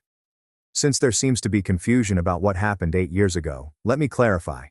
I didn't choose to leave. Dad kicked me out. Same thing happened to Noah. We didn't run away. We got thrown away. You could hear a pin drop. For 8 years, none of you reached out. Not one call asking if we were okay. You believed Dad's lies without checking on us. But now that you want something from me, suddenly I'm family again. My Aunt Margaret attempted to interrupt. Dad chose his new family over his biological kids, and all of you enabled it. Now you're mad that I won't subsidize the golden child's education. Too bad.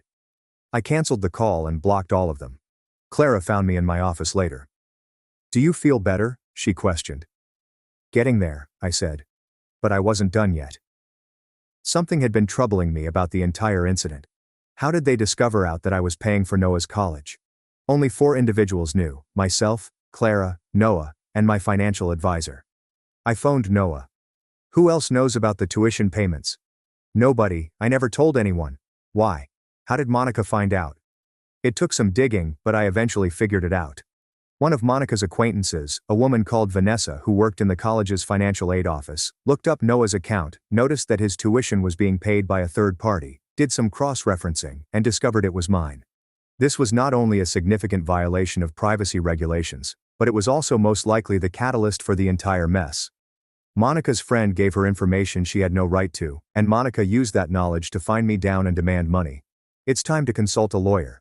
FERPA infractions are a severe issue. When institutions mishandle student information, they risk losing federal funds. The Department of Education takes privacy intrusions seriously. Within a week, we had evidence that Vanessa had accessed Noah's data without authority and exchanged sensitive material with Monica. We had witnesses, timestamps, and all of the necessary evidence to make a case. When the college received our letter, they panicked. These kind of breaches have the potential to shut down government financial aid programs, thereby killing them. They were determined to make this go away quietly. We settled on $75,000, which would cover Noah's remaining tuition and graduate school if he wanted it. Vanessa was dismissed. The college has established new privacy protocols, and I gained joy from seeing karma work in real time. But that was only the warm-up performance. Remember how I mentioned that I work in supply chain management? It's a smaller industry than you might expect, and people talk.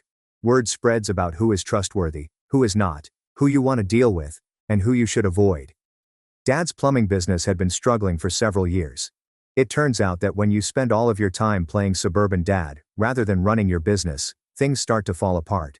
He had been attempting to secure contracts with some of the larger construction companies, including a number with which I had contacts. I did not sabotage anything. I did not disparage him or propagate false information. I simply made sure that the appropriate individuals were aware of his character. Funny how rapidly word spreads in professional circles when someone's ethics are called into question. Dad was unable to secure any contracts within 6 months. Companies that were considering working with him suddenly discovered other options. Credit lines have dried up. Suppliers began demanding payment in front. The suburban ideal lifestyle he'd built with loans began to crumble. He had to sell Mom's house, which was where Noah and I grew up. I moved into a rental across town. Everything was downsized. Let half of his staff go. Ethan had to transfer from his costly private college to a community college since they could not pay the tuition. And Monica, darling Monica, who'd spent 8 years playing suburban parent with someone else's kid's inheritance, filed for divorce 6 months after it ran out. Apparently her affection was dependent on Dad's ability to support the lifestyle she had grown accustomed to. She took half of what little was left, moved back in with her parents, and immediately began seeing another guy with better financial prospects. Ethan went with her. Naturally. Kid has never recognized dad as his biological father. So there he was, alone, broke and abandoned by the new family he had chosen over his biological children. The irony was so exquisite, I almost felt sorry for him. Almost. Do you know what they say about karma? She is patient, but she consistently collects. By early 2022, Dad's life had entirely collapsed. The business was no more. The home was gone. Monica was gone. And Ethan had accompanied his mother to the new sugar daddy she had discovered. Dad was working as an employee for the first time in 20 years, living in a rundown apartment, and most likely wondering what went wrong. I should have felt satisfied. The dad who kicked out his own children to play home with his new family got exactly what he deserved. However, there was still one more shoe to drop. See, I had been chronicling everything for 8 years. Every slur against Noah, every Facebook post about Ethan's accomplishments while neglecting those of his stepson, and every family gathering to which we were not invited. I had receipts dated back to the day I was kicked out. Why? Because a part of me knew this would happen. The call arrived on a Sunday evening. I was at home with Clara, making supper and discussing our plans for the weekend. When I saw Dad's number on my phone, I almost didn't answer. We hadn't spoken in 8 years, since the day I picked up Noah, but curiosity triumphed. "Hello, son." His voice sounded old and exhausted. "I was hoping we could talk." Son. Right now I was his son again. About what? About family. About making things right. I set the phone to speaker so Clara could hear. She raised an eyebrow but said nothing.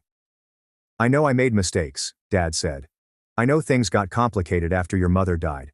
And maybe I didn't handle the situation perfectly, but we're family. That has to count for something." Complicated. That's what he called it. "Now what do you want?" I inquired. "I want my sons back."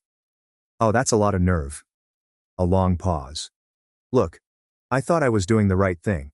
Teaching you responsibility. Helping you become men. Maybe my methods were wrong. But my intentions were good." "Sure, let's discuss his aims." "And now, what's changed?" Another pause. "I'm getting older, I've lost everything, I don't want to lose my sons too." There it was. He had lost everything else. So he wanted us back. "Dad, let me ask you something. In the 8 years since you kicked us out, how many times did you call to check on us?" It was quiet. "How many times did you come to Noah's school events?" There was further stillness. "How many birthdays did you remember? How many holidays did you invite us to?" "I thought you didn't want anything to do with me." "We were kids, Dad. It was your job to maintain the relationship, not ours." I could hear him gasping on the other end, most likely trying to figure out how to spin this. "I know I wasn't perfect," he finally confessed. "But I'm willing to make amends. We could start fresh, put the past behind us." As if 8 years of abandonment were nothing but a distant memory. "What about Ethan?" I questioned. "Is he part of this family reunion?" Ethan's with his mother now. This is about us. About my real family.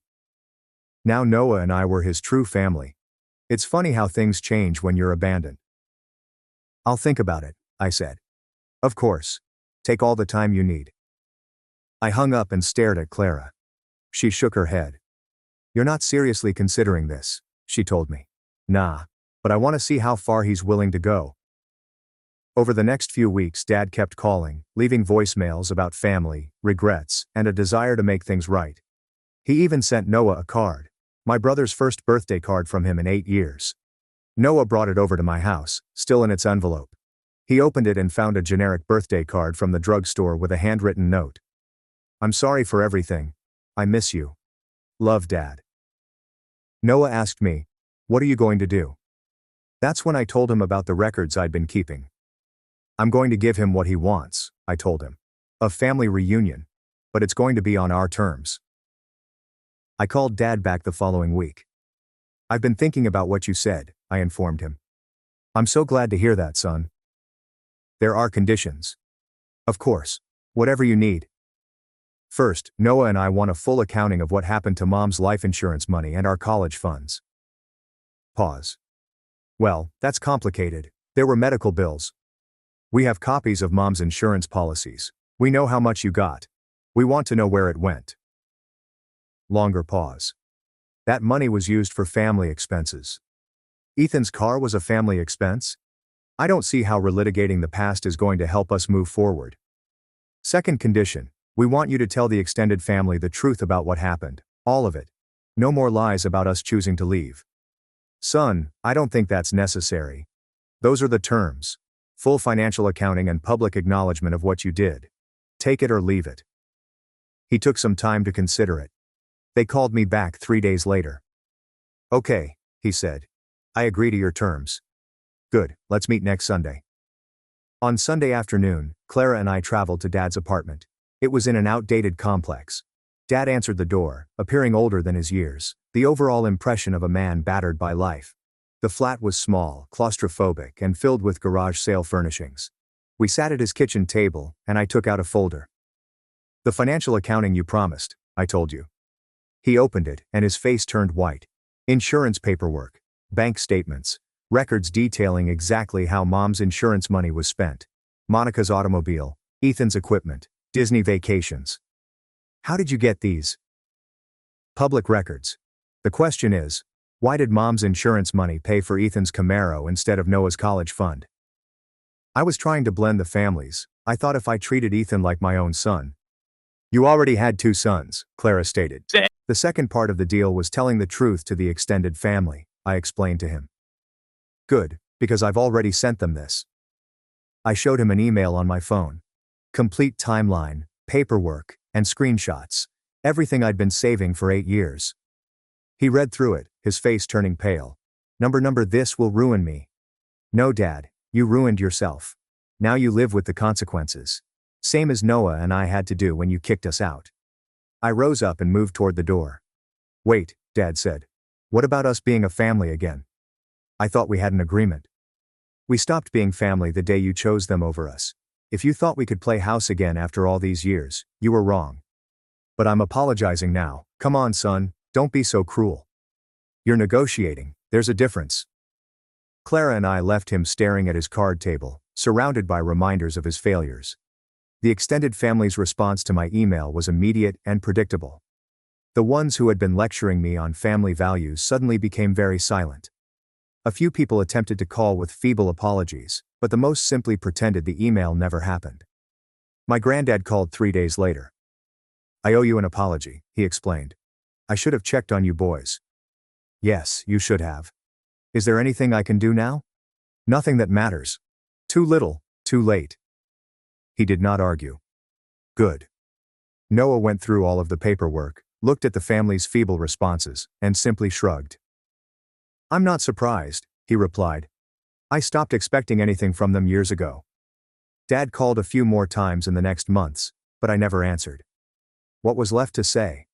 I had given him the family reunion he desired, but not in the way he had envisaged. I last heard from Ryan, whose mother had run into Dad at the supermarket store. He was working 2 jobs, trying to get out of debt, and living alone in that dismal apartment.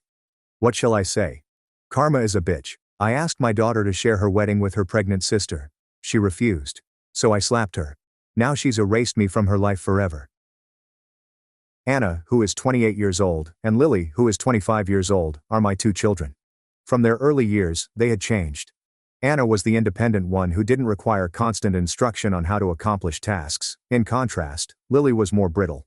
I don't say it with disdain, but she started exhibiting health issues, nervousness, and trouble adjusting to school about kindergarten. What any mother would do, I did. I gave her more of my time, care, attention, and even money. What more was there for me to do? When Anna was a teenager, she once complained about it. She said it was unfair and questioned why Lily could use her makeup without asking, or why I had purchased new makeup for her from Sephora. You're sisters, you should support each other, was my standard response. And that was sufficient for a time. We provided them with living expenses and tuition assistance while they were in college. The first to gain independence was Anna. Years ago she moved in with her lover. Both of them are financially prudent and have solid jobs. But Lily still resides with us. She has struggled with lovers, changed jobs frequently, and hasn't fully settled in. We were all overjoyed when Anna said she was engaged. Daniel, her fiancé, is a decent man. 6 months later, a small but tasteful wedding was planned at a beautiful upstate vineyard. We planned to contribute roughly $10,000, a symbolic but significant chunk of the budget. The rest she took care of. You could see how happy she was with every call and every visit to taste cakes or check out venues. Lily requested to talk to me alone up to 2 months before to the wedding. She was shaking. She informed me that she was expecting a child and that in order to do things properly, she and her boyfriend Ryan wanted to be married before the baby was born. She claimed that they had no strategy, no money, and no idea how. She requested my assistance. At first, I wanted to tell her that we didn't have enough to continue helping Anna and that it was impossible. I couldn't stop thinking about it after she said, "What if we use Anna's venue just once?" I didn't say, "I don't want my child to be born out of wedlock." I had a conversation with my hubby that evening. He seemed to know what was going to happen as he gazed at me. "No," he responded. "There would be mayhem."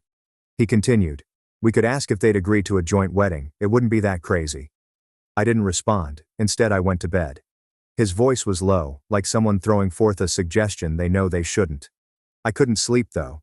I kept thinking about Lily, the baby, and how Anna already had everything worked out and that perhaps, just for this one occasion, she might relax a bit. We were only going to ask Anna to make room for us to share, not to postpone her wedding or vanish. Siblings do that, don't they?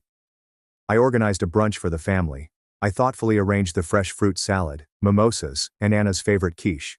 Even Lily tried to get ready, although it was obvious she was anxious. When Anna is enthused about something, she always comes with that contagious energy. Pictures of the location, her dress fitting, and the cake design were all over her phone. I cut her off as she continued to talk, her voice full of joy. I took her hand and informed her that I needed to share something significant with her. I told them Lily was expecting. After a moment of hesitation, Anna smiled, congratulated her, gave her a hug, and assured her that she would be there for her if she needed anything. I said, "This is going to be fine." Then I added, "We want to ask you for something." Anna nodded, but scowled. I informed her of Lily's predicament, including her wish to get married before the baby was delivered and her financial difficulties. I inquired as to whether her sister might be able to use the location for her own wedding. Anna took a moment to take it in and blinked. Slowly she said, "You want me to cancel my wedding?" No, just for your sister to get married that day, in your place," I said. "You already have your life organized. She's just starting out. And the baby. We don't want him to be born out of wedlock." Lily's voice was shaking as she pleaded, "Please, Anna, not everything is about you. Everything goes well for you. I need this." The silence was agonizing until she whispered, "No, I'm sorry. I can't." "No," Anna said again, remaining composed. "It's not fair. I've planned this for 6 months. It's my wedding, something I've dreamed of forever. I can't just disappear." I made an effort to defuse the situation. I assured her that Lily would be appreciative, that the infant deserved better, and that she had to comprehend as the bigger sister. She responded, "I'm not doing it," and got to her feet. "And if you're going to continue with this, I'd rather leave." But Lily got up before she went. She shouted, "You're so selfish. You only think about yourself. You have everything. What does it cost you to help me for once?" I made an effort to soothe her. I reminded Anna that Lily had no one else and that we couldn't afford another wedding. "Dad is contributing 30% of your wedding budget, so I have a right to it too," Lily shouted out. As though she had been smacked, Anna's jaw dropped wide. She said, "All right. You think you have any right to my wedding?" before leaving with a final dejected glance. We sat there. The air was heavy with tension. Lily was in tears. This shouldn't have happened this way, was all I could think. However, there remained a path, a more sensible choice. Perhaps she could share if she couldn't give it all up. That word felt reasonable and fair. We only wanted to enjoy her wedding as sisters and a family, not ask her to give it up. How difficult could that be? When I suggested we speak with Anna once more, my husband gave me a worried look. He warned me that we might have gone too far, and that we were pushing her too hard. But when Lily gazed at me with those beseeching eyes every day, as though everything relied on me, I couldn't give up. So I made lunch again. I told Anna that we only wanted to chat and that we wanted to apologize, but we weren't going to force her to cancel the wedding. Anna arrived grinning tensely. We didn't talk as we ate. Nothing more than a few kind remarks were made. I ended by telling her that we were sorry, that we understood her viewpoint, and that we wanted to make things clear. I introduced the new proposal as soon as she agreed and accepted the apology. "So, what would you think about sharing the wedding with your sister?" Anna gave me a look like she didn't get it. "What do you mean, share?" On the same day, at the same event, you would tie the knot, you first, Lily second, or vice versa. It isn't that difficult. We simply change a few things about the timetables, and we can even change everyone's honeymoon tickets. We would work things out. Mom, are you being serious? Yes, it's for your sister. She's sensitive, you know, and your nephew is on the way. We thought it would be nice, a moment to bring you two together. She placed her cutlery on the table. Mom, we already have everything ready. Every minute, every vendor, every reservation. It's not as easy as you think. And besides, it's my wedding, not a group event. Lily sprang out of her silence. See? I told you she wouldn't even agree to this. She doesn't care about anyone but herself. I made another attempt to soothe her. I explained that it was only a suggestion and that there was no need to argue, adding that Anna could at least assist by making a few changes. I even proposed delaying the date a little if it would make planning easier. Anna got to her feet at that point, clearly in pain. You really thought I would accept this? That I would give you my wedding because you say so? You know what this has cost me, what it means to me? Lily screamed and cut her off. Everything costs you. It's always about you. You don't know what it's like to have to start from scratch. Anna looked across at me. And you, Mom? Did you ever think about what I want? Or do I just have to watch you choose Lily every single time? I didn't consider it. It was a desperate reaction, an urge. I gave her a slap. The hush that followed was deafening, yet the slap itself wasn't difficult. Anna's expression was one of deep disappointment rather than rage or tears. I won't do it, she murmured quietly. And if you still think you can come to my wedding after this, go ahead. But my sister is not invited, not even as a guest. She then departed. Lily was in tears. My hubby was stunned. And all I could do was hope that she would reconsider, that there was still time. Because after all, what daughter could possibly exclude her own mother? It would be unkind, unyielding, and heartless of anyone to deny their own mother access to such a significant occasion. I clung to that. I reassured myself that although Anna was upset, she would eventually move past it. That she was furious when she said it. That she would be anticipating our arrival. She secretly hoped to see us there. Thus nothing was cancelled. For Lily we had a new outfit designed that was sophisticated, yet subtle. She needed to appear presentable, even if she wouldn't be the bride. My spouse did not say yes or no as he silently observed us. His response to my question about his plans was simply, "They're not going to stop me from seeing my daughter get married." We all got dressed on the wedding day. As though it were an indisputable pass, I clung to the invitation. To prove to her that everything could be worked out, we came early and were prepared to take our seats. However, the security guy halted us at the vineyard's entrance. "Names, please." We provided them. "I'm sorry, you're not on the list." With a trembling laugh, I showed him the invitation. "We're the parents of the bride." After checking a tablet, the guard glanced inside before turning back to face us. She was very clear. "You and your daughter are not authorized to enter." With a scowl, my husband pulled out his phone and dialed Anna. She showed up a few minutes later, looking stunning and flawless in white, but with icy cold eyes. She declared, "I'm not letting you in." My husband started to wonder, "What are you saying? You're going to leave us out here?" "Yes. I don't want you to ruin my day. You already tried once. I don't want to share my wedding, and I don't want to see you here. Not Mom, not Lily." In response he responded, "But we put money down. 30% of the budget was our $10,000. Anna answered, "So what? You want it back? Fine, I'll pay you back. But I'm not going to let this happen again. This day is mine. I don't want blackmail. I don't want scenes." Lily let out a scream. "So you ruin everything. You can never do anything for me." She tried to push her as she ran toward her. She was stopped by the guard. The guests pivoted. Numerous people took out their phones, some of which were recording. Like a horde of judging bees, the murmur intensified into a dense hum. My spouse stepped in, dragged us to the car, and drew us aside. Lily was crying. I yelled that she couldn't treat us like way, and that it wasn't fair. Before shutting the venue door, Anna remarked, "And you, Mom. As of today, forget about the money I sent you every month to help with bills. It's over." I yelled, "You can't do that.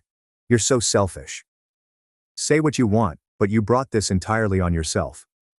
Then she vanished. Without saying anything, my spouse started the car.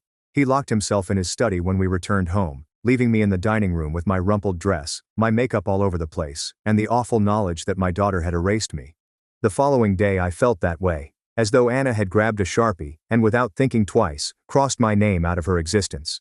I awoke in a house I had never seen before. My husband didn't even look at me, let alone talk to me. Lily remained in her room. The quiet weighed as much as if it were composed of cement. I had no idea what to do. Then, out of habit, I was browsing through my phone when I came across the message. A Facebook group notice from my neighborhood. A video link with the question, "Did you guys see this?" It lasted just 2 minutes. I knew what it was without having to watch it. Nevertheless, I watched it. We were captured on a shaky but merciless phone as we arrived at the venue. Me yelling, Lily attempting to attack her sister, the security stepping in, and Anna's icy gaze. With the headline, "Toxic Mom Tries to Crash Daughter's Wedding to Force a Second Bride," someone had posted it to TikTok. Furthermore, it had gone viral. Thousands of likes. There were thousands of comments. The comments included reaction videos, memes, and even a Reddit thread with screenshots and theories, such as, "What a horrible family. The other sister seems like a sociopath. Anna is a queen for keeping her composure." As like we were simply another episode of a cheesy reality show, they were analyzing my life and my choices. I went in search of Lily. Her legs were drawn up to her chest as she sat on the floor of her bedroom, staring blankly. I sat next to her and talked to her. She remained silent. After an hour, someone knocked on the door. It was her boyfriend, Ryan. With hope, I allowed him in. I believed he had come to reassure her that everything would be all right. However, he hadn't. He glanced at Lily and then at me while he stood in the center of the corridor. He spoke in a stern, controlled tone. "Did you really think that would work?" Lily stared at him in confusion. "I knew it was crazy. That's why I didn't go. I thought it would be another tantrum. But you did it. You tried to crash your sister's wedding. You've become a public laughingstock. What kind of mother does that? What kind of fiancé?" Lily broke down in tears. She informed him that she was desperate and that she did it for them and the baby because she didn't want to lose him. He gave a head shake. "I'll take care of the child. I won't leave you alone with that. But I don't want to marry you. I don't want to build a family on manipulation and shame. I'm not that kind of man. And you're not the woman I thought I knew." He didn't turn around. Lily didn't call for him or scream. As like she already knew it was going to happen, she simply let him go. Then she collapsed.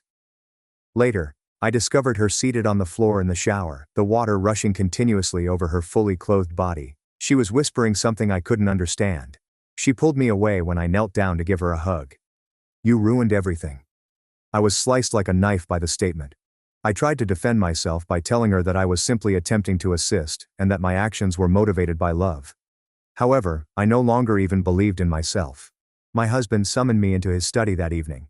He shut the door. His statements were final, but he didn't yell.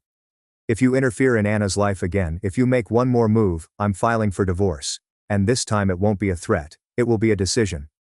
I was at a loss for words. I nodded because I was exhausted, not because I agreed.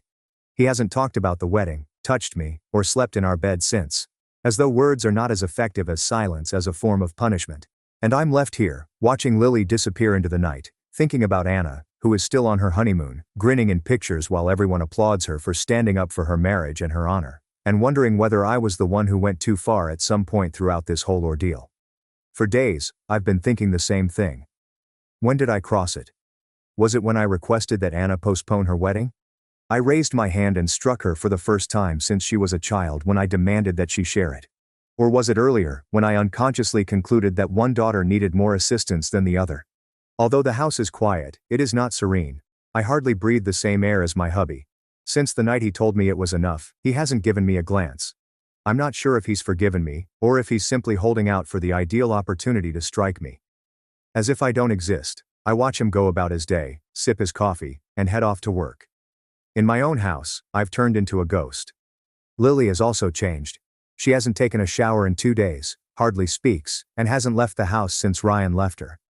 Her cheeks are hollow and her eyes are sunken. There are moments when I hear her mumbling to the unborn child. At times, she simply lies in bed and gazes up at the ceiling. One night I tried to get close to her. I wanted to touch her hair and handed her tea. Without glancing at me, she said, "Stop looking at me like that. Like you're the victim. You pushed me into this." I was at a loss for words because perhaps she was correct. Anna has not phoned or written. I'm not sure if she considers me. I don't think so. She told me to forget her and that she had erased me when I last saw her, wearing a white outfit. I'm still missing her. I've sent her at least 5 emails that I've since erased. I attempted to explain in each one that I didn't know how to manage it, that I did it out of love, and that I wanted to support her sister. I never sent them though because every attempt sounded like a pretext, like more manipulation. The video is still going viral. They now claim that an interview will be featured on a local entertainment news program. Someone got in touch with a visitor. They are referring to it as the botched, double wedding drama. As though I were a cartoon character, a villain from a soap opera, they call me the poisonous mother. Perhaps I am. Perhaps I simply didn't realize it until it was too late, but I always was. I've begun speaking softly to myself. I pose questions to myself that no one can respond to. Did I treat Anna unfairly? Did I become partial because I felt sorry for one daughter? Did I genuinely want to keep Lily safe for her sake? Or was it only to avoid feeling like a bad mother? I no longer have any certainty. All that is evident is that I lost something that cannot be replaced: my spouse, my girls, my reputation, and myself.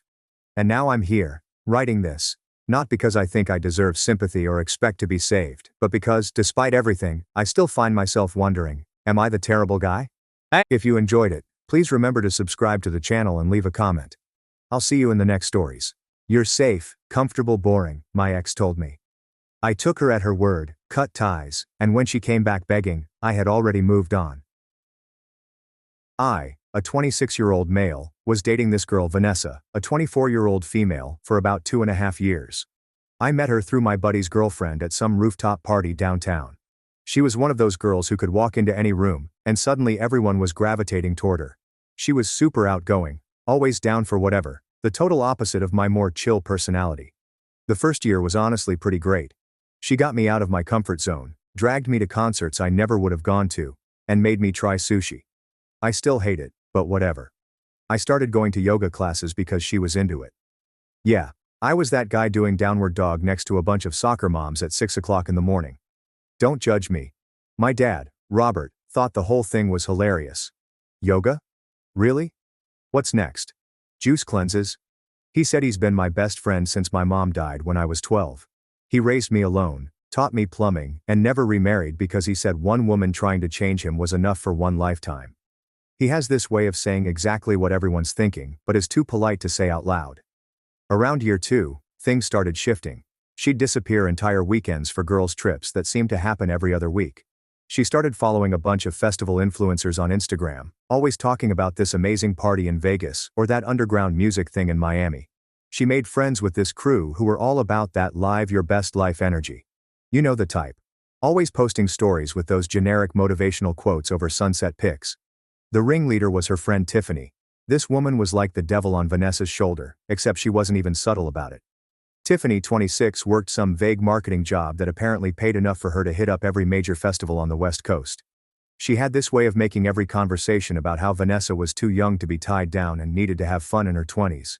Dad met Tiffany exactly once at a barbecue and immediately sized her up. That one's trouble. She's got dead eyes and the personality of a motivational poster, he said. He wasn't wrong. Tiffany would text Vanessa constantly about parties, trips, and opportunities that were too good to pass up. Vanessa would get these messages, and suddenly our plans would change. Date night became, "Oh, Tiffany found this amazing warehouse party," or, "Tiffany's friend knows a promoter who can get us into this exclusive thing." The conversation that ended everything happened 4 months ago on a random Thursday night. We were eating the stir-fry I made. Yeah, I cook, fight me. I brought up my friend Marcus's wedding in October.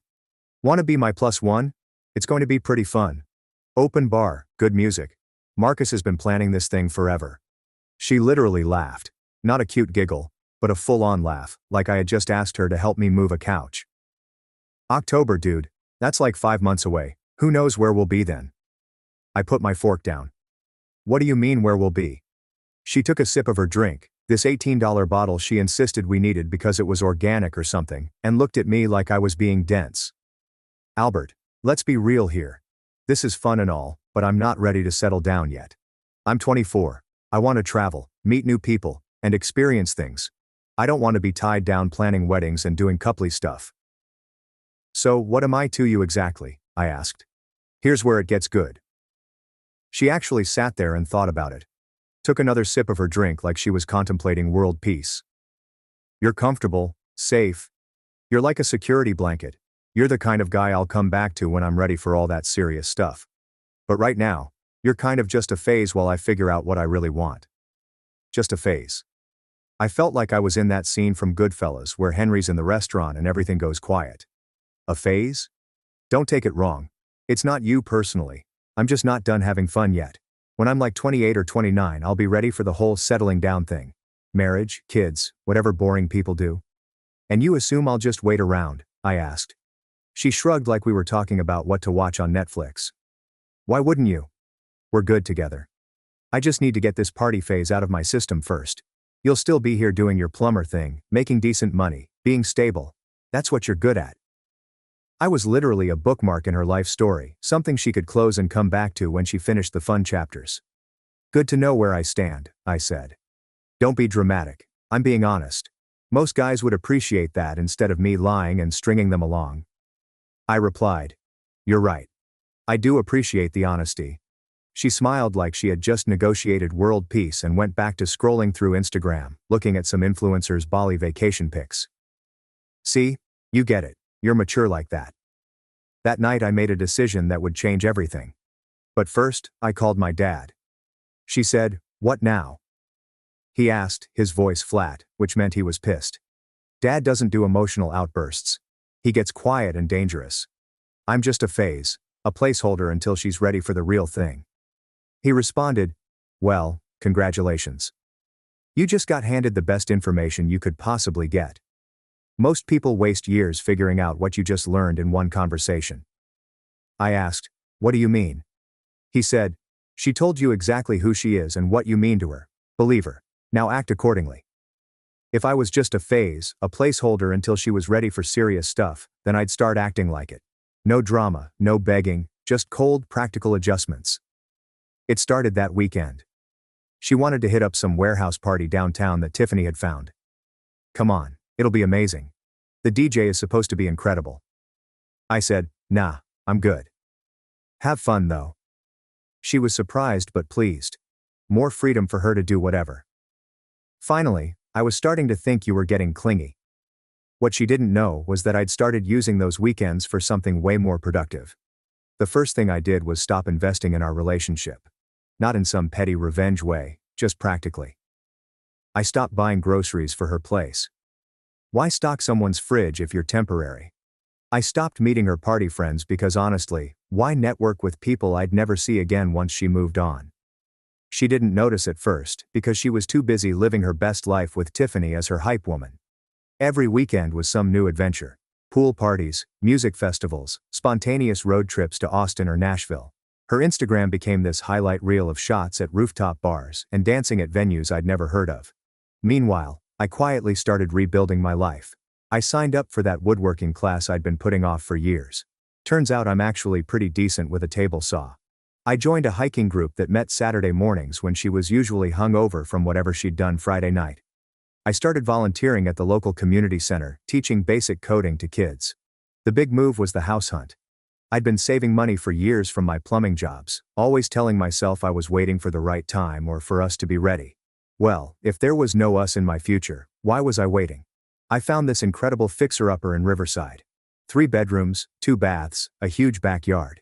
It needed serious work, but had amazing bones. Built in 1954, it had original hardwood floors, a sick mid-century fireplace, a kitchen straight out of the 1970s, and a bathroom with avocado green tiles. But I could see the potential. The inspection turned up some interesting surprises. Original copper plumbing that was actually in better shape than most modern houses I'd worked on. The electrical panel needed a complete overhaul, but everything else was solid. The foundation hadn't shifted an inch in 70 years. Dad came with me to look at it. He walked around for about 10 minutes, checked the foundation, looked at the electrical panel, and tested the water pressure. Roof's solid, the foundation's good, electrical needs some work but nothing major. You'd be stupid not to buy it. I asked, think I can handle all the renovation work? He said, kid, I've been teaching you this stuff since you were 8. Plus, I'm not dead yet. I can still swing a hammer. The previous owners had been an elderly couple who'd lived there for 40 years. They'd kept everything original, but maintained it perfectly. They even left behind a workshop in the garage, complete with a vintage workbench and tools from the 1950s. Dad nearly had a heart attack when he saw it. "These tools are worth more than your down payment." I put in an offer without saying a word to Vanessa. She was at Coachella with Tiffany, posting stories of herself covered in glitter, dancing to DJs I'd never heard of. I got the text that my offer was accepted while she was sending me videos of some art installation shaped like a giant cactus. "Miss you, babe, this is incredible. Can't wait to tell you about it." I texted back, "Have fun." Then went back to reviewing the inspection report with Dad. He asked, "So, when are you going to tell Princess Party Girl about the house?" I replied, "Why would I? She's not going to be living in it." Dad grinned. "That's my boy." The hiking group was where everything started clicking into place. Every Saturday at 7 o'clock in the morning, we'd meet at different trailheads around the city. Way better than sleeping off hangovers until 2 in the afternoon, like I used to do when Vanessa was out partying. That's where I met Claire, a 23-year-old personal trainer with a really dry sense of humor that caught me off guard. Our first conversation was about trail mix. "Whoever decided raisins belong in trail mix clearly hates joy," she said, picking them out of her bag. I replied, "Finally, someone with sense. Raisins are just disappointed grapes." She said, "Oh man, that's dark." I like it. We started hiking together more often, just as friends at first, since I was technically still with Vanessa, even though she'd made it clear I was just holding her place in line. Claire helped me pick out tile for the house renovation. Turns out she has really good taste and knows way more about home improvement than someone who spends all day at a gym should. I asked, "Why do you know so much about grout?" while we were at Home Depot. She said, "My dad's a contractor. I spent summers working for him instead of going to camp. Learned more about plumbing than most guys I train." She was right. The first day Claire came to help with the house, Dad was there installing new kitchen cabinets. I was nervous about them meeting, but I shouldn't have been. "You must be Claire," Dad said, not looking up from his level. "Albert's told me about you." She replied, "All good things, I hope." He said, "Yeah, he said you have opinions about tile." "That's either very good or very bad." Claire laughed. "Depends on the tile, but yeah, I have opinions about most things." Dad said to me, "I like her already." Then turned back to Claire. "Can you hand me that drill and tell me what's your position on subway tile?" She answered, "Timeless but overused. Good for resale value, boring for actual living." Dad nodded. "Yep, I like her." Claire's construction knowledge was legit. She showed up the next weekend with her own tool belt and immediately spotted a problem with the kitchen layout that would have cost me thousands to fix later. "You can't put the dishwasher there unless you reroute that gas line. See how it runs right behind where you want the cabinet?" Dad was impressed. I was starting to fall for her. Meanwhile, Vanessa's party phase was escalating. Her Instagram posts were getting wilder. Photos with random guys at festivals, always captioned with stuff like, "Making memories with new friends," or "Life's too short to say no to adventures." Tiffany would comment things like, "Yes, queen. This is what your 20s should look like." Dad saw one of her posts when I was scrolling through my phone during a lunch break. "God, she looks like she's about to overdose on attention. What's her endgame here?" I replied, "I don't think she has one." Tiffany's got her convinced this is what happiness looks like. The moment that really sealed it for me happened at the community center. I was teaching this 12-year-old kid named Mateo basic Python, and his mom came to pick him up. "You're really good with kids," she said. "Do you have any of your own?" I answered, "Not yet. Someday though." She said, "Your girlfriend's lucky. Guys who are good with kids are rare." I almost laughed. My girlfriend was currently somewhere in the Nevada desert with Tiffany, probably rolling on Molly, explicitly not wanting kids or anything domestic like commitment. That night, I texted Vanessa, "We need to talk when you get back." She replied, "Ooh, sounds serious. You're not about to propose, are you? Because that would be super awkward." With 5 laughing emojis. I texted back, "Yeah, definitely not." Vanessa got back from Burning Man 3 days later, looking like she'd been through a sandstorm, sunburned, exhausted, smelling like patchouli and regret. She came over to my apartment. I still hadn't mentioned the house. Tiffany had apparently stayed in Vegas for some after-party that was too epic to miss. "So, what's this big serious talk?" she asked. "Please tell me you're not about to get all weird and clingy. I had such an amazing time, and I don't want to kill the vibe. Actually, I wanted to thank you, I said. She looked confused. Thank me for what? I replied. For being honest about what you think of me. It really clarified things. She looked uncomfortable. I didn't mean it in a bad way. I said. I know exactly how you meant it. You want to have fun now. Settle down later. I respect that, but I've realized I don't want to be anyone's phase. So, let's end this clean. She was shocked. Wait, what? You're breaking up with me? I said, we're breaking up with each other. You want to be free. I want to be valued. Win-win. She was genuinely shocked. This wasn't how the script was supposed to go. I was supposed to wait around like a golden retriever, just happy when she came home. But we're good together. We work. I mean, you're perfect for me eventually. I replied. Eventually. Key word there. You're totally overreacting. I just need some time to figure things out. God, you're being so dramatic about this. I said, take all the time you need, just not on my clock. She responded, this is ridiculous. You know what? Fine, but don't come crawling back when you realize you threw away something good. Most girls wouldn't even be honest about this stuff. She left angry and confused. Within an hour, she was posting Instagram stories with quotes about knowing your worth and men who can't handle strong, independent women who know what they want. Fine by me. I had crown molding to install. I called Dad afterward to let him know it was officially over. How'd she take it? He asked. About as well as you'd expect. Lots of dramatic quotes about men who can't handle honesty, he said. Good. Are you coming over tomorrow? That crown molding isn't going to install itself. After the breakup, Vanessa went into full party overdrive. Her Instagram became a non-stop highlight reel of clubs, festivals, and adventures. Every post was about her newfound freedom and living authentically. Meanwhile, I was working on my new house. The hiking group became my weekly therapy session. Claire and I were hanging out more, just as friends, but good friends. She helped me pick out a new refrigerator when my ancient one finally died. We spent an entire Saturday at appliance stores, arguing about whether stainless steel or black stainless was better. Black stainless shows fingerprints less, she said. I replied, but regular stainless steel matches the dishwasher I already bought. She said, fair point. Also, you actually bought a dishwasher before you had a working kitchen. That's very optimistic of you. Dad was there too, of course. He said he's been optimistic about dumb stuff his whole life. At least this time, it's useful. Claire started spending more time at the house, helping with projects and just hanging out. Dad treated her like she'd been part of the family for years, which was his way of showing approval without actually saying it. Claire, can you hold this level while I mark these spots? Dad asked during a kitchen renovation session. Sure thing, Robert, she replied. He said, good. Albert, your girlfriend has steadier hands than you do. I corrected. She's not my girlfriend yet. Dad said, I heard that. Claire? You hear that? He said, yet. Claire grinned. I heard it. Dad said, excellent. Now both of you shut up and help me install this cabinet. Apparently Tiffany was keeping tabs on my social media and reporting back to Vanessa.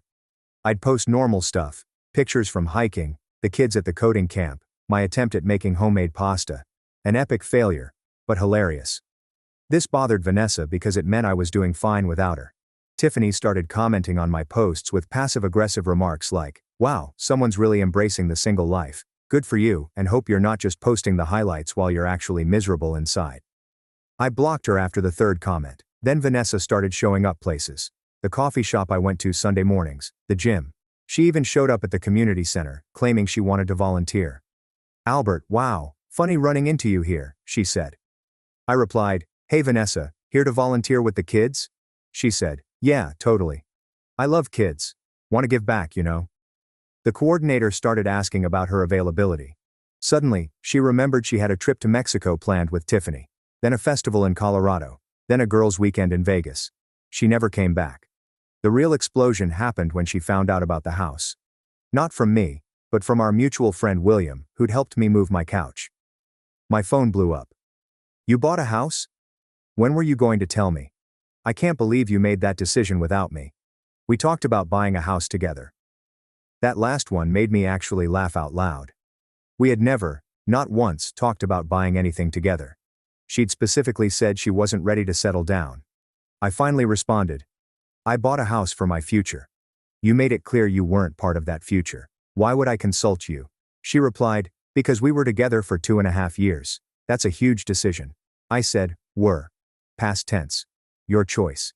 You're being so petty about this. It's not like I said I never wanted to be with you. I responded, you said I was a phase, a placeholder. Those were your exact words. She tried calling like 15 times. I was busy helping Claire plant tomatoes in my new backyard. Turns out she knows everything about gardening too. That night she went nuclear on social media, posting a long rant about men who make major life decisions in secret and can't communicate properly.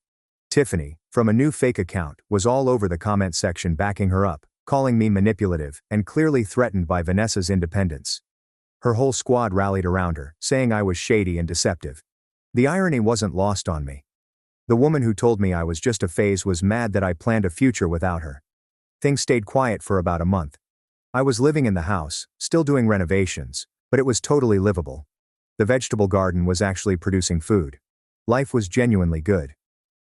Claire and I had started dating officially. We took it slow, but it was different from day one. She talked about future plans, like I was obviously going to be there. She made dinner reservations 2 weeks out without hedging.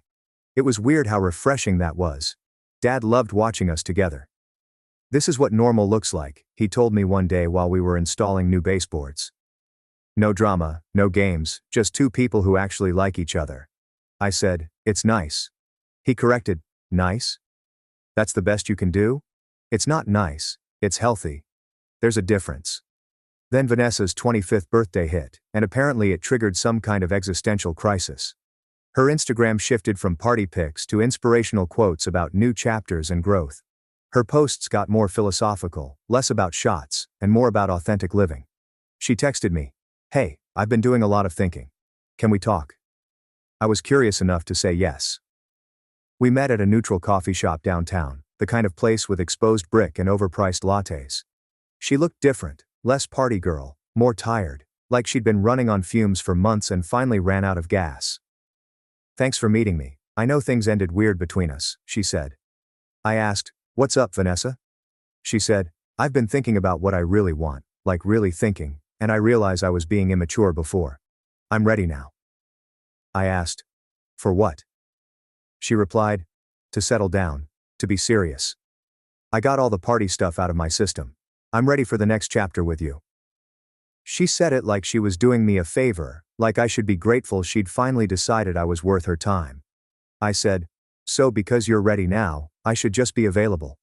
She responded, we were good together, Albert. You know we were. I just needed time to grow up and experience things. Now I have, and I know what I want.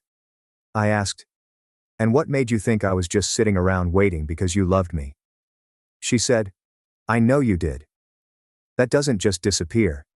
Plus, let's be real. You're a plumber. It's not like you have tons of options. Even now she was talking down to me. I replied, you're right. I did love you.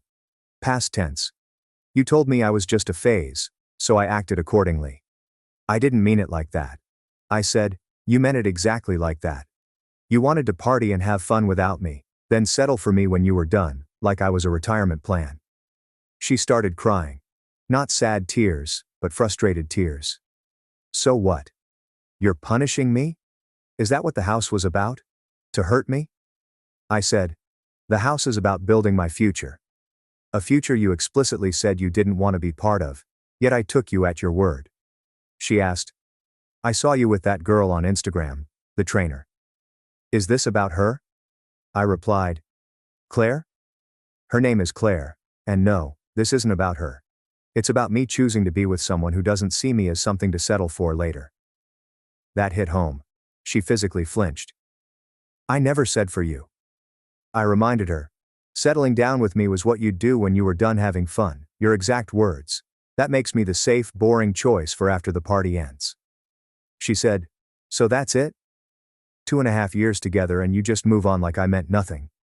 I replied, 2.5 years, and you moved on first. You just expected me to stay in place while you did. She tried one last desperate play. What if I was pregnant? I almost walked out right there. Are you? I asked. She said, no, but what if I was? I replied, Okay, even if you were, what makes you think I'd believe it's mine? She said. You're such an, I was honest with you, and this is how you repay me. She left angry, blocked me on everything, and posted more quotes about men who can't handle personal growth, and how sometimes people show their true colors when you're vulnerable. That evening, I was at the house with Dad and Claire, installing new light fixtures in the dining room. I told them about the coffee shop meeting. Claire asked. She actually said, "You don't have options because you're a plumber." I confirmed. Word for word. Dad put down his screwdriver. That girl has no idea what she just walked away from, twice. I asked, "What do you mean twice?" He said, "Once when she decided you were a phase, again today when she assumed you'd be grateful for her scraps." He picked up his screwdriver again. Her loss. Claire, can you flip that breaker back on? She replied, "Sure thing, Robert." He said, "Good. Now, let's see if Albert wired this right, or if we need to call a real electrician." Vanessa's rejection apparently sent her into a complete spiral. According to mutual friends, she became obsessed with proving I was making a mistake. Tiffany was feeding into this hard, constantly telling her that I was obviously rebounding and that Claire was just a gym bunny who doesn't know the real me like Vanessa does. The harassment started small. Vanessa would drive by the house when I was working in the yard. She'd sit in her car across the street for like 20 minutes just watching. I ignored it at first, figuring she'd get bored and move on. Dad noticed first. Blue Honda keeps driving by. Same one's been parked across the street 3 times this week. That's Vanessa stalking now. Classy. He didn't look up from the deck railing he was sanding. Want me to go have a chat with her? I said, "Nah, she'll get bored eventually." He replied, "If you say so, but if she escalates, I'm not asking permission next time." Then Tiffany started following me around town. She'd show up at the grocery store I went to, the coffee shop, always with her phone out, pretending to be casual while obviously taking pictures. She'd report back to Vanessa about everything, who I was with, what I was buying, even what I was wearing. Tiffany got bold enough to accidentally bump into Claire at the gym during peak hours. She made a huge scene, apologizing loud enough for everyone to hear, then started this fake conversation. "Oh my God, you're Albert's new girl. He's such a catch. I can't believe Vanessa let him go. She's been such a mess since the breakup. Like seriously struggling. Maybe you could talk to him about giving her another chance." Claire handled it like a pro. "I think Vanessa's struggles are between her and her therapist, not me and my boyfriend." Tiffany's face went red. Things escalated when Vanessa and Tiffany figured out Claire's schedule. They started showing up at the gym where she worked, coincidentally needing day passes to work out. They'd make loud comments about how some people just go for the first rebound they find, and how it's sad when men can't handle being alone. Claire handled it better than I did. "They're just jealous. Vanessa had something good and threw it away. Now she's seeing what she lost." But it got worse. Tiffany started messaging Claire on Instagram with fake concern. "Hey girl, just wanted to give you a heads up about Albert. He's super controlling and manipulative. Ask him about how he made Vanessa feel like she couldn't have friends or go out. He's just putting on an act for you." Claire showed me the messages. "She's really trying hard to break us up." I asked, "What did you tell her?" She said that she should find a hobby that doesn't involve other people's relationships. Dad's response was more direct. "Block her. Block them both. And if they show up at your work again, call the police." Vanessa and Tiffany doubled down. They started spreading rumors to mutual friends about how I was love-bombing Claire and how they were worried about her because I was showing all the red flags of an abuser. The same tactics abusers actually use, isolating their target by making everyone else seem untrustworthy. The flowers started appearing on my porch 2 weeks later, no cards, just flowers.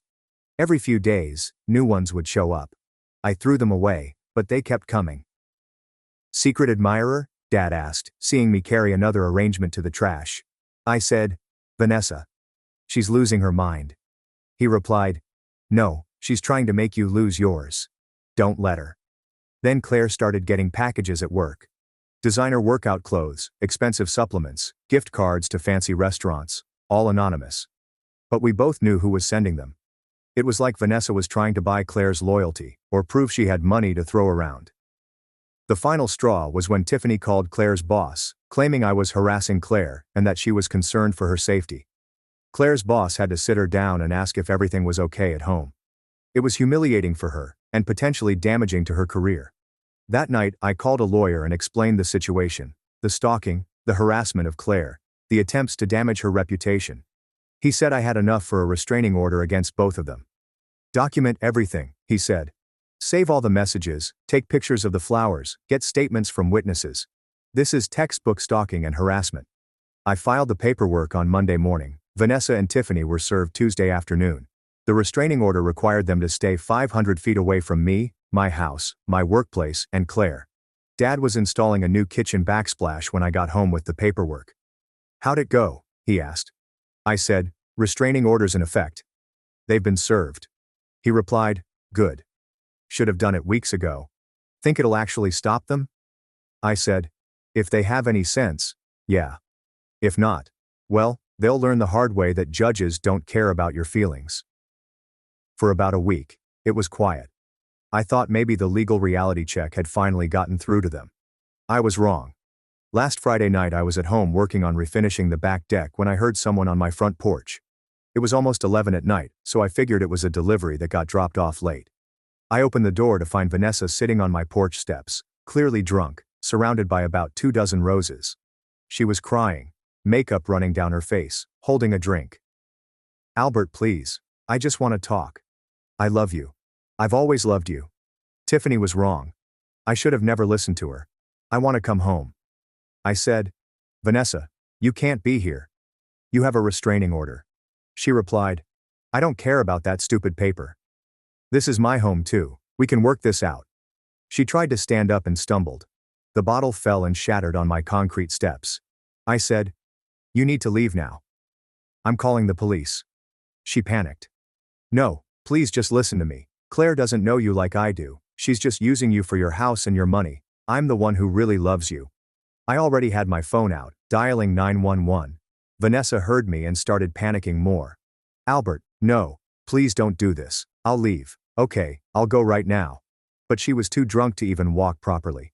She fell trying to get off the porch, scraped her knee, and started crying harder. The cops showed up about 10 minutes later. 2 officers, both professional, but clearly not surprised by the situation. Sir, can you explain what's happening here? One asked. I showed them the restraining order and explained the situation. Vanessa was still on my lawn, now lying in the grass, crying about how she'd made a mistake and just wanted to fix things. Ma'am, you're under arrest for violating a restraining order. You have the right to remain silent. They cuffed her and put her in the back of the patrol car. One officer stayed to take my statement while the other called for someone to clean up the broken glass. Has she contacted you since the restraining order was issued? The officer asked. I said, no direct contact, but she's been driving by the house. I have security camera footage. He said, we'll need copies of that. This probably won't be her only violation. The officer's partner came back with a tow truck driver. Turns out Vanessa had parked her car illegally on my street before stumbling up to my porch. They were impounding it along with arresting her. The tow truck guy was pulling her Honda onto his flatbed while she watched from the back seat, still crying. That's going to cost her at least $300 to get out of impound, the cop said. Plus bail, plus court costs. Expensive night. I watched them drive away with Vanessa in the back seat, still crying, probably facing a night in jail and additional charges. Dad showed up about 20 minutes later. I'd called him after the cops left.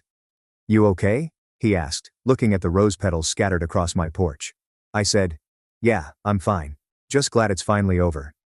He asked, is it though? Over, I mean. I replied, has to be. She's looking at real jail time now. Claire arrived a few minutes later. Dad and I were sweeping up glass while she picked up rose petals. You know what's weird? Claire said. I almost feel sorry for her. She had something real with you and threw it away because her friend convinced her she could do better. Dad said, Tiffany didn't convince her of anything. She just gave Vanessa permission to act on what she already wanted. Tiffany was just the excuse. I looked around my house, the kitchen I'd renovated, the garden we'd planted, the life I'd built. Claire was right. Vanessa had traded something real for something that looked good on social media. Her loss. I said, I'm exactly where I want to be. Dad finished sweeping up the last of the glass. Should have listened to me from the beginning. I told you that girl was trouble. I said, yeah, you did. He replied, of course I did. It's my job to spot the crazy ones before they waste your time. Although, to be fair, this one wasted way more of her time than yours. Vanessa was right about one thing. She wasn't done having fun yet. Turns out neither was I. I just found a better definition of it, one that didn't involve waiting around for someone to decide I was worth settling for. The best part, it wasn't even revenge. It was just building the life I wanted with people who wanted to be in it right now, not after they finished their phase. Vanessa wanted me to be a phase in her life, something she'd come back to when the party ended. Instead, she became exactly what she designated me as, just a phase, one I'd grown out of. She's probably getting booked right now, facing charges for violating a restraining order. Me? I'm in my house with my garden, with someone who doesn't see me as a placeholder for when she's ready to get serious. Dad's here making sure I don't do anything stupid, and Claire's here because she wants to be. All right, Dad said, putting the broom away. Crisis over. Claire, you staying for dinner? I'm making my famous chili. Claire asked. Is it actually famous? He replied. Depends on your definition of famous. Albert's been eating it for 20 years and he's not dead yet. I said, that's not exactly a ringing endorsement. He shot back. You want a ringing endorsement? It's better than anything you cook. Claire said, he's not wrong. Dad grinned. See, she gets it. I like this one, Albert. Don't screw it up. I said, I won't. He replied. Good. Now let's go inside before the neighbors start talking about the crazy woman who got arrested in your front.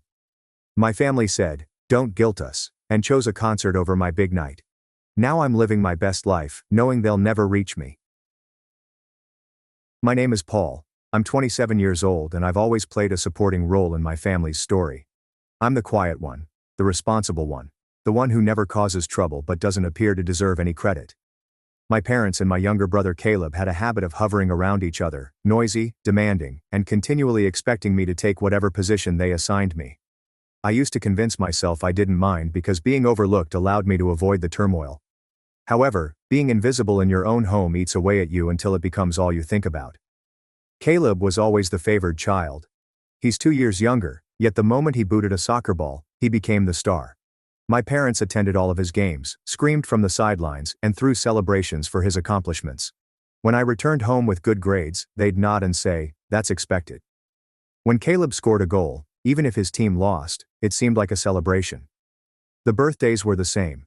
His would be a parade of balloons, cakes, and extravagant gifts. Mine were usually meals at home and possibly a sweater I did not want. It was not a shortage of things that hurt. It sent the notion that my efforts were ordinary, and his were outstanding. I attempted to play it off.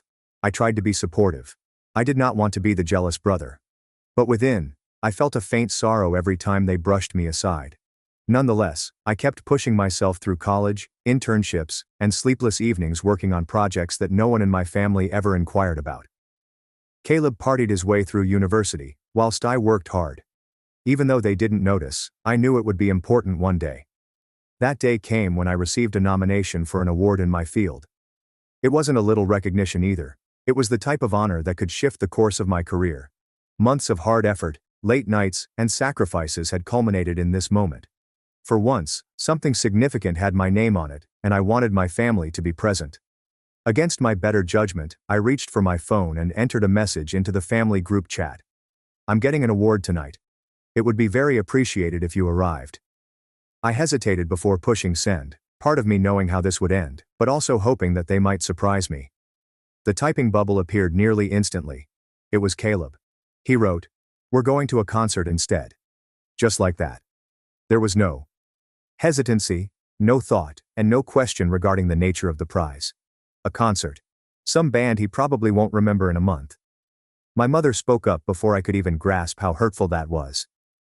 "Don't guilt us," she typed, as if my request was a burden, as if I was forcing them to choose between breathing and suffocating. I focused on the TV, my chest constricting. I felt a surge of heat travel up my neck. I wanted to shout, to ask why it was always like this, why I didn't matter. Instead, I simply typed back 2 words. All right. And I intended it.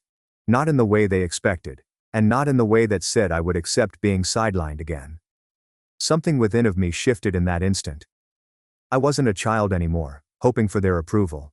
I wasn't waiting for their applause or cheers. Who night, I'd stand in front of a throng who recognized me and acknowledged what I'd accomplished. And my family would be exactly where they wanted to be.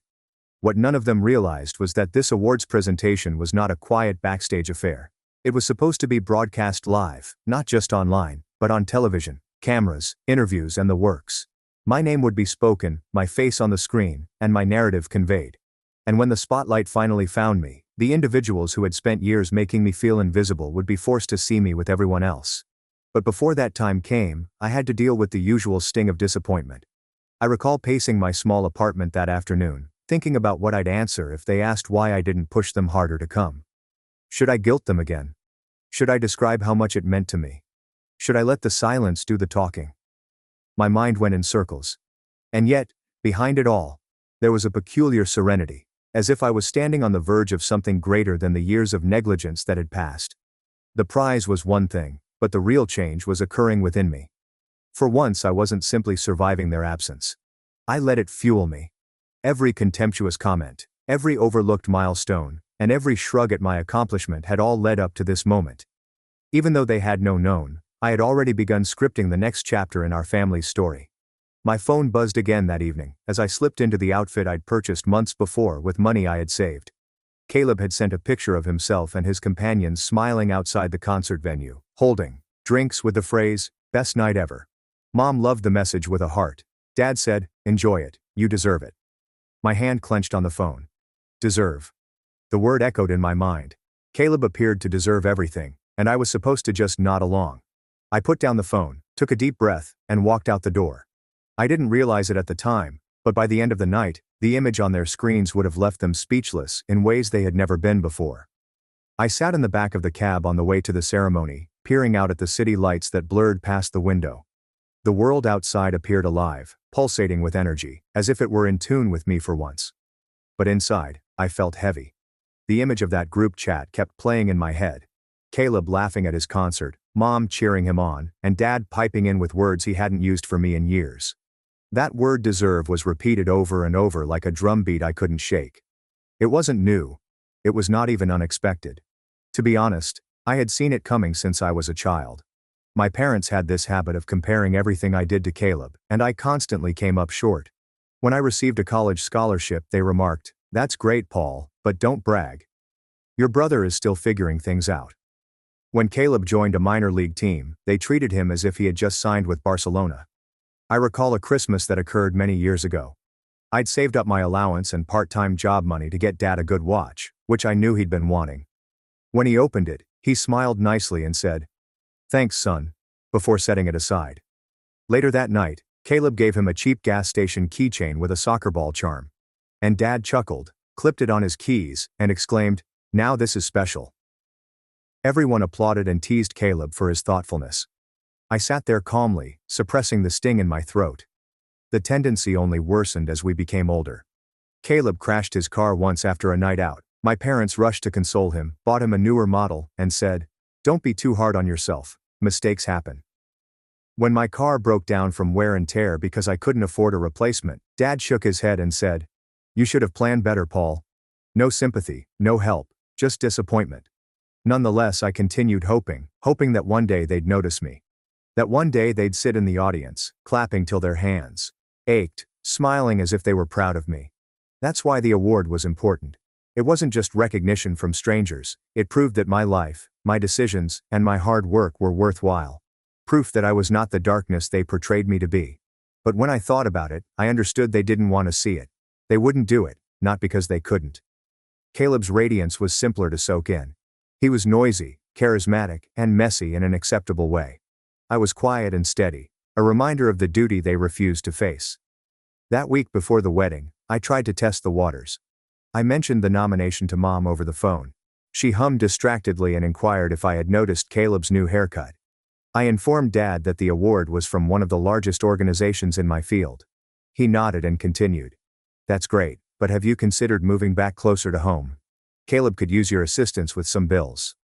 It seemed like every topic circled back to him. The final straw before the ceremony came when I went home a month earlier. I hadn't been in a while, so I figured we'd sit down and talk.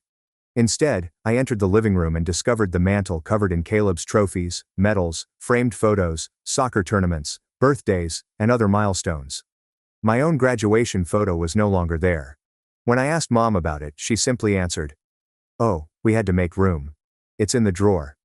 The drawer. like my entire existence might be hidden away and forgotten.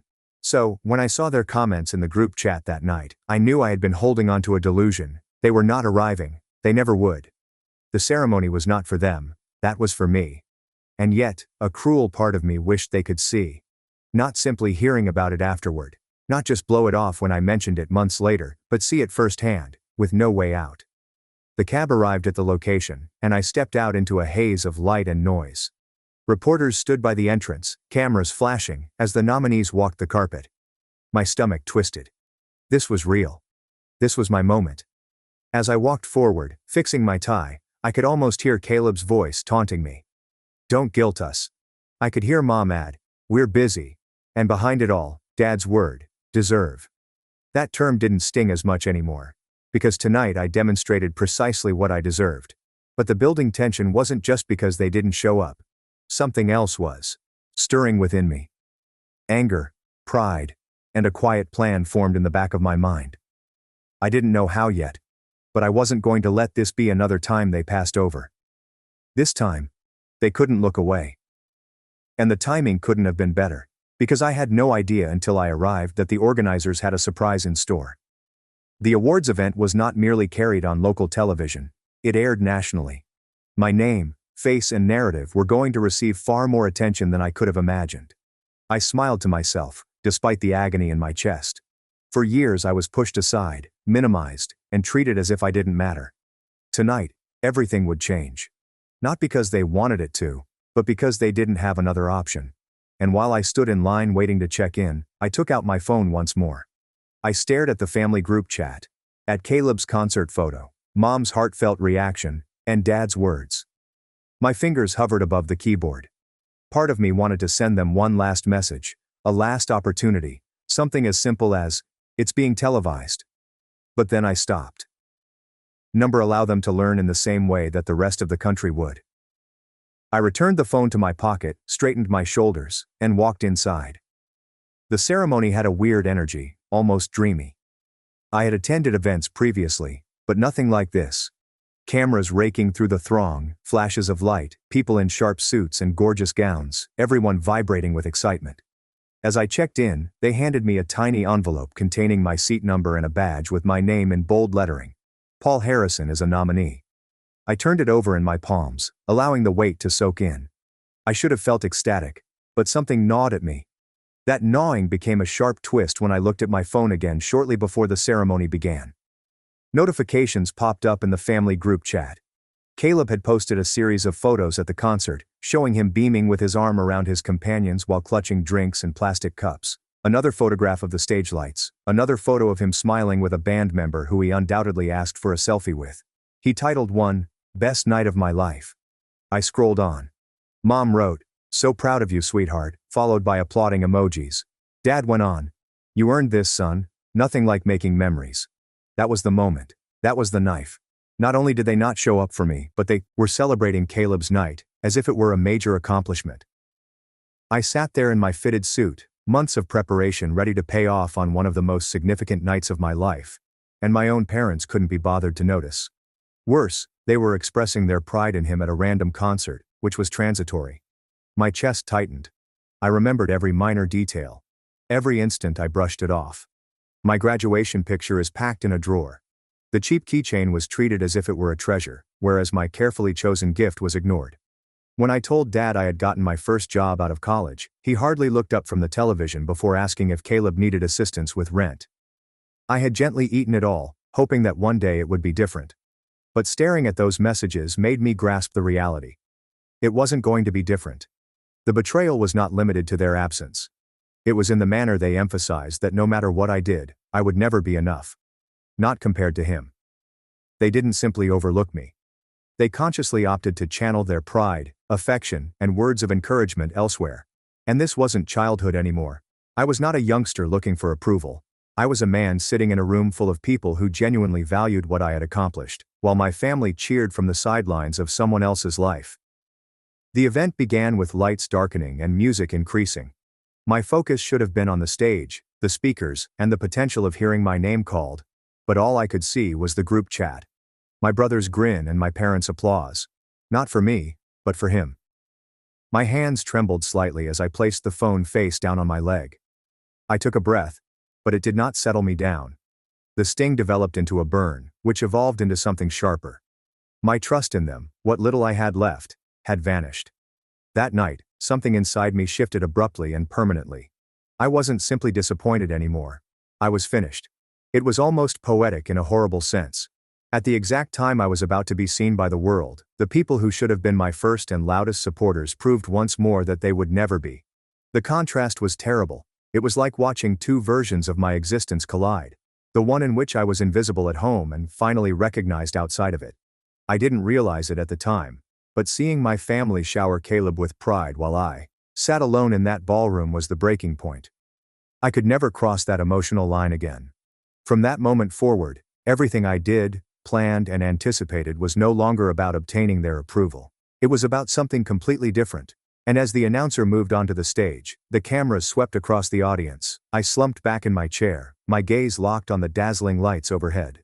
My jaw stiffened, and a peculiar peace came over me. If they didn't want to see me, they would be forced to. The ceremony went like a dream, but within, I was drowning. I sat in a room full of strangers applauding speeches, the clink of glasses reverberating, and I felt torn in two.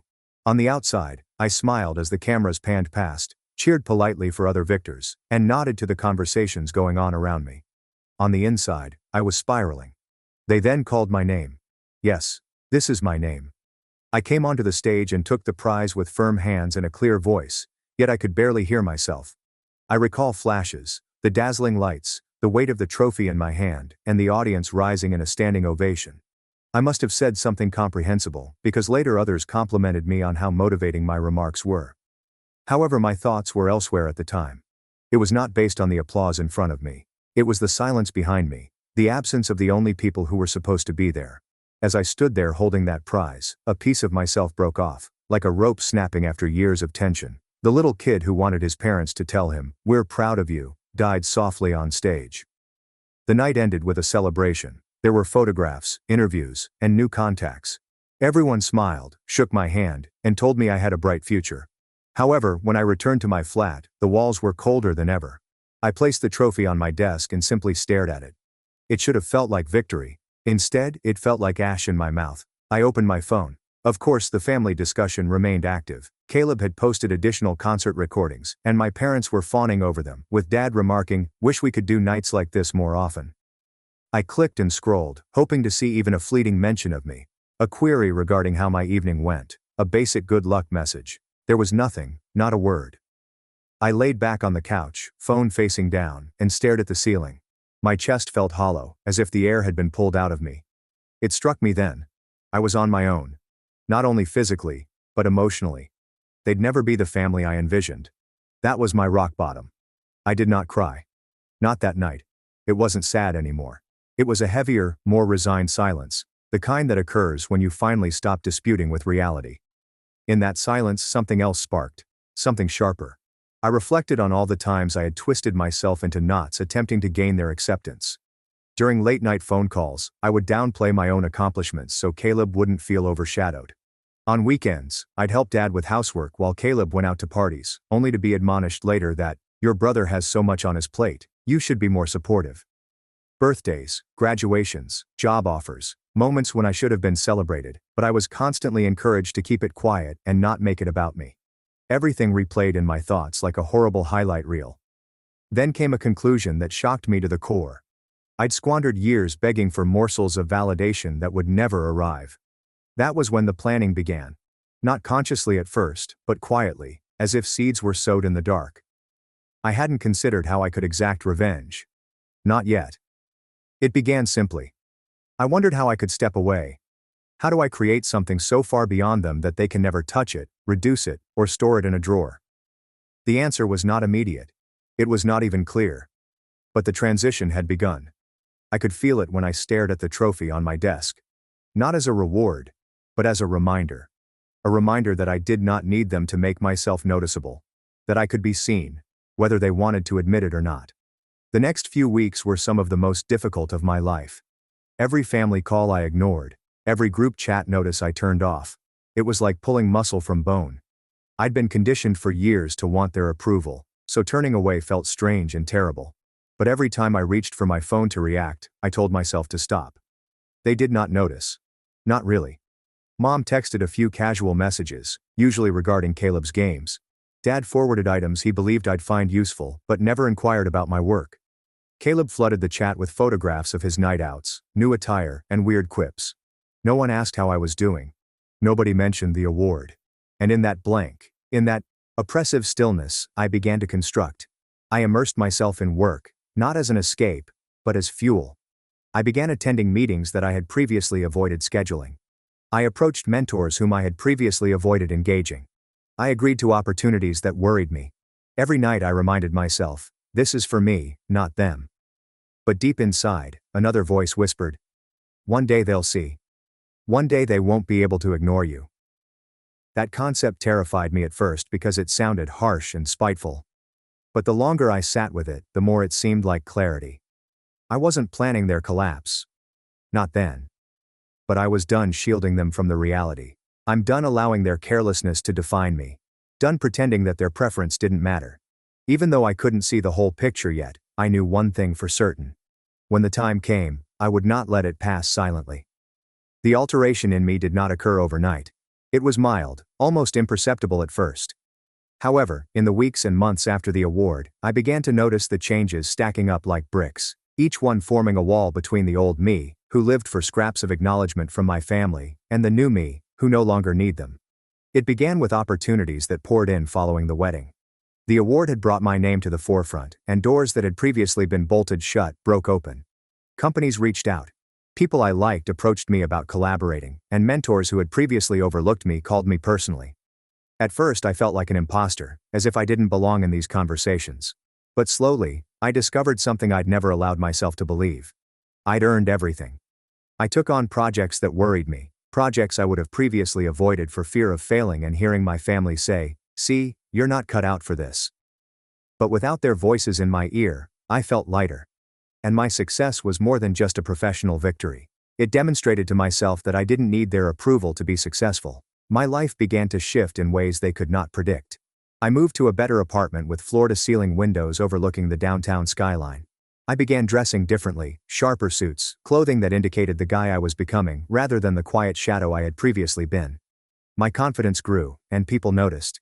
Strangers at networking events gravitated towards me. Colleagues looked to me for leadership, and mentors I formerly looked up to began treating me as an equal. Meanwhile, nothing changed in my family's environment. Caleb remained the focus of their attention, posting images of night outs and soccer games. Mom and Dad cheered him on with the same old fervor, as if each action was new. But from my new vantage point, things appeared different. For the first time I recognized it clearly. Not as a reflection of my inadequacy, but of their limitations. They had no idea how to value anything other than the simple, familiar glow Caleb supplied. I stopped craving their attention, and instead began to embrace a new type of power. Invisibility by choice. They didn't inquire about my life, therefore, I didn't elaborate. When Mom called, I kept our chat nice but brief. When Dad asked whether I could help your brother financially, apparently Caleb was behind on rent again. I simply replied, I can't. And left it at that. For once, I didn't tie myself up in knots attempting to justify my boundaries. I didn't over-explain or apologize. I just let the stillness hang. They didn't press very hard. I believe they felt I was still quietly trudging along, the same dependable Paul who was always available when they needed something. They didn't realize how much had changed. And a part of me took quiet delight in the idea that I was creating something far larger than they could imagine right in front of their eyes. When you cease limiting yourself, success tends to multiply. Within a year, I had gained more than just respect in my area. People were starting to recognize my name. Invitations to speak at conferences poured in. There were articles written regarding the work I was doing. I was even requested to participate on panels alongside folks I had previously studied with in school. Every time I saw my name in print or was granted a microphone, I felt the weight of years of anonymity lifted. However, in the quiet moments, when the acclaim died down and I was alone in my apartment, I couldn't help but think of them. Not with longing, but with detached interest. What would they say if they knew? Will they finally see me, or will they try to make it about Caleb? The thought did not hurt as much as it did before. Now it only fuels me. The tipping point came when I was asked to a national event that was larger than the awards ceremony and anything I'd done previously. A televised gala honoring inventors and leaders from several industries. When I received the invitation, I laughed as I grasped the embossed envelope. Not because it was hilarious, but because it seemed like fate. I understood right away that this was it, a moment you couldn't avoid. The kind of illumination that can reach even the most difficult corners. And for the first time in my life, I wasn't going to simply step into the spotlight. I was going to own it. Nonetheless, I stayed quiet. I didn't mention it to my relatives. I didn't hint at the magnitude of what was coming. Let them continue to cheer Caleb on. Allow them to continue assuming I was just managing. When the night came, they'd find out alongside everyone else. And that's when I understood I wasn't simply climbing. I was prepared. Slowly, silently, I was laying the groundwork for something greater than achievement. Something that went beyond proving oneself. Because one day, they won't only have to acknowledge me, they'd have to address their actions, the years they'd spent neglecting, dismissing, and underestimating me. And when that day arrived, I wasn't sure I needed their apologies. What I wanted was for them to experience what I had, the pain of being invisible, the empty anguish of understanding you'd missed something significant. The invitation to the National Gala sat on my desk for weeks, its embossed letters catching the sun every time I walked by. I'd give it a casual glance, but within I could feel a hum of electricity.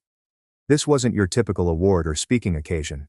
This was the kind of platform that might solidify my place in the public eye, a spotlight so large and dazzling that even individuals who had spent their entire lives refusing to look at me would be forced to do so. However, the true setup for what was to come did not take place on the night of the gala. It started months ago, when the prospects from my accolades grew into something far bigger than I could have dreamed. One of the firms I collaborated with following my first major recognition was a media conglomerate with links in TV, print, and online. At start, it was simply a collaboration. I'd help them with their projects and offer my knowledge in exchange for visibility. But as time passed, I understood they weren't only interested in what I could offer. They were intrigued in my story, perspective, and ability to connect with an audience. It was unusual to go from being disregarded by my own family to suddenly being sought after by influential strangers. I recall sitting in a glass-walled office one afternoon, the city stretching behind me, when one of the executives leaned over and said, "Paul, people don't just respect your work. They relate to you, which is unusual. Have you considered what you could do with a larger platform?" That sentence stayed with me. A larger platform. Not only recognition in my field, but something beyond. Something public. Something apparent. And for the first time, I realized how years of quiet and dismissal could become fuel. If I leaned into it, if I told the world my tale, others could recognize themselves in me. Over the next 3 months, I began taking interviews for podcasts, magazines, and panels. At first I kept my answers entirely business, discussing my career, projects, and aspirations. But gradually, I started to open up. I discussed resilience, being underestimated, and working in silence when no one believes in you. I didn't name my family, but I didn't have to. The message resonated on its own. The response stunned me. People inundated my email with messages, and I felt invisible too. "Thank you for expressing what so many of us have experienced. You gave me hope." It was humiliating, but also clarifying. I wasn't just advancing for myself anymore. My narrative, my survival in the shadows, helped others find their voices. And as I got more visible, I felt more powerful. Meanwhile, my family remained unaware. Calls continued to come in about Caleb, his soccer league, his new girlfriend, and his plans that never seemed to materialize. When Dad inquired if I was still doing the same work, I almost laughed. He had no idea I had been promoted twice, or that my name had been featured in big media. Mom complained that I didn't make enough visits, and that Caleb missed me. Every talk was a rehash of the same script. Their universe was too little to realize what I was quietly creating outside of them. And I let them remain blind. I did not correct them, gloat, or hint. Silence became my weapon. Then came the meeting, which changed everything. The organizers of the National Gala requested me not only to attend, but also to receive a unique recognition, a Lifetime Achievement Award, notwithstanding my age, for my pioneering work in the sector. I almost laughed as I read the email. Lifetime Achievement. At 27. The magnitude was ludicrous, yet it was genuine, and it would be televised live across the country. When I entered the gala planning session, I anticipated to talk about logistics, time slots, speeches, and costumes. What I didn't expect was for the director to lean across the table and say, We'd like to feature your story as part of the televised broadcast, not just your work, but your journey. We think people need to hear it." My chest tightened. For a brief moment, I imagined Caleb and my parents sitting at home, perhaps surfing through channels and stumbling onto me on their television screens. Hearing my experience, not as a family member to disregard, but as a narrative delivered to the entire country. Naturally, I agreed. But internally, I understood what this meant. The setup was completed. All the years of being minimized, all the invisible scars, all the swallowed words, they were about to be spoken out, framed in a way that no one could miss. The irony was almost too acute. My relatives had accused me of making them feel guilty for begging to be seen. They were going to hear the truth, whether they wanted it or not. They couldn't ignore it because it was delivered in a broadcast rather than a private plea. And while I had no idea how they'd react, I knew one thing for certain. At the end of the night, the balance of power between us would never be the same. The night of the gala arrived with a weight pressing against your ribs. I stood in front of the mirror in my hotel room, fixing the cuffs on my suit. And for the first time in my life, I didn't feel like I was dressing up to impress others. Not my parents. Not Caleb. Not even the audience I was about to address. I was doing this for me, and in a way, for the younger version of myself who had sat silently at dinner tables while everyone else hailed Caleb's latest accomplishment. The setting was stunning, a cathedral of lights and silk. Cameras perched like hawks, ready to swoop. As I came down the red carpet, reporters leaned closer with their microphones, calling my name. I responded quietly and confidently, never revealing that my thoughts was elsewhere, half on the stage I was about to walk upon, partly on the living room I imagined at home. I could picture the TV flickering and my parents relaxing into the couch after a long day. Caleb sprawled with his phone in hand, and they were all expecting another average evening. And suddenly my face would take up the entire screen. The program flowed like a well-rehearsed play. Speeches, performances, and applause in the appropriate places. I waited, each minute increasing, the stress within me. When my category finally arrived, the announcer's voice echoed around the hall, describing my accomplishments, projects, and rise from obscurity. I could feel the cameras focusing on me and the heat of the lights pressing against my flesh. My heart raced, not from nerves, but from eagerness. "Ladies and gentlemen," the announcer finished, "please welcome tonight's honoree, Paul Harrison." As I came on stage, the applause rose like a tsunami.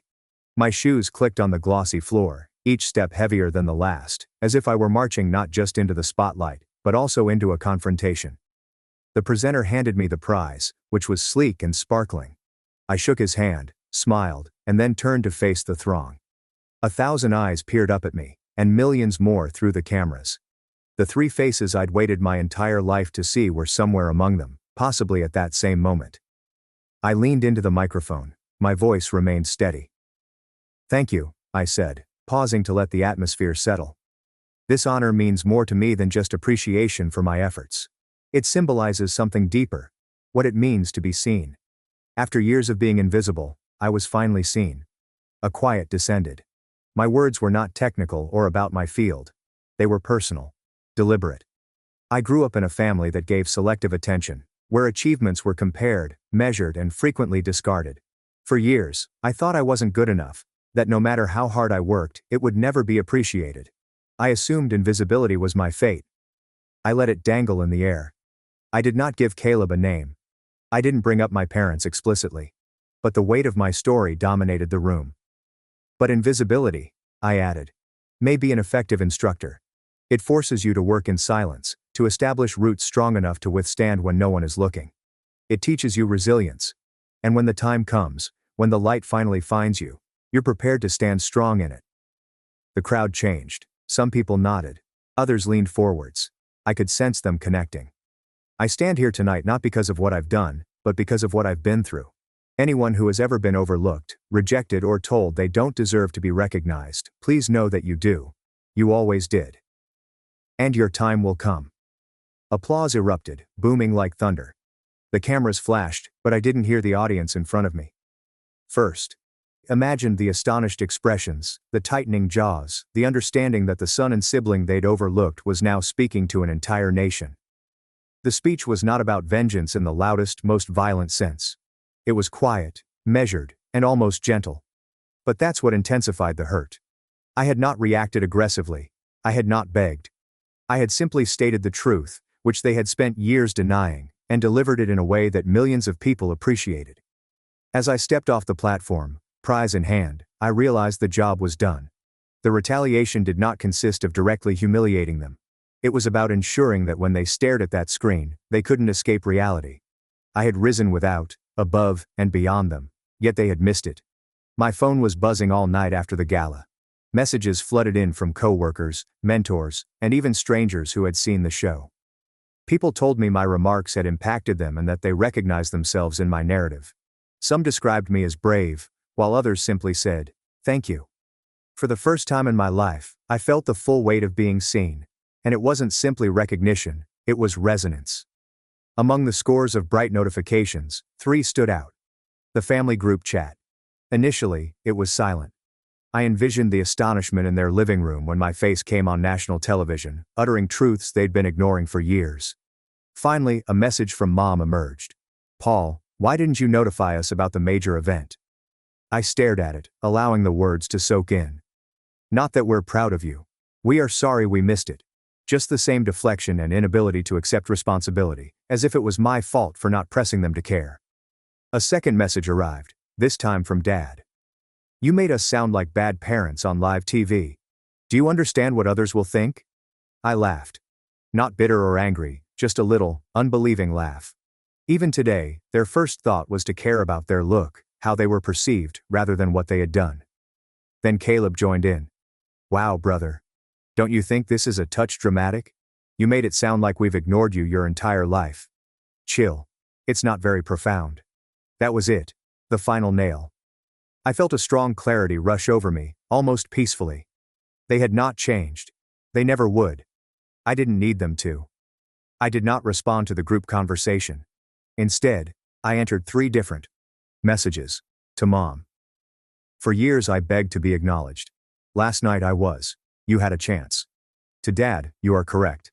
People will believe you were bad parents. That is because you were. And Caleb felt it was that deep. It always was. You simply never had to feel it. Then I silenced the conversation and put the phone down. For the first time I felt no shame, longing, or fury. I just felt liberated. Word circulated rapidly following the gala. Relatives who had rarely spoken to me before reached out to congratulate me and express their pride. Old instructors emailed, saying they saw me on TV and remembered the quiet youngster sitting in the back of the classroom. Even neighbors wrote comments, stating they had no clue I had accomplished so much. My parents couldn't avoid it. Their friends watched the broadcast. Their co-workers mentioned it. Even folks at church mentioned it. Their son could be seen everywhere they looked. They couldn't get away from the story of the son they'd disregarded. In the weeks that followed, they attempted to repair the rift. Mom called and left voicemails loaded with forced enthusiasm. Dad sent lengthy texts regarding misconceptions. Caleb, as expected, made a joke about it, claiming that I had exaggerated the negligence. But the difference now was simple. I did not respond. Silence born of decision, rather than loss. My life accelerated, new ventures, new platforms, new horizons, and each achievement increased the distance. The more the world cheered me, the smaller their justifications became. Months later, I returned home after another event and placed a second prize on the shelf next to the first. The city lights shone through my window, reflecting off the trophies and illuminating the room in gold. For a moment, I remembered the drawer at home, where Mom had stuffed my graduation photo to make room for Caleb's awards. I smiled. My achievements were no longer in a drawer, they were out in the open, for anyone to see. And the folks who had previously pushed me into the darkness were left blinking in the light, too late to shield their eyes. That was my vengeance. Not shouting, not vengeance in the classic sense, but living so fully and clearly that their years of negligence became their legacy rather than mine. I poured myself a glass of wine, stood by the window, and let the silence of the city night envelope me. For the first time, I did not feel invisible. I didn't feel like I was waiting for someone to clap. My girlfriend blocked me for 5 days on a girls' trip. At the airport, I sent a process server with an eviction notice instead of picking her up. She said, "You don't need to know what happens on a girls' trip, that's why you're blocked until I get home." I didn't respond. However, when she returned to the airport expecting me, she discovered who was actually waiting for her. "I'm a private investigator. It's a job that will alter you. You learn to perceive the world via layers of truth and falsehood. You learn to read people based on what they do, rather than what they say, and more importantly, what they try to hide. Rachel, my girlfriend of 3 years, has always remarked that my profession makes me too cynical. The truth is that my job did not make me cynical enough. Our connection, I felt, was my only safe haven from the society I live in. It was the only place where I didn't have to search for the angle, the lie, or the underlying motivation. We were partners. We lived in my house, which I had purchased and paid for with a decade of hard nights and perilous assignments. We had same ambitions and a shared existence. I trusted her. In my line of employment, trust is the most valuable currency, and I had given her everything of it.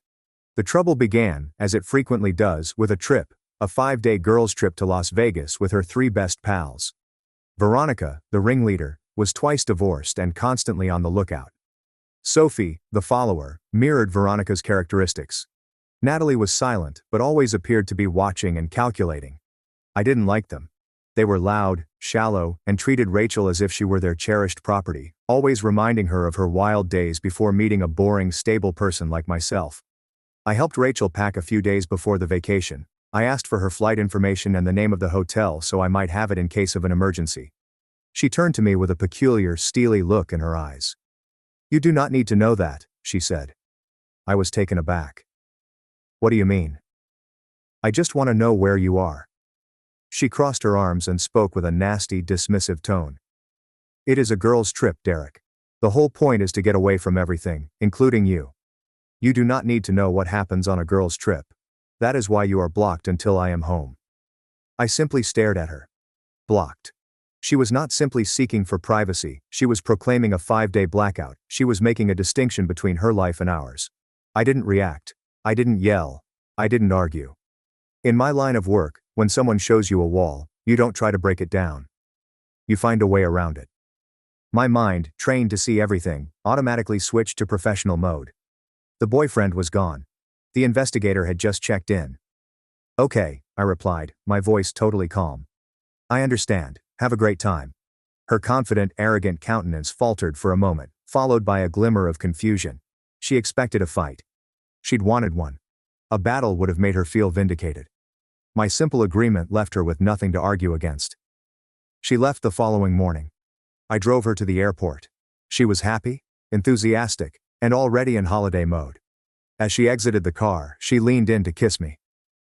"Do not miss me too much," she added with a wink. "I will call you when I land to let you know I am unblocking you." "I will not, I told you." She laughed, assuming I was joking. I watched her enter the terminal, dragging her bag after her. I then drove away. I didn't go home. I went into my office. The investigation had already started. She felt she was going to have a 5-day blackout. She had no idea I was going to flood her world with light. She expected me to be waiting for her at the airport when she returned. She was correct in a way. I wouldn't be there, but she was about to find out who was actually waiting for her. Update 1. Rachel left for her girls' trip 1 week ago. She has had a week full with parties, photos, and secrets. For me, it's been a week of quiet, systematic work, the kind of work I excel at. The first thing I did when I arrived at my office was basic. I checked the license plate of the vehicle that had picked up her 3 pals that morning. Veronica had shared a photo of the 4 of them in front of her house, ready to go. The car in the backdrop was a luxury SUV. The plate was returned registered to a man called Richard Hale. A brief search found that Richard Hale was a senior partner at one of the city's top investment firms. He was also married and has 2 young children. Interesting. Rachel had informed me that they were flying on a budget airline. A little investigation into airline manifests for Las Vegas that day revealed a different story. There were no commercial airplane tickets in her or her companions' names. However, a private plane owned by Richard Hale's organization had filed a flight plan from our city to Las Vegas that morning. The passenger list was not made public, but that wasn't necessary. The picture was already becoming clearer. The blocking was a gift. It was not a barrier. It was a confirmation of deception. She assumed it would keep me in the dark. Instead, it allowed me to function without having to maintain the facade of the trusted boyfriend. Her pals, however, were not as cautious. They were haughty. Sophie, the follower, maintained a visible social media profile. She was a wealth of information. She kept posting photographs and videos all week. They were all tastefully staged to resemble a girls' trip. Photos of the 4 of them drinking cocktails by the pool, a video of them dancing at a nightclub, and a selfie in front of a prominent casino. However, novices always make blunders. In one selfie, the reflection of Sophie's sunglasses revealed the unmistakable silhouette of a man seated across from them in a cabana. In the backdrop of a video from the nightclub, I noticed Veronica laughing and leaning closely against a man who was not her ex-husband. Natalie's biggest blunder was a photo she posted. It was a group photograph of the four of them at a formal dinner. A giant abstract picture on the wall stood out in the background.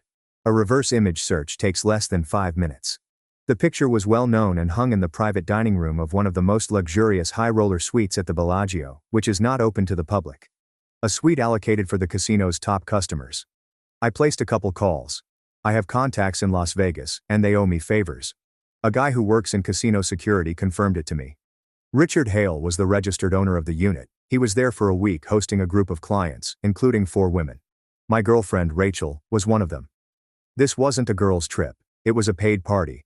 She wasn't on vacation with her friends. She served as an accessory for a wealthy married man and his business associates. The entire journey, the secrecy, the blocking, it was all a ruse for a life she was leading that I had no part in. The last piece of the puzzle was the most painful. In one of Sophie's films, I noticed Rachel in the background. She was laughing, holding a drink, and speaking to a male. I couldn't see his face properly, but something about him felt familiar. I extracted the audio, cleaned it up, then processed it using a voice analysis tool. It was a long shot, but I needed to know. The software matched the vocal pattern to a sample from my own database. Her ex-fiancé, Andrew, was the man whose voice she heard. The man she had told me she despises. The man she said had cheated on her and destroyed her heart. He was one of Richard Hale's clients. The whole thing was a lie. A complicated, multi-layered, and extremely offensive deception. She hadn't just taken a trip without me. She had taken a trip to be with another man, which had been paid for by another man, all while claiming to be with her pals. My plan of action was clear. This was not a circumstance that required a discussion. It necessitated a consequence, a public, unmistakable, and life-altering one. I began with Eleanor, Richard Hale's wife. I checked her background.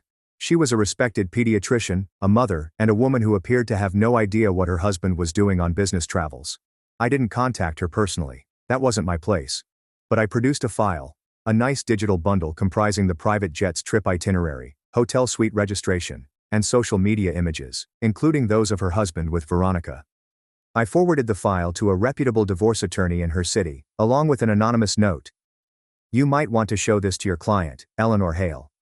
It appears that her husband's business excursions are more eventful than she realizes. Then I dealt with Andrew, the ex-fiancé. He was a real estate developer. According to public documents, he was also involved in a contentious commercial dispute with his former partners. I have a pal who is an investigative journalist. I provided him an anonymous report about a real estate developer who pays for his luxury lifestyle and travels to Las Vegas with other people's money. I supplied Andrew's name and some information about his business dealings, which were easy to locate if you knew where to search. Finally, I prepared for Rachel's homecoming. She was scheduled to land on Sunday afternoon. She had texted me from a friend's phone a few days prior. A quick, happy message. I'm having so much fun. Cannot wait to see you. Pick me up at 3 p.m. on Sunday. I will unlock you once I am on the plane. I responded with a simple, okay. She expected me. She anticipated a hug, a kiss, and a peaceful drive home during which she would tell me a succession of well-selected anecdotes about her trip. She had no idea what was waiting for her. I found the one person who had a better reason to be at that airport than I had. It took 2 days of hard investigation, but I discovered her, Andrew's live-in girlfriend and ex-fiancée. Her name is Serena. She is a schoolteacher who had no idea her boyfriend was in Las Vegas.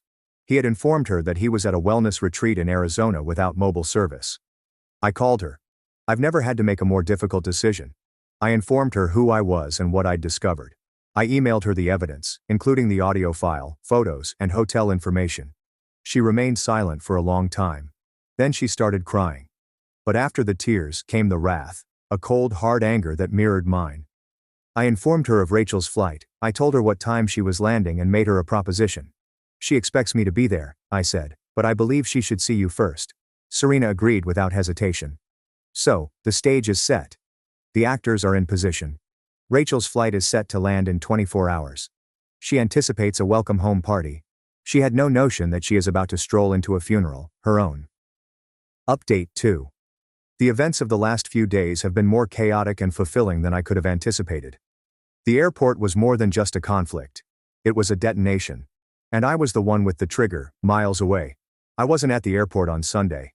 I was at home, watching the scenario on a live feed from a private security contractor I'd hired. He was posing as a limo driver, holding a sign with a different name, and his phone camera was streaming directly to my laptop. Rachel's flight arrived on time.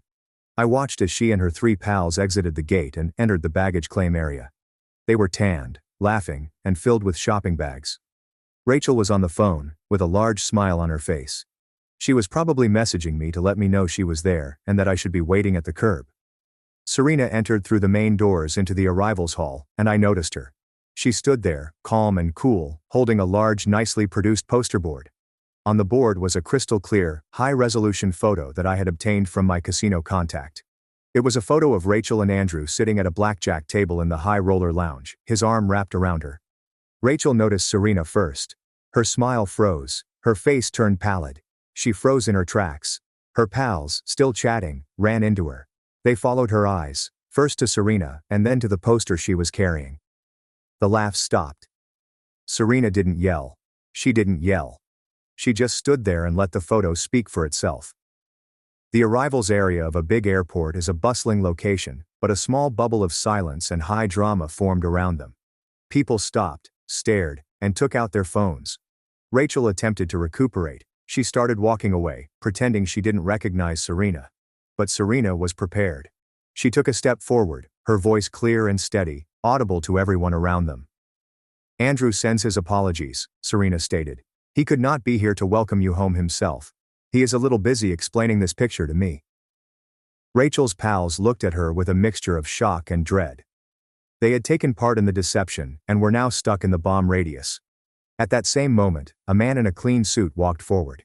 He was the process server I'd hired. He walked straight up to Rachel. "Rachel Miller?" he inquired, his tone professional and loud. She simply nodded, absolutely stunned. "You have been served," he explained, handing her a large legal envelope. That envelope included a legal eviction notice. She had 30 days to remove her items from my property. A restraining order was also included, prohibiting her from contacting me or approaching my home or business within 500 feet. The combination of public humiliation and court documentation proved too much. Rachel just crumpled.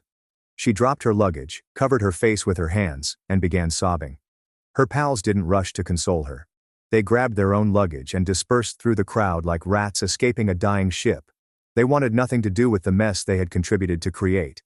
My security contractor's camera caught the entire affair. The gorgeous, confident woman who had barred me from her life only 5 days before was now sitting on the floor of an airport, surrounded by her expensive shopping bags, completely alone. Since then, the fallout has been rapid and broad. Eleanor, Richard Hale's wife, wasted no time. The day after I sent the papers to her lawyer, she filed for divorce. She also liquidated a major chunk of their joint assets and placed the funds in a trust for her children, as her prenuptial agreement enabled her to do in the event of infidelity. Richard is going through a messy, expensive, and public divorce. His employer is also apparently reviewing his position, as the scandal does not reflect well on their family-oriented image. Veronica, the trip's leader, has been named in the divorce proceedings. Andrew, the ex-fiancé, is also in deep danger. The journalist I tipped off published an article regarding his unscrupulous business dealings. His partners are suing him, and his reputation is ruined. Serena has left him and, with my assistance, is planning her own legal action against him for financial damages. And Rachel's life is a smoldering crater. She has no partner or home, and her friends have abandoned her. She had to phone her parents to come pick her up from the airport. I can only image the discourse. She now resides in their spare bedroom, a 30-year-old lady whose entire life has been reset to zero. She has attempted to contact me, of course. She's used disposable phones, new email accounts, and everything. I've not reacted. My lawyer has issued her a cease and desist letter, reminding her of the restraining order. Her pals have also attempted to reach out, each with their own feeble attempt at damage control. They've all said they had no idea what was going on, and Rachel had lied to them. I have not replied to them either. They are irrelevant. I spent the week following her return gradually removing her from my life.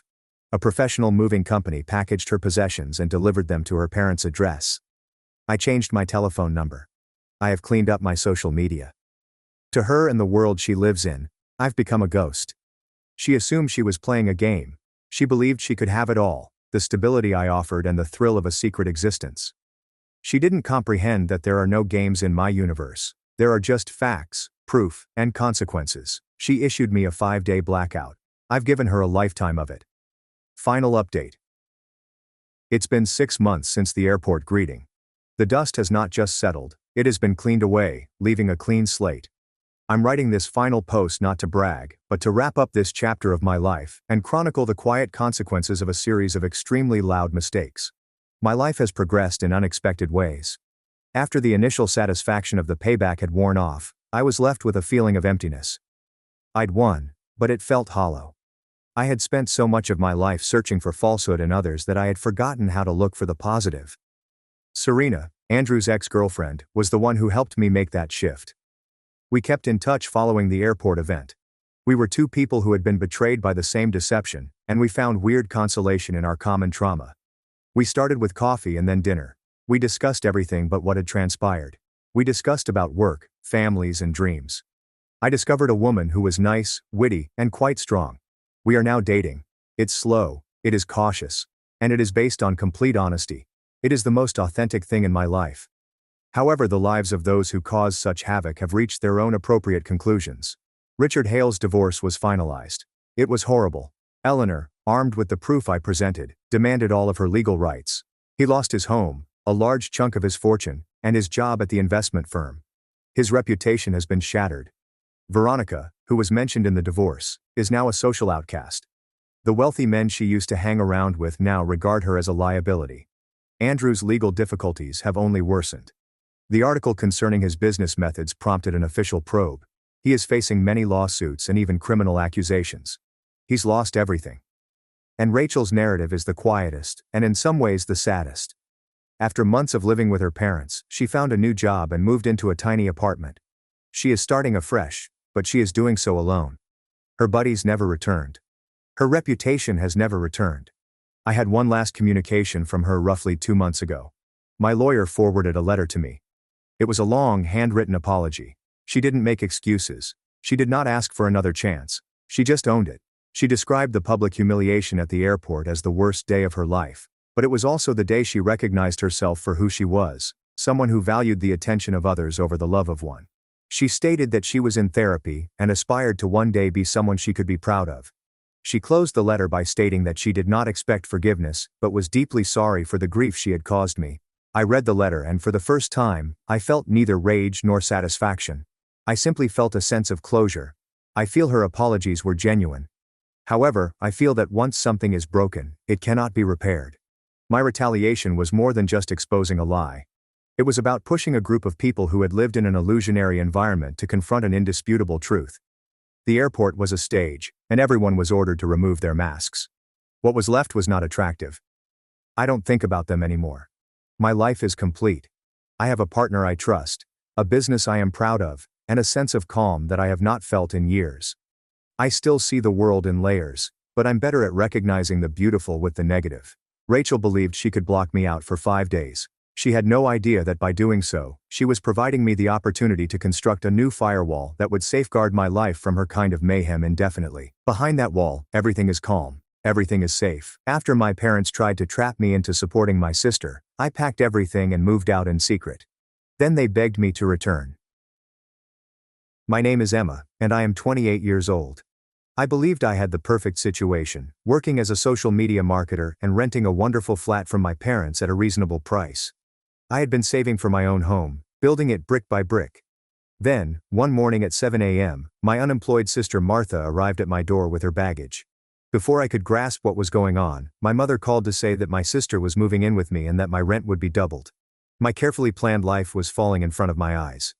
Before things went wrong, I had a life that I was truly proud of. As a social media marketer with Digital Pulse, a growing marketing agency in downtown, I had established a comfortable niche for myself. Our office was a beautiful modern environment with glass barriers, communal workstations, and a break area full of everything from cappuccino to kombucha. My desk faced a wall of windows overlooking the city, which provided me with both inspiration and a sense of success every morning. My wage was sufficient to cover my costs while also allowing me to save 20% of my monthly income for a future home. I had worked with the company for 4 years and had lately been given care of our largest client, a national fitness chain wanting to rebuild their entire web presence. My supervisor had hinted at a promotion if the campaign went well, which would increase my income by at least 15%. My haven was the apartment I rented from my parents. It was a one-bedroom apartment in a quiet neighborhood, close enough to downtown for a tolerable commute, yet far enough away to escape the hustle when necessary. When my parents bought the building as an investment property 5 years ago, they offered me one of the flats at a price below market value, which seemed like a blessing at the time. I had poured my heart out throughout the years to make that room my own.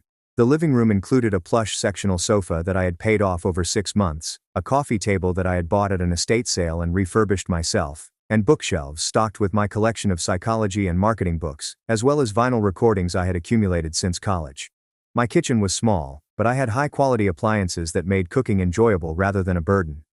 The Vitamix blender was a splurge following my first bonus, while the espresso machine was a birthday present for me last year.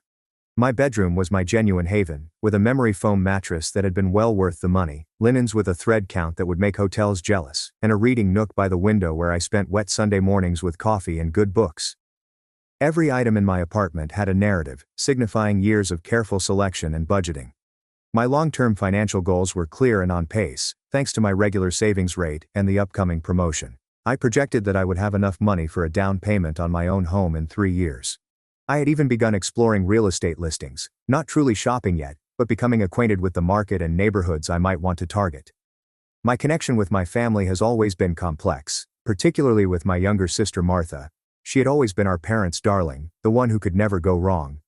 While I worked part-time jobs throughout college and graduated with little debt, Martha attended a pricey private university, changed majors 3 times, and had her tuition completely supported by our parents. This tendency maintained till adulthood. Martha needed a car, so our parents purchased one for her. When I needed an automobile, I obtained a loan. When Martha lost her job, she returned home rent-free.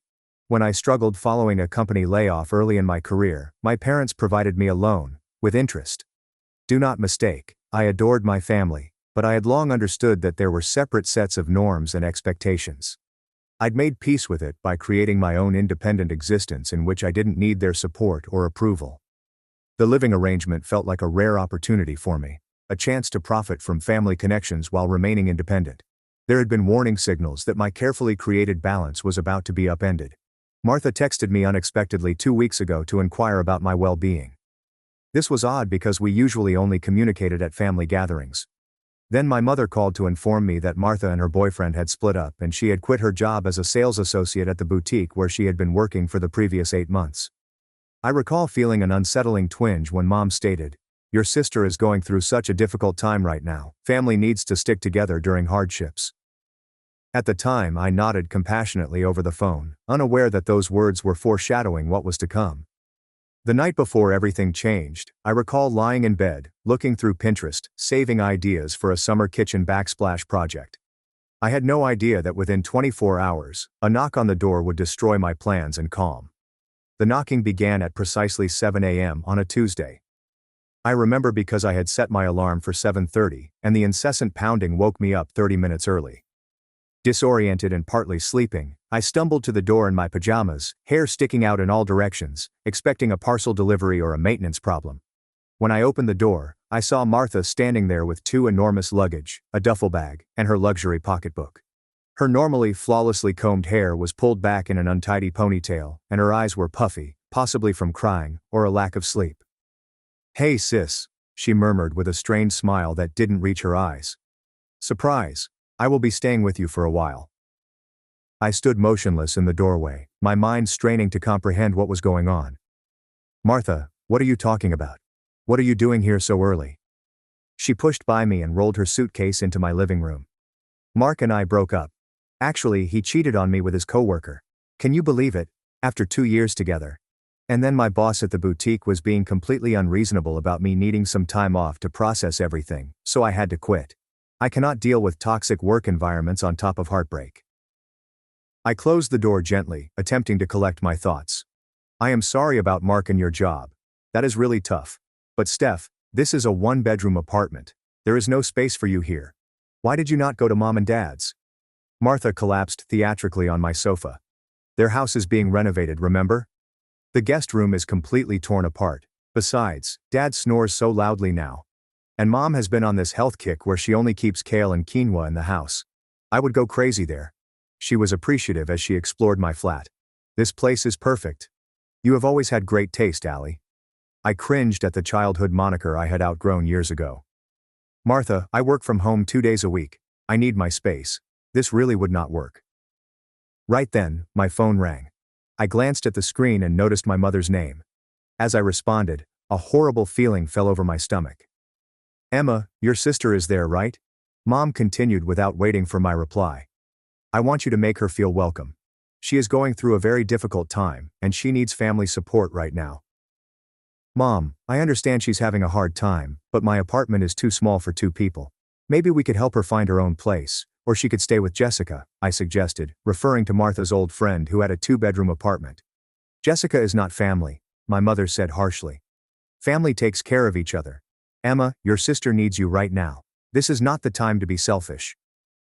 I took a big breath and moved to my kitchen so Martha wouldn't overhear.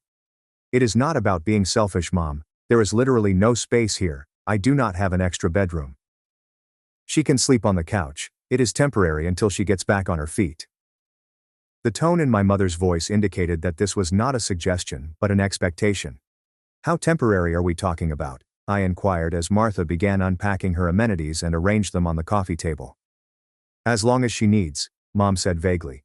Now stop being difficult. I raised you better than this. Do I need to get your father involved? The threat was implicit. My father would take an even harsher stance than my mother, and any complaint from me would be interpreted as ungrateful and selfish. I'd done this process enough times to know the script. Fine, I said, defeat weighing heavily in my voice. She can stay for now, but we need to figure out a more permanent solution soon. That is my good girl, Mom remarked, quickly warming up. Call me if you need anything. Love you both.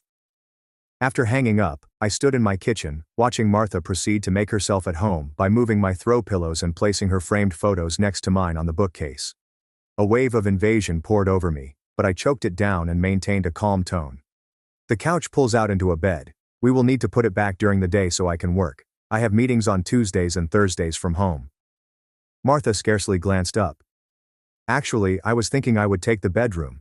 The living room gets so much light in the morning, and you know I am not a morning person. Plus, I have all these clothes that need to be hung up. I glanced at her, disbelief growing. Martha, this is my apartment. I am not giving up my bedroom. She gazed at me with the same attitude she had used on our parents for years, a perfect combination of hurt and wrath. Wow, Allie. I just lost my boyfriend and my job. I am at my lowest point, and you cannot even make a small sacrifice to help me. The living room is bigger anyway. I held my ground. You can have the couch.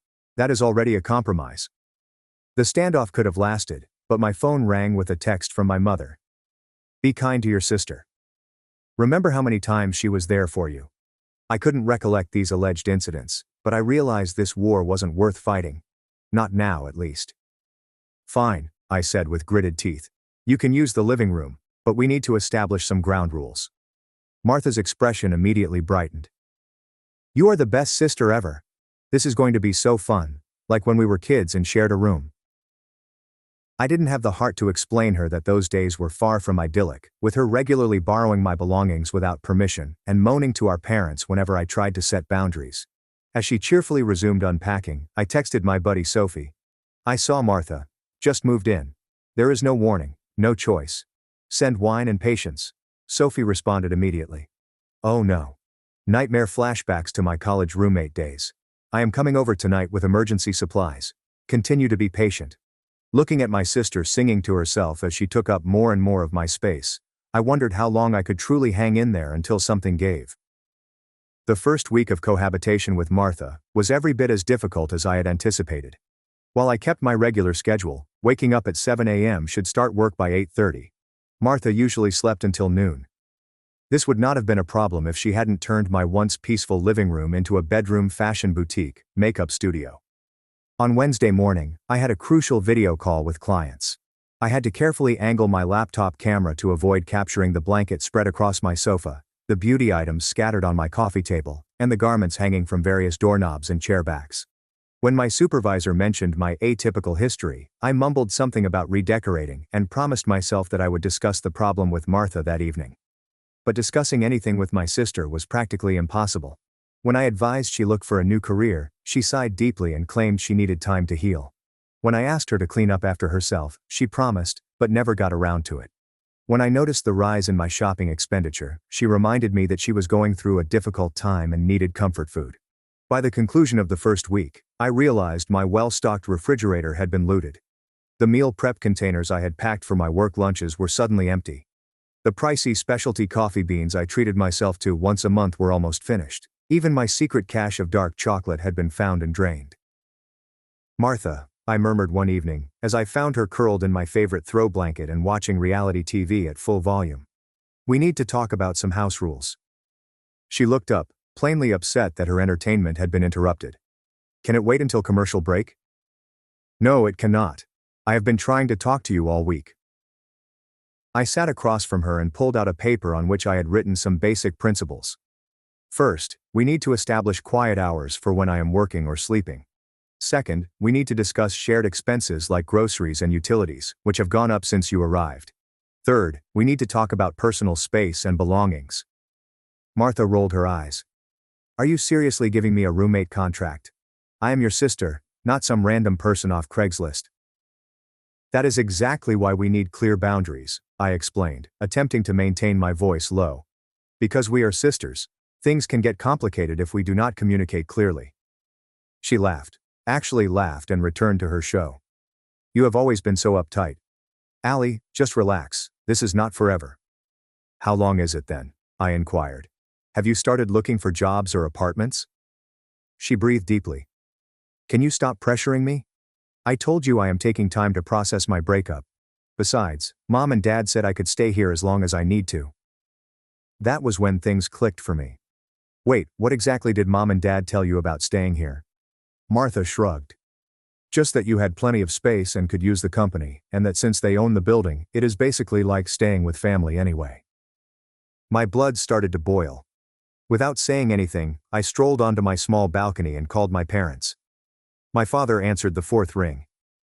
"Dad, did you and Mom tell Martha she could move in with me indefinitely without even asking me first?" He paused before responding. "Emma, your sister is going through a difficult time. The apartment is plenty big enough for both of you temporarily. We thought you would want to help family." "But it is not temporary, is it? She has no plans to look for a job or her own place, and she is not contributing anything to the household." My father's demeanor hardened. "Your mother and I give you a significant discount on rent for that apartment. Many people would be grateful for such an arrangement." The implied message was apparent. The apartment was not actually mine. It was a family asset that could be reassigned as my parents saw fit, despite the fact that I had been paying rent and making my home there for years. "I am grateful," I stated gently, "but I also need to be able to live my life. Martha is not respecting my space or my things." "You have always been the responsible one, Emma," my father remarked, his voice softening slightly into a manipulating tone that I understood. "Martha needs that stability right now. Just give her some time to get back on her feet. Be the big sister." By the time I hung up the phone, my irritation had changed to resignation. This was the same pattern that had persisted throughout our upbringing, with Martha's wants always taking precedence over mine. The situation deteriorated during the next few weeks. Martha would unexpectedly bring folks around, often when I was on the phone for business. She borrowed my things without asking, and returned them soiled or stretched out. Her water bill increased as she had 2 40-minute showers per day. Her continual use of my styling products and electronics caused a surge in my electricity expenses. My quiet morning ritual was disrupted by having to traverse her possessions. My nighttime relaxation was impossible because her pals were laughing loudly, and her phone talks lasted late into the night. My weekend plans were sidetracked by her unexpected emotional crisis, which required my attention and care. The impact on my work began to manifest. I failed to meet a deadline for the first time in my professional career. My manager summoned me in for a check-in, concerned about my recent dip in performance. My once promising promotion prospects appeared to be slipping away. "Is everything okay at home?" my employer Clara inquired during our one-on-one meeting. I pondered lying, but ultimately chose the simple truth. "Family issues. My sister is staying with me temporarily, and it has been an adjustment." Clara nodded compassionately. "Family can be complicated, Just do not let it affect your work for too long. The Henderson account is too important. That evening I found myself remaining late at work, unwilling to return to my own apartment. This had become a habit, finding reasons to be anywhere than home. I canceled arrangements with friends because I was embarrassed about the state of my apartment and fatigued from the continual stress. One night, after discovering Martha had used and emptied my pricey face cream, I burst into tears in my bathroom. I called Sophie, who had become my lifeline during this trauma. "I cannot do this anymore," I wailed. "It is like I am a guest in my own home. My parents will not listen. Martha will not change. I feel trapped." "Have you considered looking for another apartment?" Sophie asked gently. "On such short notice, and at current market rates? My parents charge me about 30% below market for this place. I cannot afford something comparable on my own." "Maybe not comparable," says Sophie, "but something that is yours, where you make the rules. Is your sanity worth the price difference?" As I looked around at my once peaceful sanctuary, now overrun by Martha's presence, I thought Sophie might be correct. But before I could fully evaluate that choice, events took an even more drastic turn. Exactly 1 month after Martha moved in, I received a call from my father while at work. His tone was exceedingly serious and even businesslike. "Emma, your mother and I would like to have a family discussion this evening. It is important that both you and Martha are present. We will come by around 7 p.m. A feeling of dread settled in my gut.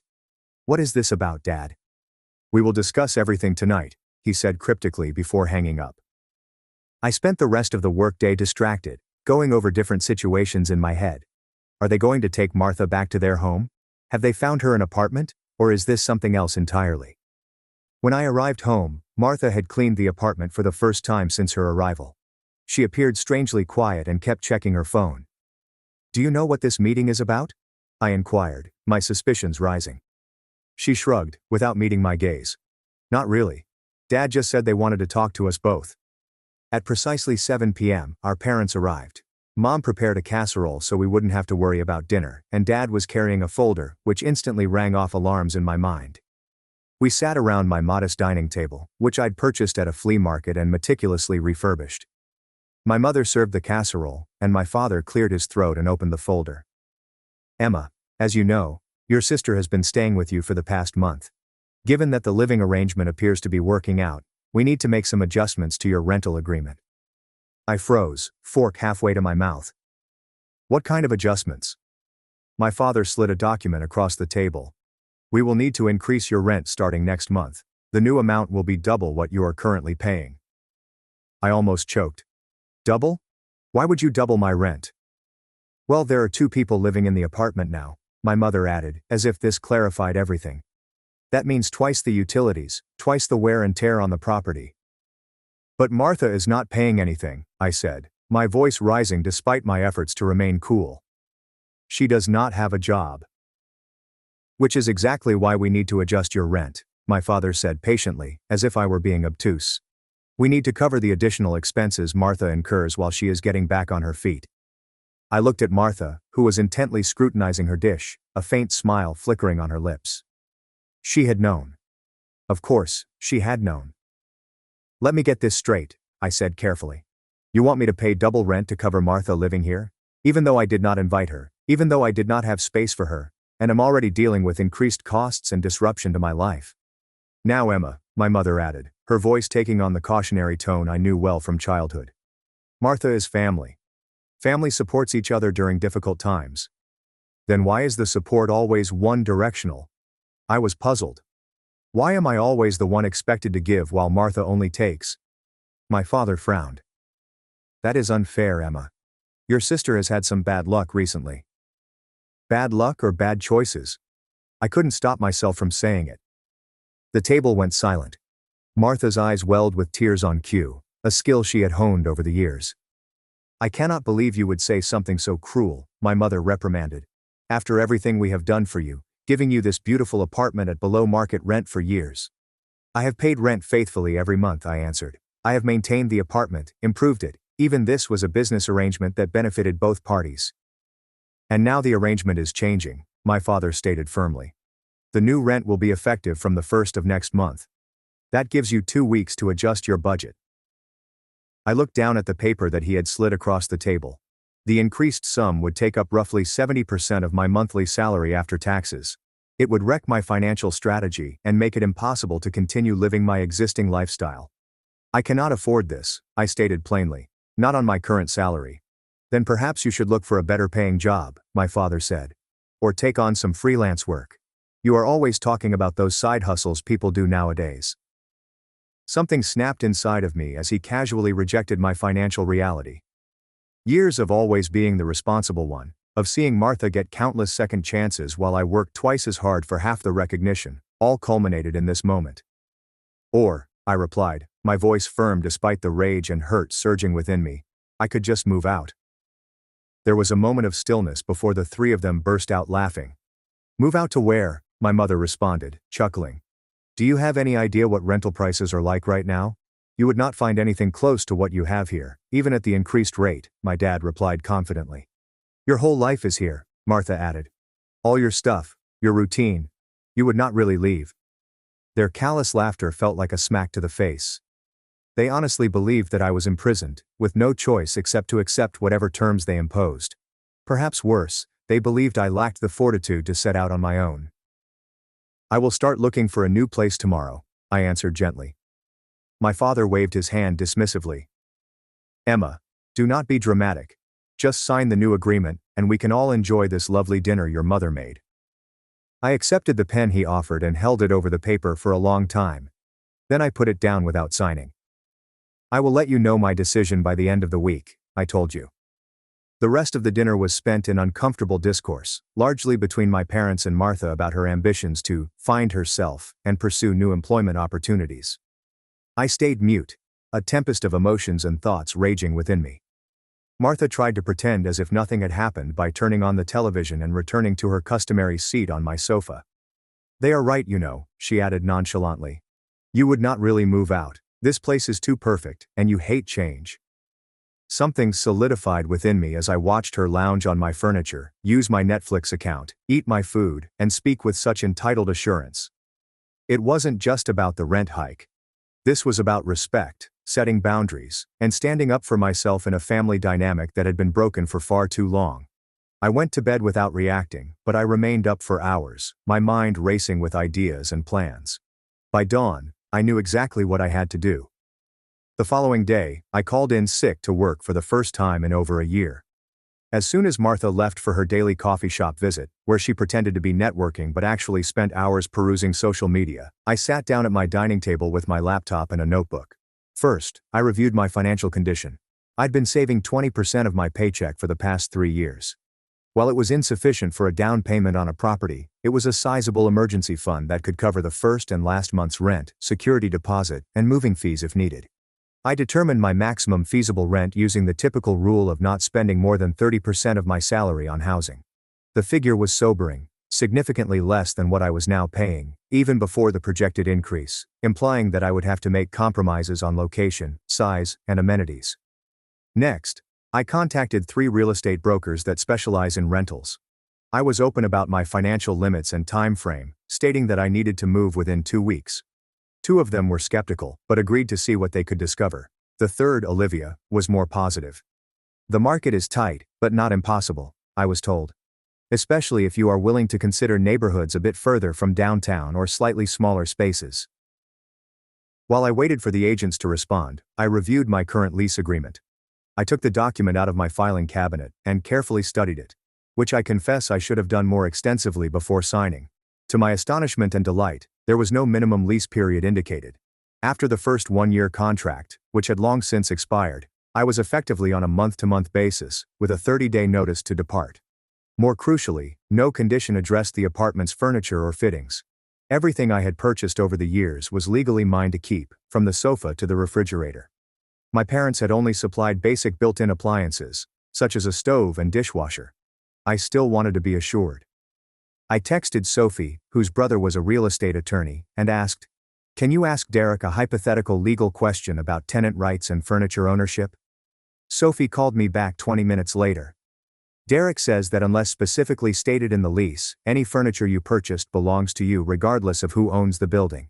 He also said that if your parents try to claim otherwise without documentation, they would not have a case." With this knowledge, I felt more confident about moving forward. By the end of the day, Olivia had emailed me listings for 5 possible apartments. All were smaller than my current house, and none had the same charm or personality, but they were within my price range and available right away. The next day, I took another personal day and visited all 5 properties. The first 3 were no-goes, either in bad shape or in places that would make my commute intolerable.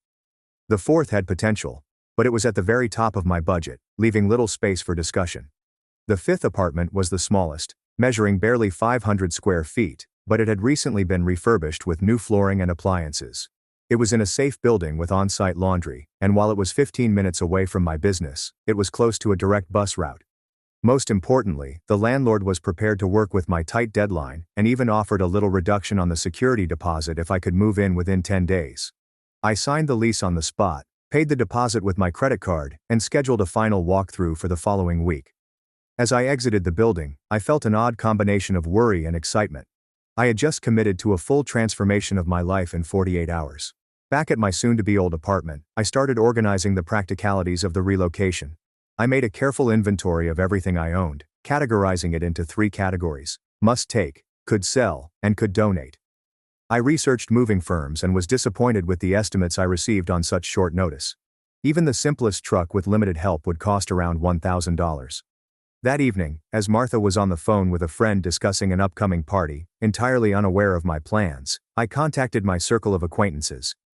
Within hours, I had gathered a volunteer moving crew of 6 individuals, including 2 pickup trucks and an SUV.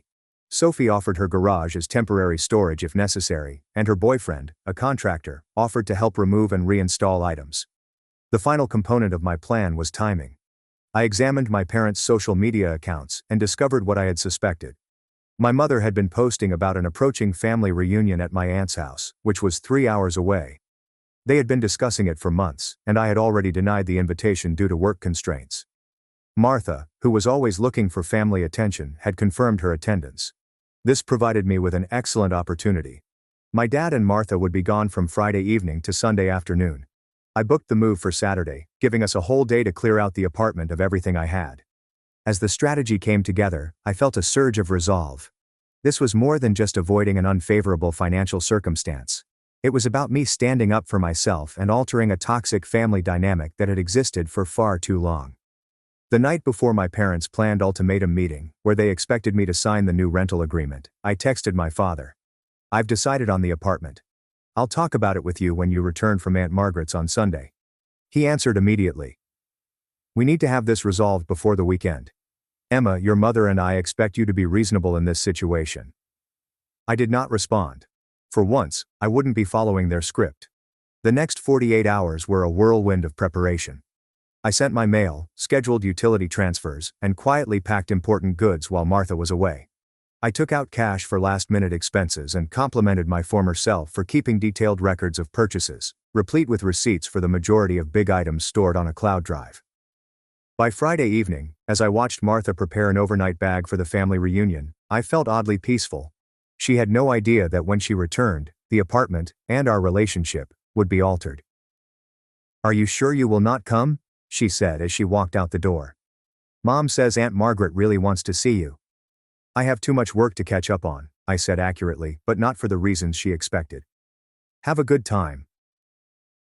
As her ride-sharing pulled away, I gazed around the apartment where I had lived for 5 years. By this time tomorrow, it would be very different, as would my life. Saturday morning began clear and bright, as if the cosmos had approved of my decision. I had scarcely slept, my fear and adrenaline keeping me awake all night. By 6 a.m., I was already picking through the last clothes in my closet when my phone buzzed with a text from Sophie. "Independence Day is a go. Troops arrive at 0800 hours. I laughed as she attempted to lighten the situation with military lingo. By 7:30, I had disassembled my bed frame and was working on emptying my dresser when the first knock came on the door. Sophie arrived with coffee and bagels, shortly followed by her boyfriend Eric and his tools. Within an hour, the remainder of my volunteer team had assembled. "Okay everyone," I said, trying to keep my voice calm despite the emotion threatening to overtake me. "Thank you all so much for helping today. The plan is to have everything out by 4 p.m. The big furniture goes first, then the boxes, and finally all the small loose items." We operated with amazing efficiency. Eric and his friend were in charge of disassembling the heavier furniture items, while Sophie and two other friends organized a box brigade from the apartment to the trucks. I switched between groups, controlling traffic and deciding what went where. By lunchtime, my bedroom was completely empty. The kitchen was halfway packed, and the living room furniture was ready for transportation. We had a quick lunch break with brought sandwiches, sitting in a circle on the floor because all of the seating had been removed. "How are you feeling?" Sophie inquired quietly as the others chatted. I thought about the question thoroughly. Sad, angry, relieved, proud, all of it at once. She grasped my hand. "You are doing the right thing. This is long overdue." The afternoon progressed at the same pace. We took 3 journeys to my new flat, meticulously arranging furniture and piling boxes in the considerably smaller space. My new landlord seemed surprised by the efficiency of our operation but was impressed by our organization. "Most move-ins I see are complete chaos," he said as he helped hold a door open for us. "You folks have a system." By 3:30, we were down to the final items. The flat that had been so meticulously furnished now stood strangely empty. The built-in appliances and window curtains remained in situ. Everything else, including the shower curtain and lighting, was mine, and had been stored up. I did a final inspection to ensure I hadn't left anything in cabinets or closets. In the kitchen, I put an envelope on the counter with my keys, the next month's rent money, needed by my 30-day notice, and a brief message explaining my decision. The letter was factual and unemotional, just saying that I was exercising my right to cancel the rental arrangement with adequate notice, and that I had taken only my goods.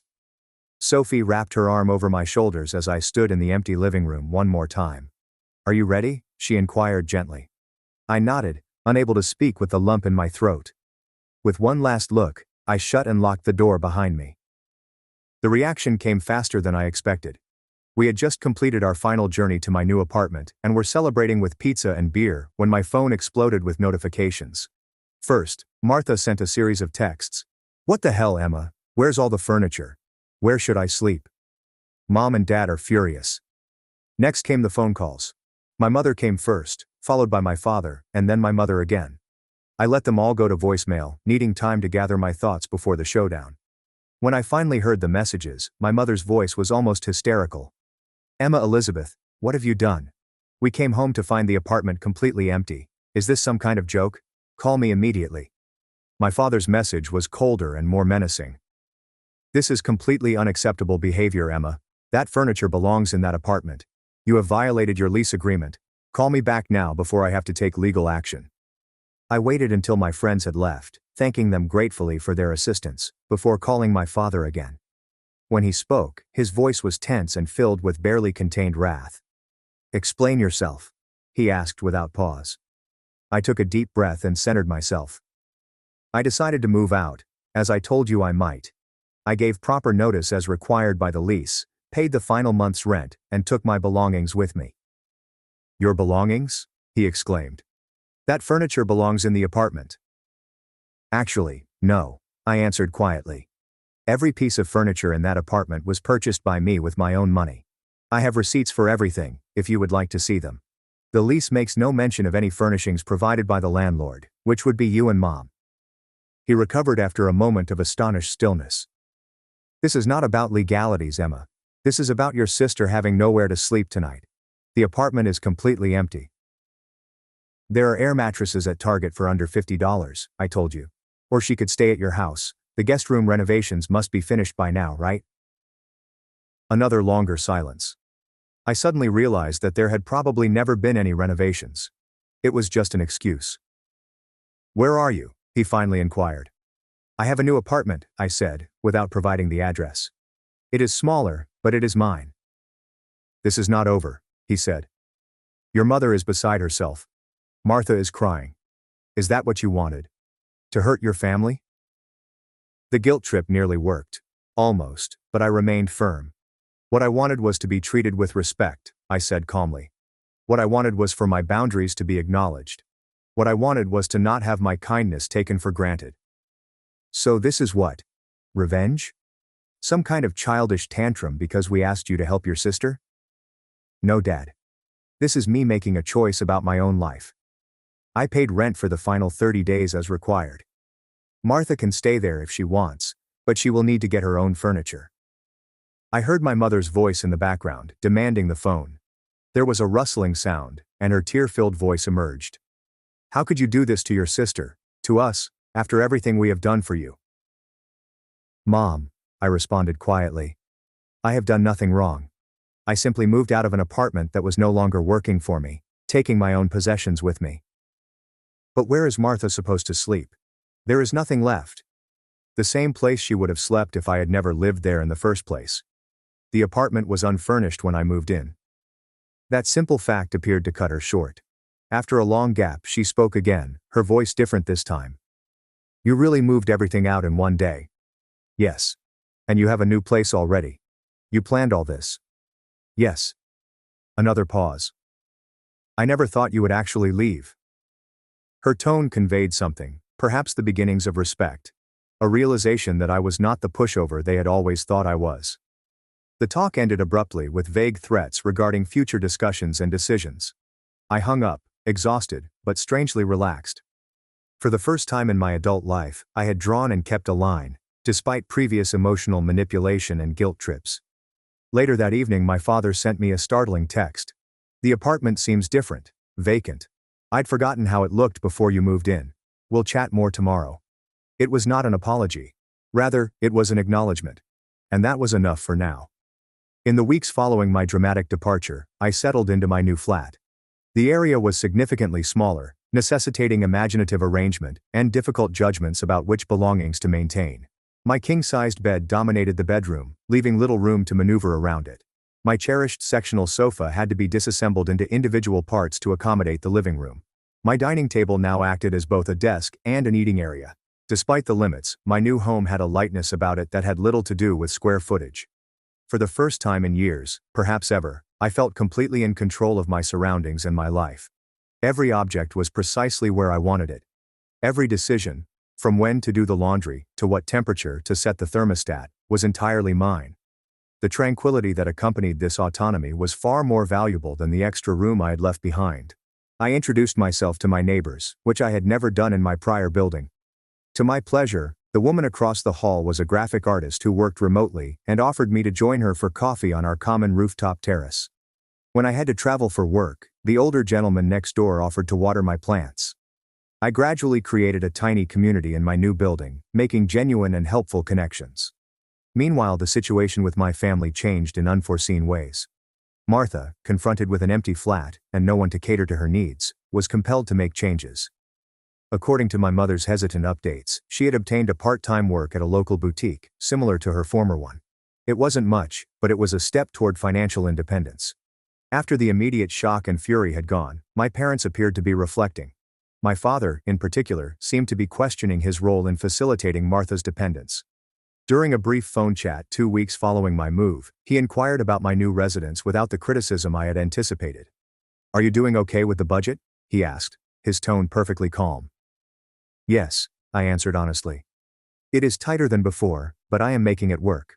The location is actually better for my commute, which saves on transportation costs." "That is good," he said hesitantly. "Your mother and I have been talking about Martha, about some patterns we might have encouraged over the years."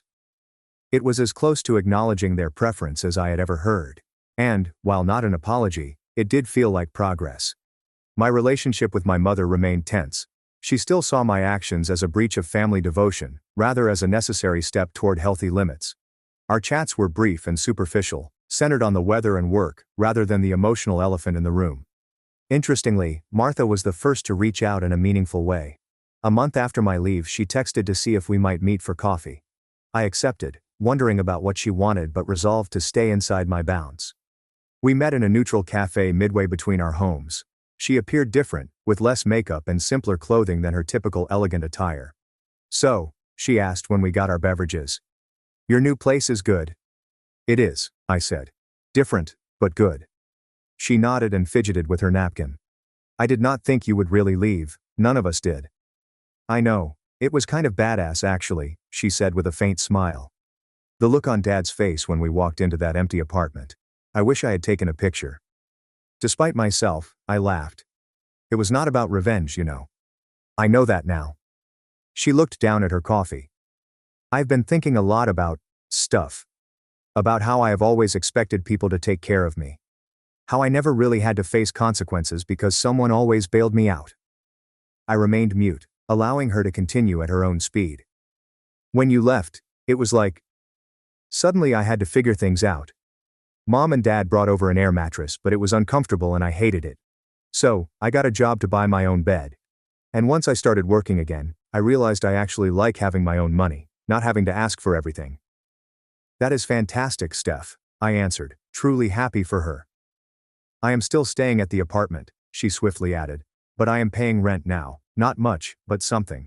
And I am looking for a roommate situation for when the lease ends. We talked for nearly 2 hours, the longest we'd spoken in years. For the first time, it felt like a discourse between equals, rather than the usual dynamic of her taking and my offering. As we left ways, she gave me an awkward hug. I am sorry, she muttered, for being such a terrible sister. You were not terrible, I corrected her. We just had unhealthy patterns, all of us. Over the next few months, my family's mending progressed gradually. There were setbacks and painful conversations, as old patterns sought to resurface. My mother still tried to make me feel terrible for abandoning Martha. My father occasionally fell into his authoritative role, offering unsolicited advice about my finances or job. However, something essential had changed. They could no longer take my compliance and support for granted. Each interaction required mutual respect, or it did not occur. I declined invites that seemed like duties and only accepted those that seemed sincere. I offered support where I could without anger, and declined when I couldn't. 6 months following my relocation, we celebrated Thanksgiving at my parents' place. The vibe was unusual, tentative, but not unpleasant. Martha brought a dessert that she had prepared herself. I brought a bottle of wine that I could actually afford. My father sliced the turkey with less pomp than usual, and my mother inquired about my new neighbors with seeming real curiosity. As we ate, I looked around the table at the people who had influenced me in both positive and negative ways. I didn't feel the animosity that had drove me away, or the frantic desire for approval that had kept me docile for so long. Instead, I felt a sense of peaceful acceptance, a awareness that we were all flawed people doing our best with the emotional resources we had. The most valuable lesson I gained from this experience was not about furnishings, housing, or even money. It was about the distinction between love and enabling, generosity and taking advantage of. I learned that sometimes the most loving thing you can do for yourself and others is to establish clear boundaries and stick to them, even if it is difficult. I also realized the importance of true independence, not just financially, but emotionally. The assurance of knowing I could stand on my own, make difficult decisions, and deal with the repercussions instilled confidence in me, which pervaded every part of my life. My career improved, my friendships expanded, and my sense of self grew stronger. Today, 1 year after that eventful moving day, I sit in my modest but cherished apartment, surrounded by the same furniture that formerly filled a larger space, but now feels completely appropriate for my situation. I've added new pieces expressly for this home while letting go of others that no longer served me. In many ways, that is what the whole event taught me about life. We hold on to relationships, routines and expectations that were once appropriate but have now become uncomfortable or restricting. Having the guts to examine what actually serves us, to keep what promotes our growth, and to let go of what limits us, that is possibly the most crucial talent we can cultivate.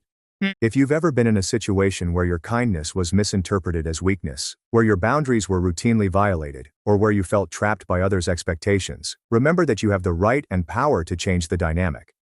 It may not be simple and it may not happen immediately, but taking the initial step toward fulfilling your own needs can change not only your life, but the lives of people around you in ways you never imagined. Thank you for watching, take care, good luck. My baby fought for life in the NICU while my aunt sent vacation photos. Now my family begs for help after our grandfather cut them out of his will. After my baby was born prematurely, I contacted the group. We are in the NICU, please pray. My aunt responded with vacation images from Hawaii. Nobody came to visit. A month later, seated in the hospital cafeteria, I checked my phone to see 84 missed calls and a message from my brother. Answer: this is bad, I said. I remember exactly when the NICU nurse informed me I could touch my baby for the first time. It had been 5 days since her birth.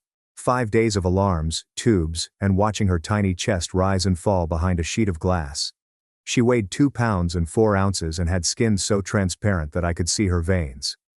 I was unprepared for that. Nobody ever is.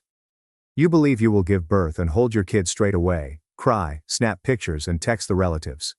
Instead, I sat in silence next to equipment I couldn't comprehend, attempting to keep my breathing low so as not to disrupt anything. And I was alone. Not symbolically or literally alone. Nobody had shown up. Not a single individual.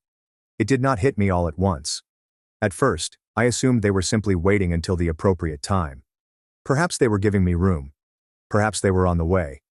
But I'd sent the message. I typed it plainly. We are in the NICU. Please pray. Simple, honest, and desperate in a modest manner. I stared at the screen after pressing send, expecting it to light up with love. Aunt Karen was the only one who replied.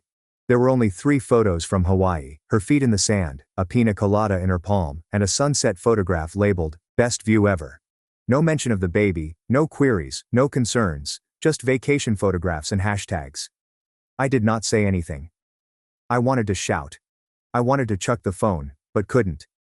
My daughter was struggling to breathe, and I needed to remain calm.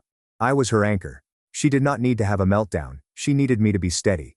The worst part was realizing that wasn't a one-time lapse. Nobody else in the family followed up. Not my brother, with whom I once drove 5 hours to avoid a lease split. Not my cousin Sophie, who grieved on my couch for weeks after losing her job and then allowed me to pay her rent multiple times. Not Karen's kid, whom I physically housed in my guest room for a semester while she discovered herself. Days went into weeks. I stayed at the hospital nearly full time. My husband was in Oregon trying to finish out a work contract that couldn't be broken without financial penalties. He felt helpless. I assured him not to worry. I was okay. But I was not. I was eating cafeteria food, taking a shower in the hospital family center, changing clothes from a duffel bag, and observing my kid through glass. Her name was Ella. Nobody asked what we named her. On day 31, I was sitting in my customary corner of the cafeteria, drinking a cold cup of coffee and scrolling through Ella photos on my phone. The nurses had helped me take a few. She appeared stronger, a little bigger, and still wired up, but I could see her spirit. Something had shifted. There was hope. That's when I noticed it. My phone flashed up. 84 missed calls. I froze. I hadn't even heard it vibrate before. I didn't feel it ringing. A silent notification screen sprang up at me, as if it knew something I didn't. Most of the calls were from my brother. His last text was, "This is bad." And just like that, I knew something significant was coming. But, unlike in the past, I didn't panic. I did not cry.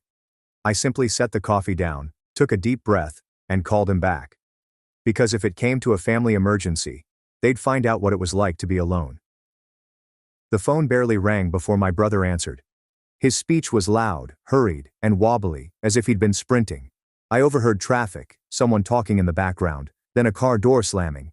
He didn't ask how I was. He didn't ask about Ella, he just blurted it out. Dad collapsed in the driveway. It happened an hour ago. No warning, just dropped while pulling the trash bins back after collection. The neighbor saw it, contacted 911, and attempted CPR. My brother arrived at the hospital just as they were bringing Dad into emergency surgery. A brain bleed. They were unsure if he would make it. I said nothing at first. I peered out the cafeteria window to the same sidewalk I saw every morning. I asked who was accompanying him. He said that Mom, Karen, and a few cousins had raced over. Sophie was also present. Right. Of course everyone could make it while he was in the hospital. Then he uttered what everyone expected to hear. "You need to come. Mom's falling apart. We need you." Not, "How is your daughter?" Not, "Are you all right?" Simply said, "We need you." I informed him that I had been in the hospital for 31 days. That my baby weighed 2 pounds when she was delivered. That I was here alone, eating from vending machines and sleeping in a folding chair, while everyone else went about their lives as if nothing had occurred. I inquired if he remembered the message I sent in the family group chat. He did not respond to that, said things had been hectic. Karen claimed to have recently returned from Hawaii. They said they assumed I didn't want visitors. I didn't want to feel overwhelmed. I almost laughed, as if the quiet wasn't more intimidating than anything. I did not yell. I did not argue. I just stated I wouldn't leave Ella. Not now. Not for this. I wished Dad the best and meant it. But they'd have to sort it out without me. Then I hung up. He called back within seconds. I let it go to voicemail. He sent the following. A wall of messages, some begging, some guilt-tripping, and some just babbling.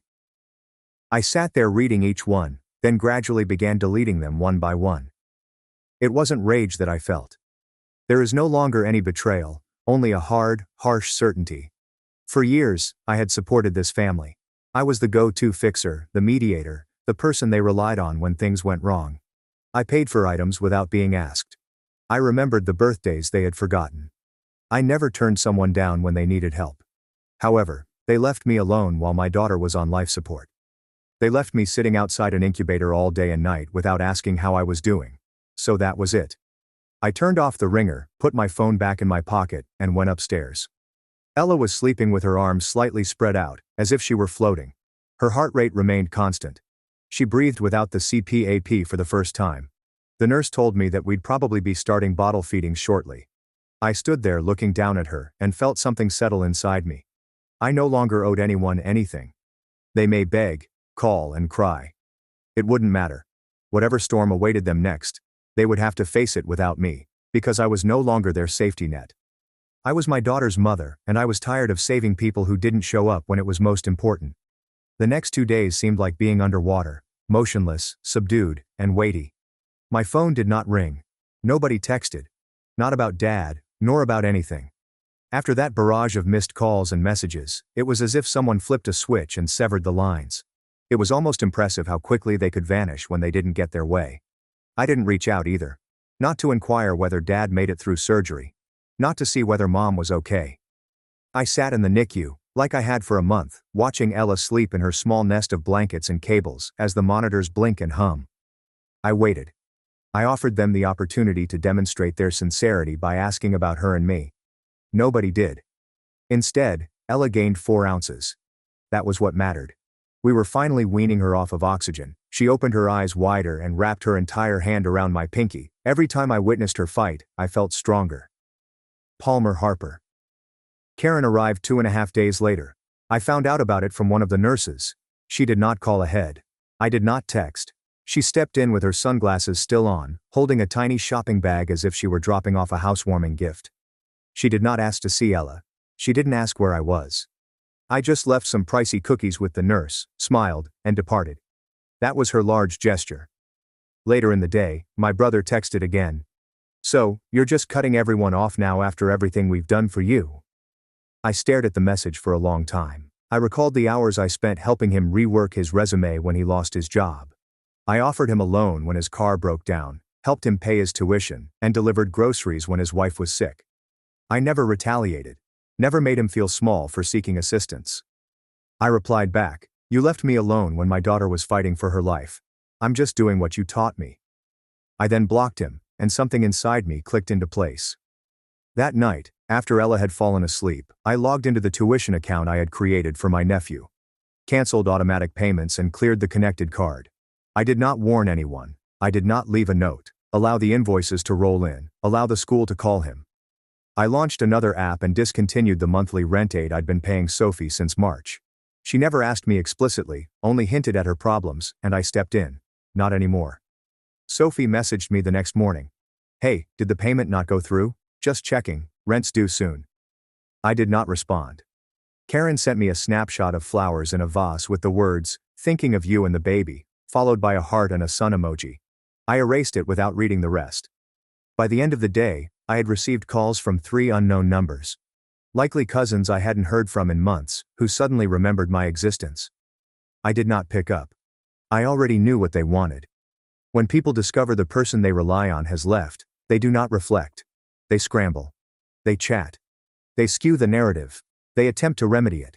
Not because they care, but because the support they thought was limitless has abruptly vanished. It makes them panic. Not because they miss you, but because they miss the version of yourself who always said yes. But that version of myself vanished the day I sat alone in the NICU with Ella and read my aunt's vacation caption instead of a message that said, "We're here, we love you, we've got you." They made a decision that day. I merely followed their lead, and now, as everyone scrambled, I focused on what was truly important. Ella está respirando por sí misma. She had gained another 2 ounces. The nurse let me hold her for an entire hour, and for the first time in a long time, the weight I'd been carrying, their weight, began to drop off my shoulders. Piece by piece, the hospital began to feel like a second home. I knew which vending machines were constantly stuck, which nurses enjoyed jazz, and which ones provided honest updates. Ella was gaining weight quickly. Her tiny fingers clutched mine tighter every day, and the doctors were talking about her release in a few weeks. There were still many challenges ahead, but we had finally found a rhythm that did not include my family. My phone suddenly buzzed with a message that caused me to halt. It came from my grandfather. No heart emoji, no forwarded prayer chain, simply, "Call me tonight, alone." I hadn't communicated with him in months. He was never the sort to get embroiled in little disagreements or family dramas. He was quiet and old school, yet everyone respected him. When he spoke, everyone listened. Always had. I contacted him that night after Ella fell asleep and went outside to a bench near the ER entrance. He responded promptly. No small talk. He said he knew everything. He was aware that no one had visited, that Karen had gone on vacation, and that my brother was now calling everyone in the family to complain about how cold I had become. He claimed he had seen the group chat communications. I didn't inquire how. I didn't care. Then he stated something unexpected. He was rewriting his will. He did not even attempt to soften it. He just informed me that he was tired of everyone swarming about him, appearing to care, seeking for inheritance, and providing nothing in return.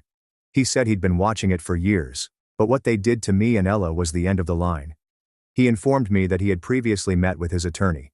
He was leaving Ella everything, including the house, the Vermont property, and the assets. Not to me, to her. He claimed she was the only innocent person remaining in the family. The only person who deserved a fresh start. I sat quietly, squinting at the streetlight over the bench. I told him I wasn't expecting anything. I was not doing any of anything for money. He admitted to knowing that.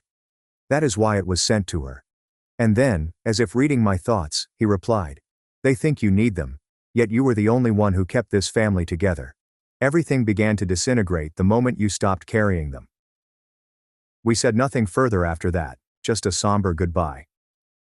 The following morning, I awoke to turmoil in the group chat.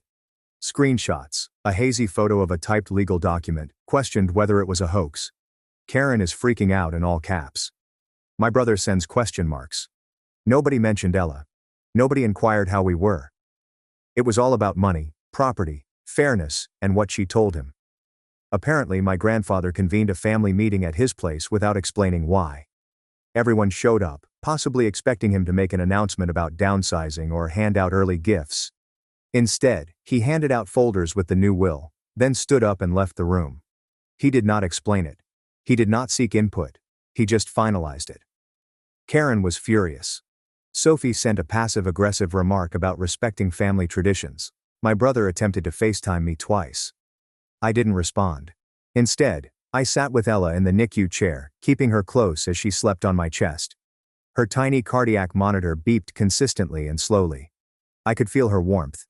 The weight of her began to feel real in my arms. The actual weight I was carrying was not pecuniary. It was not about inheritance. It was this, the quiet, grinding burden of constantly showing up while everyone else took. Now, the weight had changed. The family still didn't comprehend. They assumed it was about money, and that I had somehow turned our grandfather against them. But this was not vengeance. This was the cost of their decisions. And it wasn't done yet. Because I hadn't even told them about the second half, which was my next plan. I waited 3 more days to say anything, allow the messages to pile up, allow the terror to creep in. My brother wrote another dozen texts, some angry, some seeming to be calm, as if he was attempting to reason with me. Karen switched tactics, sending me a voice memo on how important it is for families to stick together, especially for Ella. Sophie asked if we could chat just the girls, which made me giggle because she hadn't said anything while I was alone in the NICU with a premature baby battling to breathe. What none of them recognized was that while they were debating over a will, I was busy planning something very else. Ella was getting stronger by the day, and I had been speaking with the hospital's social worker, quietly preparing documentation for something they never expected me to do. I was moving, not across town, but across the country. A position had opened up at the Children's Hospital in Colorado, where my husband had recently been offered a permanent position. The work was part-time, flexible, and included a relocation package. Best of all, Ella was accepted into their NICU follow-up program, which meant she would receive continued care from doctors who were already familiar with newborns like her. I didn't tell anyone, except my husband and the nurse who had been with me since the beginning. I did not owe anyone else that information. 2 days before our journey, I finally replied to the group chat. Ella in a new onesie, asleep in her car seat, with 2 suitcases packed and zipped behind her. No words, just a photo. Karen was the first to answer. "Where are you going?" Sophie asked. "Wait, what's this? Are you moving?" My brother's message arrived last. "You're seriously doing this after everything?" After everything. As if I were the one who had disappeared. As if I were the one who had left someone behind in a hospital bed. I did not respond. The following day the hospital room was cleared. Ella was discharged, and we boarded a plane. It's just me, my spouse and our daughter. I held her for the entire flight.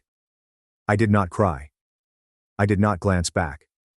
That night in the hotel near our new apartment, my husband opened his phone and browsed through my family's texts before asking whether I wanted to block them. I answered not yet because I wanted them to see what life would be like without me. And they did.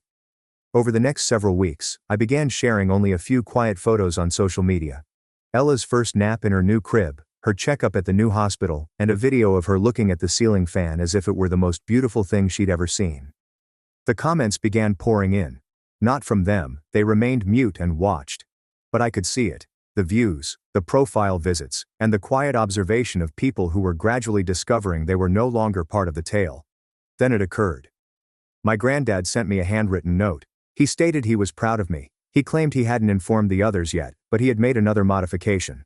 The trust was divided early, not simply through the will. Ella's half would be transferred to a fund designated only for her education. No co-signers or family members could touch it. He left a message. "They took your kindness for granted. Now they'll see what happens when that kindness goes somewhere else." I read it again, folded it, and placed it in Ella's newborn box, next to a photo of her in the NICU incubator. The family did not fall apart all at once, but things began to unravel gradually. Sophie mentioned that she needed help with her rent. Karen hinted about selling her condominium. My brother's child was pulled out of school mid-semester. I did not celebrate any of it. I didn't answer since I wasn't angry anymore. I was free. It started slowly. A few likes on old Instagram photographs, and some cryptic comments on Ella's posts. Nothing specific, just enough to test the waters. I didn't respond. I let quiet speak. But then, around 6 weeks after we moved, Sophie broke first. She emailed me 5 paragraphs, the majority of which revolved around the word, sorry, like it was a minefield. She wrote about how difficult things had been and how no one realized how bad the situation was.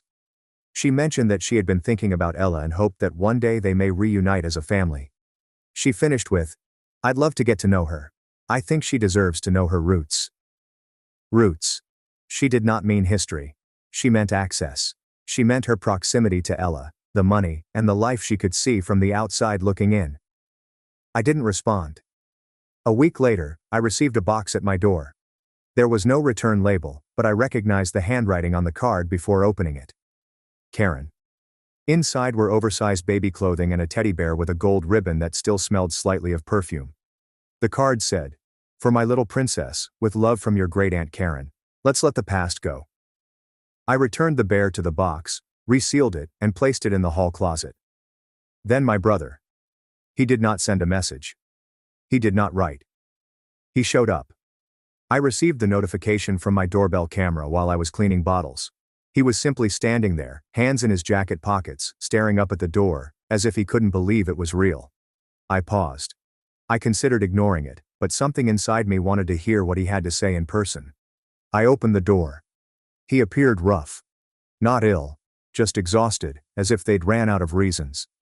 He said, "I was passing through."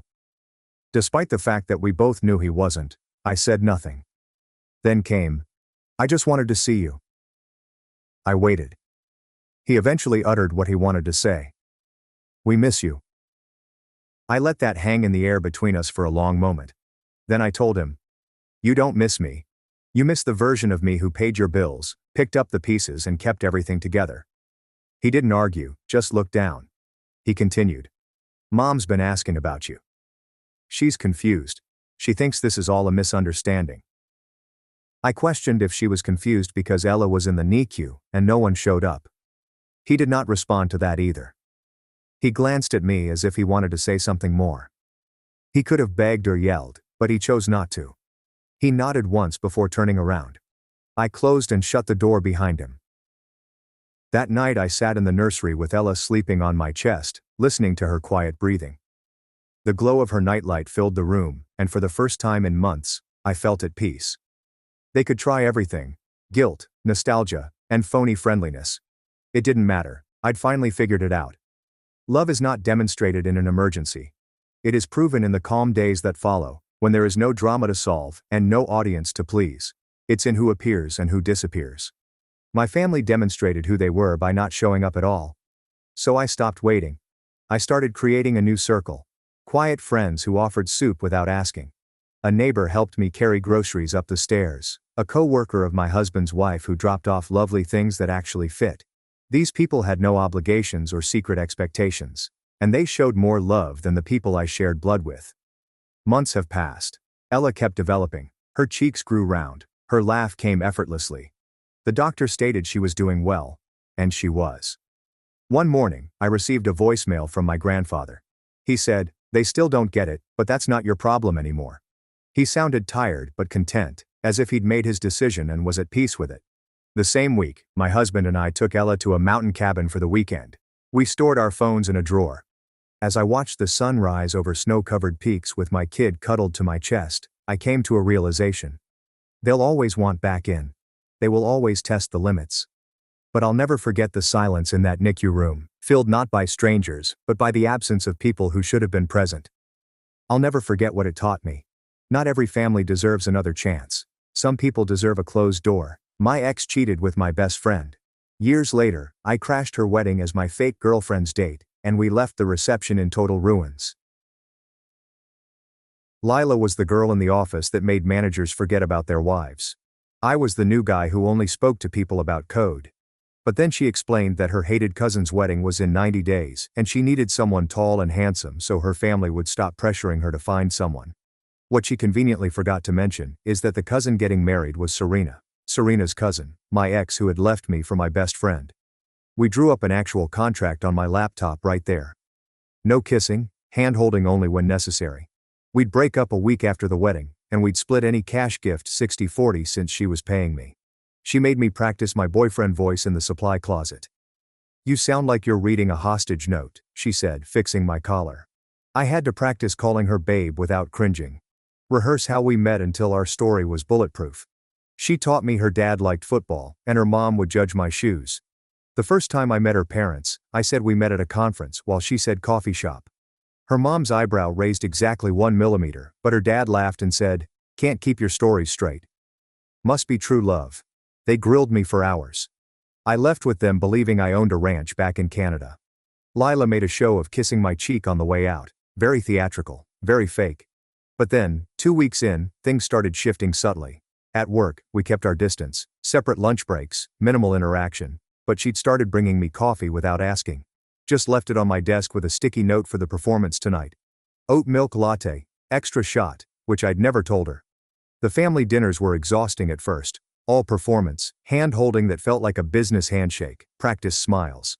But by the third dinner, I wasn't checking my watch anymore. Her dad and I actually talked football.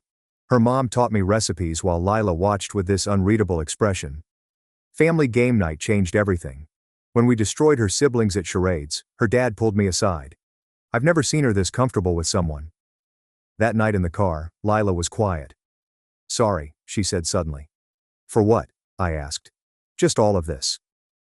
Everything I'm putting you through." I thought she meant the fake relationship. Looking back, she was apologizing for what was coming.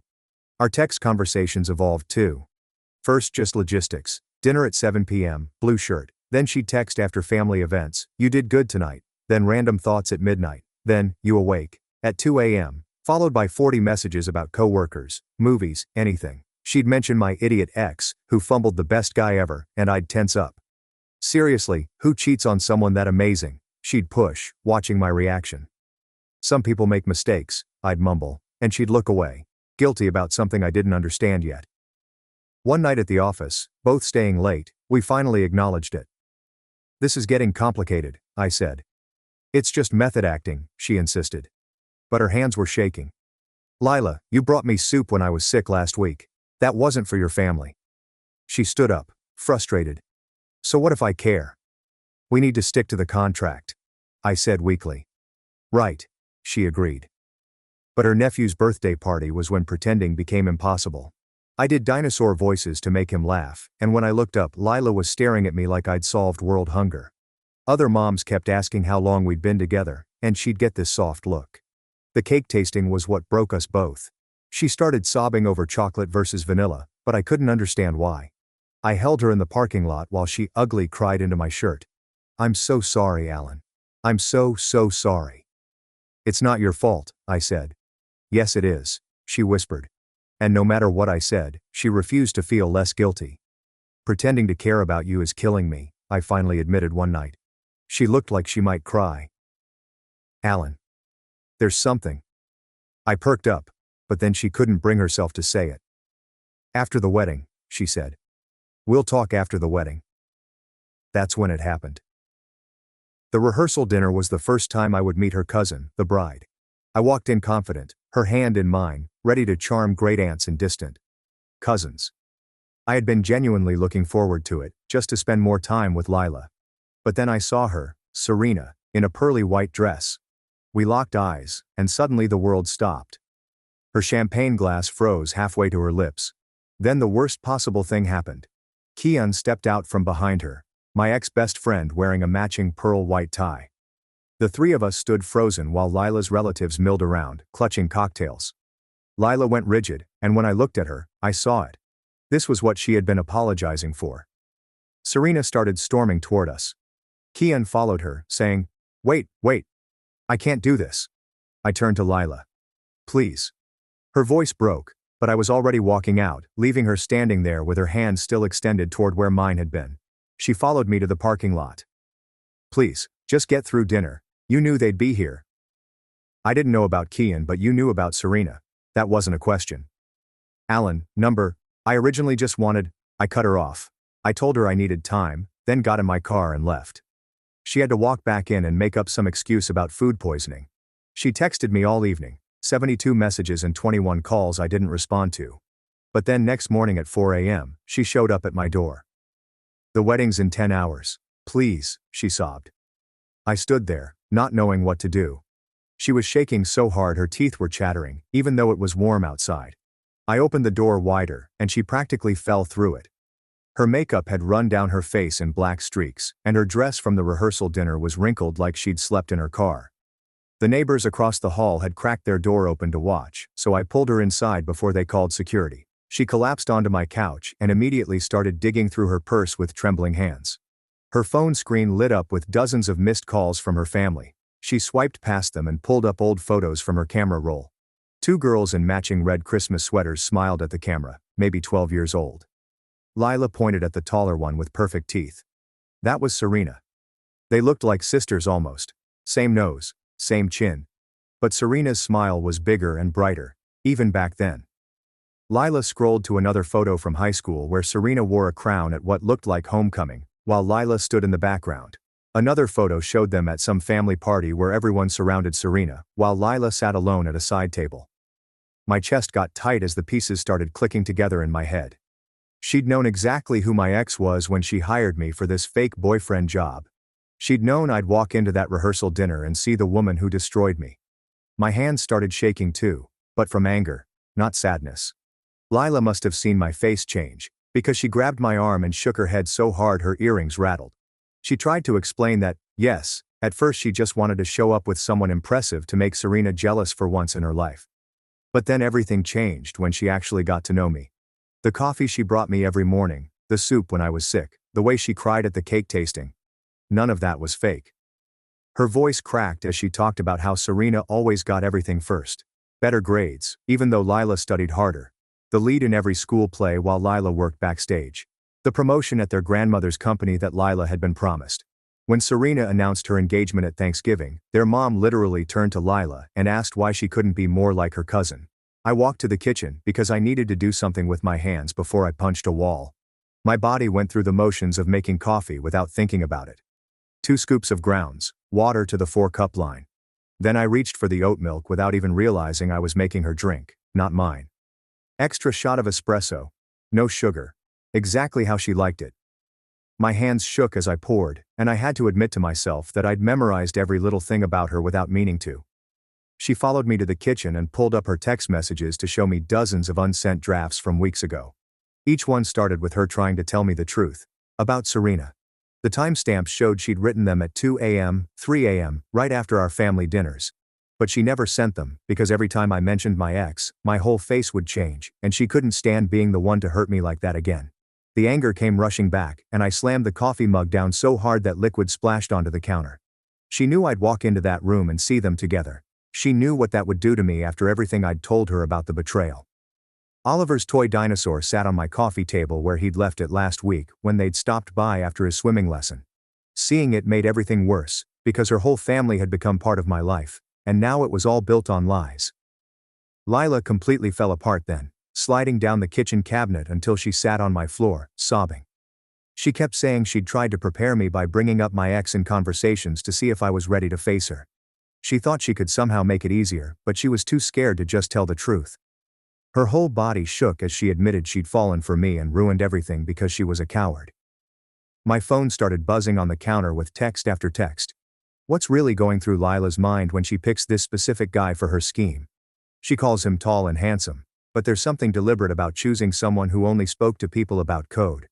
Makes me wonder if she wanted someone she thought wouldn't get too attached, or ask too many questions about her real motives. Grant asking if I was okay and saying they were worried about me. Claire saying Lila had left the dinner crying, and nobody knew where either of us went. Even little Oliver had sent a voice message that his mom helped him record, asking where Uncle Alan was and why Aunt Lila was so sad. Each message made my chest hurt more, because these people had become real family to me over the past 2 months. I sat down on the kitchen floor across from her because my legs felt too heavy to keep standing. The wedding would start in 9 hours, and I had no idea what to do about any of this. She looked up at me with red, swollen eyes, and said I should choose what happens next, and she'd accept whatever I decided. The clock on my microwave showed 4:47 a.m., and we sat there on my kitchen floor in silence, while the coffee maker gurgled and dripped behind us.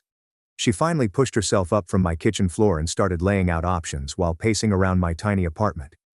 Option 1 was, I could come to the wedding, and we'd stick to the contract like nothing changed. Pure business. She'd even pay me extra on top of the $1,000 we agreed on, and after today, she'd never bother me again if that's what I wanted. Option 2 was, I could stay home, and she'd tell everyone we broke up, make up some story about how I wasn't ready for commitment, or whatever would make her family stop asking questions. I watched her hands shake as I gripped the counter and asked what option 3 was, even though I wasn't sure why I was asking. Her whole body went still, and she turned to look at me with this expression I'd never seen before. Option 3 was, we could go to this wedding together, not as fake anything, but as whatever we actually were to each other now. Facing this whole mess as real people instead of actors playing parts. The words hung there between us while the sun started coming up through my kitchen window. She waited for maybe 30 seconds before grabbing her keys and saying she needed to go get ready, but I should text her whatever I decided. After she left, I sat at my laptop, staring at our contract file with all the notes I'd been keeping for 3 months. There were pages of details about her family members and their quirks, inside jokes we'd created during dinners, screenshots from her mom's Facebook where she'd posted photos of us at family events, looking happier than I remembered feeling at the time. My phone buzzed with a text from Kian, saying he knew things were weird, but both he and Serena really wanted me at the wedding, and asking if we could talk. I deleted it immediately, but took a screenshot first, because something in my gut said I should document everything from here on out. The suit Lila had helped me pick 3 weeks ago was hanging in my closet, and I pulled it on just to see how it looked. She'd spent over an hour at the store making sure the fit was perfect, smoothing down the lapels and stepping back to look at me from different angles while telling me I looked like James Bond, then turning red when she realized how excited she sounded. My phone rang, and Grant's name showed up on the screen. He said he didn't know what happened last night, but Lila hadn't been herself lately. And these past weeks with me were the happiest he'd seen her since she was a kid. Just thought I should know before making any decisions about today. After hanging up, I drove to the wedding venue but parked across the street instead of in the actual lot. Guests were starting to arrive in fancy cars, and I watched from my driver's seat as a white limo pulled up, and Serena stepped out in her wedding dress, looking perfect and laughing at something the photographer said. The weird thing was, it didn't hurt the way I thought it would. More like watching a movie about strangers than seeing my ex who destroyed me. My phone lit up with a text from Lila, saying she was at the venue and had told everyone I had food poisoning, but might show up if I felt better. No pressure though, and she attached a photo of the place card with my name still sitting next to hers at the family table. Her mom had saved it just in case. Through my windshield, I spotted Oliver in his tiny tuxedo, standing near the entrance, looking around with his sad expression while Harper bent down to whisper something to him. He shook his head and clutched the stuffed dinosaur I'd given him at his birthday party, the one he'd named Rex, and carried everywhere. Now, my chest got tight watching this little kid search the crowd for me while wedding guests streamed past him into the building. Someone knocked on my car window, and I jumped hard enough to hit my head on the roof. Serena stood there in her wedding dress, with the fabric pooling around her feet on the asphalt, gesturing for me to roll down the window. When I did, she immediately launched into this speech about how she needed to explain about Kian, and how it wasn't supposed to happen the way I thought it did. The thing that struck me wasn't what she was saying, but what she wasn't saying, because there was no actual apology in any of it, just her trying to control how the story sounded. I finally cut her off by asking how exactly it was supposed to happen. Then she started fumbling with her words while adjusting her dress against the morning breeze. She managed to get out something about how they just fell in love, and it was messy but real. Then she actually said she needed me to forgive them so everyone could move forward. The way she said it made my hands tighten on the steering wheel. I told her I didn't forgive her and didn't need to. I said she made her choice, but this wasn't about her anymore. Her face went through about 6 different expressions before she asked why I was even here. Then, that's when it hit me exactly why I'd driven all the way here. I rolled up the window while she was still standing there and drove toward the venue parking lot. The ceremony was already starting when I walked through the heavy wooden doors. Every head in the back rows turned, but I kept walking down the side aisle. Lila's eyes went huge when she spotted me sliding into the empty seat beside her. I took her hand without thinking about it, not for show but because I wanted to. She squeezed back so hard my knuckles cracked. During the vows, when Kian stood up there promising to be faithful, I felt Lila's whole body go rigid beside me. She leaned over and whispered, "We could leave if I wanted." I whispered back that we were seeing this through to the end. Claire was sitting on Lila's other side and gave me this small approving nod. The reading started, and Oliver scrambled out of Harper's lap and climbed into mine instead. He started whispering about dinosaurs while the reader droned on about love and commitment. His little hands were making pterodactyl wings against my chest. This moment felt more real than anything I'd experienced with Serena in our entire 2 years together. Lila was watching us with this look on her face I couldn't figure out. The reception moved to the ballroom next door, and we found our table assignment on the seating chart. Table 3 put us right with Serena's parents, who kept shooting looks at me every few seconds. Her mom's mouth was this tight line, while her dad wouldn't make eye contact at all. Lila handled their awkward questions like she'd been doing this her whole life, deflecting and redirecting with practiced ease. I focused on cutting Oliver's chicken into dinosaur shapes while he narrated an entire prehistoric battle. During cocktail hour, Kian cornered me by the bar while I was getting Lila a drink. He started with this whole speech about how we needed to clear the air between us. I set down the glasses and stood up slowly to face him. I told him we weren't bros, and never would be again. I said he slept with my girlfriend while pretending to be my friend, and there was nothing to clear. His face went red, and he stepped closer like he might actually try something at his own wedding. Lila appeared between us before anything could happen. She told Kian maybe he should focus on his bride instead of harassing her boyfriend on his wedding day. The way she said boyfriend hung in the air because she didn't add the word fake in front of it. Kian backed off and stalked away while Lila's hand found mine again. Grant caught up with me during the cigar break on the terrace after dinner. He lit his Cuban and started talking about how he and Claire actually had an arranged marriage. At first, he said, it took them 3 years to fall in love for real, but now he couldn't imagine life without her. He looked at me through the smoke and said, "Sometimes the best things start as business arrangements." We stood there watching the sunset, while wedding music drifted through the French doors. Back inside for dinner, Serena's maid of honor got up to give her speech about true love conquering all obstacles. She kept making these pointed looks at me every time she said the word obstacles. Under the table, Lila's hand found mine and held on tight. The maid of honor finally sat down after her speech, and servers started clearing plates while the DJ grabbed his mic to announce the bouquet toss. All the single women crowded onto the dance floor, except Lila, who stayed in her seat, shaking her head until her sister Harper physically dragged her out there. Serena stood at the front in her white dress, holding her bouquet and scanning the crowd of women behind her with this weird smile. She turned around and locked eyes directly with Lila, then spun back and threw the bouquet hard, like she was trying to knock someone out with it. The flowers sailed straight at Lila's face, and she caught them purely out of reflex to protect herself from getting hit. Serena turned around with this nasty smirk and said, loud enough for everyone to hear, that maybe Lila would be next if she could find someone real. The whole room went quiet for a second, and I saw Lila's face go from shocked to furious in about half a second.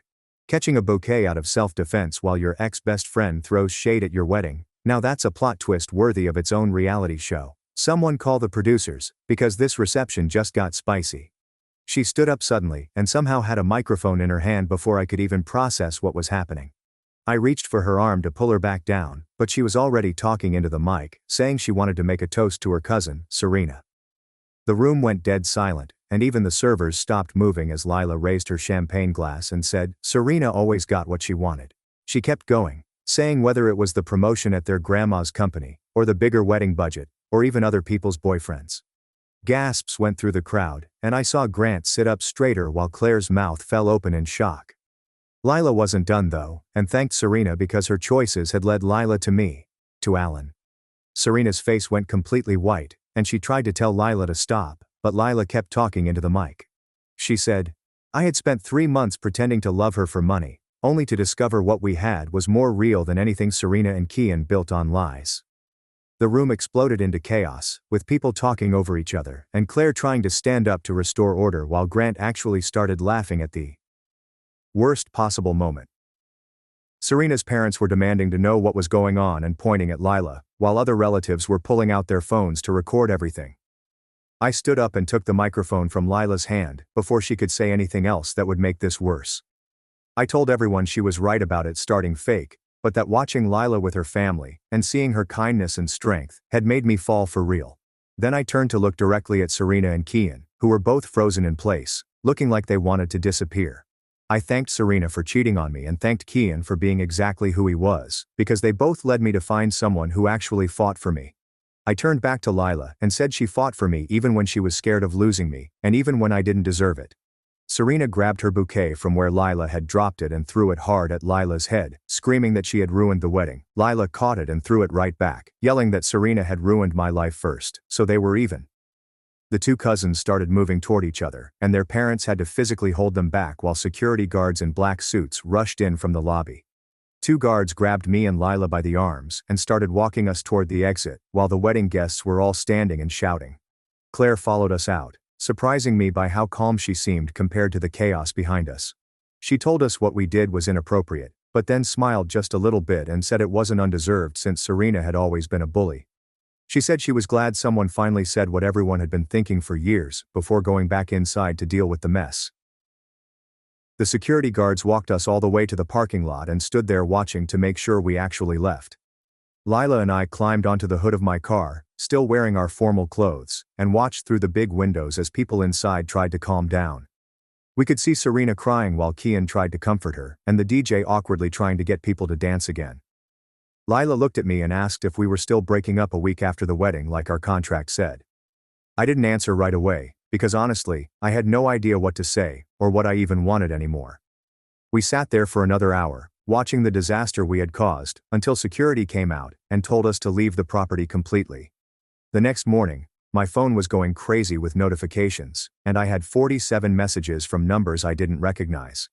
Someone had posted the whole thing on TikTok, and it already had 2 million views with the caption about the bride's cousin exposing a fake relationship and affair at the wedding. Lila texted me that we were apparently famous now, and also she was definitely getting fired when she went to work on Monday. Her boss had already seen the video and wanted to talk to her about representing the company poorly or something like that. I watched the video myself and saw how crazy we both looked, standing there with microphones, calling out the bride at her own wedding. The comments were split between people saying we were heroes for exposing cheaters, and others saying we were awful for ruining someone's special day. Lila's mom called me 3 times, but I didn't answer because I had no idea what to say to her after everything. Grant left me a voicemail just laughing and saying that was the most entertaining wedding he had ever been to in 60 years. My own parents started texting, asking if the video going around was really me and what the hell I was thinking causing a scene like that. The video kept spreading, and by noon it had 5 million views, and someone had already made a remix with dramatic music added.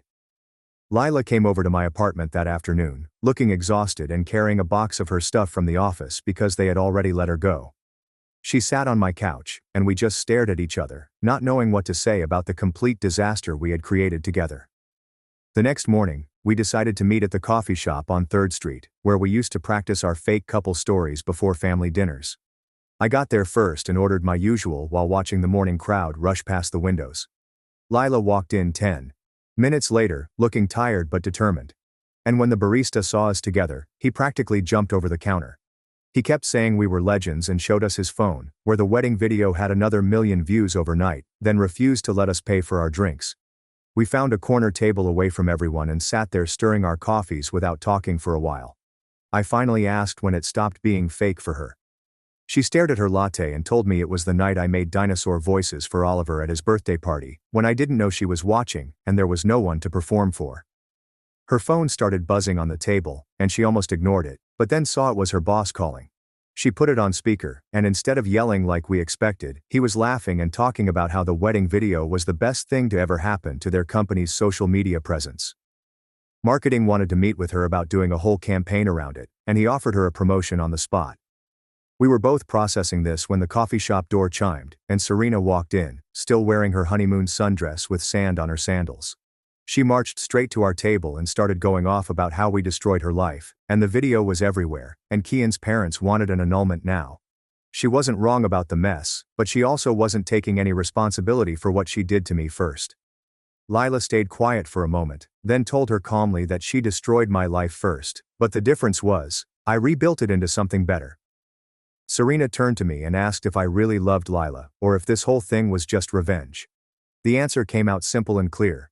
I told her I loved Lila, not because of revenge or the contract, but because she brought me soup when I was sick, and memorized how I took my coffee, and fought for me even when I walked away.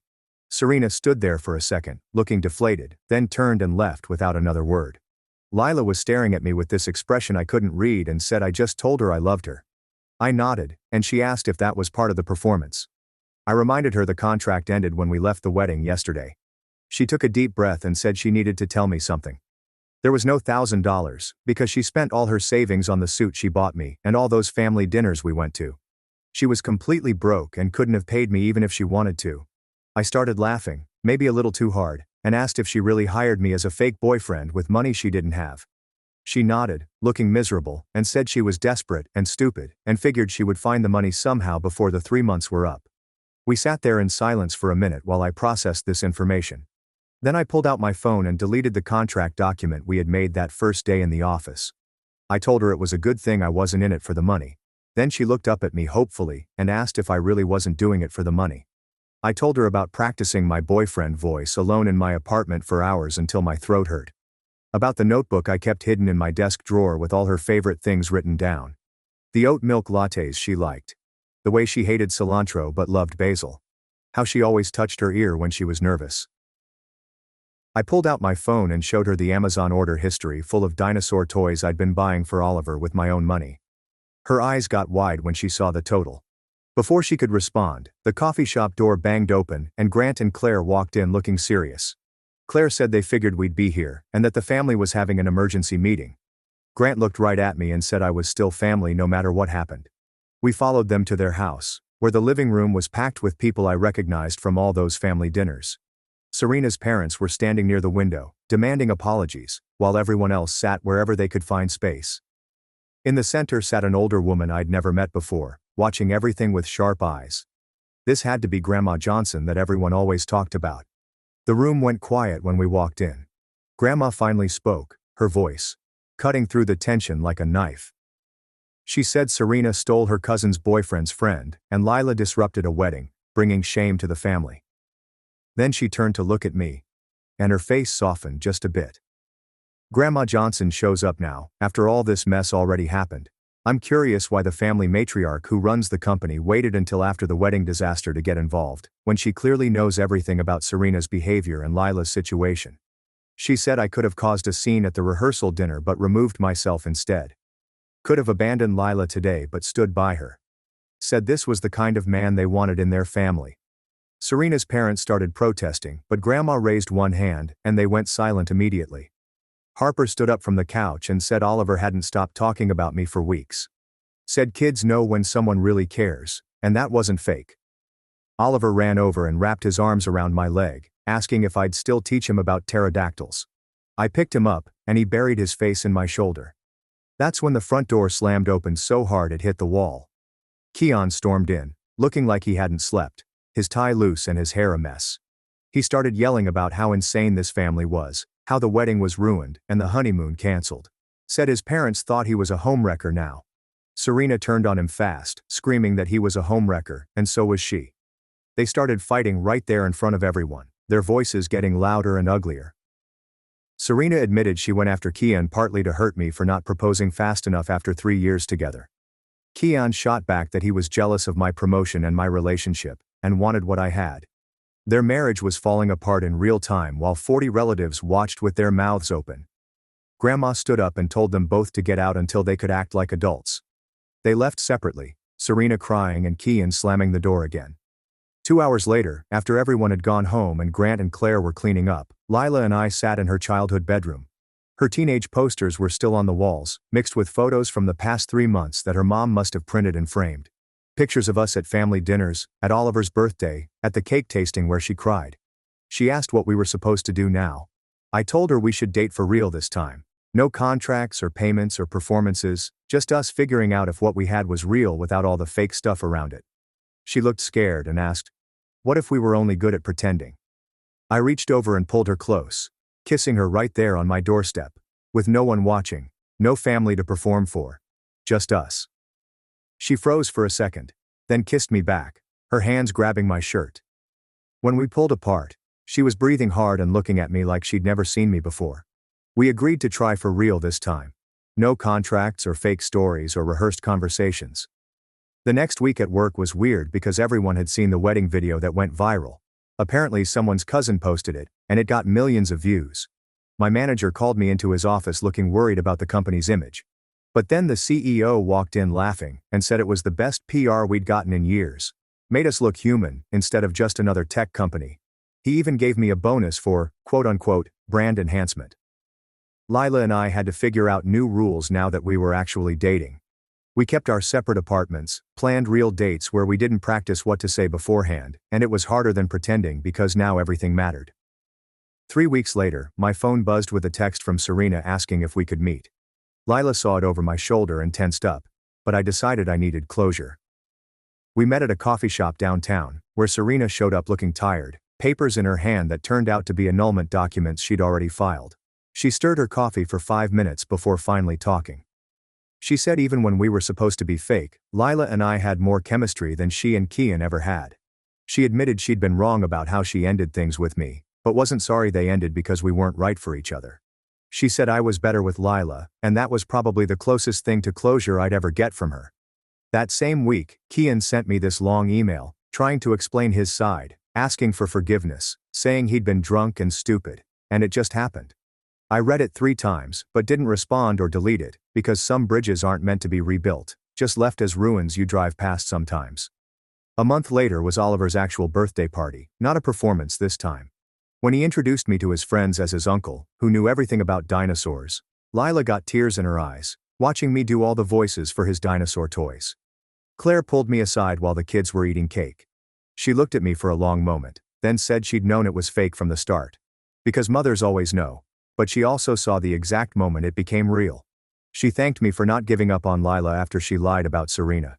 Grant came over and handed me something wrapped in cloth, his father's watch that had been in their family for 3 generations.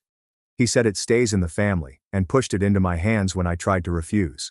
He said I'd earned it by standing by Lila when she was at her worst, when most guys would have walked away.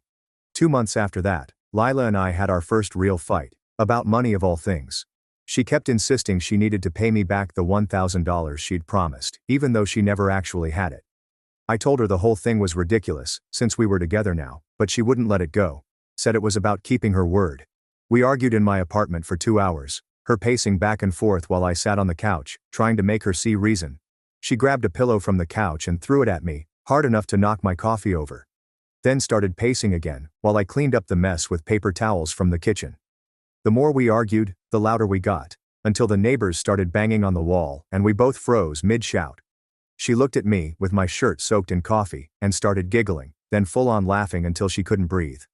I started laughing too, because here we were, fighting about fake money from our fake relationship, while living together in a real one. She collapsed next to me on the wet couch, still wheezing about the whole stupid thing. After we calmed down, she got this serious look and went to my kitchen cabinet, pulled out an empty pickle jar, and wrote "Truth Jar" on it with a Sharpie. "Every lie from now on costs $5, she said. "Even tiny ones, like saying you're fine when you're not, and the money goes to our first real vacation." I immediately had to put in $20 for various work excuses, and she put in 15 for telling her mom we were too busy to visit last weekend. The jar filled up fast that first week. 3 months later, everything changed when Grant called us over for Sunday dinner, but wouldn't say why.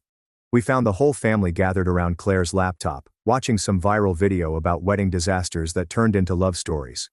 There we were at Serena's wedding, the fight, the kiss, everything, with over 2 million views and comments about how we were relationship goals.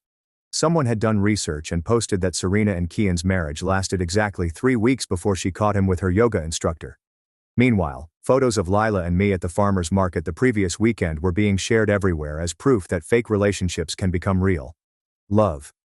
The video licensing company contacted us that week, offering $5,000 for exclusive rights.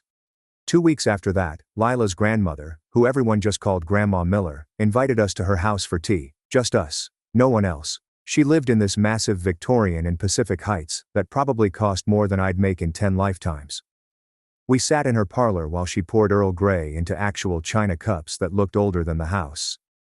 She put down her teacup and announced she was rewriting her will because Serena showed poor judgment. Lila showed courage, but I showed character, and that mattered most. She'd already called her lawyer and wanted us there when she signed the changes. The news spread through the family within hours. Serena called Lila, screaming that we'd manipulated a senile old woman, that we planned the whole fake relationship to steal her inheritance. Grant and Claire took our side, but Serena convinced her brother and 2 cousins that we were con artists. The family split into camps, with accusations flying on the group text that got so ugly, Claire finally deleted it. Serena hired some expensive lawyer from her father's firm to contest the will change, claiming undue influence and fraud. The lawyer sent us a letter, full of legal threats about elder abuse and conspiracy, that made my hands shake when I read it.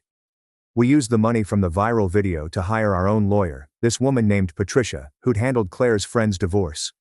She reviewed everything, our text messages, the contract I'd stupidly saved on my laptop, the timeline of our relationship, then leaned back in her chair. "The timeline actually helps us," she said, "because our relationship clearly predated any will changes, and she found it ironic that our fake documentation would serve as real evidence." The depositions were brutal. 6 hours of questions about every detail of our relationship, under oath. When did the fake parts end, and the real parts begin? What was performance, and what was genuine? Every text message dissected for meaning. Lila cried twice during hers, and I threw up in the courthouse bathroom during a break in mine.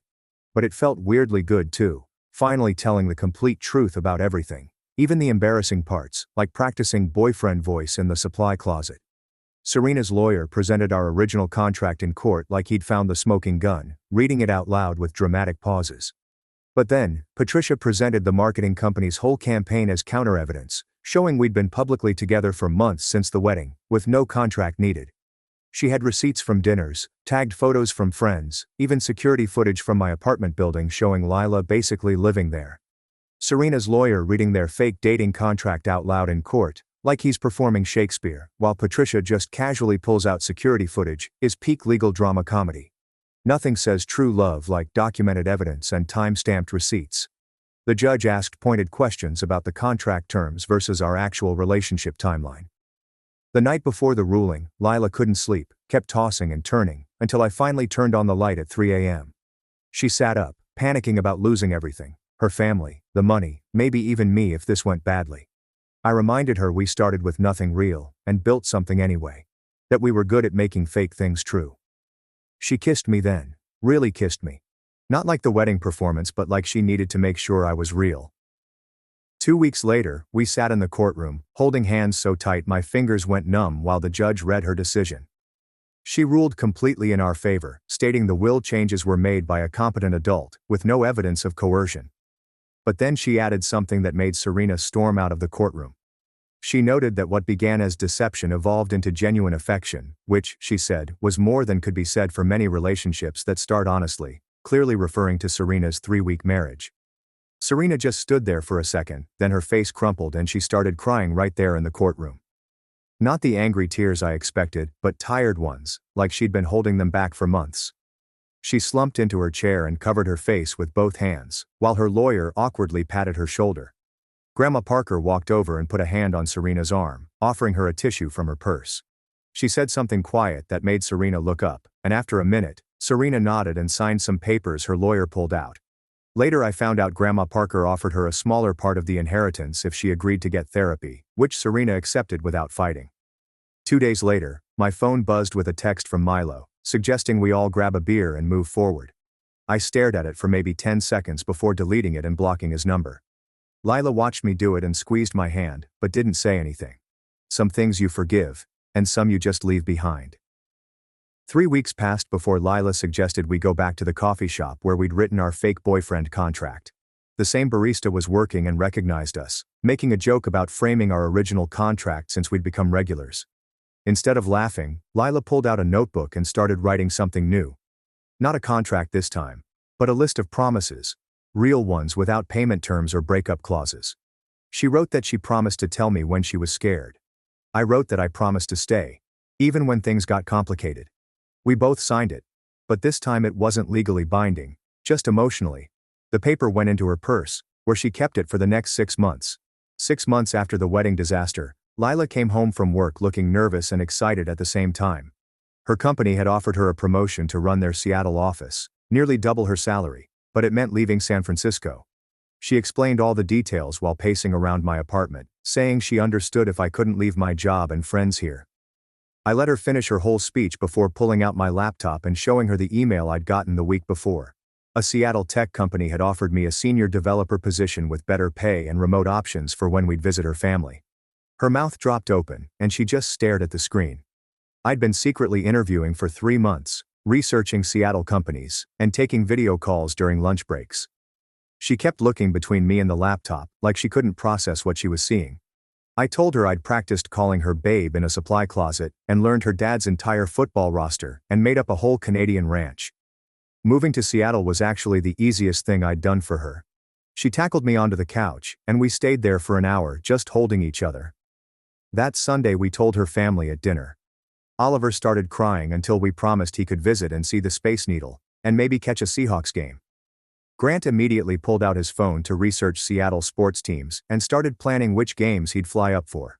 Claire just nodded, like she'd known this was coming all along, then started making lists of what furniture we'd need for the new place. Harper offered to help us pack and asked if we'd found an apartment yet. 2 months later, we were knee-deep in boxes and packing tape. Lila found the folder where we'd kept all our fake relationship props, the rehearsal notes we'd written, printed texts planning our cover story, staged. Photos from those early family dinners. She held up the original contract, with all its rules and clauses, asking if we should keep this stuff or throw it away. I took the folder and wrote "Origin Story" on the outside with a Sharpie. We packed it carefully between photo albums and other important documents, because even if it started as a lie, it became the foundation for something real. Fake scaffolding that somehow held up an actual relationship. The drive to Seattle took 12 hours straight through. We packed everything that mattered into my car and her SUV, playing the same road trip games we used to rehearse for her family gatherings. Except now the laughter came naturally, without any planning. We stopped for gas and Red Bull, and she bought every snack I reached for without asking, just like she'd been doing for months. The highway stretched ahead of us, and we took turns leading, switching positions every couple of hours, texting each other stupid observations about billboards and weird cars, even though we were literally right there. Halfway through Oregon, she pulled over at a rest stop, and I thought something was wrong with her car, but she just stood there looking at me. "I love you," she said, and my brain short-circuited, because there was no one around to perform for. I kissed her right there next to the vending machines while truckers walked past, and it was the first kiss that was just ours.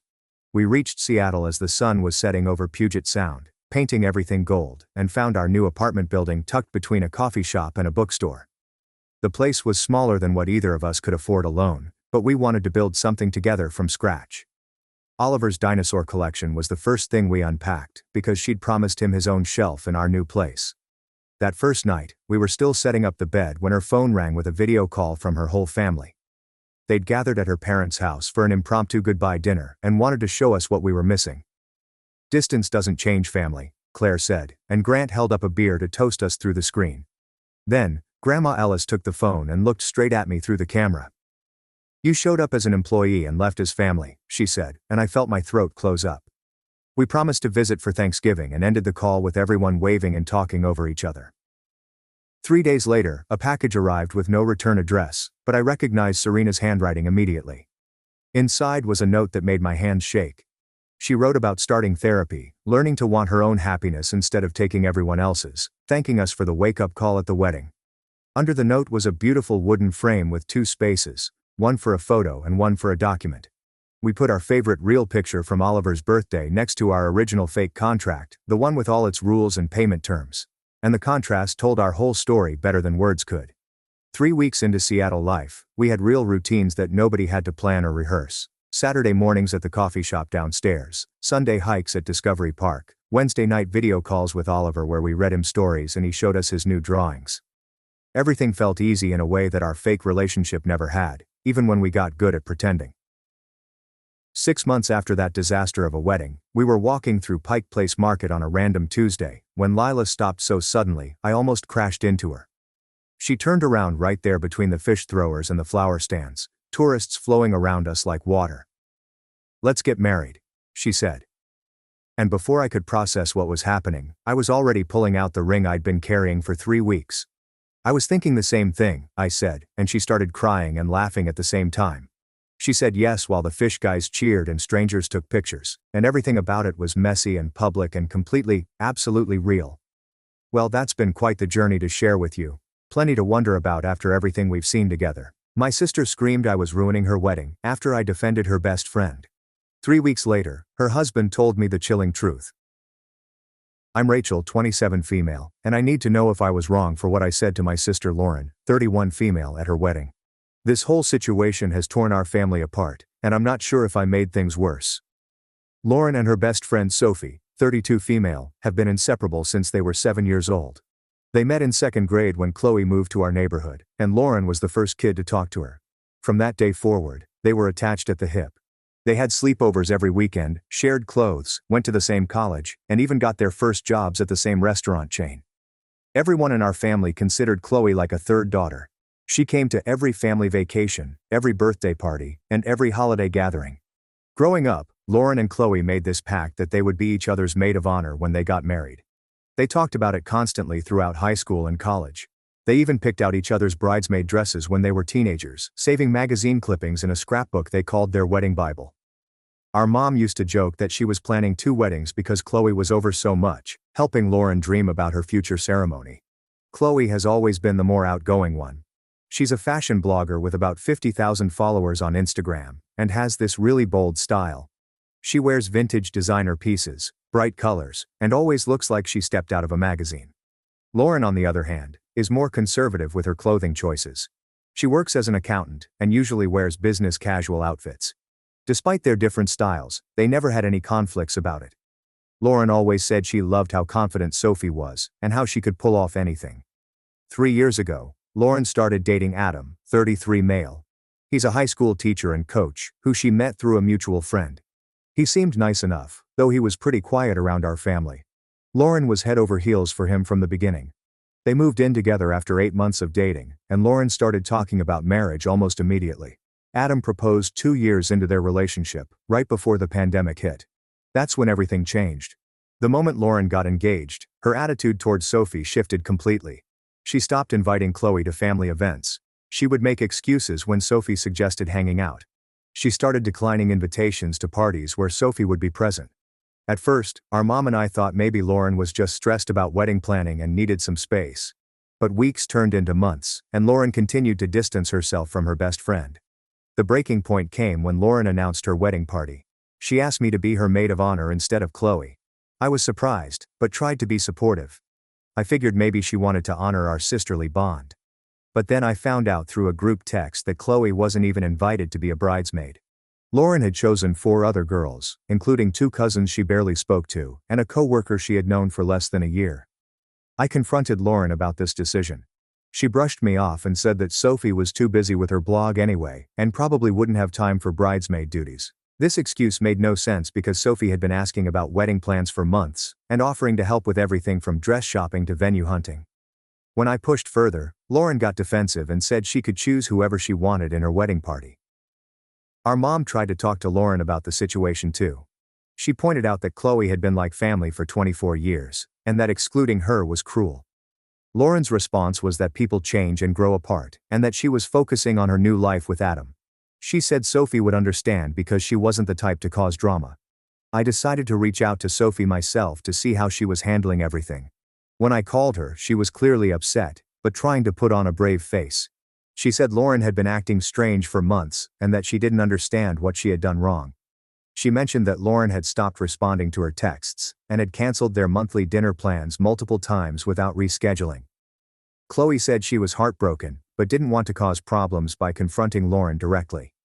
The wedding was planned for last October. Lauren chose a beautiful outdoor venue with a rustic theme.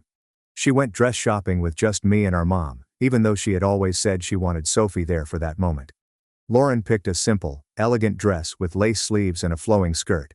It was beautiful, but very traditional and conservative, which suited her personality. As the wedding day approached, the tension in our family was obvious. Our dad kept asking why Sophie wasn't in the wedding party, and Lauren would change the subject. Our mom was clearly upset, but trying to keep the peace. I was caught in the middle, trying to be supportive of Lauren while also maintaining my friendship with Chloe. The week before the wedding, Lauren seemed increasingly anxious.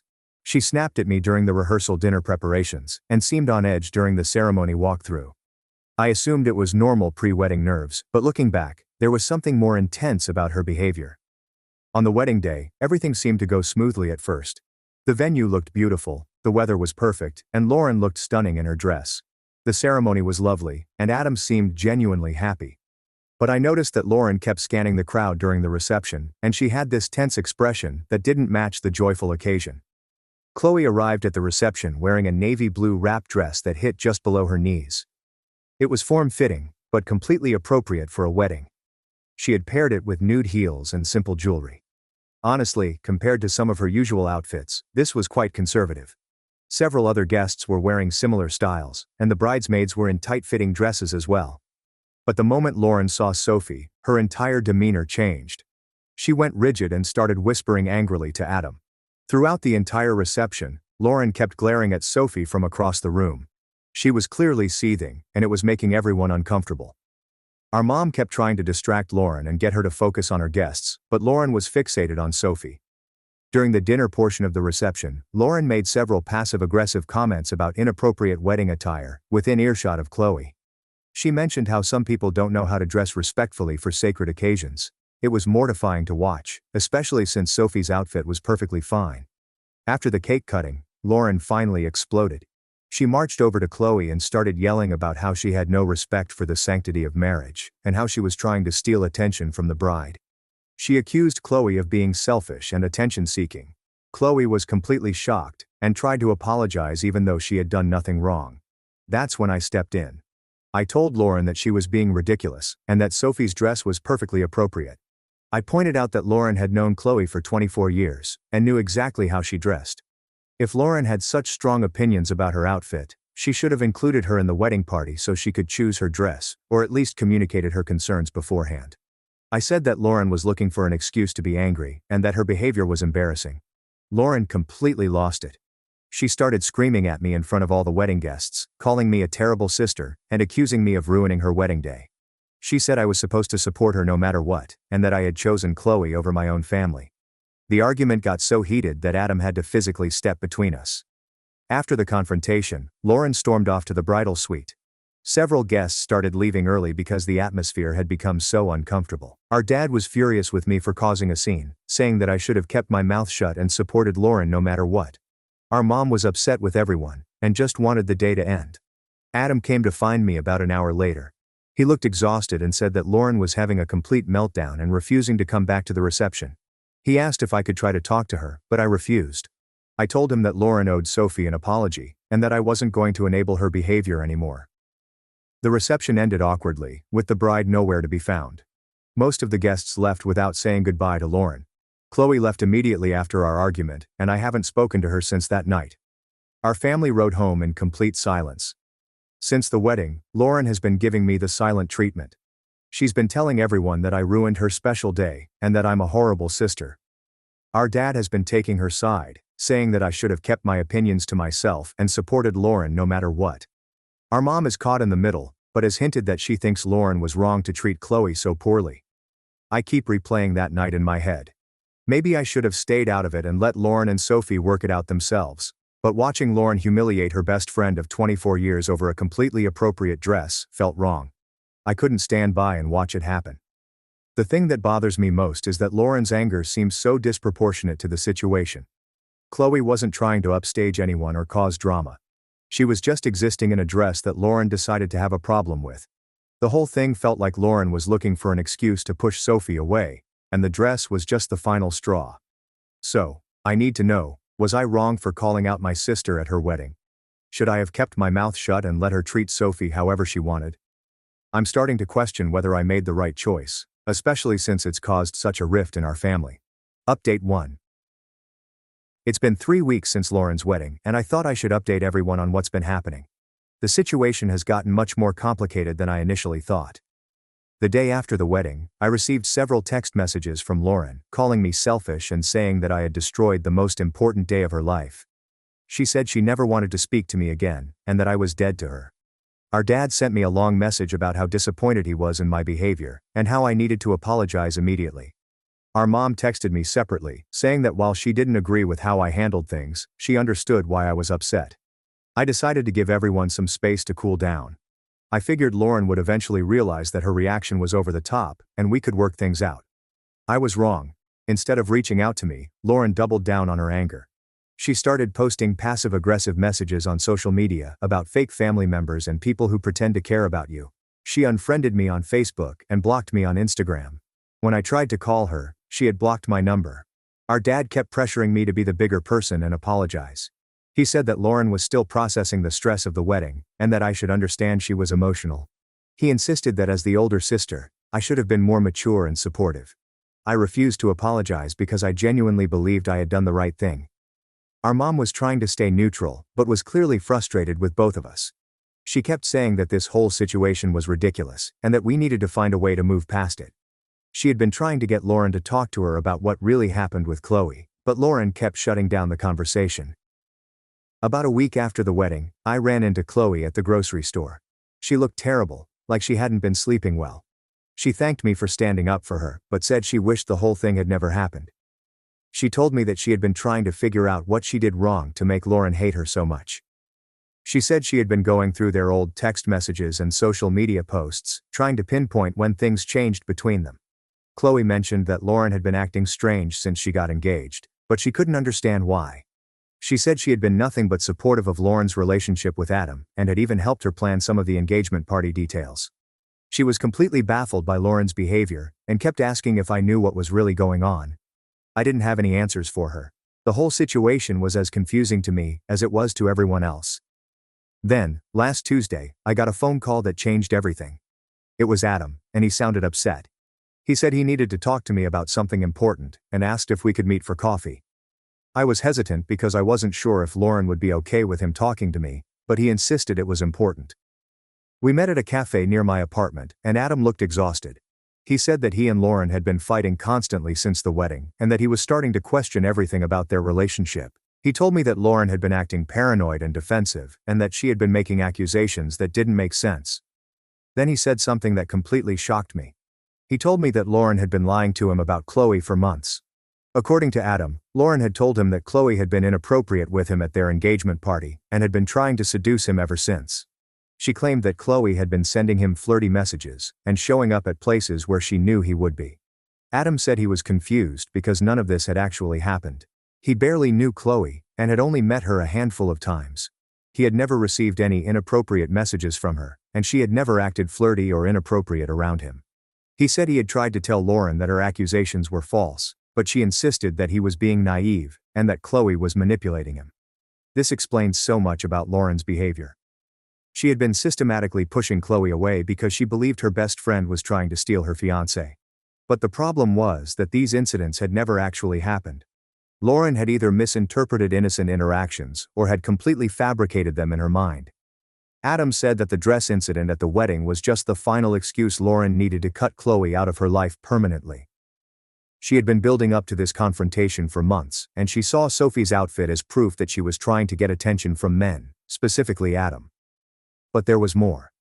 Adam told me that he had been doing some investigating on his own after the wedding. He had gone through his phone records and social media accounts to see if there was any evidence of inappropriate contact from Chloe. He found nothing. He had also asked his friends who were at the engagement party if they had noticed anything inappropriate between him and Chloe. They all said no. Adam said that when he presented this evidence to Lauren, she had a complete meltdown. She accused him of taking Sophie's side and said that everyone was against her. She claimed that Chloe had somehow deleted the evidence of her inappropriate behavior and had convinced everyone to lie for her. The final straw for Adam came when Lauren demanded that he cut contact with several of his friends who had defended Chloe.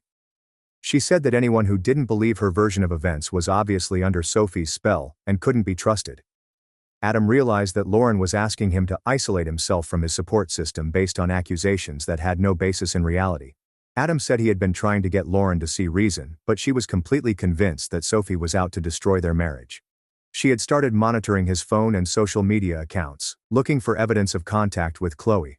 She had also been interrogating him about his whereabouts and demanding to know who he had been talking to. The situation had gotten so bad that Adam said he was considering marriage counseling, but Lauren refused to go. She said that the problem wasn't with their marriage, but with everyone else who was trying to sabotage them. She believed that I had been recruited by Sophie to help break up her marriage, which was why I had defended her at the wedding. Adam apologized for not speaking up sooner. He said he had been trying to be supportive of Lauren and had hoped that she would eventually realize her mistakes. But after 3 weeks of constant fighting and paranoid accusations, he was starting to wonder if he had married someone he didn't really know. He asked me what I thought he should do. I told him that I couldn't give him marriage advice, but that I was concerned about Lauren's mental state. The person he was describing didn't sound like the sister I had grown up with. The Lauren I knew was sometimes stubborn and jealous, but she wasn't paranoid or delusional. Adam said he was going to try one more time to get Lauren to see reason. He was planning to sit down with her and go through all of her accusations point by point, showing her the evidence that contradicted her claims. If she still refused to acknowledge reality, he said he would have to consider whether their marriage could survive this level of distrust and delusion. I asked Adam if he wanted me to talk to Lauren, but he said it would probably make things worse. Lauren was convinced that I was part of some conspiracy against her, and my involvement would only reinforce her paranoid beliefs. After Adam left, I sat in my car for a long time, trying to process everything he had told me. I realized that I had been completely wrong about the situation. I had thought Lauren was being petty and jealous, but the reality was much more serious. She had been living in a fantasy world where her best friend was trying to destroy her life, and she had been making decisions based on events that had never actually happened. I called our mom and told her about my conversation with Adam. She was shocked, but said it explained a lot about Lauren's behavior over the past few months. She said she had noticed that Lauren had been making strange comments about Sophie and had seemed increasingly paranoid about her relationship with Adam. Our mom said she was going to try to talk to Lauren about getting professional help, but she wasn't optimistic. Lauren had been refusing to acknowledge that there was any problem with her behavior, and she was unlikely to admit that she needed help. I haven't heard from Lauren since Adam and I talked. I'm not sure if she knows about our conversation, but I suspect she does. The whole situation has left me questioning everything I thought I knew about my sister, and wondering if there were signs I missed along the way. Update 2. It's been 2 months since my last update, and the situation has completely exploded.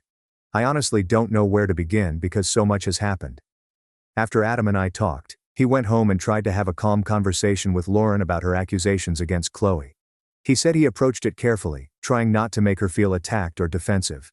He asked her to walk him through each incident she claimed had happened, thinking that if they discussed it rationally, she might realize her mistakes. Instead, Lauren doubled down on everything. She insisted that Sophie had been flirting with Adam at their engagement party by complimenting his tie and asking about his job. She said that Sophie had been driving by their house frequently, which Adam knew was impossible since Chloe lived across town and had no reason to be in their neighborhood. She claimed that Sophie had been liking Adam's social media posts in a suggestive way, but when Adam showed her the actual posts, there were no likes from Chloe at all. Adam said that Lauren had an explanation for everything. When he showed her proof that contradicted her claims, she said that Sophie had deleted the evidence or that Adam was being manipulated. She accused him of being too trusting and said that he didn't understand how devious women could be. She insisted that she was protecting their marriage from a threat that he was too naive to see. The conversation escalated into a huge fight. Lauren accused Adam of choosing Sophie over his wife and said that his refusal to believe her was proof that Sophie's seduction was working. She demanded that he admit she was right and promised to cut all contact with anyone who defended Chloe, including me. Adam said he couldn't promise that because he knew Lauren's accusations were false. He told her that he was worried about her and suggested that they talk to a counselor together. Lauren took this as another betrayal and said that Adam was trying to gaslight her into thinking she was crazy. The fight went on for hours. Lauren eventually stormed out of the house and went to stay with her parents. She told them that Adam was being manipulated by Chloe and that their marriage was falling apart because of outside interference. She painted herself as the victim of a conspiracy and said that no one was supporting her. Our dad immediately took Lauren's side and called Adam to yell at him about how he was treating his daughter. Our mom was more skeptical, but tried to stay neutral. She called me to ask what I knew about the situation, and I told her about my conversation with Adam. Our mom decided to do her own investigation. She called Sophie and asked her directly about Lauren's accusations. Chloe was horrified and completely denied everything. She said she had barely interacted with Adam and had never been anything but friendly and appropriate. She was devastated to learn that Lauren had been accusing her of trying to steal her husband. Our mom also talked to several people who had been at the engagement party. They all confirmed that Sophie had behaved normally and appropriately. No one had witnessed any flirting or inappropriate behavior. In fact, most people said that Sophie had spent most of the party talking to Lauren and helping with hosting duties. Armed with this information, our mom confronted Lauren. She told her that she had talked to multiple witnesses and that none of them supported Lauren's version of events. She said that Lauren needed to admit she had made mistakes and apologize to both Adam and Chloe. Lauren's response was to accuse our mom of being manipulated too. She said that Chloe had obviously gotten to everyone and turned them against her. She claimed that our mom had never supported her and had always loved Chloe more than her own daughter. She said that our entire family was part of the conspiracy to destroy her marriage. This is when our mom finally lost patience. She told Lauren that she was acting delusional and that she needed professional help. She said that Lauren's behavior was destroying her relationships and that she was going to lose her husband if she didn't get help. Lauren had a complete meltdown. She screamed that everyone was against her and that she was the only one who could see the truth. She accused our mom of being jealous of her marriage and said that our whole family was toxic. She packed her bags and left our parents' house that night. Lauren went back to Adam and demanded that he choose between her and everyone else. She said that if he really loved her, he would cut contact with anyone who didn't believe her about Sophie. She wanted him to stop talking to me, our mom, and several of his friends who had defended Chloe. Adam said he couldn't do that. He told Lauren that she was asking him to isolate himself from his support system based on false accusations. He said he loved her, but couldn't enable her delusions anymore. He suggested that they take a break while Lauren got help. Lauren's response was to accuse Adam of having an affair with Chloe. She said that his refusal to cut contact with people who supported Chloe was proof that he was cheating. She demanded to see his phone and started going through his messages looking for evidence of infidelity. When Adam refused to hand over his phone, Lauren said it was confirmation that he was hiding something. She started calling him a liar and a cheater. She threatened to tell everyone that he had been unfaithful and that Sophie was a homewrecker. Adam said that was the moment he realized his marriage was over. He told Lauren that he couldn't live with someone who didn't trust him and who was willing to make false accusations against innocent people. He said he was done trying to reason with her and that he wanted a separation. Lauren completely lost it. She started throwing things and screaming that Adam was abandoning her for Sophie. She said that she would never give him a divorce and that she would make sure everyone knew what kind of man he really was. She threatened to destroy his reputation and his career. Adam packed a bag and left that night. He's been staying with a friend and has barely spoken to Lauren since.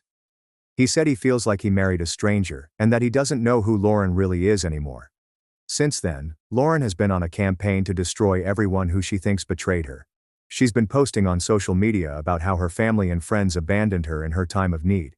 She's been sending nasty messages to Chloe, blaming her for the destruction of her marriage. She's been telling anyone who will listen that Adam is a cheater and that Chloe is a homewrecker. She's also been trying to get me and our mom to take her side. She keeps calling and texting, demanding that we support her and cut contact with Adam and Chloe. When we refuse, she accuses us of being terrible family members who care more about outsiders than our own blood.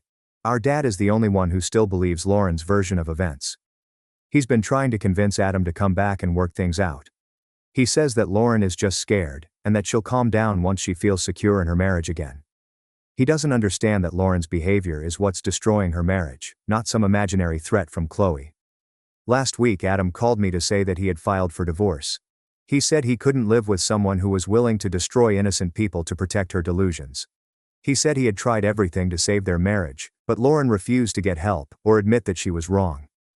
Lauren found out about the divorce papers when Adam's lawyer contacted her. She called me in hysterics, saying that Adam was abandoning her and that it was all Sophie's fault. She begged me to talk to Adam and convince him to change his mind. I told Lauren that Adam was making the right decision. I said that her behavior had been unacceptable, and that she had destroyed her own marriage with her paranoia and false accusations. I told her that she needed to take responsibility for her actions and get help. Lauren's response was to cut contact with me completely. She said that I was a terrible sister who had chosen strangers over family. She said that she never wanted to see me again, and that I was dead to her. Our mom has been trying to get Lauren to see reason, but Lauren won't listen. She's convinced that everyone is against her, and that she's the victim of a massive conspiracy. She's been living alone in the house that she and Adam bought together, and she's been spiraling further into paranoia and delusion. I talked to Chloe last week. She's been devastated by this whole situation. She said she never imagined that her best friend of 25 years would turn against her so completely. She's been considering moving to another city because she's tired of dealing with Lauren's harassment and false accusations. The worst part is that Lauren doesn't seem to understand that her behavior is what caused all of this. She genuinely believes that she's the victim and that everyone else is wrong. She's destroyed her marriage, her relationship with her family, and her friendship with Chloe, all because she couldn't accept that her accusations were false. I don't know what's going to happen next. Adam is moving forward with the divorce, and Lauren is threatening to fight it. Our family is completely fractured, and I don't see how we can ever go back to the way things were. Lauren has shown a side of herself that I never knew existed, and I'm not sure I can forgive her for what she's done to the people who loved her. Update 3. It's been 6 months since Adam filed for divorce, and I'm writing this final update because the situation has reached its conclusion. Lauren's behavior has gotten progressively worse, and she's now facing the consequences of her actions. After Lauren cut contact with me, she spent several months trying to rally support for her version of events. She created a detailed social media campaign about how her family had betrayed her and how Chloe had destroyed her marriage. She posted long rants about loyalty and betrayal, sharing screenshots of text conversations taken out of context to make it look like we were all conspiring against her. She also started contacting Adam's friends and co-workers, trying to convince them that he was having an affair with Chloe. She would show up at his workplace and cause scenes, accusing him of being a cheater and a liar. She started following him around town, claiming she was gathering evidence of his infidelity. Adam had to get a restraining order against Lauren after she broke into his apartment and went through his personal belongings. She claimed she was looking for proof of his affair, but of course there was no evidence to find because nothing had happened between him and Chloe. The restraining order was the wake-up call that our dad needed. He finally realized that Lauren's behavior was completely unacceptable, and that she wasn't the victim she claimed to be. He stopped supporting her financially and emotionally, which sent Lauren into an even deeper spiral. Lauren's harassment of Chloe also escalated. She started driving by Sophie's apartment at all hours, leaving nasty notes on her car, and sending threatening messages. She created fake social media accounts to harass Sophie online, and started spreading rumors about her in their professional circles. Chloe eventually had to get her own restraining order, and seriously considered moving to another state. The turning point came when Lauren showed up at Sophie's workplace and caused a huge scene. She accused Sophie of being a homewrecker in front of Sophie's boss and co-workers, screaming that she had destroyed her marriage. Security had to escort Lauren out of the building, and Sophie's employer was so concerned that they offered to help her with legal fees. That incident was the final straw for our mom. She had been trying to maintain some relationship with Lauren, hoping that she would eventually come to her senses. But watching Lauren destroy innocent people's lives while refusing to take any responsibility for her actions was too much. Our mom called Lauren and told her that she was cutting off all contact until Lauren got professional help. She said that Lauren's behavior was unacceptable, and that she wouldn't enable it anymore. She told Lauren that she had lost her husband, her family, and her friends because of her own choices, and that she needed to take responsibility for her actions. Lauren's response was to accuse our mom of abandoning her and choosing Chloe over her own daughter. She said that our mom had never loved her and had always been jealous of her success. She claimed that our mom was part of the conspiracy against her and that she never wanted to see her again. Around this time, the divorce proceedings were heating up. Lauren was fighting the divorce and trying to get alimony and half of Adam's assets. She was also trying to use her false accusations against Sophie as grounds for claiming that Adam had been unfaithful. Her lawyer eventually dropped her case because she couldn't provide any evidence for her claims, and because her behavior was making it impossible to represent her effectively. Lauren had to represent herself in the divorce proceedings, which went about as well as you'd expect. She used the court as a platform to air her grievances against Adam and Chloe, making wild accusations that she couldn't prove. The judge was clearly frustrated with her behavior and warned her multiple times about making false statements. The final divorce hearing was a disaster. Lauren had prepared a presentation about how Adam and Chloe had conspired to destroy her marriage, complete with printed social media posts and text messages that she claimed were evidence of their affair. When the judge asked her to explain how these posts proved infidelity, Lauren couldn't provide a coherent answer. Adam's lawyer systematically debunked each of Lauren's accusations. He presented evidence showing that Lauren had been harassing both Adam and Chloe, including the restraining orders and police reports. He showed that Lauren's accusations were not only false, but that she had been using them to justify increasingly dangerous behavior. The judge granted Adam the divorce and awarded him the majority of their shared assets. He cited Lauren's harassment and false accusations as factors in his decision. Lauren was ordered to pay Adam legal fees and was warned that any further harassment would result in criminal charges. Lauren completely lost it in the courtroom. She started screaming that the judge was corrupt and that everyone was against her. She accused Adam of bribing the judge and claimed that the legal system was part of the conspiracy to destroy her. Security had to escort her out of the courthouse. After the divorce was finalized, Lauren seemed to disappear for a while. She stopped posting on social media and stopped trying to contact any of us. We later found out that she had been evicted from the house she and Adam had shared because she couldn't afford the mortgage on her own. She's apparently been living in a small apartment across town and working at a retail job. She's had to start over completely because she destroyed all of her relationships and burned all of her bridges. I heard from a mutual acquaintance that Lauren has been telling people that she's the victim of a massive conspiracy involving her family, her ex-husband, and her former best friend. She's apparently still convinced that she was right about everything, and that everyone else is wrong. Adam has been doing much better since the divorce was finalized. He's been going to counseling to process everything that happened, and he's slowly rebuilding his social life. He's been dating someone new, and he seems genuinely happy for the first time in years. Chloe decided to stay in town, but has been keeping a low profile. She's been focusing on her career, and has been slowly rebuilding her confidence after months of harassment. She's been dating someone new as well, and she seems to be doing better. As for me, I've been processing everything that happened with my own counselor. Watching my sister transform into someone I didn't recognize was traumatic, and I've had to accept that the Lauren I grew up with might not exist anymore. I've been trying to focus on my own life and relationships instead of dwelling on what happened. Our mom has been struggling with guilt and sadness about losing her daughter. She's been wondering if there were signs she missed, or if she could have done something differently. She's been going to grief counseling because she says it feels like Lauren died even though she's still alive. Our dad has been the most affected by everything. He feels terrible for enabling Lauren's behavior for so long, and for not seeing how destructive she had become. He's been trying to reach out to Adam and Chloe to apologize, but he understands that they might not be ready to forgive him. I don't know if Lauren will ever get the help she needs, or if she'll ever realize what she's done. Part of me hopes that she'll eventually come to her senses and try to make amends. But another part of me knows that some damage can't be undone. She destroyed so many relationships and hurt so many people that even if she apologized, it might not be enough. The whole situation has taught me that you can't really know someone until you see how they handle adversity. Lauren's reaction to perceived threats revealed a side of her that none of us knew existed. She chose to destroy the people who loved her rather than face the possibility that she might be wrong. I still think about that night at the wedding sometimes. I wonder if things would have turned out differently if I had handled the situation another way. But I also know that Lauren's problems went much deeper than one argument at a reception. Her willingness to fabricate an entire narrative about Sophie trying to steal her husband shows that she was struggling with issues that none of us understood. The hardest part is accepting that Lauren made her choices.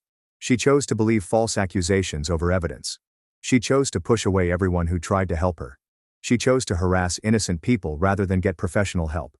She chose to destroy her marriage rather than admit she was wrong. I've had to accept that the sister I grew up with is gone. The Lauren who laughed with Sophie over silly inside jokes and included her in every family event wouldn't recognize the person who spent months harassing her best friend based on imaginary slights. I don't know if that person was always there underneath, or if something fundamental changed in Lauren, but either way, she's not coming back. Our family will never be the same. There's an Lauren-shaped hole in every holiday and family gathering. Our mom still sets a place for her at Christmas dinner out of habit, then quietly removes it. Our dad still talks about her in present tense sometimes, as if she's just temporarily away, instead of permanently gone, but we're learning to move forward. Adam has become like a brother to me, and we check in on each other regularly. Chloe and I have maintained our friendship, though we avoid talking about Lauren. Our parents are working on healing their own relationship after all the stress and conflict. I don't regret standing up to Lauren at her wedding. Someone needed to call out her behavior, and I'm glad it was me rather than letting Chloe continue to suffer in silence. But I do regret that it took so long for all of us to see how far gone Lauren really was. Sometimes I wonder if Lauren is happy in her new life, living alone with her version of the truth. Part of me hopes she is, because the alternative is too sad to think about. But mostly I try not to think about her at all anymore. She made her choices, and now we all have to live with the consequences. The strangest part is that Lauren got exactly what she wanted. She successfully removed Chloe from her life and cut ties with anyone who supported her. She's living in a world where she's the victim and everyone else is the villain. I just don't think she realized how lonely that world would be. I'm sharing this story because I want people to understand that sometimes family members make choices that force you to choose between enabling their destructive behavior and protecting innocent people. I chose to protect Chloe and Adam, even though it meant losing my sister. I still believe it was the right choice, even though it cost me more than I ever imagined. If someone in your life is making false accusations and refusing to listen to reason, don't enable them. Don't sacrifice innocent people to keep the peace. Sometimes the kindest thing you can do for someone is to stop supporting their delusions, even if it means they'll push you away. Lauren taught me that blood doesn't automatically make someone family, and that real family is the people who support you, without asking you to destroy others. Adam and Chloe have been better family to me over the past year than Lauren was in the months leading up to her wedding. I hope Lauren finds peace someday, but I can't sacrifice my own peace waiting for her to change. She knows where to find me if she ever decides to get help and make amends, but I'm not holding my breath. Some bridges, once burned, can never be rebuilt. My sister promised to watch my 5-year-old. Security footage caught her leaving him alone in a crowded zoo before walking out the gate. I'm a 34-year-old mother, and I need to write this down because I can't believe what happened to my family. My husband Brock, 36 male, and I have been married for 8 years. We have a son named Ford, 5 male, who just started kindergarten this year. Brock works as an IT manager at a tech company and makes decent money. I work part-time as a dental hygienist at a local clinic. We live in a suburban neighborhood about 30 minutes from the city. Our house is nothing fancy, but it's comfortable for our small family. Brock and I both come from middle-class backgrounds, and we've worked hard to build a stable life for Ford. My son is a bright kid who loves dinosaurs and building blocks. He's been asking for months to visit the Natural History Museum in the zoo for his upcoming 6th birthday. My mother, Linda, 58 female, has always been involved in our lives. She volunteers at the local animal shelter and runs a small dog grooming business from her home. She's known in our neighborhood for organizing charity drives and fundraisers. People always compliment her on how caring and generous she is with animals and children. My sister Karen, 32 female, is a stay-at-home mom with 2 kids of her own, Emily, 7 female, and Luke, 4 male. She's married to a successful accountant, and they live in a bigger house across town. Karen has always been the favorite child. She was the one who got straight A's in school, while I struggled with math. She married young to a man with good prospects, while I took longer to find my path. My parents helped Karen and her husband with a down payment on their house, but when Brock and I needed help with our mortgage, they said they didn't have extra money. I've learned to accept that Karen gets different treatment, but it still stings sometimes. 3 weeks ago, Ford kept asking about his birthday plans. He specifically wanted to go to the zoo to see the new dinosaur exhibit they had opened. The problem was that Brock and I both had work commitments on that Saturday. I was scheduled for a mandatory training session at the dental office that I couldn't miss without facing consequences. Brock had an important client presentation that had been scheduled for months. When I mentioned this to my mother during our weekly phone call, she immediately offered to take Ford to the zoo. Karen was visiting that day with her kids, so she said it would be perfect timing. They could take all 3 children together and make it a fun group outing. My mother insisted it would be no trouble at all and that Ford would have a wonderful time with his cousins. I felt hesitant about the arrangement. Ford had never been on a big outing without either Brock or me present. He's generally well behaved, but he can get excited and wander off if something catches his attention. I've always been the type of parent who keeps a close eye on him in crowded places. When I expressed my concerns, my mother laughed and said I was being overprotective. She reminded me that she had successfully raised 2 daughters and that Karen was an experienced mother of 2. Karen chimed in during the conversation and said she was looking forward to taking Ford. She mentioned that she had taken her own children to the zoo several times and knew all the best spots. She also said that Ford would benefit from spending time with his cousins and learning to be more independent. Both my mother and sister kept emphasizing how much fun it would be and how Ford would remember this birthday forever. The night before the zoo trip, I packed Ford's backpack with snacks, water, and his emergency contact information. I wrote down my phone number, Brock's phone number, and our address on a piece of paper and put it in his pocket. I also made sure he knew our phone numbers by heart. Ford was incredibly excited and kept talking about seeing the dinosaurs and playing with Emily and Luke. That Saturday morning, my mother picked up Ford at 8 a.m. She seemed cheerful and kept reassuring me that everything would be fine. Karen was already in the car with her 2 children, and they all seemed excited about the day ahead. Ford gave me a big hug and promised to tell me all about the dinosaurs when he got back. I watched them drive away and went to get ready for my training session. The training session went well, and I finished around 2 p.m. I checked my phone and saw that I had missed several calls from an unknown number. When I called back, a woman identified herself as Sarah from the zoo's Lost Children department. She told me that Ford had been found alone near the reptile house about an hour ago. She said he was safe but upset, and that they needed me to come pick him up immediately. I felt my stomach drop. I asked Sarah what had happened to the adults who were supposed to be watching him. She said that Ford told them his grandmother and aunt had left him sitting on a bench and told him to wait for them. When they didn't come back after 30 minutes, other visitors noticed him crying and brought him to the security office. I immediately called my mother's phone. It went straight to voicemail. I called Karen's phone and got the same result. I called Brock and told him what had happened. He left his presentation immediately and met me at the zoo. The drive there felt like the longest 20 minutes of my life. When we arrived at the zoo, Ford was sitting in the security office with a zoo employee. He had been crying and kept asking why his grandmother and aunt had left him. The staff member Sarah explained that Ford had been found around 1:30 p.m. near the reptile exhibit. He told them that his grandmother had told him to sit on a bench and wait while she and his aunt went to get ice cream. When they didn't return, he started walking around looking for them and got lost. Sarah also mentioned that they had made several announcements over the zoo's public address system, calling for Linda and Karen to come to the lost children area. No one had responded to these announcements. The zoo had security cameras throughout the facility, and Sarah said they could review the footage if needed to understand what had happened. Brock and I took Ford home, and he seemed subdued for the rest of the day. He kept asking if he had done something wrong, and why his grandmother and aunt had left him. We tried to reassure him that it wasn't his fault, but he clearly didn't understand what had happened. Later that evening, I finally got a call back from my mother. She sounded casual and unconcerned when she asked how Ford was doing. I asked her directly what had happened at the zoo. She said there must have been some kind of misunderstanding, and that she and Karen had been looking for Ford everywhere. She claimed they had checked with security and been told that he had already been picked up by his parents. This didn't make sense because the zoo staff had told us that Ford was found at 1:30 p.m., and no one had responded to the announcements they made. I pointed this out to my mother, and she became defensive. She said that it was a busy day at the zoo, and that children get separated from their guardians all the time. She insisted that it was just an unfortunate accident, and that everyone was making too big a deal about it.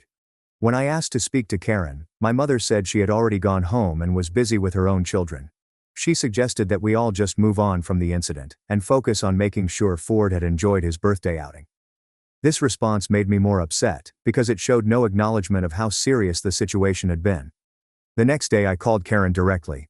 She gave me a similar story about looking everywhere for Ford and being told by zoo staff that he had been picked up. However, her details didn't match what my mother had told me. Karen said they had been near the gift shop when they realized Ford was missing, while my mother had said they were at the food court. I decided to call the zoo back and speak with Sarah again. I asked her if she could provide more details about what had happened. She told me that their security footage showed my mother and Karen leaving the zoo through the main entrance at approximately 1:15 p.m. Ford was not with them at that time. The footage also showed Ford sitting alone on a bench near the reptile house starting around 1 p.m. This information directly contradicted what both my mother and Karen had told me. According to the security footage, they had left the zoo 15 minutes before Ford was even found by other visitors. There was no evidence of them looking for him or checking with security as they had claimed. I confronted my mother with this information during a phone call. She became very defensive and accused me of not trusting her. She said that the zoo security must have made a mistake, and that she would never abandon her grandson. She also mentioned that she had been volunteering with children and animals for years, and that her reputation in the community spoke for itself. Karen's response was similar when I called her.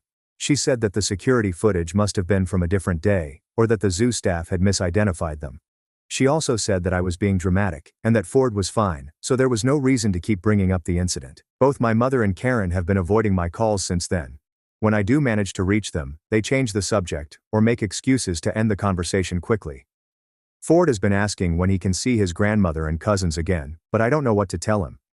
Brock thinks we should demand a full explanation, and consider involving the police if necessary. He's particularly upset because he feels that our son could have been seriously hurt, or kidnapped, while he was alone at the zoo. I'm torn between wanting to protect my relationship with my family, and making sure that Ford's safety is never compromised again. I keep thinking about what could have happened if other visitors hadn't noticed Ford crying, and brought him to security. The zoo is a huge place with thousands of visitors on weekends. A 5-year-old child could easily get lost or hurt without proper supervision. The fact that my mother and Karen seem unwilling to take responsibility for what happened makes me question whether I can trust them with Ford in the future. I need advice on how to handle this situation. Should I give my mother and Karen the benefit of the doubt and accept their explanations? Or should I take Brock's advice and demand a full accounting of what happened that day? I'm struggling with the possibility that my own family members might have deliberately abandoned my son, but the evidence seems to point in that direction. Update 1. I posted 3 weeks ago about my mother and sister leaving my son at the zoo. I want to thank everyone who commented and gave me advice. A lot of people suggested that I needed to get to the bottom of what really happened that day, and I've learned some things that have made the situation much worse. After my original post, I decided to take Brock's advice and push for more information. I called the zoo again, and spoke with a supervisor in their security department. I explained that there seemed to be conflicting stories about what had happened, and I asked if they could provide me with more details from their security footage. The supervisor, whose name was Mark, was very helpful. He said that incidents like this were taken seriously by the zoo, and he was willing to work with me to understand what had happened. He offered to set up a meeting where I could review the relevant security footage myself. Brock and I went to the zoo the following Tuesday to meet with Mark. He took us to a security office where they had compiled footage from several different cameras that covered the areas where Ford had been that day. What we saw was much worse than I had originally thought. The footage showed my mother, Karen, and all 3 children arriving at the zoo around 9:30 a.m. For the first few hours, everything looked normal. They visited various exhibits together, and the children appeared to be having a good time. Around 12:30 p.m., the group stopped at the food court for lunch. After lunch, the footage showed them walking toward the reptile house. At 12:55 p.m., my mother could be seen talking to Ford and pointing to a bench. Ford sat down on the bench, while my mother and Karen walked away with Emily and Luke. The camera angle made it clear that my mother was giving Ford specific instructions to stay in that spot. What happened next was the most disturbing part. Instead of returning to get Ford, the footage showed my mother and Karen taking Emily and Luke to the gift shop. They spent about 15 minutes there, during which time Ford remained sitting on the bench as instructed. Then at 1:15 p.m., the footage showed all 4 adults and children leaving the zoo through the main entrance. Ford was not with them. The security footage proved that my mother and Karen had deliberately left Ford at the zoo. This wasn't an accident or a misunderstanding. They had intentionally told him to wait on a bench, and then left the premises without him. The timestamps on the footage made it impossible for them to claim they had been looking for him, or that they had checked with security. Mark also provided me with a written report that documented the incident. The report included the exact times that Ford was found, the announcements that were made over the public address system, and the lack of response from any adults claiming to be his guardians. This report would serve as official documentation of what had happened. When I got home from the zoo, I immediately called my mother and demanded an explanation. I told her that I had seen the security footage, and that I knew exactly what had happened. Instead of apologizing or showing remorse, she became angry and defensive. She accused me of spying on her and said that I was making too much of a simple mistake. I asked her to explain how leaving a 5-year-old alone at the zoo could be considered a simple mistake. She said that Ford was old enough to sit still for a few minutes, and that she had planned to come back for him after taking Emily and Luke to the gift shop. She claimed that she had lost track of time, and that it was an oversight, not intentional abandonment. This explanation didn't make sense, because the footage clearly showed her leaving the zoo with everyone else. I pointed this out, and she became more defensive. She said that Karen had insisted they leave, and that she had assumed Karen would go back for Ford. She also said that she thought I was being overdramatic, and that Ford was fine, so there was no real harm done. When I called Karen to get her side of the story, she gave me a completely different explanation. She said that my mother had told her that Ford was meeting us at the zoo entrance, and that she had believed him to be with his parents already. She claimed that she had no idea Ford was still inside the zoo when they left. The fact that Karen and my mother were giving me contradictory stories made it clear that they were both lying. Neither of them was willing to take responsibility for what had happened, and both seemed more concerned with protecting themselves than with acknowledging the harm they had caused. I decided to share the security footage and the zoo's official report with other family members. I sent copies to my father and to Karen's husband Tom. I wanted them to understand the full extent of what had happened and to see the evidence for themselves. My father's response surprised me. He called me within an hour of receiving the footage and said that he was horrified by what he had seen. He said that he had been married to my mother for 35 years and had never seen her do anything like this before. He promised to talk to her and demand an explanation. Tom's response was different. He called me 2 days later and said that he had watched the footage and spoken with Karen about it. He said that Karen had admitted to him that she had known Ford was still at the zoo when they left. She had told Tom that she thought it would be a good lesson for Ford to learn independence, and that she believed zoo staff would take care of him until we arrived. This revelation made me realize that both my mother and Karen had planned to leave Ford at the zoo. This wasn't an accident or an oversight. They had made a deliberate decision to abandon a 5-year-old child in a crowded public place. The fact that they had lied to me about it afterward made their actions even worse. Tom also told me that he was reconsidering his marriage to Karen. He said that he had always known she could be selfish and manipulative, but he had never thought she would endanger a child. He said that if she was willing to abandon her own nephew, he worried about what she might do to their own children in the future. The following week, my father called me again with more information. He said that he had confronted my mother about the incident, and that she had finally admitted the truth. According to him, she had been annoyed by Ford's behavior at the zoo, and had decided to teach him a lesson by leaving him alone for a while. She had intended to come back for him after an hour or two, but Karen had convinced her to leave entirely. My father said that he was deeply disappointed in my mother's actions, and that he was considering leaving her. He said that he couldn't understand how she could have put her own grandson in danger, and then lied about it for weeks. He also said that he was worried about her judgment, and whether she could be trusted with children in the future. This information confirmed what I had suspected based on the security footage. My mother and Karen had deliberately abandoned Ford at the zoo, and they had planned to leave him there for an extended period. The fact that they had lied about it afterward showed that they knew their actions were wrong. I decided that I needed to protect Ford from any future contact with my mother and Karen. I called both of them and told them that they were no longer welcome in our home, and that they would not be allowed to spend time with Ford unsupervised. I also told them that I would be sharing the security footage and the zoo's report with other family members and friends, so that everyone would know what had happened. Both my mother and Karen became very angry when I told them this. They accused me of being vindictive and of trying to destroy their reputations in the community. They said that I was overreacting, and that Ford had not been seriously harmed by their actions. I told them that the potential for harm was what mattered, not the fact that Ford had been lucky enough to be found by caring strangers. I also pointed out that their willingness to lie about the incident showed that they understood it was wrong, even if they weren't willing to admit it. Since that conversation, neither my mother nor Karen has attempted to contact me or Ford. Brock has been very supportive throughout this process, and he agrees that we need to protect our son from people who would deliberately put him in danger. Ford has been asking about his grandmother and aunt, but we've told him that they're busy with other things and won't be visiting for a while. I've also been in contact with the animal shelter where my mother volunteers. I felt that they needed to know about the incident, since she works with children there as well. The shelter's director was very concerned when I shared the security footage and the zoo's report. She said that they would be reviewing my mother's volunteer status and considering whether she should continue working with children. Looking back, I realized that there were warning signs that I should have noticed. My mother had always been somewhat controlling, and had a tendency to prioritize her own convenience over other people's needs. Karen had always been selfish, and had a history of manipulating situations to her advantage.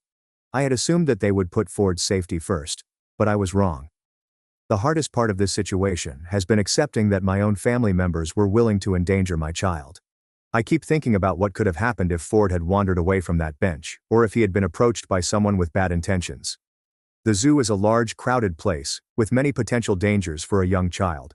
I'm still processing the fact that my mother and Karen not only abandoned Ford, but also lied about it for weeks. Their willingness to deceive me about such a serious matter makes me question whether I can trust them about anything else. I'm also concerned about what other incidents might have occurred that I don't know about. Brock and I are now planning to have Ford's 6th birthday party at our house, with just close friends and Brock's family. We want to make sure that he has a safe and happy celebration, without the stress of wondering whether his grandmother and aunt might put him in danger again. Update 2. It's been 6 weeks since my last update, and things have gotten even more complicated. I found out some additional information that has made me realize this situation was worse than I originally thought. About 2 weeks after my last update, I got a call from my cousin Rachel. She's my father's sister's daughter, and we've always been close. Rachel told me that she had been talking to other family members about what happened at the zoo, and she had learned some disturbing information. Rachel said that my Aunt Mary, who is my father's sister, had told her about an incident that happened 2 years ago. At that time, my mother had been babysitting Mary's daughter, Sophie, who was 4 years old. My mother had taken Sophie to a grocery store, and according to Mary, she had left Sophie alone in the car for over 30 minutes while she went shopping.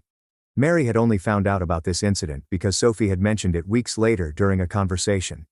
When Mary confronted my mother about leaving Sophie alone in the car, my mother had claimed that she had only been gone for 5 minutes, and that Sophie was being dramatic. Mary had decided not to make a big deal about it at the time, but she had never allowed my mother to babysit Sophie again.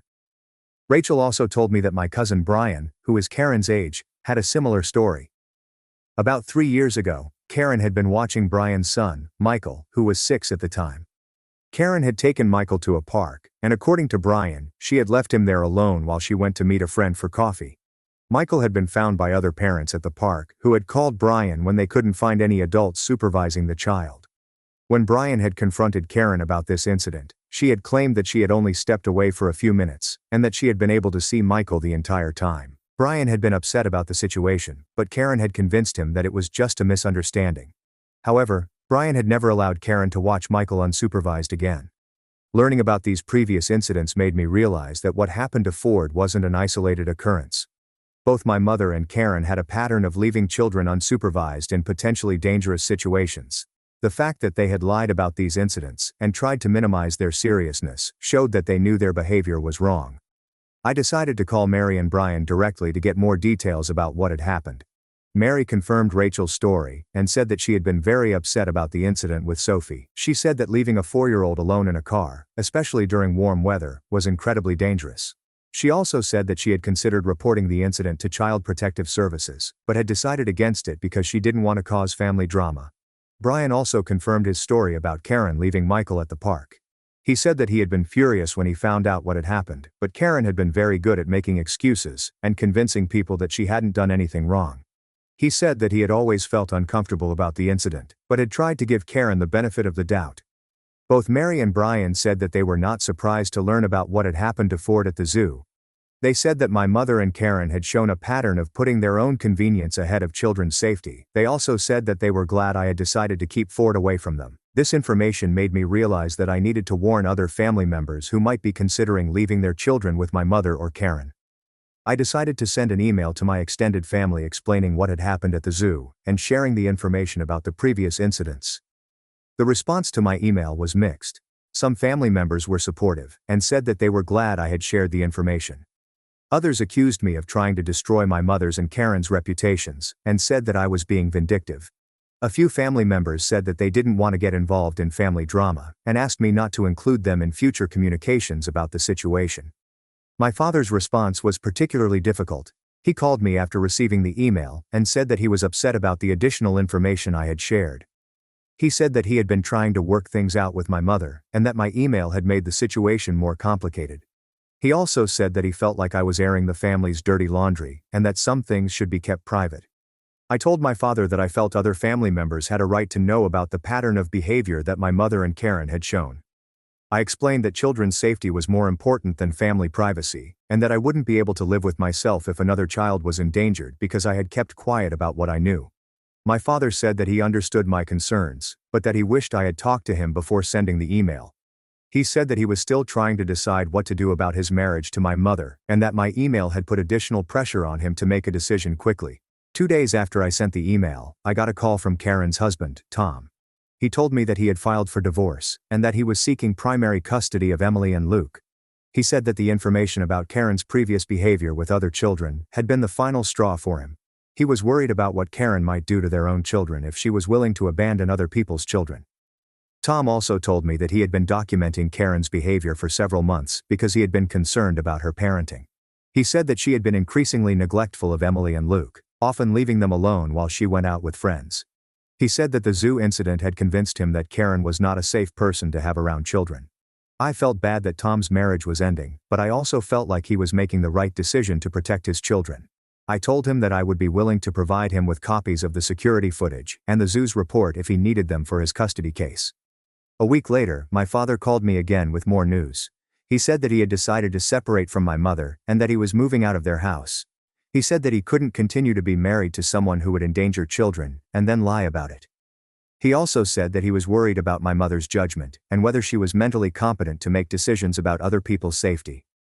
My father told me that my mother had been having difficulty accepting that people knew about what she had done. She had been calling family members and trying to convince them that I had made up the story about the zoo incident. She had also been claiming that the security footage had been doctored and that the zoo's report was inaccurate. This behavior concerned me because it showed that my mother was still not taking responsibility for her actions. Instead of apologizing and trying to make amends, she was continuing to lie and trying to make me look like the problem. This made me feel more confident that I had made the right decision to keep Ford away from her. My father also told me that he had spoken with the director of the animal shelter where my mother volunteers. The director had decided to terminate my mother's volunteer position because she felt that someone who would abandon a child could not be trusted to work with children at the shelter. My mother had been very upset about losing her volunteer position, especially since it had been a big part of her identity in the community. At this point, I realized that the consequences of my mother's and Karen's actions were extending far beyond just their relationship with Ford. Their willingness to endanger a child, and then lie about it, had damaged their relationships with multiple family members, and had affected their standing in the community. I also learned that Karen had been posting on social media about the situation. She had been claiming that I was a vindictive person who was trying to destroy her family because I was jealous of her success. She had also been saying that the zoo incident had been blown out of proportion, and that children get lost at public places all the time. Several friends and family members had contacted me to ask about Karen's social media posts. I had provided them with copies of the security footage and the zoo's report so that they could see what had actually happened. Most people were shocked by the evidence and said that they couldn't believe Karen was still trying to defend her actions. The situation has been very stressful for Brock and me, but we both feel like we made the right decision to protect Ford. He has been asking fewer questions about his grandmother and aunt, and he seems to be adjusting to their absence from his life. We've been making sure to spend extra time with him and to create positive experiences that will help him feel secure and loved. Looking back, I wish I had paid more attention to the warning signs that other family members had tried to share with me. If I had known about the previous incidents with Sophie and Michael, I never would have allowed my mother and Karen to take Ford to the zoo. However, I'm glad that I now know the truth about their behavior, even though it's been painful to learn. Update 3. It's been 4 months since my last update, and I wanted to share what has happened since then. This will be my final update because I think the situation has reached its conclusion. The first major development was that Tom was awarded primary custody of Emily and Luke. The court was very concerned about the evidence showing that Karen had repeatedly left children unsupervised in dangerous situations. The judge said that Karen's pattern of behavior showed a disregard for child safety that made her unsuitable for primary custody. Tom has been very good about keeping me informed about how the children are doing. He said that Emily and Luke have been asking about Ford and wondering why they don't see him anymore. Tom has been honest with them about what happened at the zoo in an age-appropriate way. He told them that their mother made some poor choices that put Ford in danger, and that's why the families aren't spending time together anymore. Karen has been allowed supervised visitation with Emily and Luke, but she has to have a court-appointed supervisor present at all times. According to Tom, she has been angry about this arrangement, and has been trying to convince the children that their father is being unfair to her. The court supervisor has had to intervene several times when Karen has tried to badmouth Tom during visits. My father followed through on his decision to separate from my mother. He moved into a small apartment across town and filed for divorce. He told me that he had tried to work things out with my mother, but she had refused to take responsibility for what she had done. She had continued to claim that everyone was overreacting, and that she had done nothing wrong. According to my father, my mother had become increasingly isolated after losing her volunteer position at the animal shelter. She had been asked to step down from several other community organizations after word spread about what had happened at the zoo. My father said that she had been spending most of her time at home, and had been refusing to see friends or family members. About 6 weeks ago, my father called me with concerning news. He said that he had gone to the house to pick up some of his belongings, and had found my mother in a very poor state. She had not been taking care of herself properly, and the house had been in disarray. He said that she had been talking to herself, and making comments that didn't make sense. My father had convinced my mother to see a doctor, and she had been diagnosed with early-stage dementia. The doctor said that the condition could have been affecting her judgment and decision-making for some time. This news made my father feel guilty about leaving her, but the doctor assured him that dementia doesn't excuse dangerous behavior, and that he had been right to protect himself and others. Learning about my mother's diagnosis made me feel conflicted. On one hand, it provided a possible explanation for her behavior at the zoo, and her inability to take responsibility for her actions afterward. On the other hand, it didn't change the fact that she had put Ford in danger, and that I needed to continue protecting him. My father asked me if I would be willing to visit my mother now that we knew about her condition. I told him that I would need to think about it. I discussed the situation with Brock, and we decided that we would not allow Ford to spend time with my mother, even with her diagnosis. We felt that her condition made her even less suitable to be around children unsupervised. However, I did decide to visit my mother one time to see how she was doing. I went to the house with my father, and I was shocked by what I found. My mother seemed confused and disoriented, and she kept asking me the same questions over and over. At one point, she asked me where Ford was and why he hadn't come to visit her. When I reminded her about what had happened at the zoo, she seemed genuinely confused and said she didn't remember anything about it. This visit was very difficult for me. Part of me felt sad to see my mother in such a deteriorated state, but another part of me was still angry about what she had done to Ford, regardless of whether she remembered it or not. I realized that I had spent months processing the betrayal and the lies, and seeing her confusion didn't erase those feelings. My father has been working with social services to arrange proper care for my mother.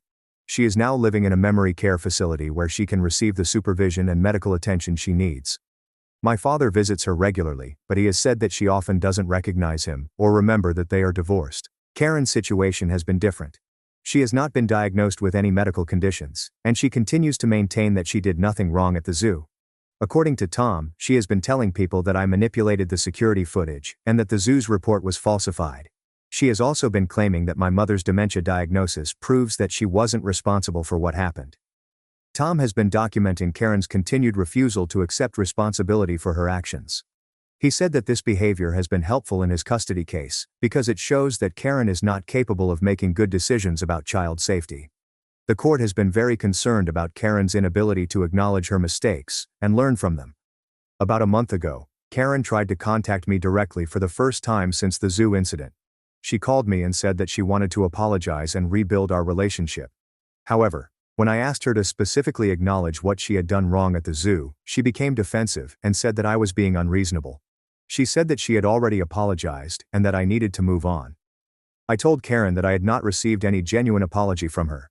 I explained that a real apology would involve taking full responsibility for her actions, acknowledging the harm she had caused, and making a commitment to change her behavior. I said that her continued attempts to minimize what had happened showed that she was not truly sorry. Karen became angry and said that I was being vindictive, and that I was keeping Ford away from his family out of spite. She said that she missed him, and that he probably missed her too. I told her that Ford's safety was my priority, and that I would not allow him to spend time with someone who had shown such poor judgment about child safety. Since that conversation, Karen has been posting on social media about how I've turned the family against her. She has been claiming that I am a manipulative person who has brainwashed other family members into believing lies about her. Several mutual friends have contacted me to ask about these posts, and I have shared the security footage with them so they can see what actually happened. The extended family has essentially split into two groups. Most people have sided with me after seeing the evidence of what happened at the zoo. However, a few family members have continued to support Karen and my mother, claiming that family should stick together no matter what.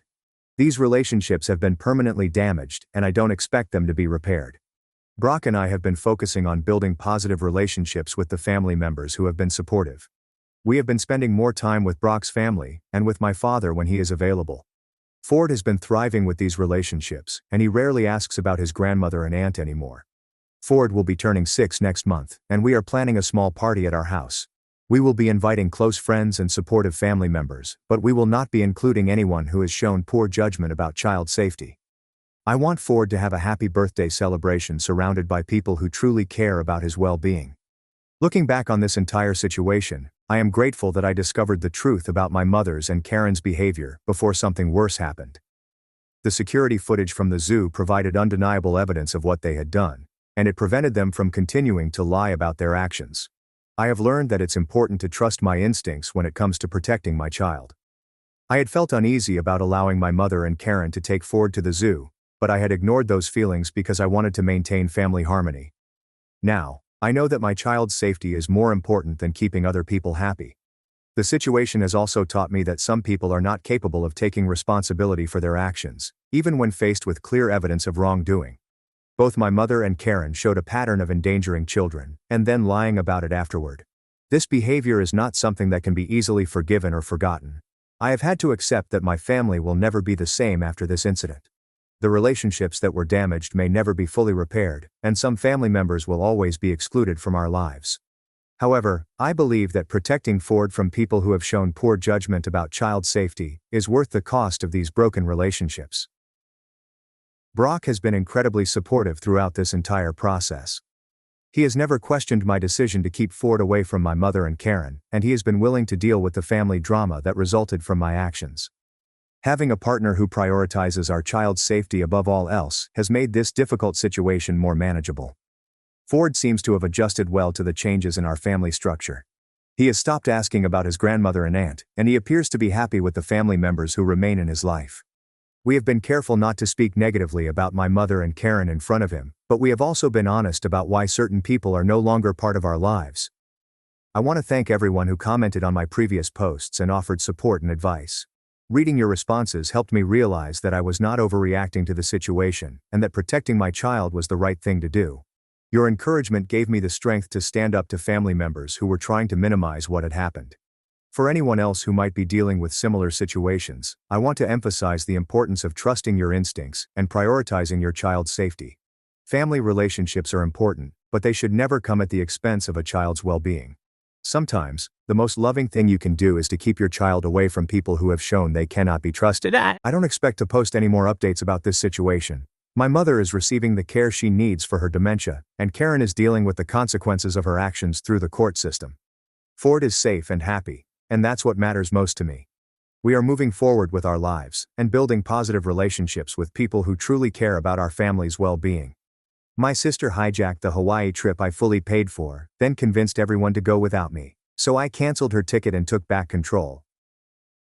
I, 29 male, come from what you'd call a close-knit family, but let me tell you, that term is doing a lot of heavy lifting here. We're 3 siblings, me, my younger brother, 26 male, and my younger sister Linda, 24 female. Now my brother and I, we're tight. We've got that typical brotherly bond. We can go from wrestling each other 1 minute to having each other's backs the next. But Linda, that's where things get complicated. Growing up, Linda was always the golden child. You know the type. The baby of the family who could do no wrong in our parents' eyes. While my brother and I were expected to be responsible and mature, Linda got away with murder. Forgot to do her chores? Oh, she's just tired from all her activities.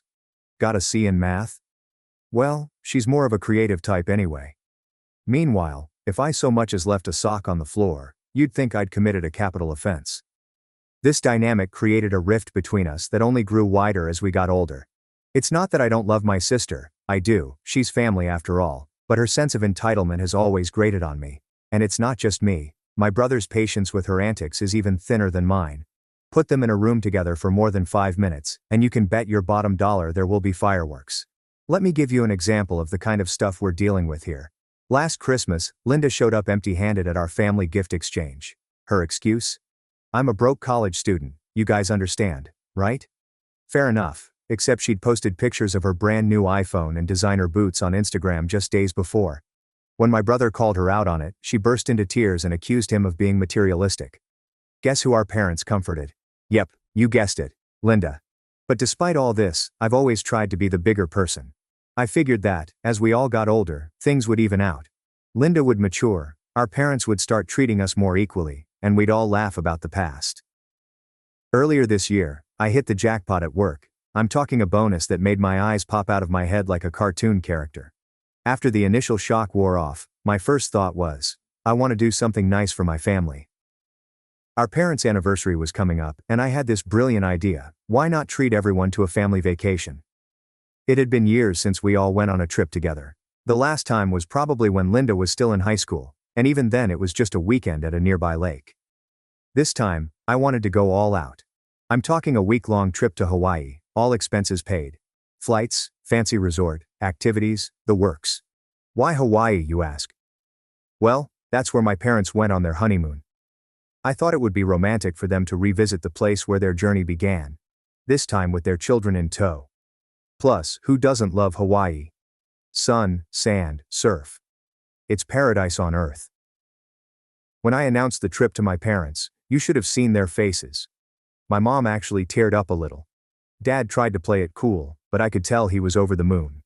They started reminiscing about their honeymoon right there and then, sharing stories I'd never heard before. It was a beautiful moment, and I felt like the best son in the world. My brother's reaction was exactly what I expected. He gave me a bear hug and immediately started planning all the activities we could do together: surfing, hiking, maybe even skydiving if we could convince our parents. His enthusiasm was infectious, and I found myself getting even more excited about the trip. And then, there was Linda. I'll admit, I was a bit apprehensive about her reaction. To my surprise, and relief, she seemed genuinely thrilled.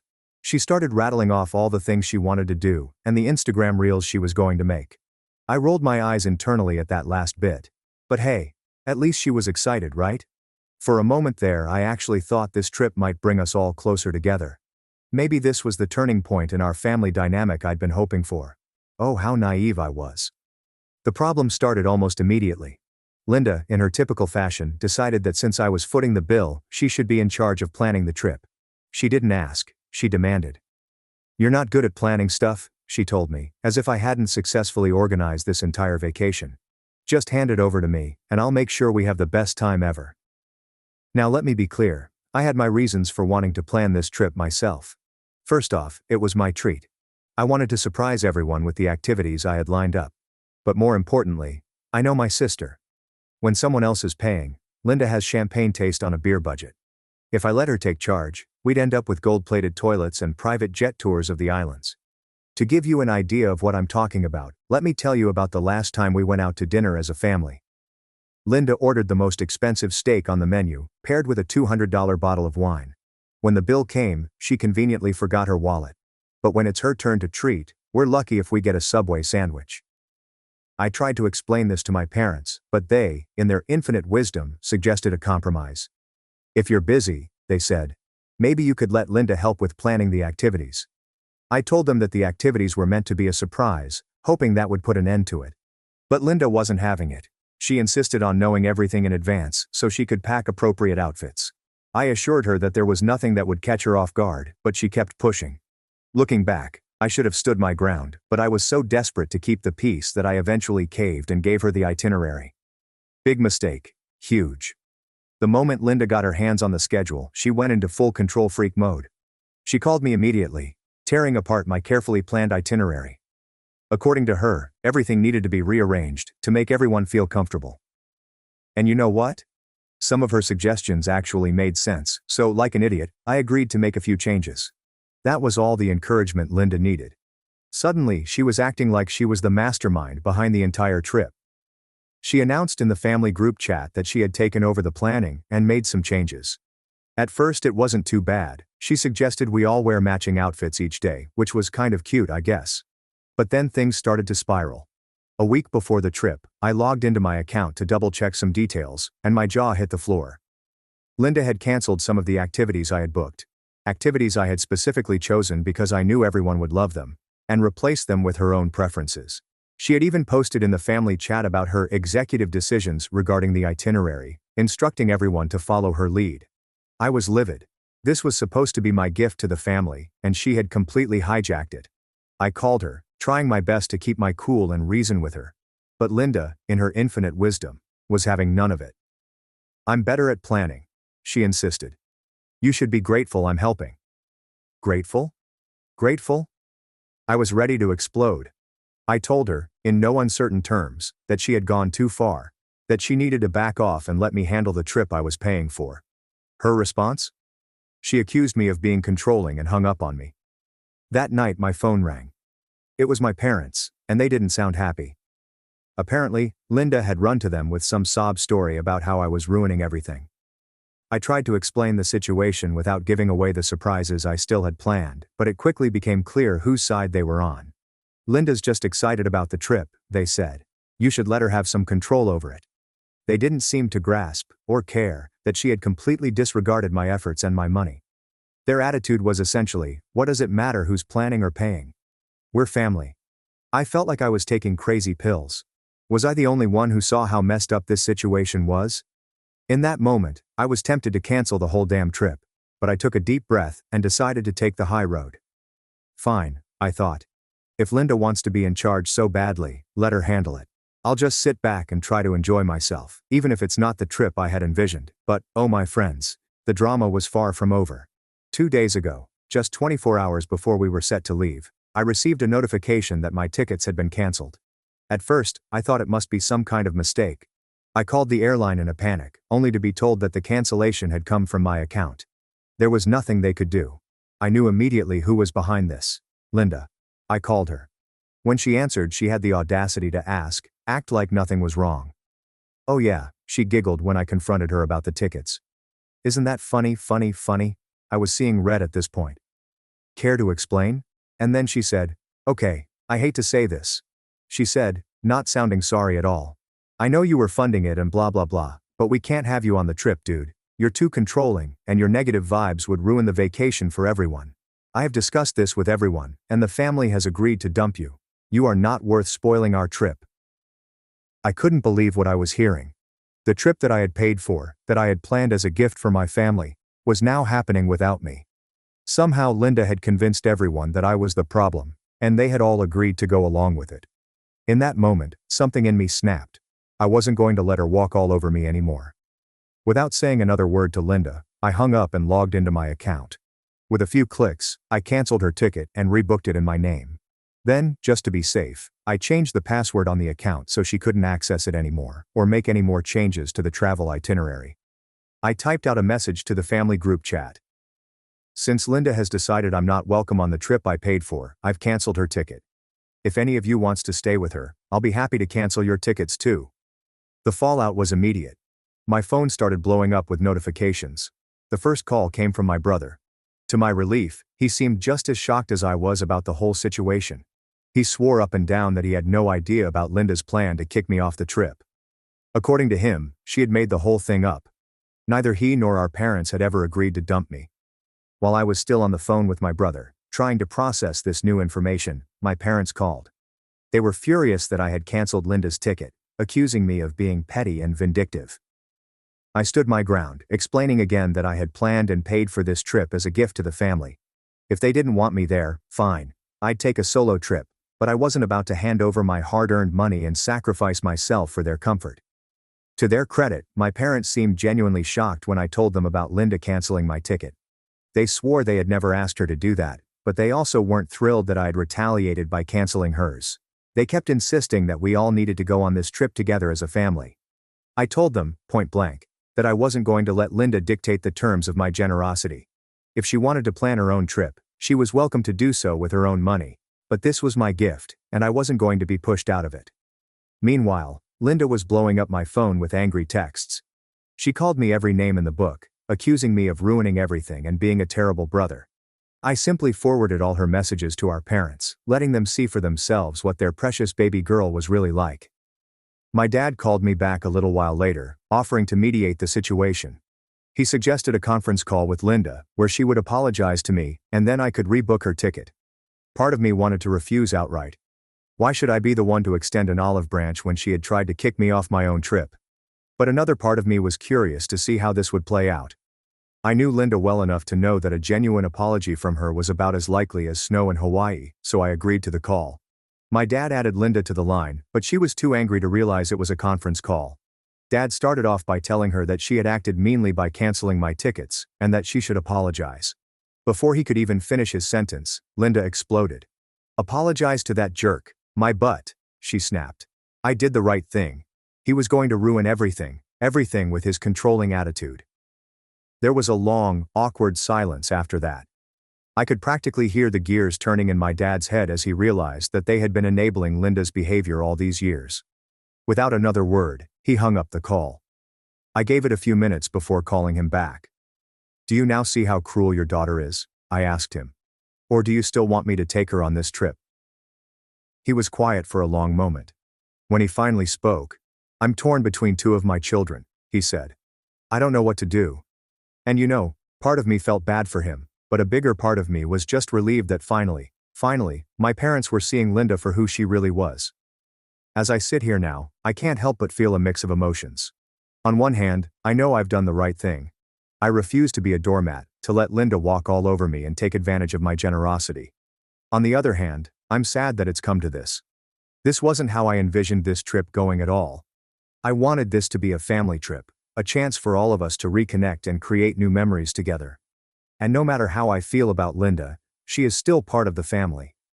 My brother and I might be able to enjoy the trip without her, but I know my parents will be upset by her absence. But you know what? Maybe this is the wake-up call our family needed. Maybe now my parents will finally see that their constant coddling of Linda has created a monster. Maybe this will be the push we all needed to address the issues that have been simmering under the surface for years. So that's where things stand right now. I'm packed and ready to go on a trip I planned and paid for, but the joy and excitement I once felt have been replaced by a knot of anxiety in my stomach. My brother is still coming, my parents are on the fence, and Linda is probably plotting her revenge as we speak. Whatever happens next, at least I can say I finally stood up for myself. And hey, if all else fails, I hear Hawaii is beautiful this time of year, even if you're there alone. So guys, AATA for canceling my sister's trip that I bought with my own money. Update 1. Hey Reddit. Up here with an update on the whole trip fiasco because things got even messier, if you can believe it. So remember how I canceled Linda's ticket after she tried to kick me off my own trip? Well, apparently, that was just the beginning of her master plan to ruin everything. After I told everyone in the family group chat, Linda went into full meltdown mode. We're talking nuclear level tantrum here. But instead of just accepting that she'd screwed up and maybe, apologizing like a normal person, she decided to double down on the crazy. She tried to rope my brother into her schemes. One night, out of the blue, she calls him up with this brilliant idea. She pitches him on co-sponsoring the trip with her so they could all go without me. Yeah, you read that right. She wanted to team up with our brother to essentially steal the trip I'd planned and paid for. Now, my brother may not be perfect, but he's not an idiot. His first question was, naturally, "Do you even have that kind of money?" Linda's response, "No, I don't have it right now, but I'll pay you as soon as I can." I wish I could have seen my brother's face when she said that. I imagine it was a mix of disbelief and, "Are you freaking kidding me right now?" For context, Linda's idea of a job is working part-time at a local coffee shop. And when I say part-time, I mean she shows up when she feels like it, which isn't often. She's been fired from more jobs than I can count, because she thinks showing up on time and actually working is beneath her. So yeah, her promise to pay as soon as she can is about as reliable as a chocolate teapot. My brother decided to see how far down this rabbit hole Linda was willing to go. He asked her if she was serious about this plan. Her response, "Hell yeah, but if the Hawaii trip is too much to bear, we can go to Mexico." I swear, sometimes I wonder if Linda and I are actually related. Mexico. She wanted to downgrade a fully paid trip to Hawaii to a budget trip to Mexico that my brother would have to fund. The audacity of my sister is truly breathtaking. My brother, who apparently has a much better poker face than I do, managed to keep it together long enough to point out the obvious. Why would he trade a free trip to Hawaii for a trip he'd have to pay for? And to add insult to injury, he knew he'd end up being Linda's personal Instagram photographer the whole time. Linda, true to form, didn't take this rejection well. She hung up on him and proceeded to blow up his phone with a barrage of insults that would make a sailor blush. Apparently, he's a selfish jerk, and a mommy's boy for not wanting to bankroll her vacation. The irony is completely lost on her, I'm sure. But Linda wasn't done yet. Oh no, she still had one more card to play, the guilt trip. For the next few days, she was constantly at our parents' house, crying and carrying on about how we were abandoning her and tearing the family apart. She painted herself as this poor, innocent victim, who was being cruelly excluded from a family vacation. To their credit, my parents stood their ground this time. They told her that if she wanted to come on the trip, she needed to apologize to me and make things right. Of course, in Linda's world, apologizing is something other people do. She refused, insisting that she had done nothing wrong and that I was the one who needed to apologize to her. For what, you ask? For always trying to make her look bad, and buying everyone's love with money. Yeah. Because apparently, planning a nice family vacation is now a sinister plot to undermine her. My parents did try to play peacemaker.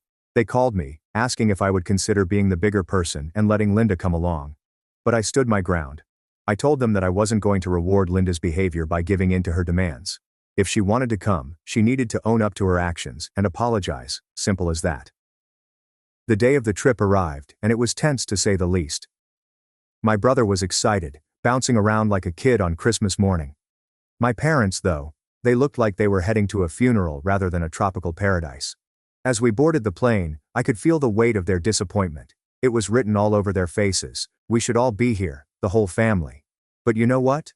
That's on Linda, not me. I refused to let her actions ruin this trip for everyone else. Once we landed in Hawaii, though, things started to turn around.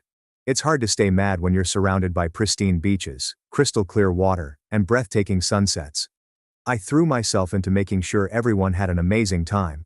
We went on a private luau, tried snorkeling, and even took a helicopter tour over the islands.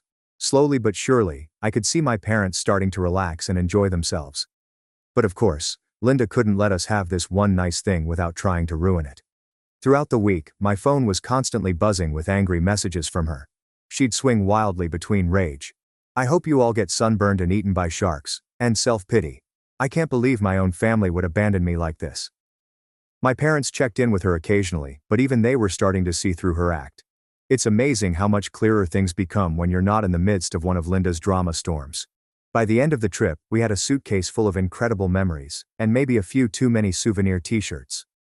My parents, while still sad that Linda wasn't there, admitted that they had a wonderful time. They even thanked me for all the effort I'd put into planning everything. When we got back home, I discovered that Linda had blocked me on all social media platforms. Apparently, seeing pictures of our trip was too much for her to handle. She was furious with our parents for choosing me over her and threatened to cut them off too. Of course, that threat rang a bit hollow, considering she still lives in their house rent-free. She didn't spare our brother either, calling him a freeloader for going on the trip. Because apparently, in Linda's world, accepting a gift from your sibling is freeloading, but expecting your brother to fund your vacation is totally reasonable. The cherry on top of this drama Sunday, Linda declared that she never wanted to see me again. And you know what? I am okay with that. I'm tired of walking on eggshells around her, tired of her constant drama and entitlement. Don't get me wrong. It hurts. Despite everything, she's still my sister. I wish things could be different. But I refuse to set myself on fire to keep her warm anymore. I stood up for myself, set a boundary, and stuck to it. If that makes me the bad guy in her story, so be it. Maybe one day Linda will grow up and realize that the world doesn't revolve around her. Then we might be able to mend our relationship. But until then, I'll hold on to the memories of that incredible trip. A trip that happened because I finally said enough to Linda's entitled behavior.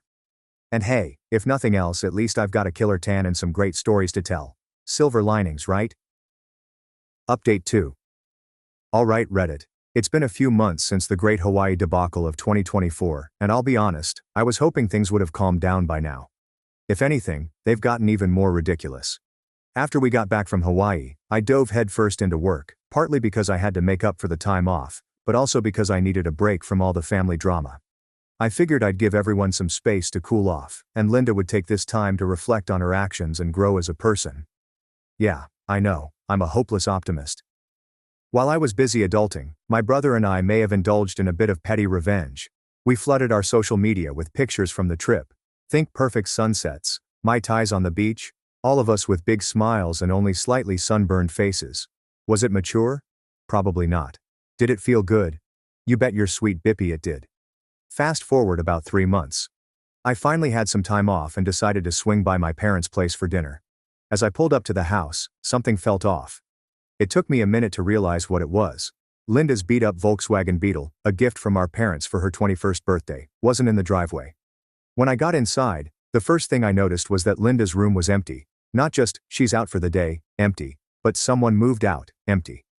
The walls were bare, the closet was open and cleaned out, and there was a faint smell of disinfectant in the air. Despite everything, Linda is still my sister, and the idea of her out there on her own. Well, let's just say I've seen how she adulted before, and it's not pretty. I found my parents in the kitchen looking lighter, like a weight had been lifted off their shoulders. When I asked about Linda, they exchanged a look that spoke volumes. I swear sometimes I wonder if Linda and I are actually related. Mexico. She wanted to downgrade a fully paid trip to Hawaii to a budget trip to Mexico that my brother would have to fund. The audacity of my sister is truly breathtaking. My brother, who apparently has a much better poker face than I do, managed to keep it together long enough to point out the obvious: why would he trade a free trip to Hawaii for a trip he'd have to pay for? And to add insult to injury, he knew he'd end up being Linda's personal Instagram photographer the whole time. Linda, true to form, didn't take this rejection well. She hung up on him and proceeded to blow up his phone with a barrage of insults that would make a sailor blush. Apparently he's a selfish jerk and a mommy's boy for not wanting to bankroll her vacation. The irony is completely lost on her, I'm sure. But Linda wasn't done yet. Oh no, she still had one more card to play: the guilt trip. For the next few days she was constantly at our parents' house, crying and carrying on about how we were abandoning her and tearing the family apart. She painted herself as this poor innocent victim who was being cruelly excluded from a family vacation. To their credit, my parents stood their ground this time. They told her that if she wanted to come on the trip, she needed to apologize to me and make things right. Of course, in Linda's world, apologizing is something other people do. She refused, in insisting that she had done nothing wrong and that I was the one who needed to apologize to her. For what you ask for, always trying to make her look bad and buying everyone's love with money, yeah, because apparently planning a nice family vacation is now a sinister plot to undermine her. My parents did try to play peacemaker. They called me asking if I would consider being the bigger person and letting Linda come along, but I stood my ground. I told them that I wasn't going to reward Linda's behavior by giving in to her demands. If she wanted to come, she needed to own up to her actions and apologize, simple as that. The day of the trip arrived and it was tense, to say the least. My brother was excited, bouncing around like a kid on Christmas morning. My parents, though, they looked like they were heading to a funeral rather than a tropical paradise. As we boarded the plane, I could feel the weight of their disappointment. It was written all over their faces. We should all be here, the whole family. But you know what? That's on Linda, not me. I refused to let her actions ruin this trip for everyone else. Once we landed in Hawaii, though, things started to turn around. It's hard to stay mad when you're surrounded by pristine beaches, crystal clear water, and breathtaking sunsets. I threw myself into making sure everyone had an amazing time. We went on a private luau, tried snorkeling, and even took a helicopter tour over the islands. Slowly but surely I could see my parents starting to relax and enjoy themselves. But of course Linda couldn't let us have this one nice thing without trying to ruin it. Throughout the week my phone was constantly buzzing with angry messages from her. She'd swing wildly between rage, "I hope you all get sunburned and eaten by sharks," and self-pity, "I can't believe my own family would abandon me like this." My parents checked in with her occasionally, but even they were starting to see through or act. It's amazing how much clearer things become when you're not in the midst of one of Linda's drama storms. By the end of the trip, we had a suitcase full of incredible memories, and maybe a few too many souvenir t-shirts. My parents, while still sad that Linda wasn't there, admitted that they had a wonderful time. They even thanked me for all the effort I'd put into planning everything. When we got back home, I discovered that Linda had blocked me on all social media platforms. Apparently seeing pictures of our trip was too much for her to handle. She was furious with our parents for choosing me over her and threatened to cut them off too. Of course that threat rang a bit hollow, considering she still lives in their house rent-free. She didn't spare our brother either, calling him a freeloader for going on the trip, because apparently in Linda's world, accepting a gift from your sibling is freeloading, but expecting your brother to fund your vacation is totally reasonable.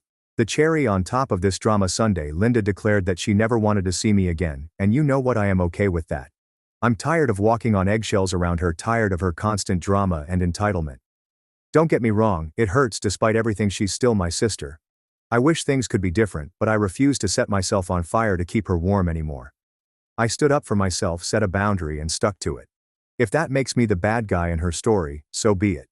Maybe one day Linda will grow up and realize that the world doesn't revolve around her, then we might be able to mend our relationship. But until then, I'll hold on to the memories of that incredible trip, a trip that happened because I finally said enough to Linda's entitled behavior. And hey, if nothing else, at least, I've got a killer tan and some great stories to tell. Silver linings. Right. Update to All Right Reddit. It's been a few months since the great Hawaii debacle of 2024, and I'll be honest, I was hoping things would have calmed down by now. If anything, they've gotten even more ridiculous. After we got back from Hawaii, I dove headfirst into work, partly because I had to make up for the time off, but also because I needed a break from all the family drama.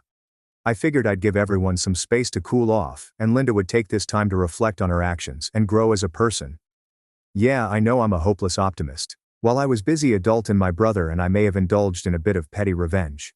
We flooded our social media with pictures from the trip, think perfect sunsets, mai tais on the beach, all of us with big smiles and only slightly sunburned faces. Was it mature? Probably not. Did it feel good? You bet your sweet bippy it did. Fast forward about 3 months, I finally had some time off and decided to swing by my parents' place for dinner. As I pulled up to the house, something felt off. It took me a minute to realize what it was. Linda's beat-up Volkswagen Beetle, a gift from our parents for her 21st birthday, wasn't in the driveway.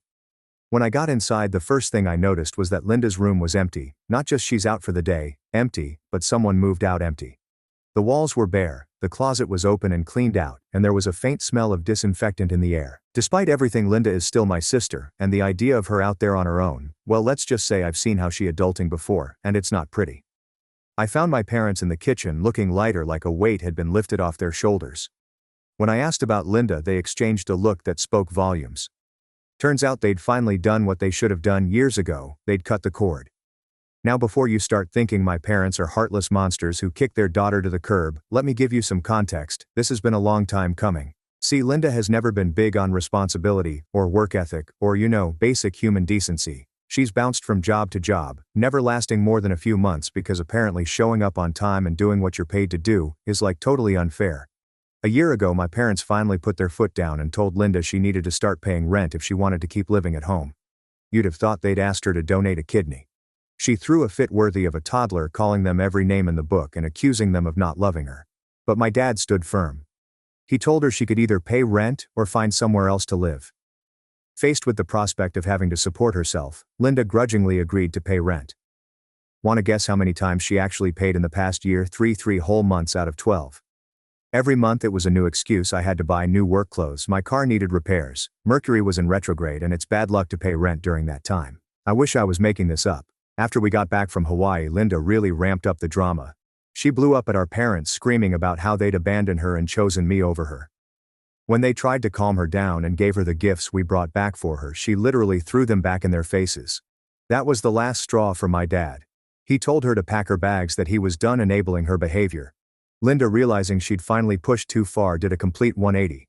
Suddenly she was all tears and apologies, clinging to our mom, and promising she'd do better, that she'd pay rent on time, that she'd get her act together. But my parents had finally wised up to her manipulation tactics. They stood firm. They helped her find a small apartment, and even paid the first 2 months' rent for her. My dad also gave her a stern talking to about responsibility and growing up. I'll be honest, I thought this was still too generous. Linda was being handed an opportunity on a silver platter while the rest of us had to work our butts off. But I kept my mouth shut. At least she was out of the house, right? For the first couple of months, things seemed to be going okay. Linda would stop by for dinner occasionally, but nothing too out of the ordinary. But then my mom noticed a pattern was showing up more and more often, always around dinner time, and she started staying overnight more frequently. At first my parents wrote it off as homesickness, but as the weeks went by and Linda's visits became more frequent and longer, they started to suspect something was up. Finally, after about 4 months of this, they sat Linda down for a chat, and that's when the truth came out. Linda hadn't paid a single month's rent since moving out. Not one. She'd been dodging her landlord, couch surfing with friends, and mooching meals off our parents to avoid going back to her apartment. When my mom asked her what she'd done with her salary from the job she'd miraculously managed to keep for more than a month, Linda's response was peak Linda. I had to buy shoes for work. I'm sorry, what? Unless she's working as a centipede impersonator, I'm pretty sure she didn't need to spend 3 months' worth of rent on shoes. My mom, still trying to be supportive, offered to loan Linda some money to get caught up on rent, but Linda, in her infinite wisdom, insisted that she should just move back home instead. That's when my dad stepped in. He'd finally reached his limit. He told Linda in no uncertain terms that she was on her own now.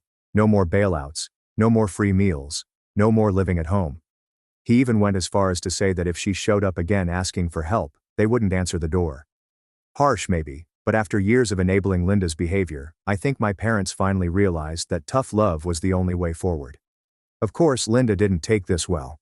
She tried every trick in her book, crying, pleading, guilt-tripping, even threatening to cut them out of her life as if that was supposed to be a punishment. But my parents didn't cave. With our parents standing firm, Linda turned to her last resort, our brother. She called him up, spinning some sob story about how cruel and unfair everyone was being to her. My brother didn't fall for it. He told her straight up that he was barely making ends meet himself and couldn't help her financially. Then Linda, in a move that honestly impressed me with its audacity, asked if he'd be willing to borrow money from me, and then give it to her. Why didn't she just ask me directly, you wonder? Well, according to Linda, asking me for help would boost my ego and make her feel like a loser. I mean, if the shoe fits, right? My brother, showing more patience than I would have even though they always fought together, suggested that if she needed money that badly, she should swallow her pride and ask me herself. Linda's response? She called him my bootlicker and accused him of being my pet who runs behind me for free meatloaf. I don't even know what that means, but I'm pretty sure it's not a compliment. So here we are. Linda is out on her own, probably couch surfing and dodging her landlord. My parents are finally standing firm on their boundaries. My brother and I are apparently in some sort of master-pet relationship that revolves around meatloaf. News to me. But okay, and me. I'm sitting here marveling at the absolute chaos that is my family. I'm glad my parents have finally stopped enabling Linda's behavior. It's long overdue, and maybe this will be the wake-up call she needs to get her act together. I know some people might think I'm being too harsh. But she's family, they'll say. You can't just cut her off. And you know what? They're right. Linda is family. She'll always be my sister, no matter what. But being family doesn't give you a free pass to treat people like crap. It doesn't mean you get to manipulate and guilt-trip and throw tantrums when you don't get your way. Being family should mean you treat each other with more love and respect, not less. I know this isn't the end of the Linda saga. Knowing her, she's probably already plotting her next move, figuring out how to worm her way back into our parents' house, or guilt-trip one of us into bailing her out. But for now at least, there's a sense of peace in our family that's been missing for a long time. So that's where things stand now, Reddit. Linda's out on her own, my parents are sticking to their guns, and I'm here sharing this saga with a bunch of internet strangers because, let's face it, sometimes life is so ridiculous that you just have to laugh. Thanks for listening to my rant. If there are any new developments in the Linda saga, I'll be sure to update. But for now, I'm going to go make some meatloaf. I hear it's great for bribing siblings. Update 3. Well, you know what they say about karma. Turns out it's got nothing on my sister Linda when it comes to making unexpected returns. It's been about 6 months since my last update. 6 blissful, drama-free months where I almost forgot what it was like to have my life turned upside down by Hurricane Linda. I should have known it was too good to last. It's a quiet Sunday afternoon. I'm at my parents' house for our newly stated weekly family dinner, sans Linda of course. Mom's bustling around the kitchen, Dad's watching the game, and my brother and I are locked in an intense battle of wits. Okay, we're playing Mario Kart, but it gets pretty intense. Suddenly, there's a knock at the door. We all freeze. Nobody ever knocks. We all have keys, and our friends and extended family know to call before dropping by. For a moment, we all just look at each other, silently asking, "You expecting someone?" Then we hear it. That voice. That whiny, entitled voice that has haunted my nightmares for the past year. "Mom? Dad? Is anyone home? It's me, Linda." I swear in that moment, you could have heard a pin drop. Hell, you could have heard an ant sneeze. We're all just staring at the door like it's about to burst open and unleash the zombie apocalypse. Dad's the first to move. He gets up, squares his shoulders like he's preparing for battle, and opens the door. And there she is. Linda. Looking, well, looking like she's been through hell, to be honest. Her hair, which she usually spends hours styling, is pulled back in a messy ponytail. Her clothes, typically designer labels she can't afford, are wrinkled and look slept in. For a split second, I feel bad. Then she opens her mouth, and any warm, fuzzy feelings I might have had evaporate faster than a snowball in Hawaii. "Daddy," she says, "I'm home." I have to hand it to my dad. He doesn't even flinch. He just stands there, blocking the doorway, and says in the calmest voice I've ever heard, "No, Linda, you're not." Linda's face crumples like she's been slapped. She tries to push past him, but Dad stands firm. "We talked about this, Linda," he says. "You're not welcome here anymore, not until you get your act together." And then the waterworks start, full-on, Oscar-worthy sobs. "But Daddy," she wails, "I have nowhere else to go. They're going to arrest me if I don't pay my rent. Don't you love me anymore?" Now, I've seen Linda pull some manipulative stunts in her time, but this takes the cake. She's standing there, crying her eyes out, looking for all the world like a lost little girl instead of a grown woman who's repeatedly screwed over her own family. I can see Mom wavering. She's always had a soft spot for Linda, and seeing her baby girl in distress is clearly tearing her up. But before she can say anything, my brother steps in. "Arrest you?" he says, his voice dripping with sarcasm. "For not paying rent? Come on, Linda B. We weren't born yesterday." Linda's tears dry up real quick at that. She glares at my brother like she's trying to set him on fire with her mind. "Stay out of this," she snaps. "This is between me and my parents." "Oh hell no, I've had enough." I stand up, walk over to the door, and look Linda straight in the eye. "No," I say. "This is between you and all of us. You don't get to waltz back in here and pretend the last year didn't happen. You don't get to manipulate Mom and Dad anymore. You made your choices, Linda, now you have to live with them." "Oh, look who it is, the golden child, always so perfect, aren't you?" "Well, guess what? Nobody likes a goody two-shoes. You think you're so much better than me, but you're not. You're just a stuck-up jerk who doesn't know how to have fun." I'm about to retort when Dad cuts in, his voice like steel. "That's enough, Linda, you need to leave now." Linda looks at him, then at Mom, clearly hoping for some support. But Mom stays quiet. She looks torn, but she doesn't contradict Dad. "Fine," Linda spits. "Fine, I see how it is. You've all turned against me. Well, I don't need any of you. I'll figure this out on my own. Don't come crying to me when you realize what a mistake you've made." And with that, she turns on her heel and storms off. We watch her get into her beat-up Volkswagen. How she's still keeping that thing running is beyond me, and screech out of the driveway. For a long moment we all just stand there in silence. Then Mom bursts into tears. Dad wraps her in a hug, murmuring comforting words. My brother and I exchange a look. We both know this isn't over. The rest of the evening is subdued. We eat dinner, but nobody's really tasting the food. We're all lost in our own thoughts, processing what just happened. Later, as I'm helping Mom clean up, she turns to me with tears in her eyes. "Did we do the right thing?" she asks. "Should we have let her stay?" I take a deep breath.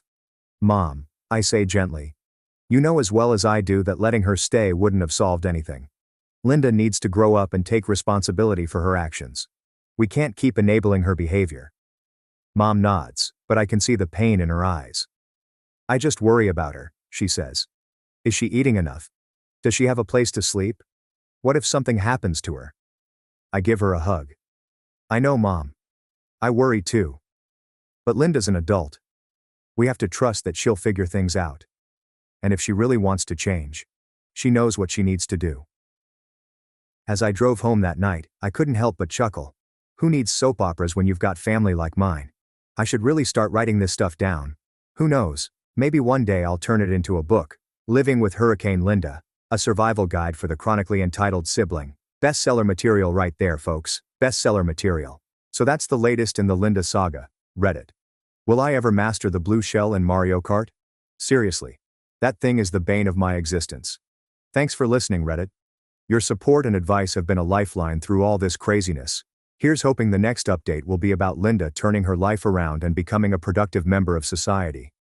But let's be real. It'll probably be about her trying to sell essential oils or joining a cult or something equally ridiculous. Catch you on the flip side, Reddit. I'm off to practice my Mario Kart skills. Got to be prepared for the next family showdown after all. My sister and fiancé planned for 7 months to steal my $23,000 savings and humiliate me in front of 200 guests. But karma came faster than expected. My sister borrowed my clothes, my friends, and finally my men. When I was 16, she persuaded my crush, Zach Moreno, to accompany her to prom instead of me by claiming I had been talking about another boy. When I was 22, Mom moved in with my college boyfriend Ryan while I was studying abroad in Italy, claiming she was helping him deal with depression after his father died. My parents repeatedly defended her with the same stale excuses. "Vanessa doesn't mean to hurt you," Mom would say, stroking my hair as I grieved. "She just has a magnetic personality. People are drawn to her." "Your sister's not malicious," Dad would say. "She's just young and doesn't think things through." But Vanessa was always thinking things thoroughly. I discovered her diary at the age of 15, which contained comprehensive plans for snatching my friends, opportunities, and life. She wrote about Zach. "Lauren is so boring. I bet I could persuade him to notice me in a single chat." Regarding Ryan, "He's too wonderful for Lauren anyway. She does not appreciate what she has." But I believed Ethan Ward was different. We'd been together 4 years and engaged for 8 months. We'd met in a restaurant where I was working as a waitress to pay for nursing school, and he was a line cook with greater goals than money. Ethan enjoyed how I made him laugh during his biggest kitchen disasters, like scraping scorched sauce off pots at 2 a.m. He practiced new recipes. He appreciated how I supported his goal of launching a restaurant by putting my whole savings account, $23,000, to his business plan when banks refused to lend him money. He appreciated how I believed in him after his own family labeled him a failure for dropping out of college to go culinary school. Ethan had already witnessed Vanessa's manipulation of men. He'd been there during family dinners when she'd openly flirt with my high school boyfriend Brandon, right in front of me, only to claim she was just being polite when confronted. He'd rolled his eyes at her wedding dress shopping advice. "Lauren's very practical, but wouldn't something more form-fitting be better? You want Ethan to feel aroused, not comfy?" He'd laughed when she accidentally poured red wine on my engagement photos at last year's Christmas party, claiming the lighting made me seem washed out and offering to reshoot them with her photographer friend. "Your sister is exhausting," he informed me after the party. "I don't know how you put up with her constant drama." I defended Vanessa as I usually do. "She intends well, she just does not have a filter." The rehearsal dinner was excellent.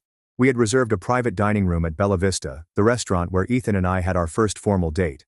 50 of our closest family and friends packed the room with laughter and champagne toasts.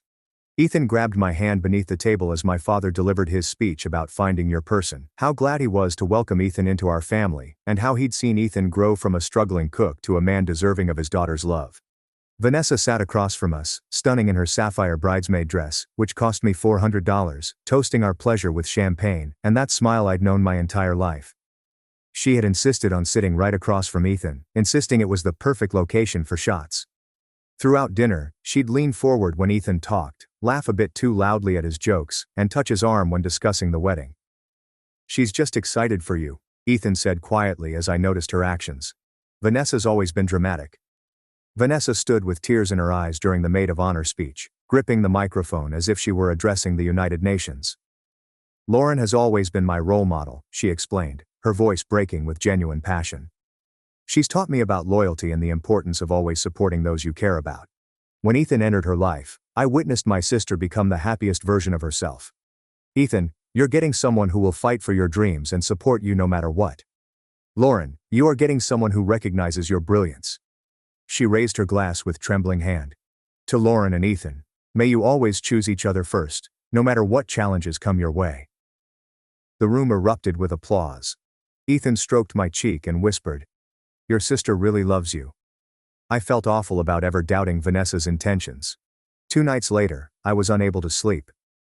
Wedding nerves, I mused. Our big day was in 18 hours. I'd previously laid out my dress, a vintage-inspired A-line with hand-sewn pearls that my grandmother wore in 1952. I confirmed the final headcount with the caterer, 147 people, double-checked that the rings were safely tucked in Ethan's best man's pocket, and informed the photographer about the special shot with my parents' wedding bands next to ours. My phone had alarms set for every hour to remind me to drink water and eat something. At 5 a.m., I gave up on sleeping and decided to surprise Ethan with coffee at his apartment on our last morning as an unmarried couple. I had gotten him his favorite dark roast from the 24-hour cafe and some fresh bagels. My key turned in his lock as it had hundreds of times before. The same lock I'd assisted him in installing when he moved into the one-bedroom flat above Mrs. Lou's flower store. I found them in his bed. My sister, my fiancée. The white silk lingerie I'd purchased for our honeymoon, $300 in delicate lace from the boutique Vanessa recommended, tangled around her ankles. The engagement ring, which I had watched him save for over 8 months while working double shifts, shone on the nightstand next to empty champagne glasses and what appeared to be leftover takeout from Russo's, the Italian restaurant where we had celebrated our 6-month anniversary. Vanessa saw me first. Instead of embarrassment or astonishment, I noticed triumph in her eyes. She had been waiting and planning for this time. "I was going to tell you," she continued, gently rising up and not trying to cover herself. Ethan realized he chose the wrong sister. Ethan hurried for his boxers, stammering apologies for what had just happened, for being confused, and for still loving me.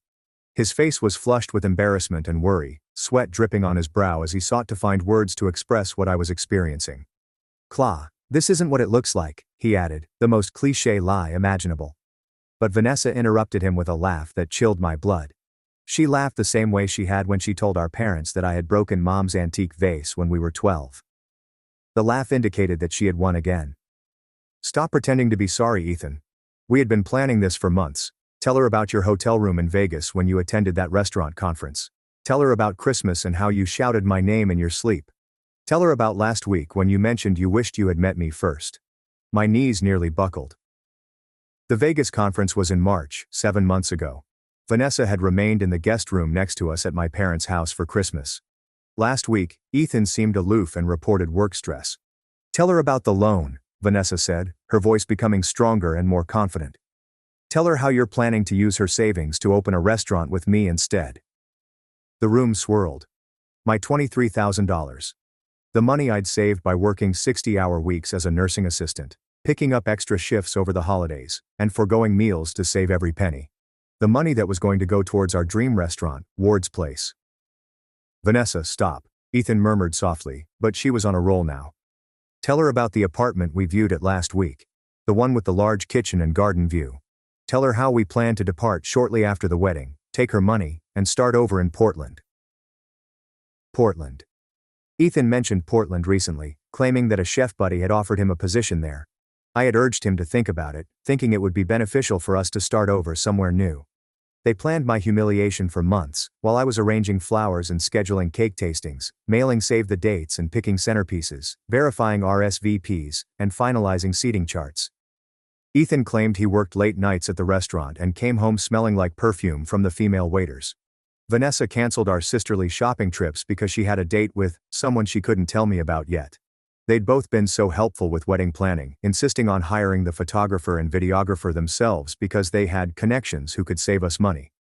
"We chose Sophie Allen," Vanessa had stated of the photographer. "She's amazing at candid pictures. She will catch every moment." Now I understand why. I walked away without speaking. They were still yelling my name as I descended the small steps, Ethan's voice breaking as he begged me to listen, and Vanessa's shrill and demanding as she implored him to leave me go. "Dear Claire, please," Ethan shouted from his window as I got into my car. "Let me explain." I drove slowly away, observing him in my rearview mirror as he stood half-naked at his window, obviously aware that his life was about to implode.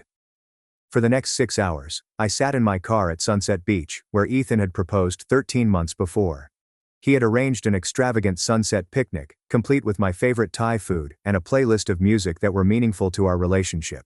When he got down on one knee, he talked about starting a life together, about how I was his closest friend and future all in one. "I can't imagine doing any of this without you," he exclaimed, shaking his hands as he opened the ring box. "You make me better at everything." I should have cried, called my parents and canceled vendors. Instead, I felt something cold and calculating creep into my chest.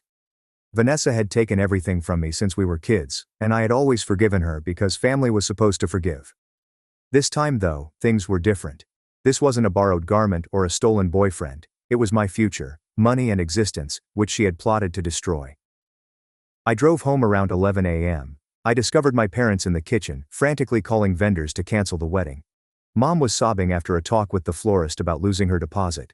Dad appeared 10 years older, with scruffy hair, as he complained with the caterer about their cancellation policy. "Sweetheart," Mom exclaimed when she spotted me, her mascara streaking down her cheeks. "Ethan called." He explained the confusion to Vanessa. "He claims it's only cold feet. These things happen to couples before major commitments. Maybe you two can figure it out if you just talk about it." Even now they were on his side. Vanessa was their lovely kid who could do no wrong, and Ethan felt like family after 4 years. I was simply the hurt party who needed to be more understanding. "There's no confusion," I stated calmly, placing my purse on the counter. "The wedding is still happening tomorrow, just not the way anyone expects." My parents exchanged concerned glances. Dad cleared his throat. "Honey, perhaps you're in shock. This is a lot to process. Why don't you sit down and we can figure out how to proceed?" "I'm not in shock," I murmured, pouring myself a glass of water with steady fingers. "I am thinking clearly for the first time in months." And I answered, "The wedding is still happening." I secluded myself in my childhood bedroom and began to work. First, I contacted my cousin Lucas, who worked in IT security for a company that protected celebrities from stalkers and corporate espionage. Lucas had always been my favorite relative. He was 3 years older, incredibly smart, and had never succumbed to Vanessa's manipulation. When we were youngsters, he was the only one who confronted Mom when she lied about damaging items or stealing money from our grandmother's purse. "I need a favor," I replied when he responded. "Remember when you said I could ask for anything after I assisted you with your divorce?" Lucas's ex-wife had attempted to take him for everything, including his dog and his grandmother's wedding band. I'd spent 3 months assisting him in documenting her affair and attempts to hide assets. When the divorce was finalized, he received full custody of his dog and kept everything she attempted to steal. "Name it," he exclaimed immediately. I explained the situation, the affair, the money, and the planned betrayal. Lucas listened without interrupting, occasionally emitting nasty grunts. "Those pieces of shit," he remarked as I finished. "What do you need?" Lucas has designed security systems for famous weddings, set hidden cameras in offices for business investigations, and assisted numerous friends in gathering evidence against cheating spouses. He understood the concept of prudence. Most importantly, he knew revenge. "I need to know everything," I explained. "How long this has been going on, what they've been planning, whether there are others involved, and I need it documented in a way that can't be questioned or denied." "Give me Ethan's address and phone number," Lucas asked. "I can place micro cameras in his apartment within 2 hours. His phone can be cloned if I have physical access for 30 seconds. How technical would you like to get?" "As technical as necessary. And Lucas, I need this done legitimately. Everything must be allowed if it comes to that." "Leave it to me. Ethan's apartment building does not have security cameras, correct? And his lease most likely includes conventional language granting management access for maintenance. I'll pretend to be a cable repairman. Half of the buildings in that neighborhood have been experiencing internet problems this week." Next, I called Sophie Allen, the wedding photographer Vanessa had personally suggested. Sophie specialized in candid moments and had an amazing portfolio of photographing genuine emotions at weddings. Her website included comments from brides who praised her ability to capture the real story of their big day. "Sophie, this is Claire Hayes. You are photographing my wedding tomorrow." "Oh my God, Claire, I am so excited. Vanessa has told me so much about you. Are you feeling nervous about your upcoming wedding? You sound a little stressed." "Interesting," Vanessa informed her about me. "Actually, I'm phoning because our plans have changed. I have a pretty particular shot list for tomorrow, and I need to know if you're willing to capture some unexpected moments." "Of course. I take satisfaction in getting photos that other photographers miss. What did you have in mind?" "I need you to record everything that happens tomorrow. Everything. Even if it appears improper or awkward. Particularly if it appears incorrect or uncomfortable. Can you do that?" There was a pause. "Vanessa said that you might want some dramatic photos. She mentioned that you enjoy telling truthful stories. I'm completely on board. Should I bring additional memory cards?" Vanessa had been planning this for a while, arranging for a buddy to capture my humiliation. Perfect. "Bring everything you own. And Sophie, there may be some video components to tomorrow's event. Do you feel comfortable with live streaming?" "Absolutely. I do a lot of social media integrations. Will this appear on Instagram stories or Facebook Live?" "Something like that. One more thing. I need you to keep this conversation between us. The surprise elements will not function if word spreads. Your secrets are safe with me. Vanessa always claimed you were more inventive than others gave you credit for. After I hung up, I sat there staring at my phone. Vanessa had been planning this humiliation for months, arranging for her photographer buddy to capture my breakdown. She presumably envisaged viral recordings of me sobbing at the altar, content that would stick with me forever. Then I made the hardest decision of all. Mrs. Ward, I responded when Ethan's mother answered the second call. This is Lauren. I want to tell you something essential concerning tomorrow's wedding. Patricia, Ethan's mother, had never liked Vanessa. She dubbed her, that manipulative little peacock, after Vanessa brazenly flirted with Ethan's married brother at our engagement party, including hair flipping and inappropriate touching while his wife was in the toilet. Mrs. Ward was a traditional Baptist, with strong beliefs about moral behavior, and women who hurled themselves at taken men. What is wrong, my dear? She inquired instantly, picking up on my tone. You sound upset. I told her everything, about how they met, about the months of falsehoods, about how they planned to embarrass me at my own wedding and steal my funds, about the Portland apartment and the restaurant they intended to start with my money. The pause was so long that I assumed she'd hung up. I could hear her breathing, short and sharp, as if she was attempting to contain herself. Those sinful children, she eventually said quietly, her voice quivering with wrath. After everything you've done for that boy, after you supported him through culinary school, after you. When Ethan's father labeled him useless, he was especially harsh during family dinners, continually comparing Ethan to his prosperous older brother, who worked in finance. I had spent countless evenings rebuilding Ethan after his father had torn him down. Mrs. Ward, I have a plan, I explained, but I need your help.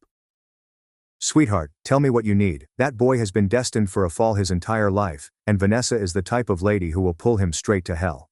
Mrs. Ward has waited 30 years to replace someone like Vanessa. She grew up in a small southern village where women who stole other women's husbands were punished harshly and publicly. She recognized the importance of a good old-fashioned reckoning. I outlined my plan. Mrs. Ward listened and occasionally made approving sounds. Are you sure this is legal? She inquired when I had finished.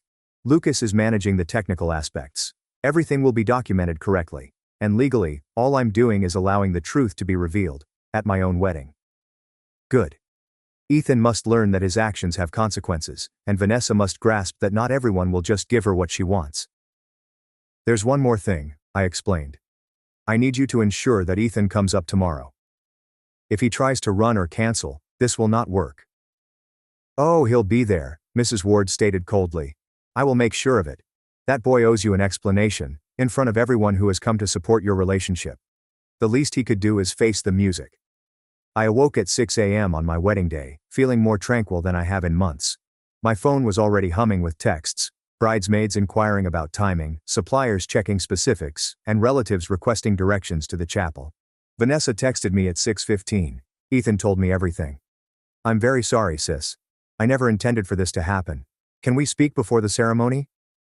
I need to explain. I stared at the message for an entire minute.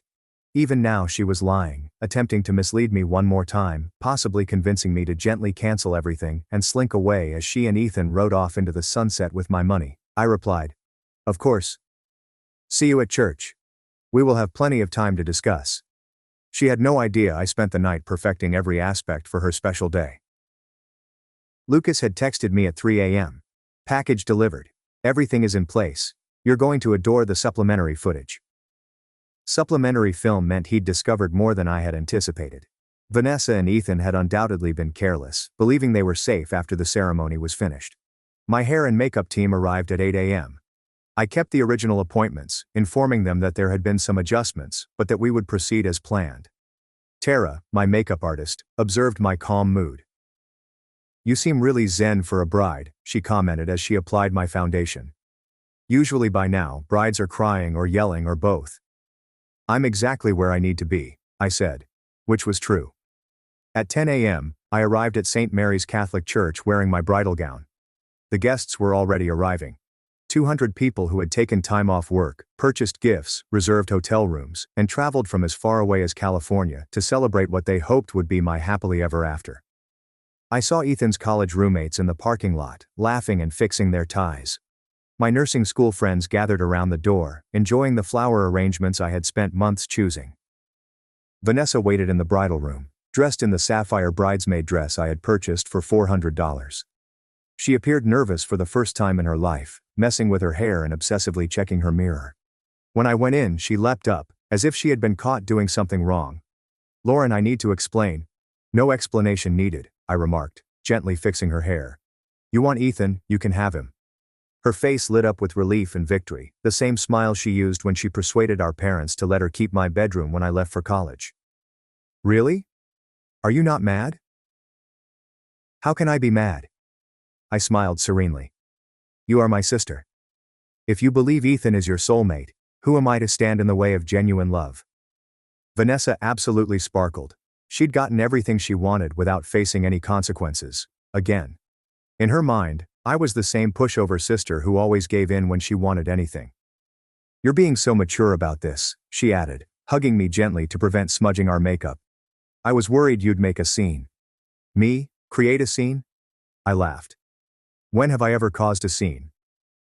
"Never," she replied swiftly. "You've always been quite sensible. That's why Ethan and I expected you to understand eventually." "There's only one minor change to the ceremony," I replied nonchalantly, helping her touch up her lipstick. "Since you two are so in love, I thought you should be the one to walk down the aisle today." Vanessa's eyes widened. "What do you mean?" "I've arranged for you to marry Ethan instead, right now, in front of everyone." Her face lost its color. "Lauren, we can't just—" "Why not? You adore him, and he loves you. Everyone's already arrived. The flowers are paid for, the cake is ready, the photographer is set up, and I've arranged for a very unique documentation of your big day." I could see her thoughts racing. This was not how she had intended to kidnap my fiancé. She planned to do it slowly and deliberately, portraying herself as an innocent victim carried away by unexpected love. She wished to be the tragic heroine of a romance tale, not the homewrecker who ruined her sister's wedding. "But what are you going to tell everyone?" she inquired softly. "The truth," I replied simply. "That my sister and my fiancé found their soulmate in each other. That I'm stepping aside for true love. That everyone should witness the beginning of your beautiful life together." Vanessa realized she was stuck. If she refused, she'd come across as a manipulative homewrecker. If she accepted, she'd be married to Ethan before she could consider the ramifications. And walking back now would mean explaining to 200 guests why she couldn't marry the man she'd been having an affair with for months. "Where's Ethan?" she inquired, her voice barely above a whisper. "Get ready in the men's suite. He's very pleased to marry you, Vanessa." He continued saying that you are everything he has ever desired in a woman. It was a lie. Ethan had spent the morning texting me furiously, begging to talk, and swearing that everything was a mistake. He made 17 calls between 6 a.m. and 8 a.m. Before, I had banned his phone number. I forwarded all of his texts to Vanessa instead, with the following note. "Your groom seemed apprehensive. Perhaps you should soothe him." Vanessa stood at the back of St. Mary's in a hastily changed wedding dress borrowed from our cousin Hannah, who happened to be the same size and had brought her dress for photos. The assembly mumbled in uncertainty as Pastor Green approached the microphone. Due to unexpected circumstances, Pastor Green carefully read from the script I'd given him. "We're celebrating the union of Ethan Ward and Vanessa Hayes today, instead of Lauren Hayes and Ethan Ward." The murmurs became louder. I sat in the front row, near to my parents, who were ashamed and perplexed. Dad continued whispering frantic inquiries, which I answered with calm smiles and vague statements about love finding a way. Vanessa's grin was brittle as she proceeded down the aisle toward Ethan, who stood at the altar looking like he was about to vomit. He kept looking at me urgently, perhaps hoping I'd halt this lunacy. The organist played "Here Comes the Bride" as the congregation witnessed the oddest wedding ceremony they'd ever seen. Sophie, the photographer, snapped away excitedly, exactly as I had ordered. She'd placed herself ideally to capture both Vanessa's fake smile and Ethan's obvious sadness. When Pastor Green asked if anyone was opposed to the union, I could feel 200 pairs of eyes on me. The hush lasted for what seemed like hours. I smiled calmly and offered a modest, supportive nod for the ritual to proceed. "Ethan," Pastor Green asked, examining his notes, "do you consider Vanessa to be your lawfully wedded wife, to have and to hold, for richer or poorer, in sickness and in health, for as long as you both shall live?" Ethan looked at me once more, his eyes begging. I kept my tranquil expression. He had no option now. His mother was staring at him from the second row, and 200 guests were waiting for his response. Vanessa gripped his hands so firmly that her knuckles became white. "I do," he croaked. "Vanessa, do you consider Ethan to be your lawfully wedded husband, to have and to retain, for richer or poorer, in sickness and in health, for as long as you both live?" Vanessa paused for a moment, possibly thinking that, for richer or poorer, would not work out as she had anticipated, but she lifted her chin proudly, giving the performance of her life. "I do. You may kiss the bride." The kiss was awkward and fleeting, more like a peck than a passionate hug. Sophie got everything, including the wedding party's uncomfortable expressions and the guests' bewildered remarks. During the cocktail hour, I played the ideal gracious sister. I strolled through the gathering, explaining that love had simply taken a different road, that I was overjoyed to see my sister and Ethan together, and that sometimes the universe had other plans than ours. "You're handling this so well," said Mrs. Liu, Ethan's elderly neighbor who had known him when he moved into the apartment above her flower store. "Most women would be devastated." "Vanessa and Ethan belong together," I replied, smiling serenely. "I can see it now. Sometimes it takes a dramatic occasion to disclose the truth." Ethan's college mates appeared perplexed, but went along with it. Vanessa's sorority sisters felt thrilled with what they viewed as a romantic twist fit for a reality TV show. The older relatives spoke among themselves, evidently astonished but not wanting to create a disturbance. Vanessa and Ethan sat at the head table for supper, looking increasingly uncomfortable as reality struck in. They married each other without a prenup in front of everyone they knew. Ethan constantly checking his phone, most likely hunting for an escape route that did not exist. Vanessa kept her beautiful grin, but I could see terror developing in her eyes. The dinner was exactly what I had planned for my wedding to Ethan: salmon with lemon caper sauce, roasted veggies, and wild rice pilaf. The cake remained the three-tiered vanilla and raspberry masterpiece I had spent hours crafting with the baker. Even the flowers I chose, white roses and baby's breath, reminded me of my grandmother's garden. Everything was perfect for Vanessa's big day. That's when I stood up and revealed my wedding gift. "Before we cut the cake," I said, striking my champagne glass with a silver knife, "I have a special surprise for the happy couple." The room became quiet as the visitors focused their attention on me. Vanessa and Ethan looked perplexed, but hopeful, as if I was ready to deliver a tearful speech about stepping aside for true love. "As most of you know," I said, "Vanessa and Ethan's love story has been blossoming for a long time. I felt it would be great to share that journey with you all." The lights darkened, and a giant screen fell from the ceiling, the same one we had leased for a display of childhood memories and love moments. Lucas had positioned himself at a corner table, laptop open and ready to begin the presentation. "Sophie has done an amazing job documenting their relationship," I added, nodding at the photographer who was still taking pictures. "But today, I want to share some earlier footage that really captures the depth of their connection." The video begins with Vanessa and Ethan in bed together at his apartment, 3 months prior to the incident. Lucas's covert cameras had filmed everything in crystal clear high definition. The video showed them joking about how naive I was as they planned their strategy for breaking up with me after the wedding. "Lauren's always been so trusting," Vanessa commented in the video while lying naked on my fiancé's bed. "She has no idea we've been planning this since March." The room went completely silent. 200 shocked visitors took a collective breath in. "Tell me again about the money," Ethan murmured on television, stroking his hands down Vanessa's body. 23,000. She had been saving for years. "She won't be able to touch it until we get married and move to Portland. We'll have enough to open the restaurant and leave before she can do anything about it." The video continued, months of planning. While Vanessa tried on my wedding dress at his apartment, Ethan practiced his breakup speech. Vanessa calculated how much money they'd save by retaining all of the wedding vendors I'd already paid.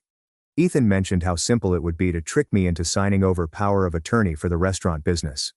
Vanessa was on the phone with someone a week ago, and she said, "Lauren's always been pathetic. She'll undoubtedly beg Ethan to take her back after the wedding, but we'll have already left. She lacks the courage to fight for anything." 200 guests stared in startled silence as the reality unfolded on the screen in painful detail. Ethan's mother rose up and left halfway through, her face contorted with disgust. My parents sat transfixed with fear. Vanessa's sorority sisters were shooting everything with their phones and most likely publishing it on social media. When the movie concluded, I stood up with the microphone, my face calm and pleasant. "Surprise," I exclaimed happily. "I thought everyone should know what kind of love story they were celebrating today." The room erupted. Guests began to stand and leave, with some throwing their napkins on their tables in disgust. Ethan's groomsmen seemed ready to fight him. Vanessa covered her face in her hands as her new mother-in-law's acquaintances walked by, grumbling about moral decay and the decline of family values. But I wasn't done. "One more gift," I said as turmoil erupted around us. Lucas rose from his corner table and nodded. Every phone in the room received the same text message, a link to a private website where the complete video was released, as well as screenshots of Ethan and Vanessa's text chats plotting my humiliation and their financial treachery. "Just so everyone can remember this special day," I added pleasantly. "The website has all of Lucas's footage from the past week, including some nice chats about how they want to disappear to Portland with my life savings. Vanessa, dear, you might want to examine your social media. I have already tagged everyone we know," Vanessa shouted as she looked at her phone. The video was being shared on Facebook, Instagram and TikTok quicker than she could erase notifications. Lucas had made it impossible to erase by uploading it to many platforms at once and sending it to every gossip blog and local news station in the city. "The hashtag is #our sisterly love," I added helpfully. "Feel free to share your thoughts." Ethan eventually found his voice, his cheeks flushed with humiliation and wrath. "Lauren, you are insane. We can have the marriage annulled." "Actually," I answered, bringing out a folder full of legal paperwork, "you can't. You're both over 18, mentally competent, and said 'I do' in front of 200 witnesses. In this state, consummation is not required for a legal marriage, and there is no evidence of force." Lucas assisted me in conducting in-depth legal study. "Congratulations. You're stuck with each other." "This is revenge pornography," Vanessa screamed, pointing to the television where her naked image was still visible. "I will sue you." "Actually," Lucas announced, addressing the audience as if he were making a legal presentation, "everything was filmed in places where you had no expectation of privacy. Ethan's apartment building lease specifically includes the installation of surveillance cameras in communal areas in response to recent break-ins. The building management organization lawfully installed them after obtaining tenant authorization. Ethan signed the papers 3 months ago. Furthermore, the church ceremony was a public affair that you both agreed to have filmed. I've got the permits, consent documents, and legal opinions to prove it." Ethan grasped Vanessa's arm, knuckles white with rage. "We're leaving." "Good idea," I remarked pleasantly. "Your honeymoon room at the Hilton has already been paid for and is sadly non-refundable. The penthouse package includes champagne and rose petals. I figured you'd love the irony." Vanessa yelled at Ethan about ruining her life as they hurried through the kitchen to evade the irate guests and cameras who had begun to arrive following Lucas's social media post becoming viral. "This is entirely your fault," she screamed. "You called her stupid, you claimed she wouldn't fight back. You are the one who intended to steal her money," Ethan yelled back. "You said it'd be easy." Their voices faded as they vanished into the parking lot, leaving behind a room full of astonished guests, abandoned bridal gifts, and a 3-tier cake that would remain unfinished. The cleanup took 2 hours. Guests left in tiny groups, with several stopping to apologize to me for not detecting the deceit sooner. Ethan's college pals appeared especially embarrassed. They'd suspected something was wrong but hadn't said anything since they didn't want to get engaged in relationship drama. "We should have told you," remarked Tyler, Ethan's culinary school roommate. "Ethan has been acting strangely for months, canceling plans and lying about where he was going. We assumed he was simply stressed about the wedding." Mrs. Ward was the last to depart. She hugged me hard with tears in her eyes. "I'm so proud of you for standing up for yourself," she told me. "That boy got all he deserved. And Vanessa? Well, she'll soon discover what kind of man she married." "What do you mean?" I asked. "Ethan has always been selfish and weak. When things get rough, he flees. Vanessa believes she has won a fantastic treasure, but she will realize that she is married to a coward who will blame her for everything that goes wrong in their lives." The next morning, I awoke in my childhood bedroom for the first time in months, free of tension in my chest. My phone had hundreds of messages, but not the ones I was expecting. Friends and extended relatives were offering their support. They had long thought Vanessa was manipulative, but had never seen proof. The video highlighted trends they'd noticed but dismissed. The way she undermined other women, flirted with taken men, and constantly positioned herself as the victim while causing drama. "I always knew something was off about Vanessa," my college roommate Melissa texted. Remember how she attempted to convince me you were gossiping about me behind my back? Now I realize she was only attempting to isolate you from your pals. After seeing the video, Ethan's restaurant investors pulled out, with $150,000 in pledged finance gone overnight. Vanessa's job, a conservative law practice specializing in family values, sacked her for moral turpitude and behavior according to the firm's Christian standards. Ryan, Ethan's brother, sent the sweetest message. Thank God you dodged that bullet. Ethan has been a selfish jerk since we were kids, and Vanessa is ideal for him. Two narcissists deserve one another. Mom has never been happy to be incorrect about someone. 3 months later, I received a text from Vanessa. I want a divorce. Ethan is a nightmare, and everyone considers us as parasites. Please help me. I'll repay the money. I took a screenshot and shared it on social media with the caption, "Some people never learn. P.S. What money? I never gave you money." The comments were savage. People who had seen the wedding video had shared it with their acquaintances, and it had spread well beyond our small neighborhood. Vanessa and Ethan had become internet famous as the worst people ever, and proof that karma exists. Vanessa and Ethan remained married a year later, not because they wanted to, but because neither could afford to hire a divorce lawyer. Their reputations and jobs were devastated. They had moved to 3 different states, but Lucas's video accompanied them wherever they went. Social media algorithms ensured that anyone who searched for their identities found the wedding video.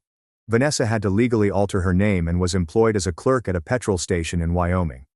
Ethan was washing dishes at a truck stop diner, his aspirations of owning a restaurant forever dashed.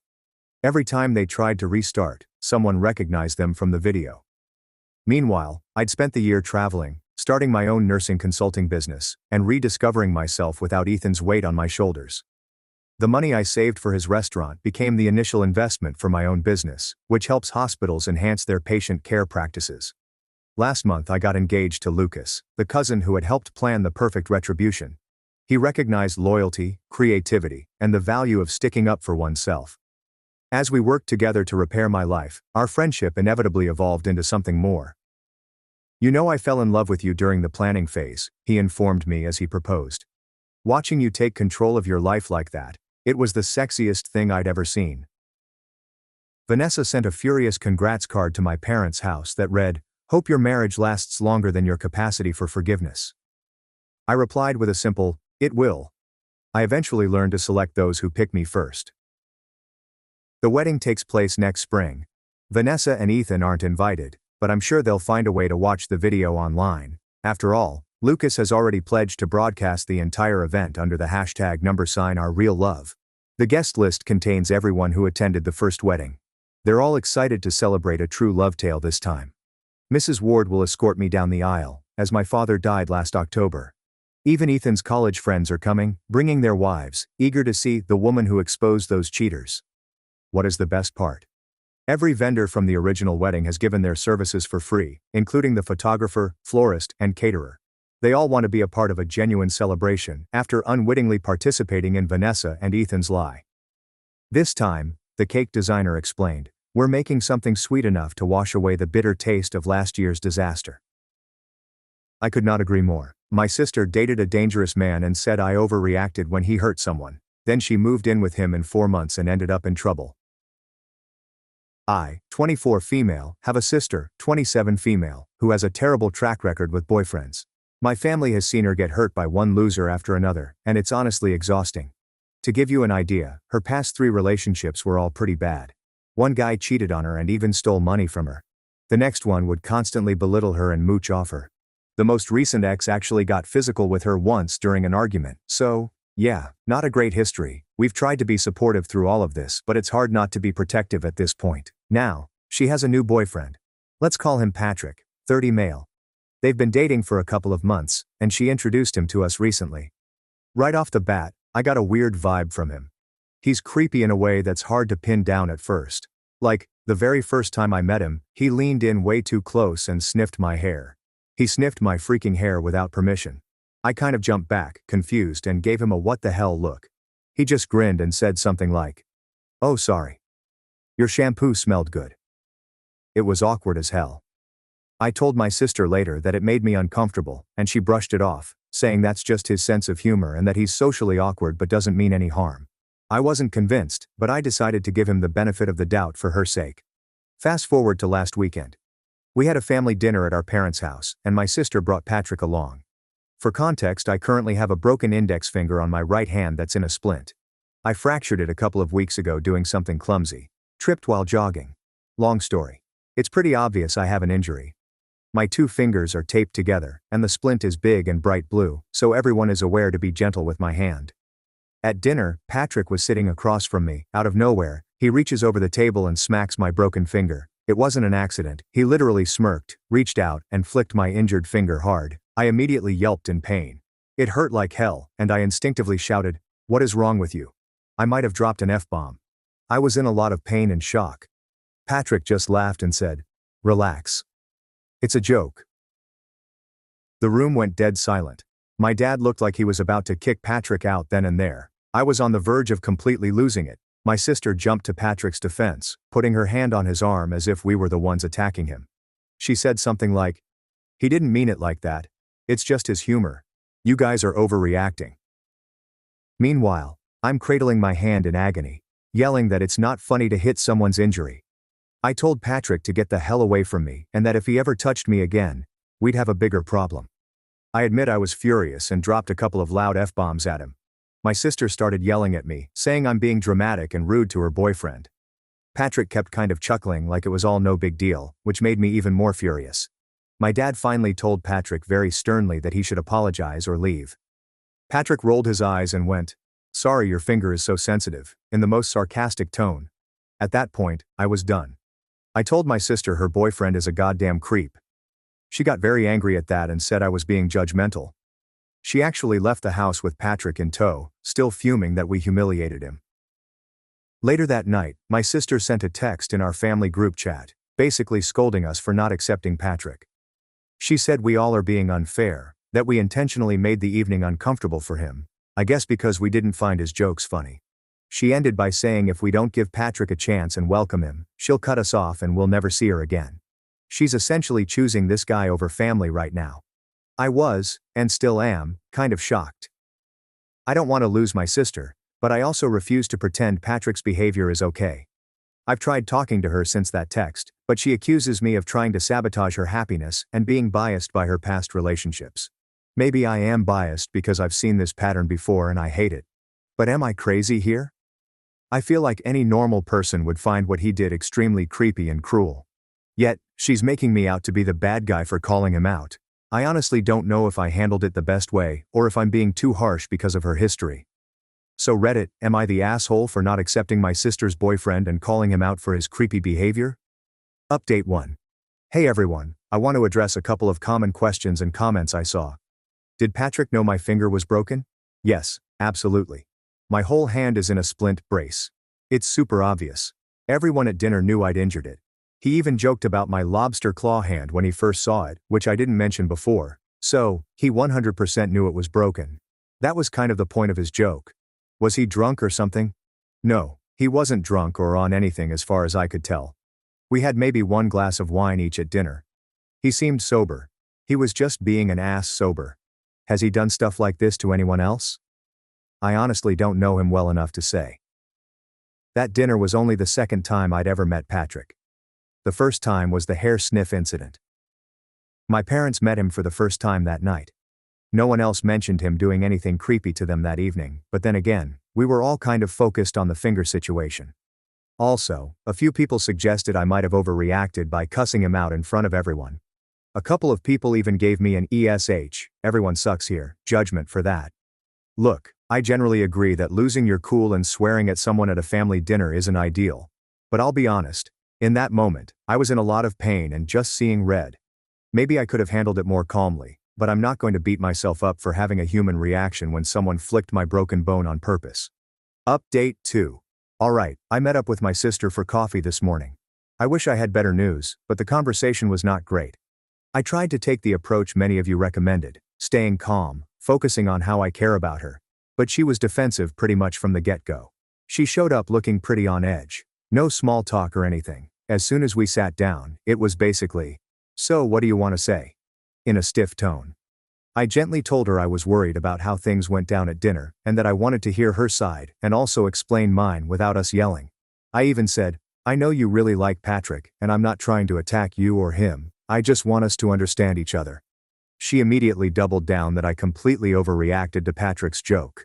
According to her, I embarrassed him in front of everyone for no reason. I countered that he literally hurt me. She said he barely tapped my finger and that I screamed at him and cursed him out over nothing. She also said me calling him a creep and an brrrr was uncalled for, and that I owe him an apology for that outburst. I explained that from my perspective, what he did felt very intentional, and it really hurt.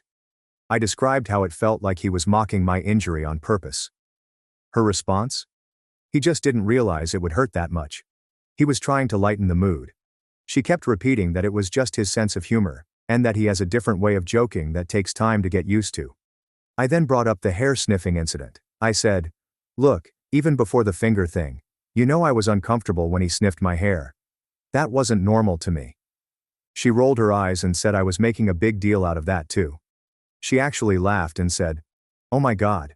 He was obviously joking around. He even told you your shampoo smelled nice. Why are you so weird about it? I replied that normal guys don't go around sniffing people's hair or touching broken fingers for laughs. I told her frankly it comes off as creepy whether he means it as a joke or not. At this point, her face shut down and she got more angry. She told me I'm just biased against Patrick because of her exes. She said, you've never given any of my boyfriends a fair chance. The second something small happens, you all jump down their throats. That stung. I told her we only started jumping on our exes after they proved to be bad, cheating, abusing, etc. It's not like we set out to vilify them for no reason, I said. We're worried because we've seen some red flags with Patrick already, and you defending this stuff is scary to me. She then said, the only reason things become red flags is because you guys never actually accept anyone.